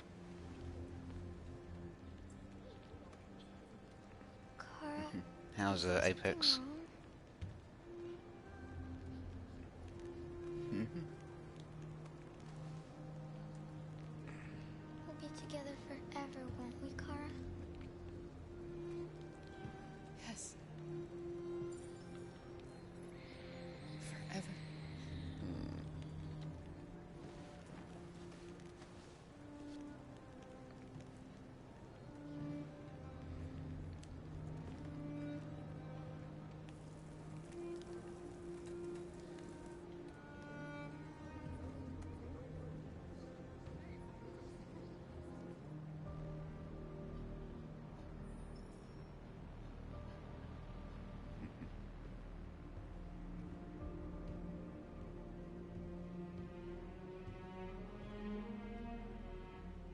We're short on blue blood and biocomponents. Our wounded are shutting down, and there's nothing we can do. Humans are conducting raids in all the big cities, and they're taking androids to camps to destroy them. That's all our fault. None of this would have happened if we just stayed quiet. Mm-hmm.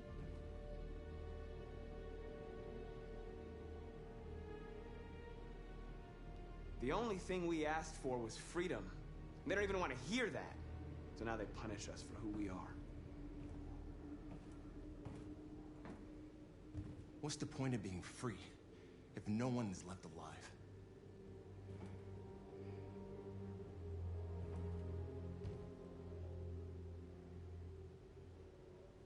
Humans enslaved us. I'll never regret standing up to that. Look what you brought us to. You talk about freedom, but you kept failing us. You can no longer lead the revolution. You're not the one we've been waiting for. I'm gonna take over and save what can still be saved.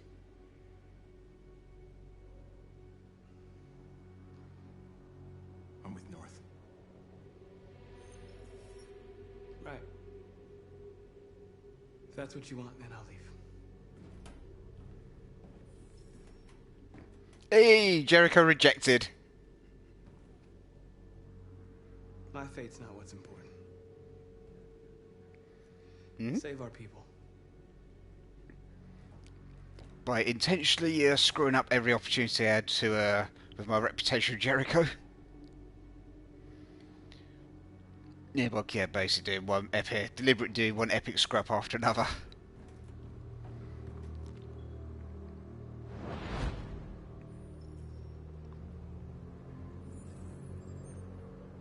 Well done, Connor. You succeeded in locating Jericho and finding their leader. Now, deal with North. We need No idea.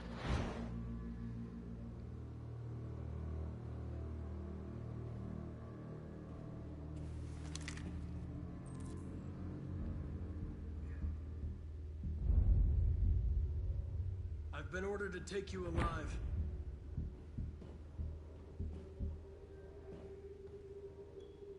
But I won't hesitate to shoot if you give me no choice. You're one of us. You can't betray your own kind. You're coming with me! You're Connor, aren't you? I've heard about you. The famous deviant hunter. Well, congratulations. You seem to have found what you're looking for.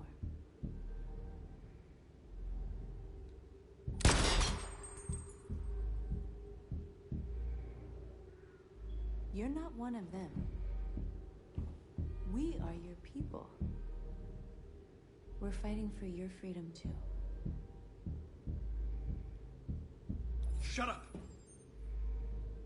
You're coming with me! You never had any doubts. Never behaved irrationally as if there's something inside you. Something stronger than your program.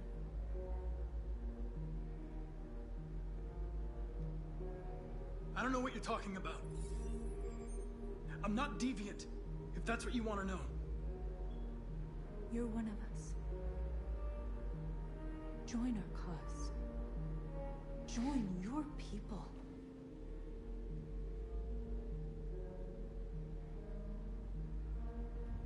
It's time to decide.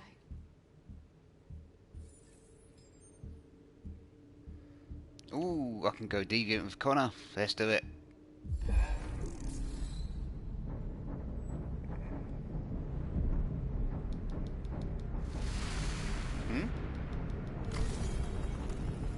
Yeah, a bunch of times, but I've never had, obviously, managed to get what's it?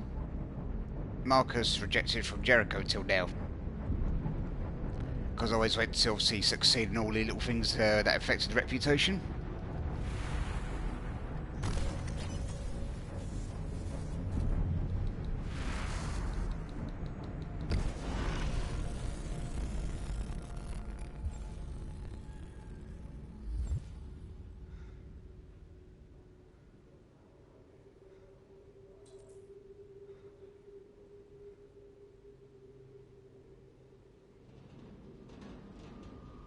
going to attack Jericho. What?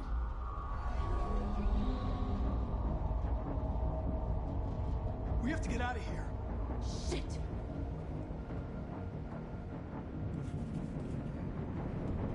Yeah, time to leave Jericho.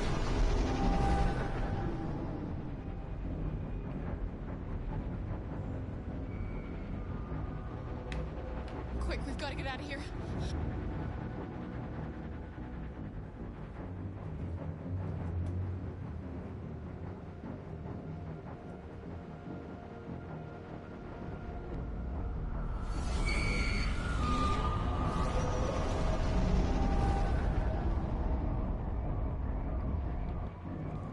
And Marcus, save yourself. So, yep, not my problem anymore. So that's a new option for me. Come on, go, go, go! Delta advancing on your position.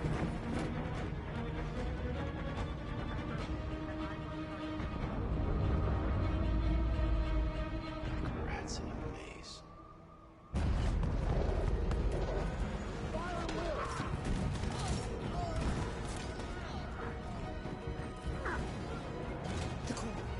Over there.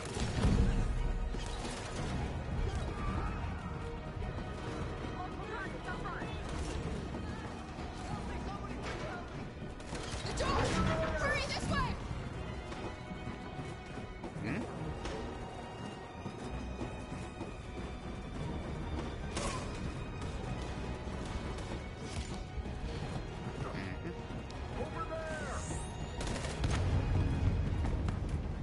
Coming from everywhere. Our people are trapped in the lower deck. They're gonna be slaughtered.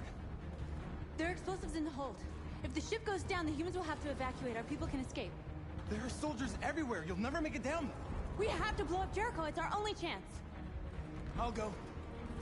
Connor, no. See if you can help the others. I'm gonna find the detonator. Don't worry. I always accomplish my mission. Right, so Connor's going to have to blow the ship up.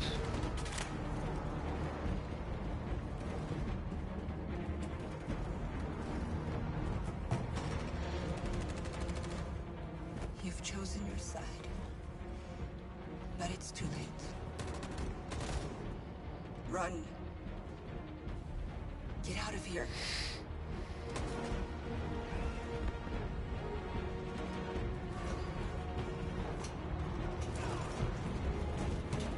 Yeah, but yeah, I've got detonators to get to.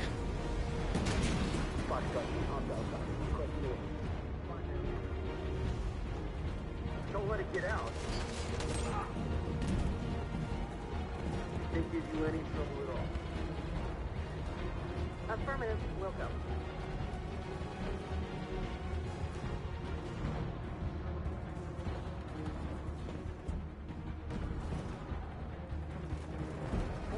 Back over to Kara now.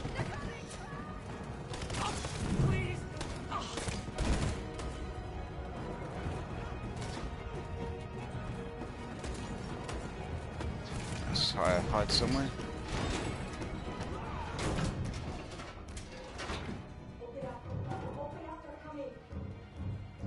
She'll die out there, Kara. Open it. Open the door. I ain't opening that door. We'll be killed if we open up. No, Kara. There's more down there. Follow me.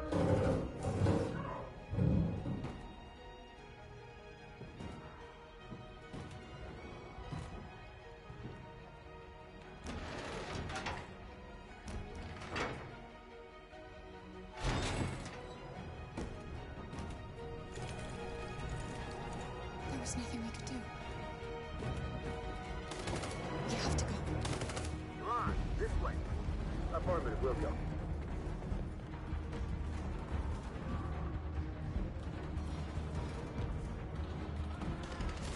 Secure this area. Go. Sneak past all the soldiers. On your knees. Now. Don't hurt us. We haven't done anything wrong. Shut up.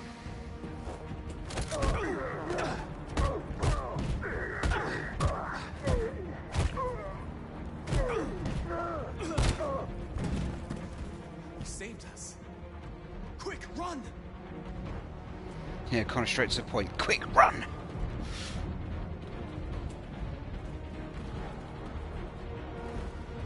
Gamma squad out. Tango!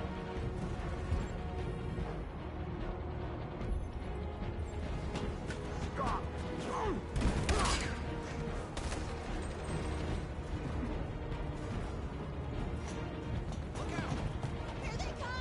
Don't move! We surrender! Don't shoot!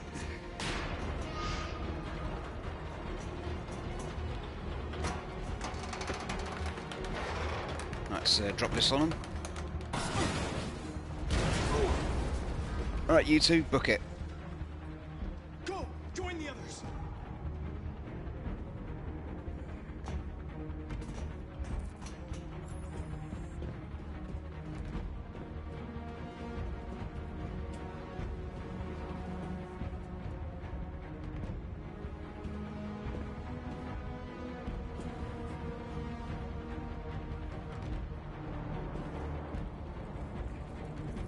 It's all over. This is the end of Jericho. No, kind of put Josh down. We've got a ship to blow up.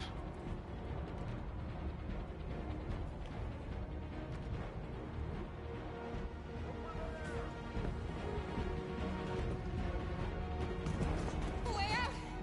We're safe, Alice.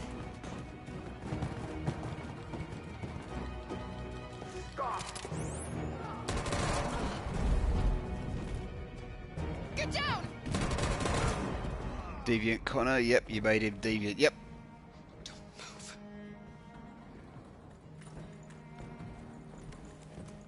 Please don't kill me!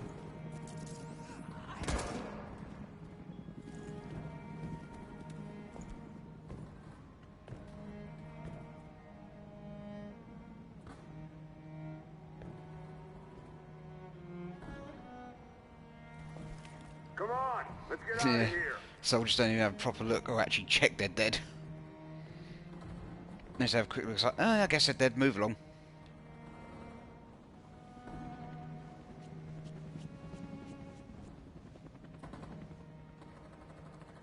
Quick, we gotta go.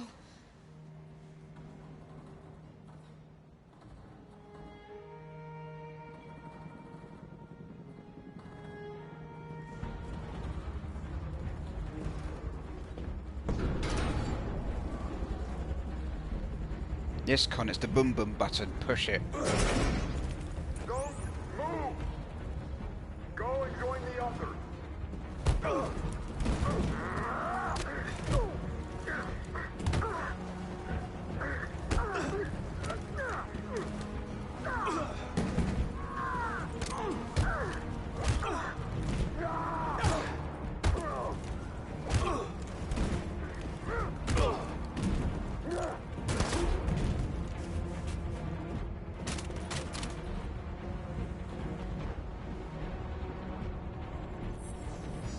And there we go.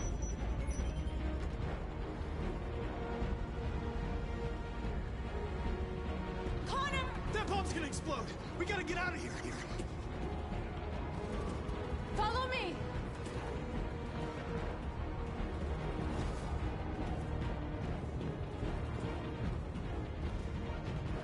Come on, Connor, can't you run faster?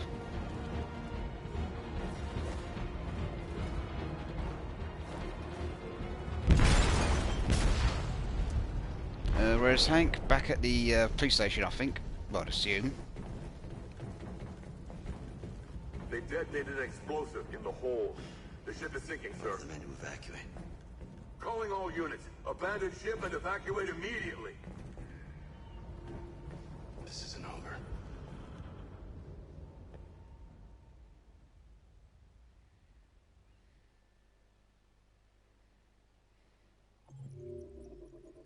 So I've found some new things. A lot of new things, crikey. No.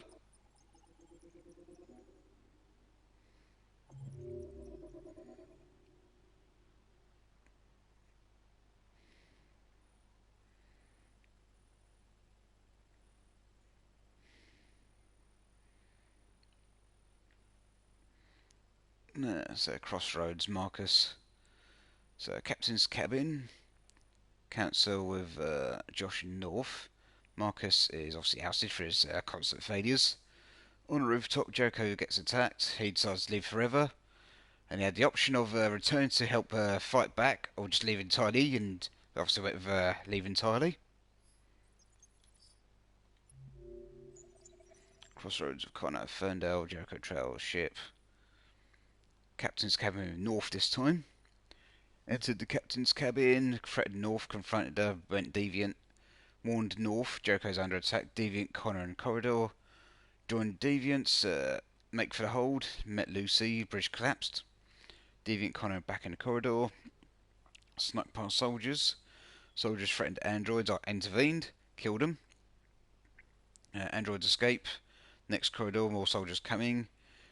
Climbed beside soldiers, entered a well. Androids are chased by soldiers, used a reservoir to knock them out. Androids escaped. Approached the hold, Josh is dying, comforted Josh. In hold with Deviant Connor. Control room, soldiers interrupt me, neutralised them. Armed explosive. Deviant Connor back in corridor, joined the others. Tried to escape, made it. Connor jumped, North jumps with him. Connor escapes with Jericho's people. So yeah, let's carry on in just a moment.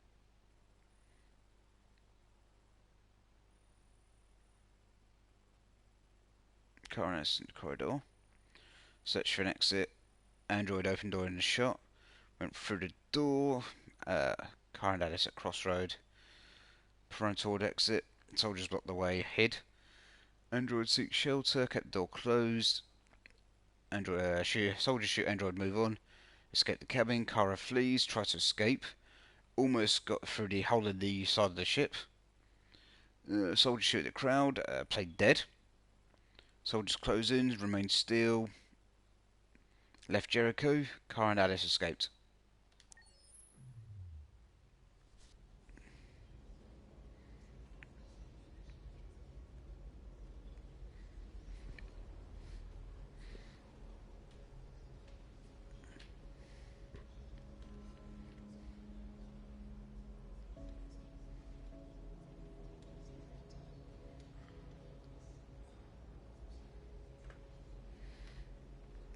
So it's up to Connor to lead everyone now?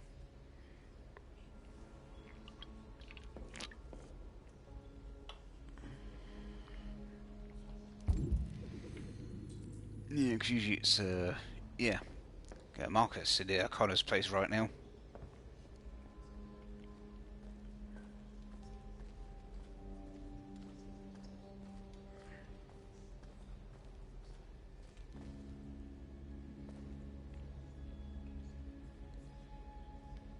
I thought I'd killed you on that highway. I'm sorry I put your lives in danger.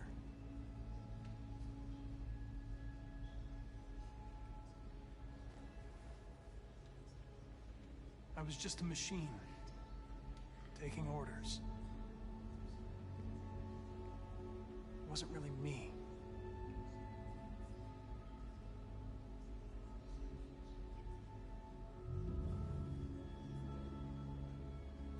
What are you going to do now?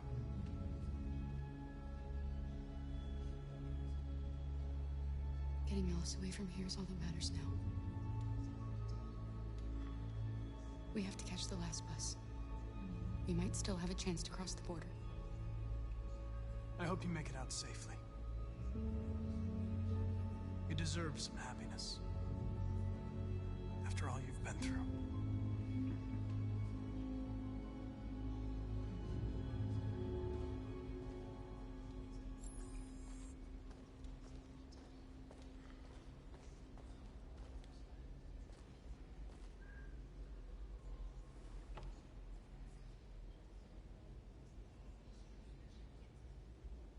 How many survived the attack? A few hundred. Maybe more if you count those hiding all over the city. We'd all be dead if you hadn't detonated that bomb. The humans won't take any risks. They're rounding up the androids and taking them to camps for extermination. In a couple hours, we'll be the only ones left. Where are we supposed to go from here?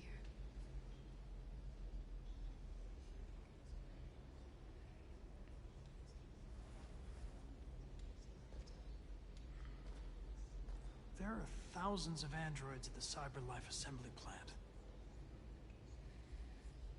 If we could wake them up, they might join us and shift the balance of power. You want to infiltrate the CyberLife tower? They trust me. They'll let me in. Connor, that's suicide.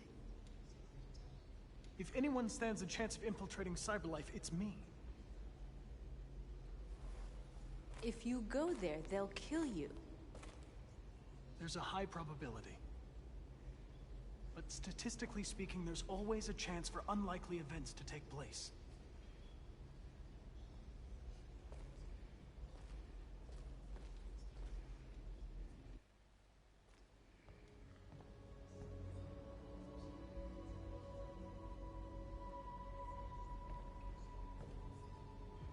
Marcus is no longer with us. He failed us as a leader and chose to walk away. Now it is up to us to finish what he started. Humans have decided to exterminate us. Our people are in camps right now, being destroyed. The time has come for us to make a choice. One that may decide the future of our people. They wanted a war, they'll get it. We are going to fight for our freedom.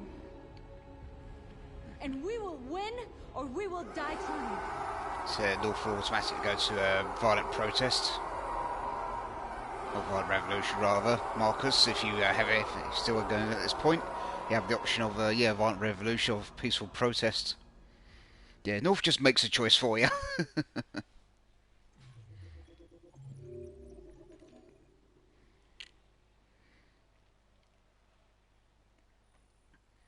So, Knight of the Soul, Connor.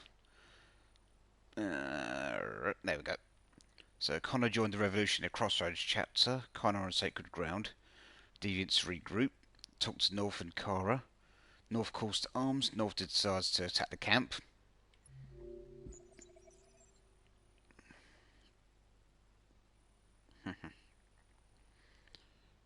So yeah, obviously Marcus isn't in playthrough anymore by the looks of it, so there's no crossover chapter of whatever from previous chapters, yada yada. So yeah, this is going to be interesting.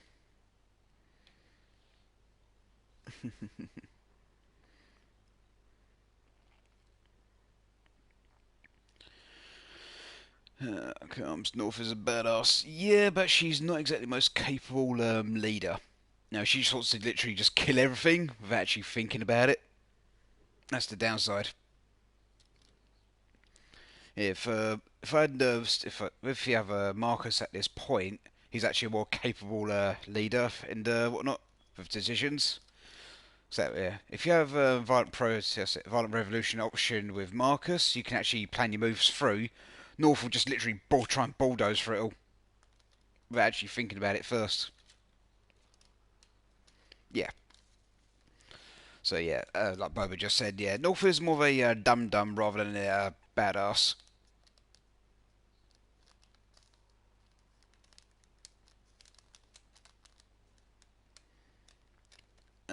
She is hot. Yeah, she's portrayed by, what's her name? Minka Kelly.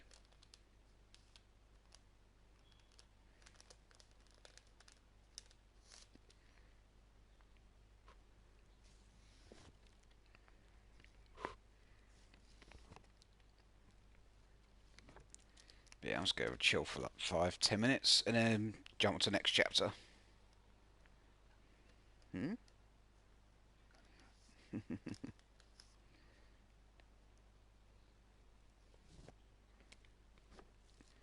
it's actually been quite interesting to see what would happen if I managed to get Jericho to actually hating Marcus enough.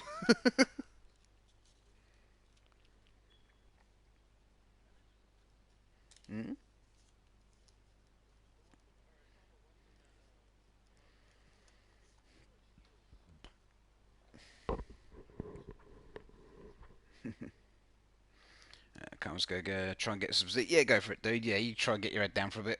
So you've got work and stuff later.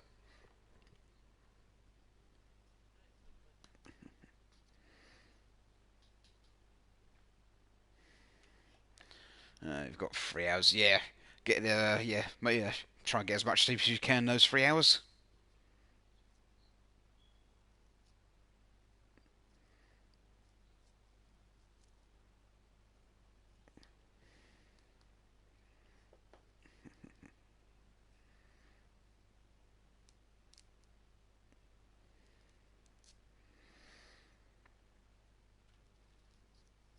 So it'll be, yeah, I think it'll be interesting to see if North can actually pull off this revolution. Yeah, I'm just wondering if I have to actually take direct control of North for this revolution thing. As obviously Marcus decided to just bail on everyone after being asked to leave.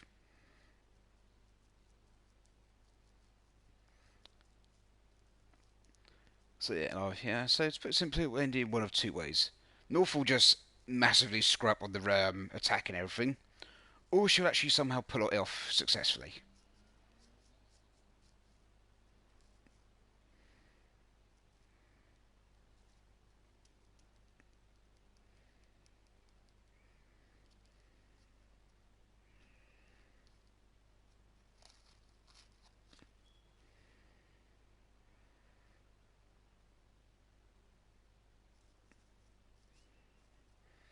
It would be pretty interesting to see North actually pull off the revolution successfully at the end. Because in previous playthroughs, when she's attempted to do it herself, it hasn't gone too well for her.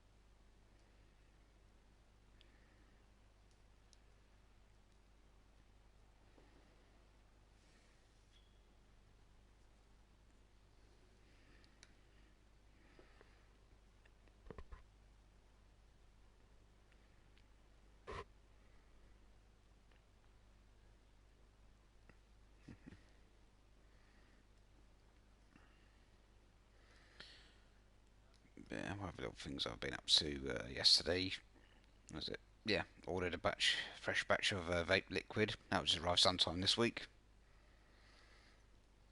Good job, I've got just about enough to last me till then. Oh, as long as it arrives quickly enough.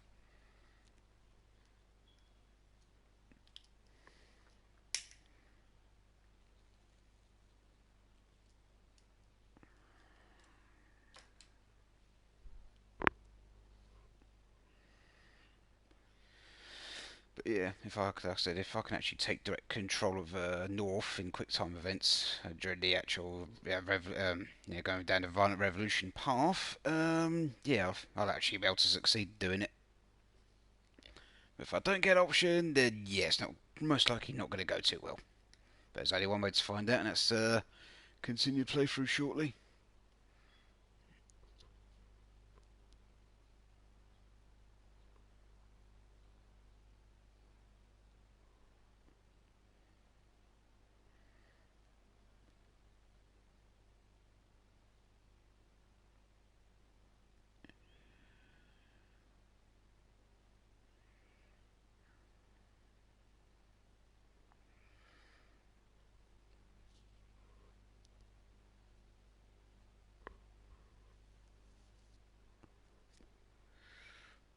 Yeah, been a while since last actually streamed anything in one go for this long.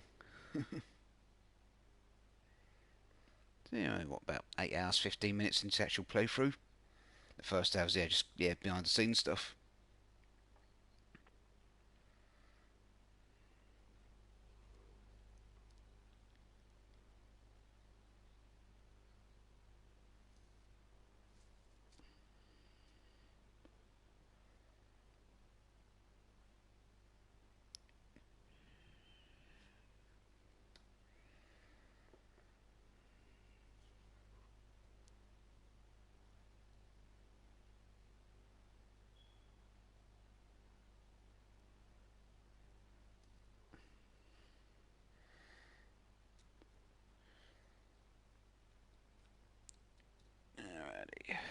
So without any further ado, let's continue.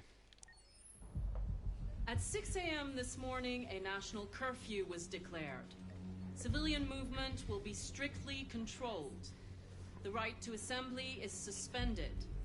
All electronic communications are restricted, and I have granted enhanced powers to our security agencies. In addition to these measures, all androids must be handed over to the authorities immediately. Temporary camps are being set up in all our major cities to contain and destroy them.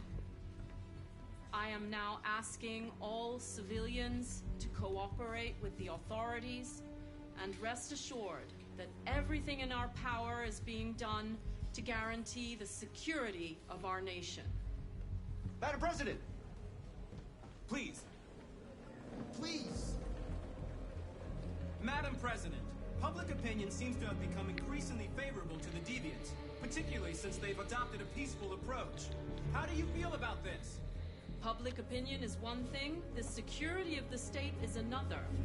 These deviants are dangerous, and my highest priority is to protect the American people. Please! Please! Madam President! Many believe that androids are a new form of intelligent life. Do you have any comment? That's ridiculous. Next question, please. Please! Has the leader of the deviants been apprehended? The deviant leader has not been located yet, but we will soon track it down and neutralize it. Please! A convoy of medical cobalt is reported missing. Army weapons stores are also said to have been robbed. Can you confirm these reports? I have no information on that at this time. Please! Is it true that a large number of deviants are still on the loose? We don't have the full reports at this time, but if so, I can assure you they will soon be apprehended and destroyed. Thank you. That will be all.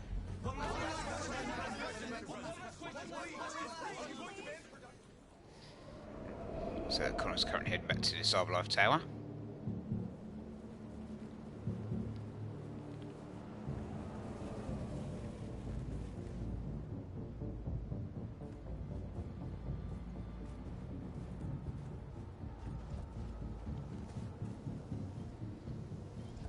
Connor model 313-248-317.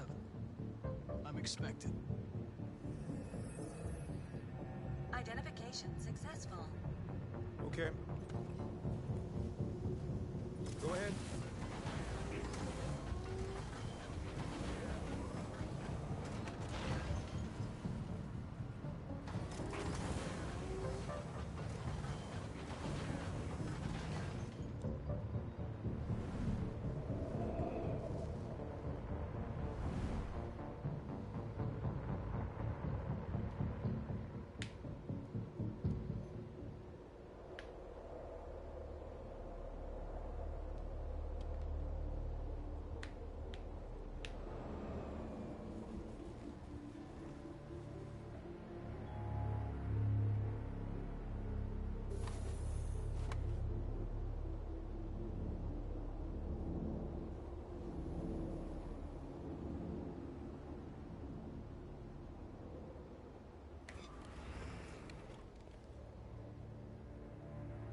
Follow me.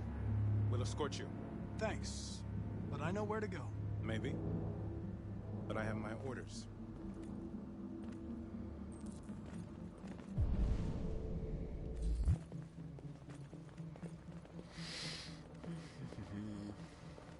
follow the guard.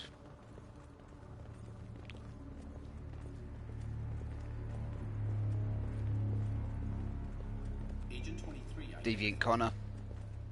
Connor, android identified. Agent 77 identified. Scan complete. Access authorized. Yeah.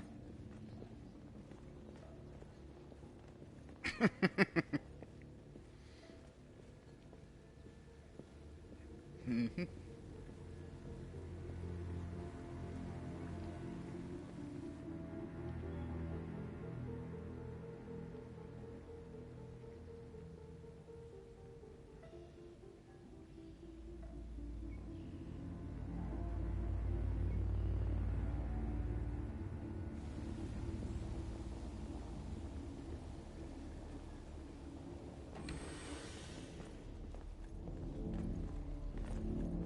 Agent 54, level 31. Voice recognition validated. Access authorized.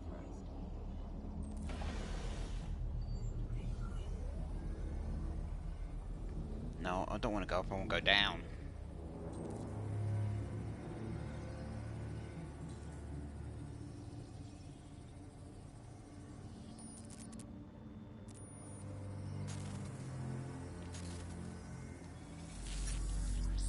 Let's hack the camera to knock it offline.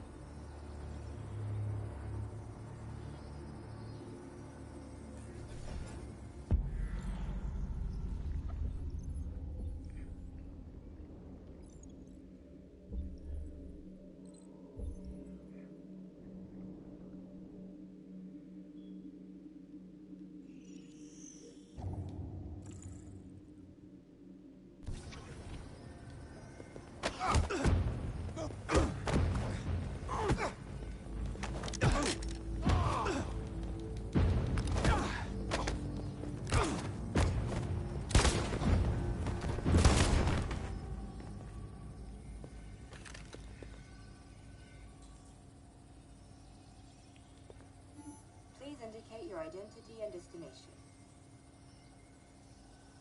Agent 54, level sub 49. Voice recognition validated. Yeah, Connor's voice was it? Yeah, yeah. Was it Connor's voice imitation is actually just scary. The last bus leaves in 20 minutes. That doesn't give us much time. We've got to move fast.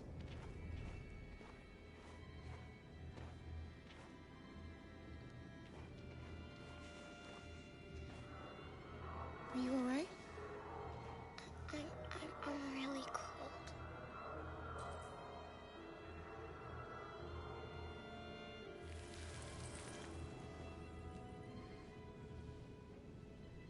You'll feel better now.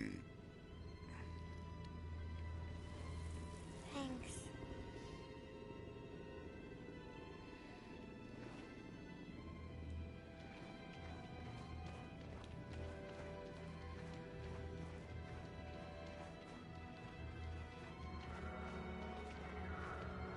No, hand gun on the floor. Better grab that.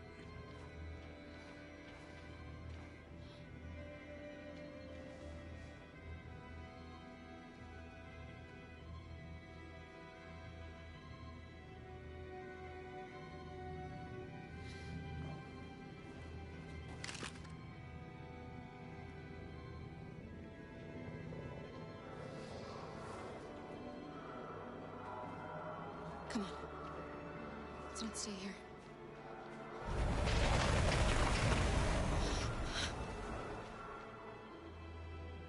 No! Please don't hurt me! Stop on your knees! What are we gonna do? We have to keep going if we want to catch that bus.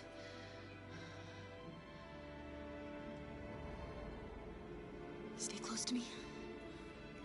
We're going to sneak past them without being noticed. We're going to make it, Alice, I promise you.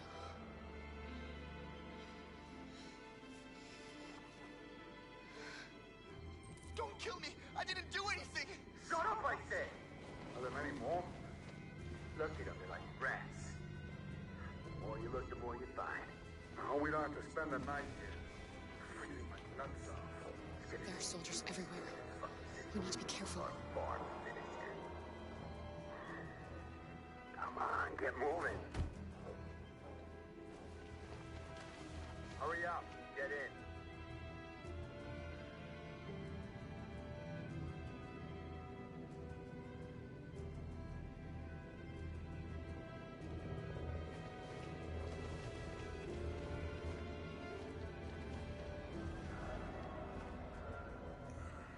Look over there.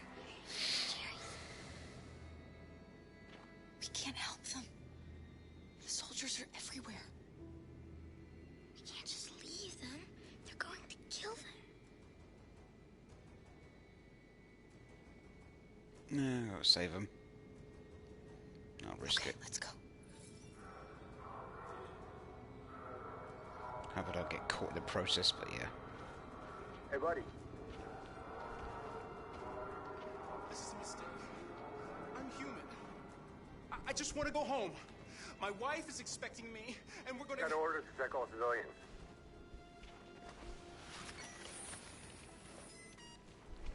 No. No! Please!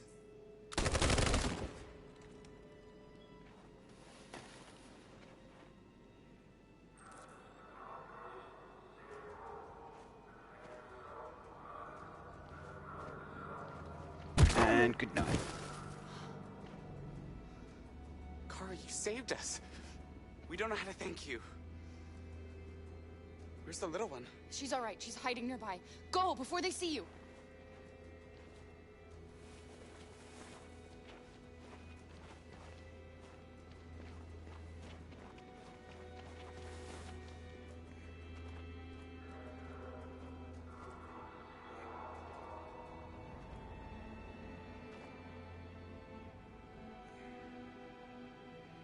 Go on, turn around. Thank you.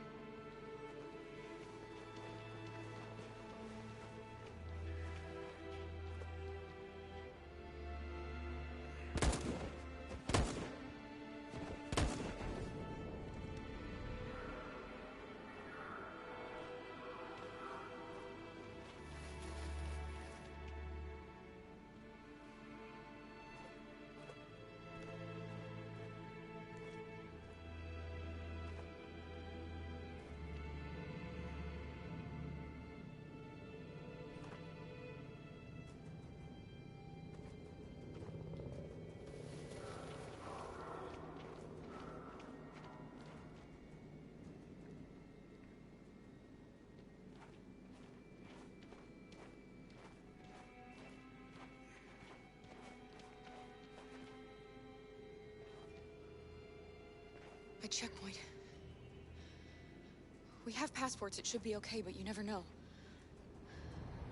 Is there another way? No, it's that direct route. We could take a detour, but we might miss the bus. Maybe it's better to be safe.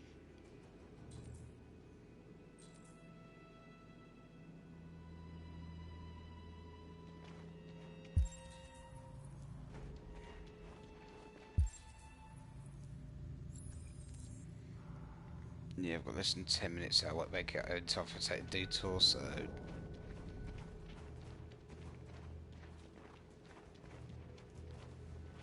Whatever happens, don't panic, okay? Just stay calm.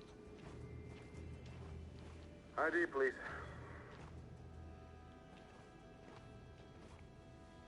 You do realize there's a curfew? Civilians aren't allowed out unless absolutely necessary. Where are you going? Our car just broke down. Okay. We're finishing on foot. We live nearby. You all right, little girl? She's trembling. Something wrong? She's not used to seeing soldiers. She's a little scared with everything that's happening. Sorry, miss, but we gotta be careful. There are deviants around and our guys are nervous. You should hurry on home. Thanks. Hey, wait a minute.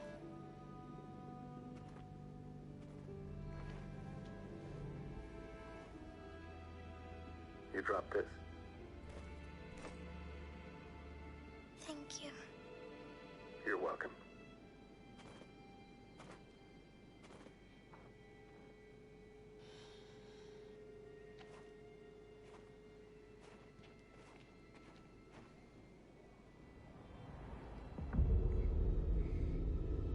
Today, November 11th, 2038, is the day the android people rose up against their oppressors.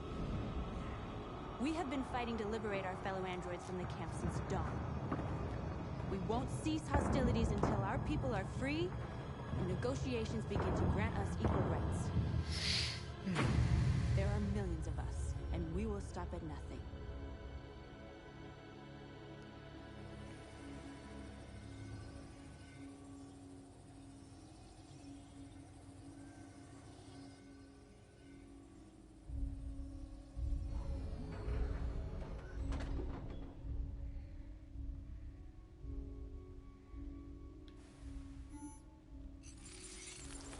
Disable the elevator.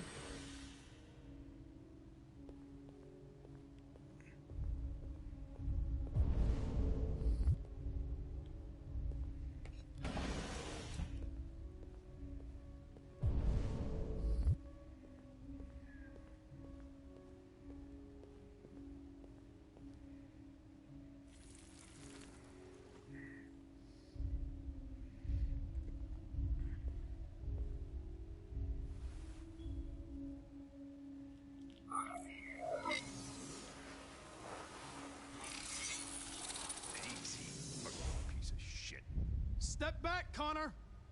And I'll spare him! Sorry, Connor.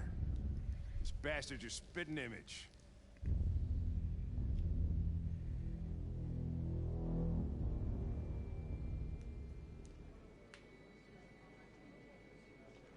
The bus terminal. We've arrived, Alice. We made it.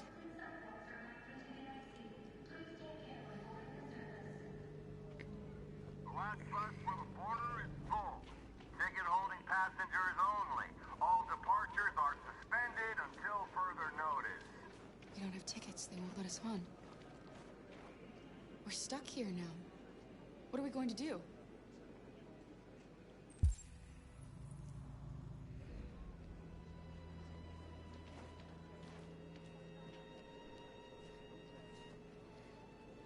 I think Oliver likes you. Please don't move. Is she yours? Yes. She's adorable. That's it. Got the sandwiches. I called your mom. Let's get going before we miss our bus. You got the tickets, right? Yes, honey, in my bag. Great. Let's go then. Security check. Yoink. Please don't move.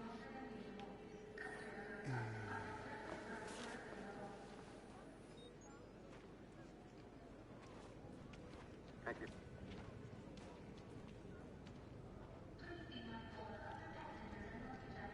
Security check. Please don't I'm move. sorry. Oh my god, I am so sorry. I was sure. Shit, I don't believe it. I don't know what happened. You can't have lost them. Did you have a good look in your bag? They were in my backpack. The envelope must have fallen. Fuck. Excuse me, you didn't happen to see a blue envelope somewhere, did you? It has our bus tickets in it and... Oh, never mind. No. Sorry. What are we gonna do? We can't stay here.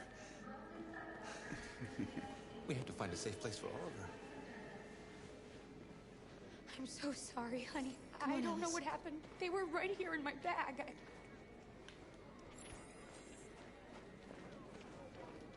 Got your tickets? Yes, here they are. Okay, go ahead.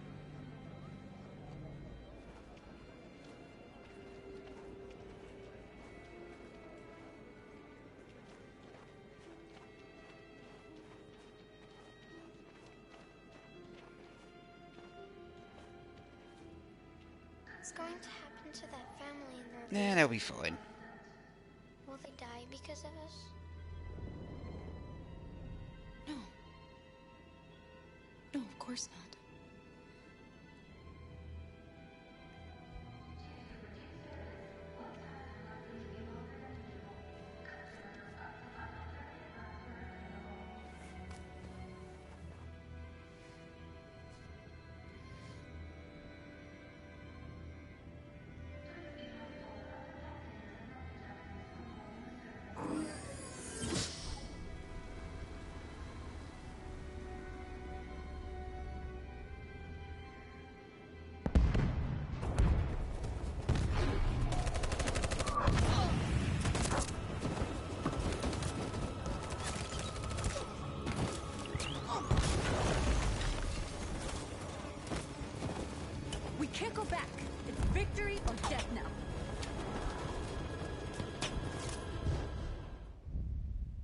Your friend's life is in your hands. Now it's time to decide what matters most. Him or the revolution? Don't listen to him. Everything this fucker says is a lie. If I surrender, how do I know you won't kill him? I'll only do what is strictly necessary to accomplish my mission. It's up to you whether or not that includes killing this human.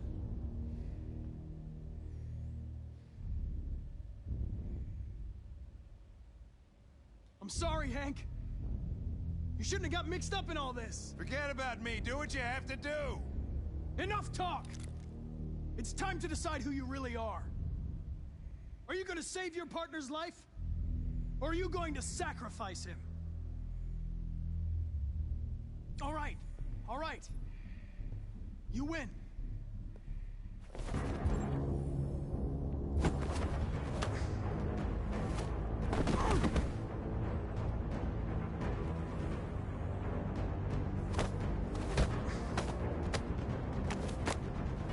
Yeah, I'm sure there's a stop hitting yourself joking here somewhere.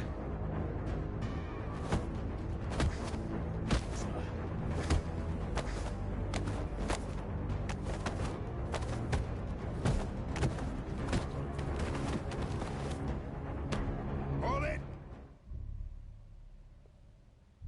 Thanks, Hank. I don't know how I would have managed without you. Get rid of him. We have no time to lose. It's me, Hank. I'm the real Connor.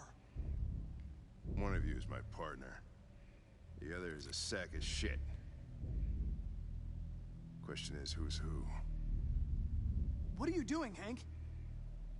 I'm the real Connor. Give me the gun and I'll take care of it. Don't move! Why don't you ask us something? Something only the real Connor would know. Where did we first meet? Jimmy's bar. I checked 4 other bars before I found you. We went to the scene of a homicide. The victim's name was Carlos Ortiz. He uploaded my memory. What's my dog's name? Sumo. His name is Sumo. I knew that too.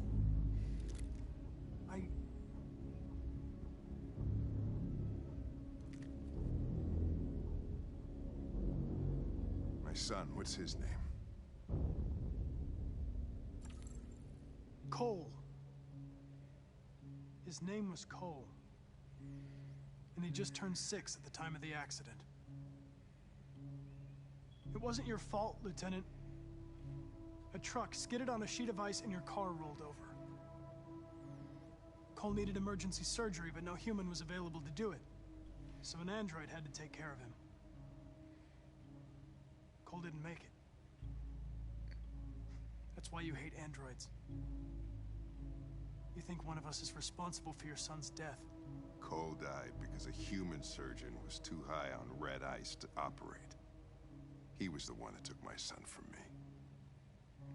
Him in this world where the only way people can find comfort is with a fistful of powder. I knew about your son too. I would have said exactly the same thing. Don't listen to him, Hank. I'm the one who...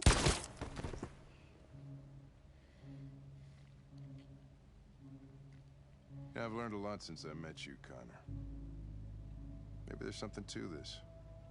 Maybe you really are alive. Maybe you'll be the ones to make the world a better place. Go ahead, do what you gotta do.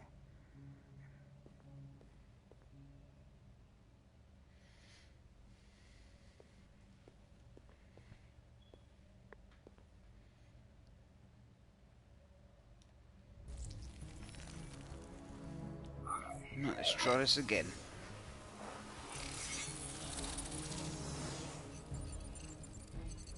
Wake up!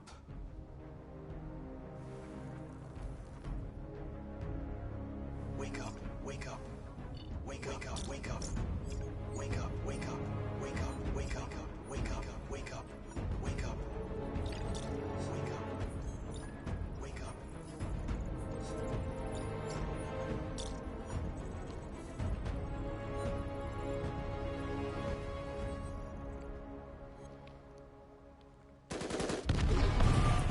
Nope, that's the revolution.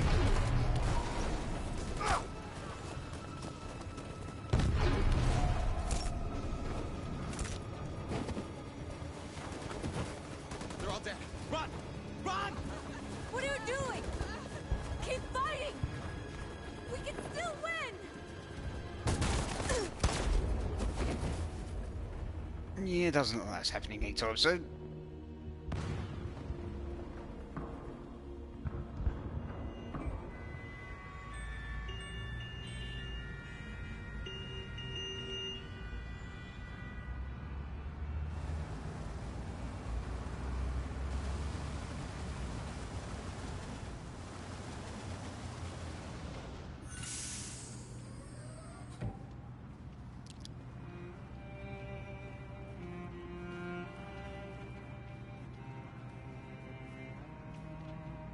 Excuse me, what's going on? Border control. All passengers must leave the bus. Please move along.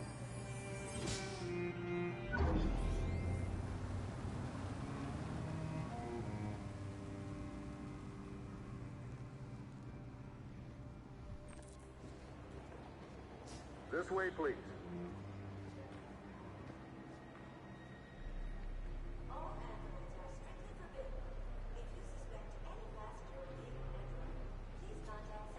They're doing temperature checks.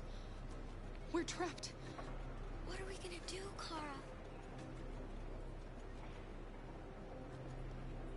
Don't worry, Alice. We'll be fine.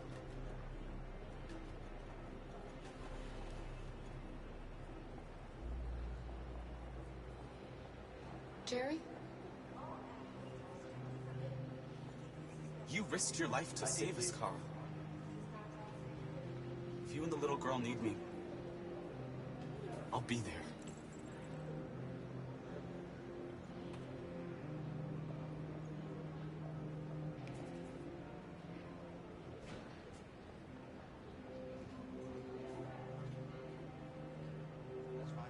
Rose.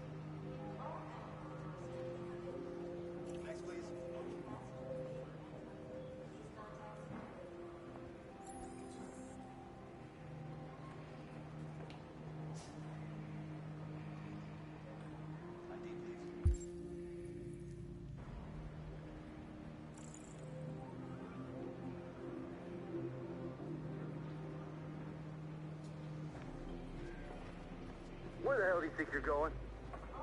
My daughter needs to go to the bathroom.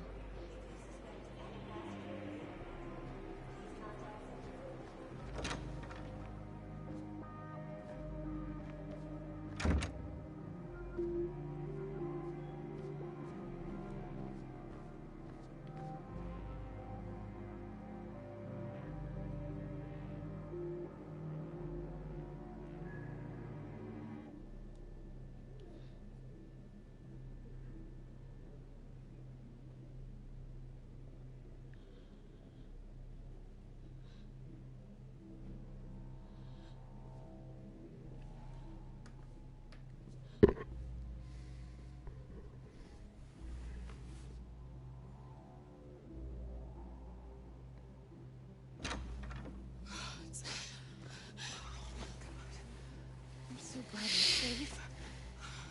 We saw the Jericho raid on TV. I was terrified. I thought you had been killed. Thank God you're all right.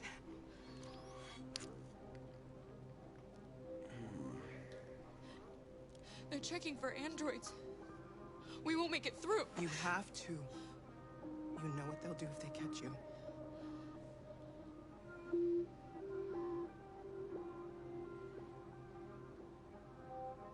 You're leaving Detroit? They're searching for androids door to door. We had to leave before someone turned us in. What about the others? They're crossing the river as we speak. Adam and I are gonna meet them on the other side. You gave me your brother's address. Do you think that Of course. He'd be delighted to have you. We're going there too. You'll be safe with him.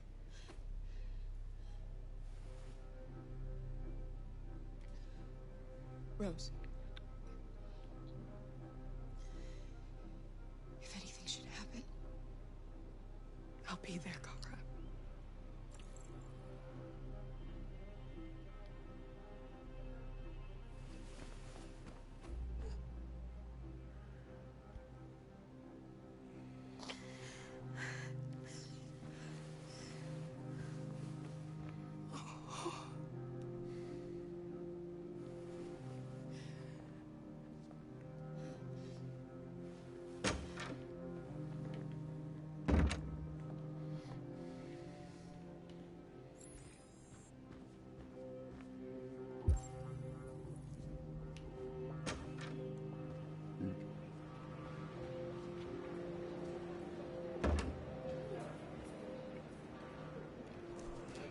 killed somebody. If it wasn't for my mom, I would have turned you in by now. We had no choice, Adam. You took a man's life. No, I didn't. Luther did. You don't deserve to live.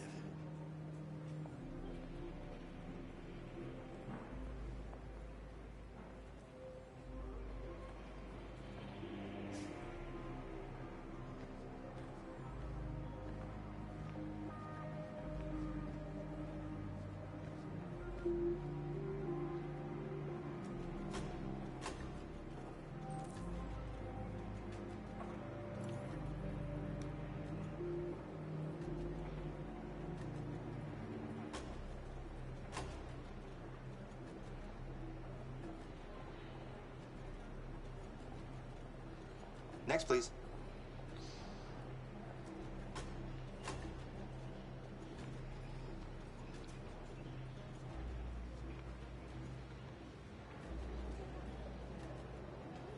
ID?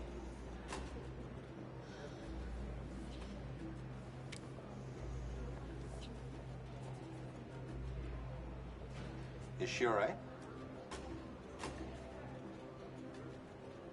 Hey, you!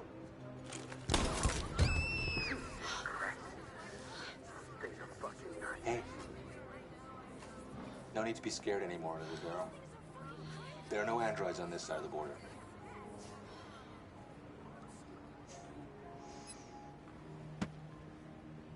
Welcome to Canada. Well, got Kara and Alice across the border.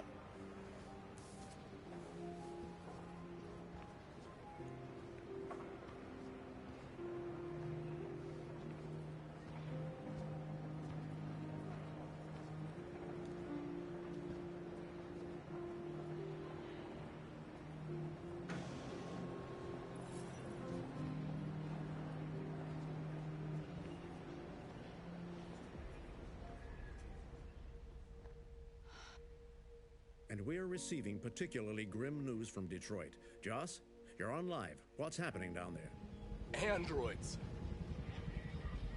Thousands of androids are taking to the streets of Detroit right now. They're absolutely everywhere. It's incredible.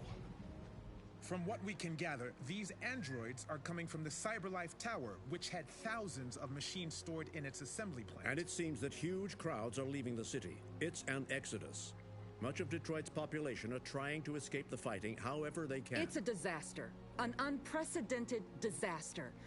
For the first time in history, a U.S. city is falling into enemy hands.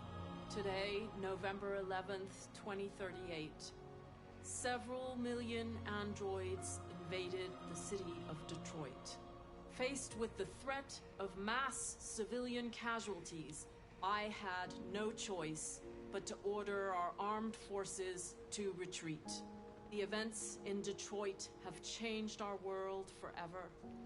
Humanity must face a new reality, the emergence of another intelligent life form with whom we must share this planet. May God bless the United States of America.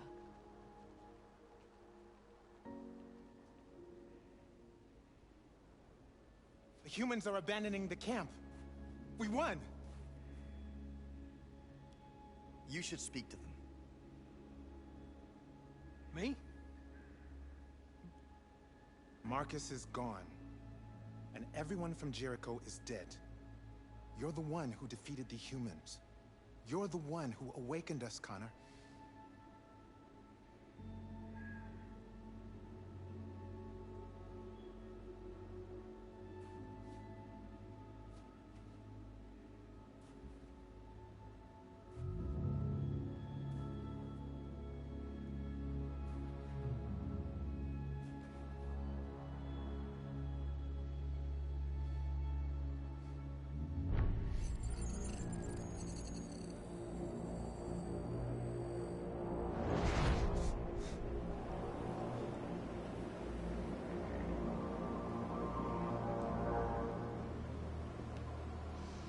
Well done, Connor. Everything went according to plan. What plan? You becoming deviant? The success of the uprising? It all surpassed our expectations. We engineered an android revolution, and now we control its only leader. Congratulations. You represent an immense success for CyberLife.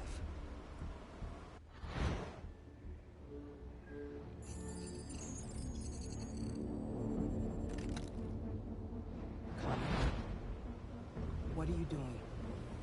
It all worked perfectly. You can't ruin it all now.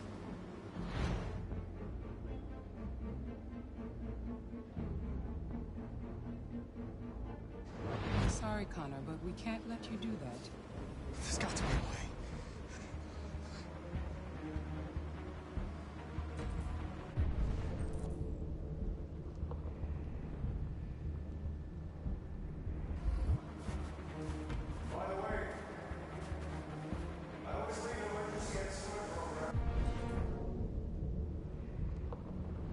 That's what I'm looking for.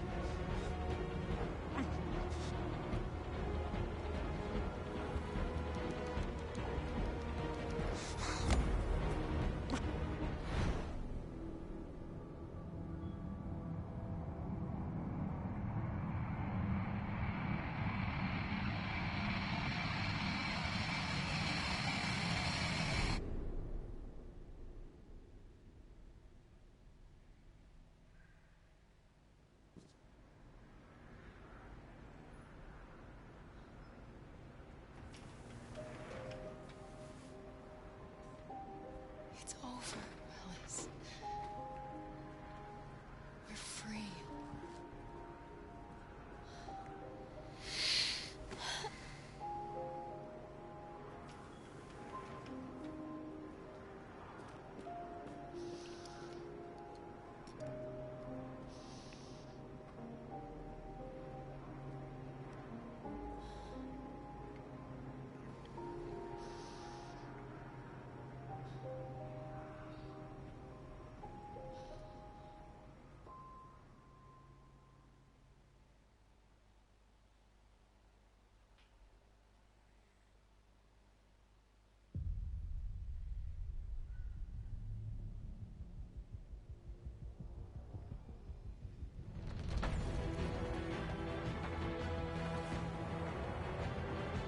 And end credits.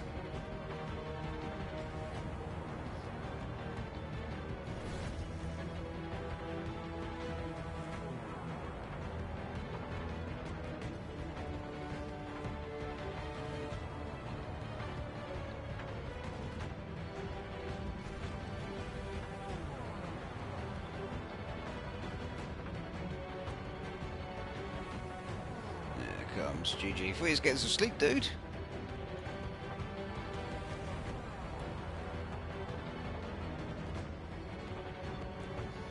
Yeah, I think I'll probably what I'll do is save the entire stream as a highlight and export it to YouTube.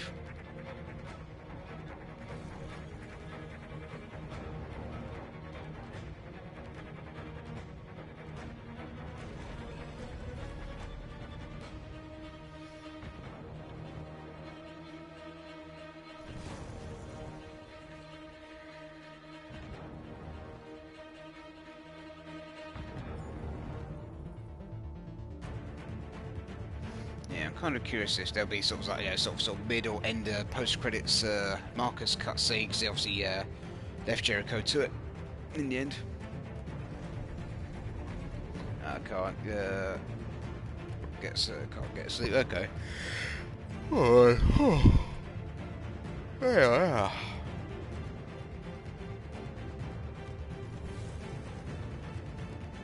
Not 4 hours. I'll be okay. Fair enough. Fair enough.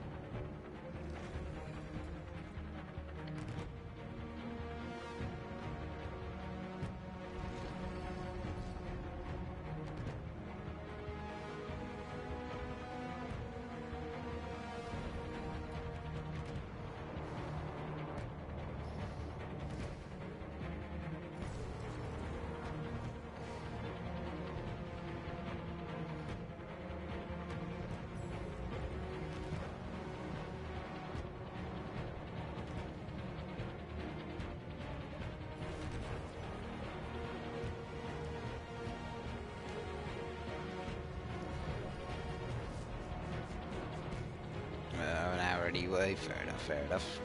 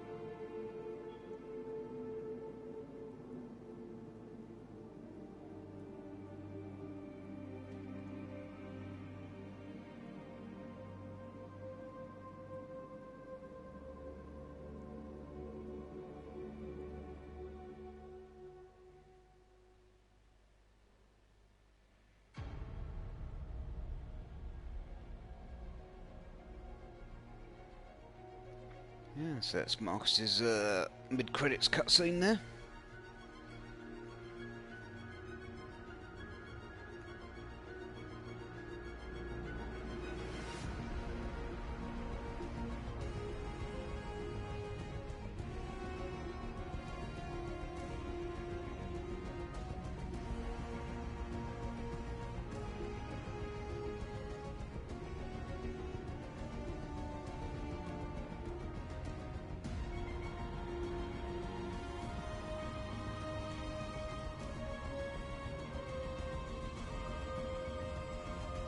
So, as I predicted, North's attack did go to plan.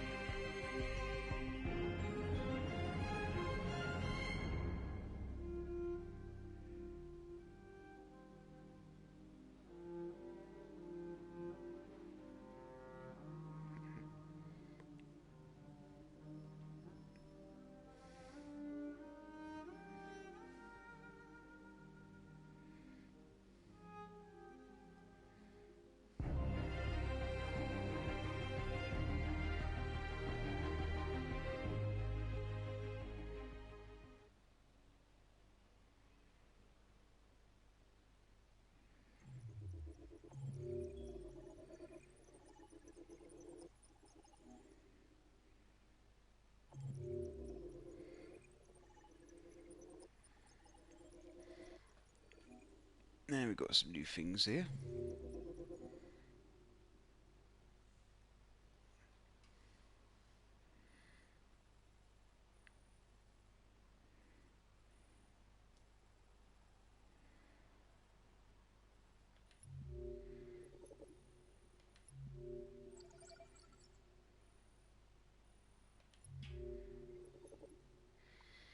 So Connor at Cyberlife Tav, Battle for Detroit. Cyberlife HQ fired the guards inside the elevator. Hacked the camera obviously, attacked the guards, knocked them out. Hacked the elevator, copied the guard's voice, redirected the elevator down to the basement floors. And obviously where the camera was hacked did get interrupted. Initiated the android conversion. New Connor has Hank hostage. Stopped conversion to save Hank. Attacked the new Connor. The two Connors fought. The Connors fight to a standstill basically. Hank grabs a gun. Hank asks about his dog's name. Officer answers correctly. Then his son's name answered correctly again. Hank kills the new Connor. Resume conversion. Androids woke up. So yeah. Anything new on the car leaving to go to the Canada border and whatnot? No. Okay.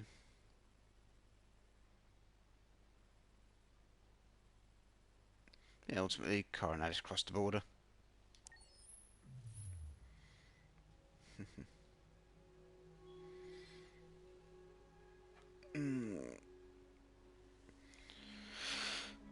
So yeah, that's another playthrough of Detroit Become Human completed in one go. We're obviously getting super sleepy already, so yeah, it's been a fun night. Yeah, massive thanks for everyone to obviously turning up and whatnot tonight. Tonight's stream, I don't even know I'm going to play yet, to be totally honest. So yeah, I'm going to jump off and obviously get a raid going, and yeah, catch up tonight most likely. But yeah, like I said, I don't know I'll be playing later, but I'm sure I'll think of something and whatnot. So yeah, without any further ado, let's see who's on and get a raid going. Hold on, just a little while longer. Hold on, just a little while longer. Hold on, just a little while longer. Everything will be alright. Everything will be alright.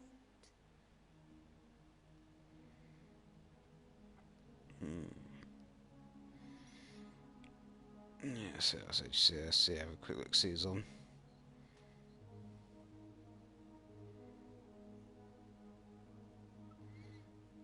Yeah, some playing Detroit. That's alright. Right. Raid message. Copy that for pasting. Boom and boop. There we go.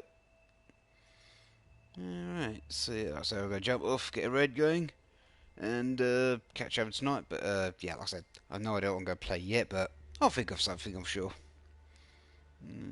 Right, here we go. Yeah, it's been fun tonight. That's for dang sure. And yeah, later this week, yeah, I'll put the entire playthrough over onto YouTube. So that way, if anyone's got a spare 10 hours, it's there for them to watch. So, yeah, like I said, right, so without any further ado, go jump off, get a raid going, and I'll catch you later tonight. And boop, there we go.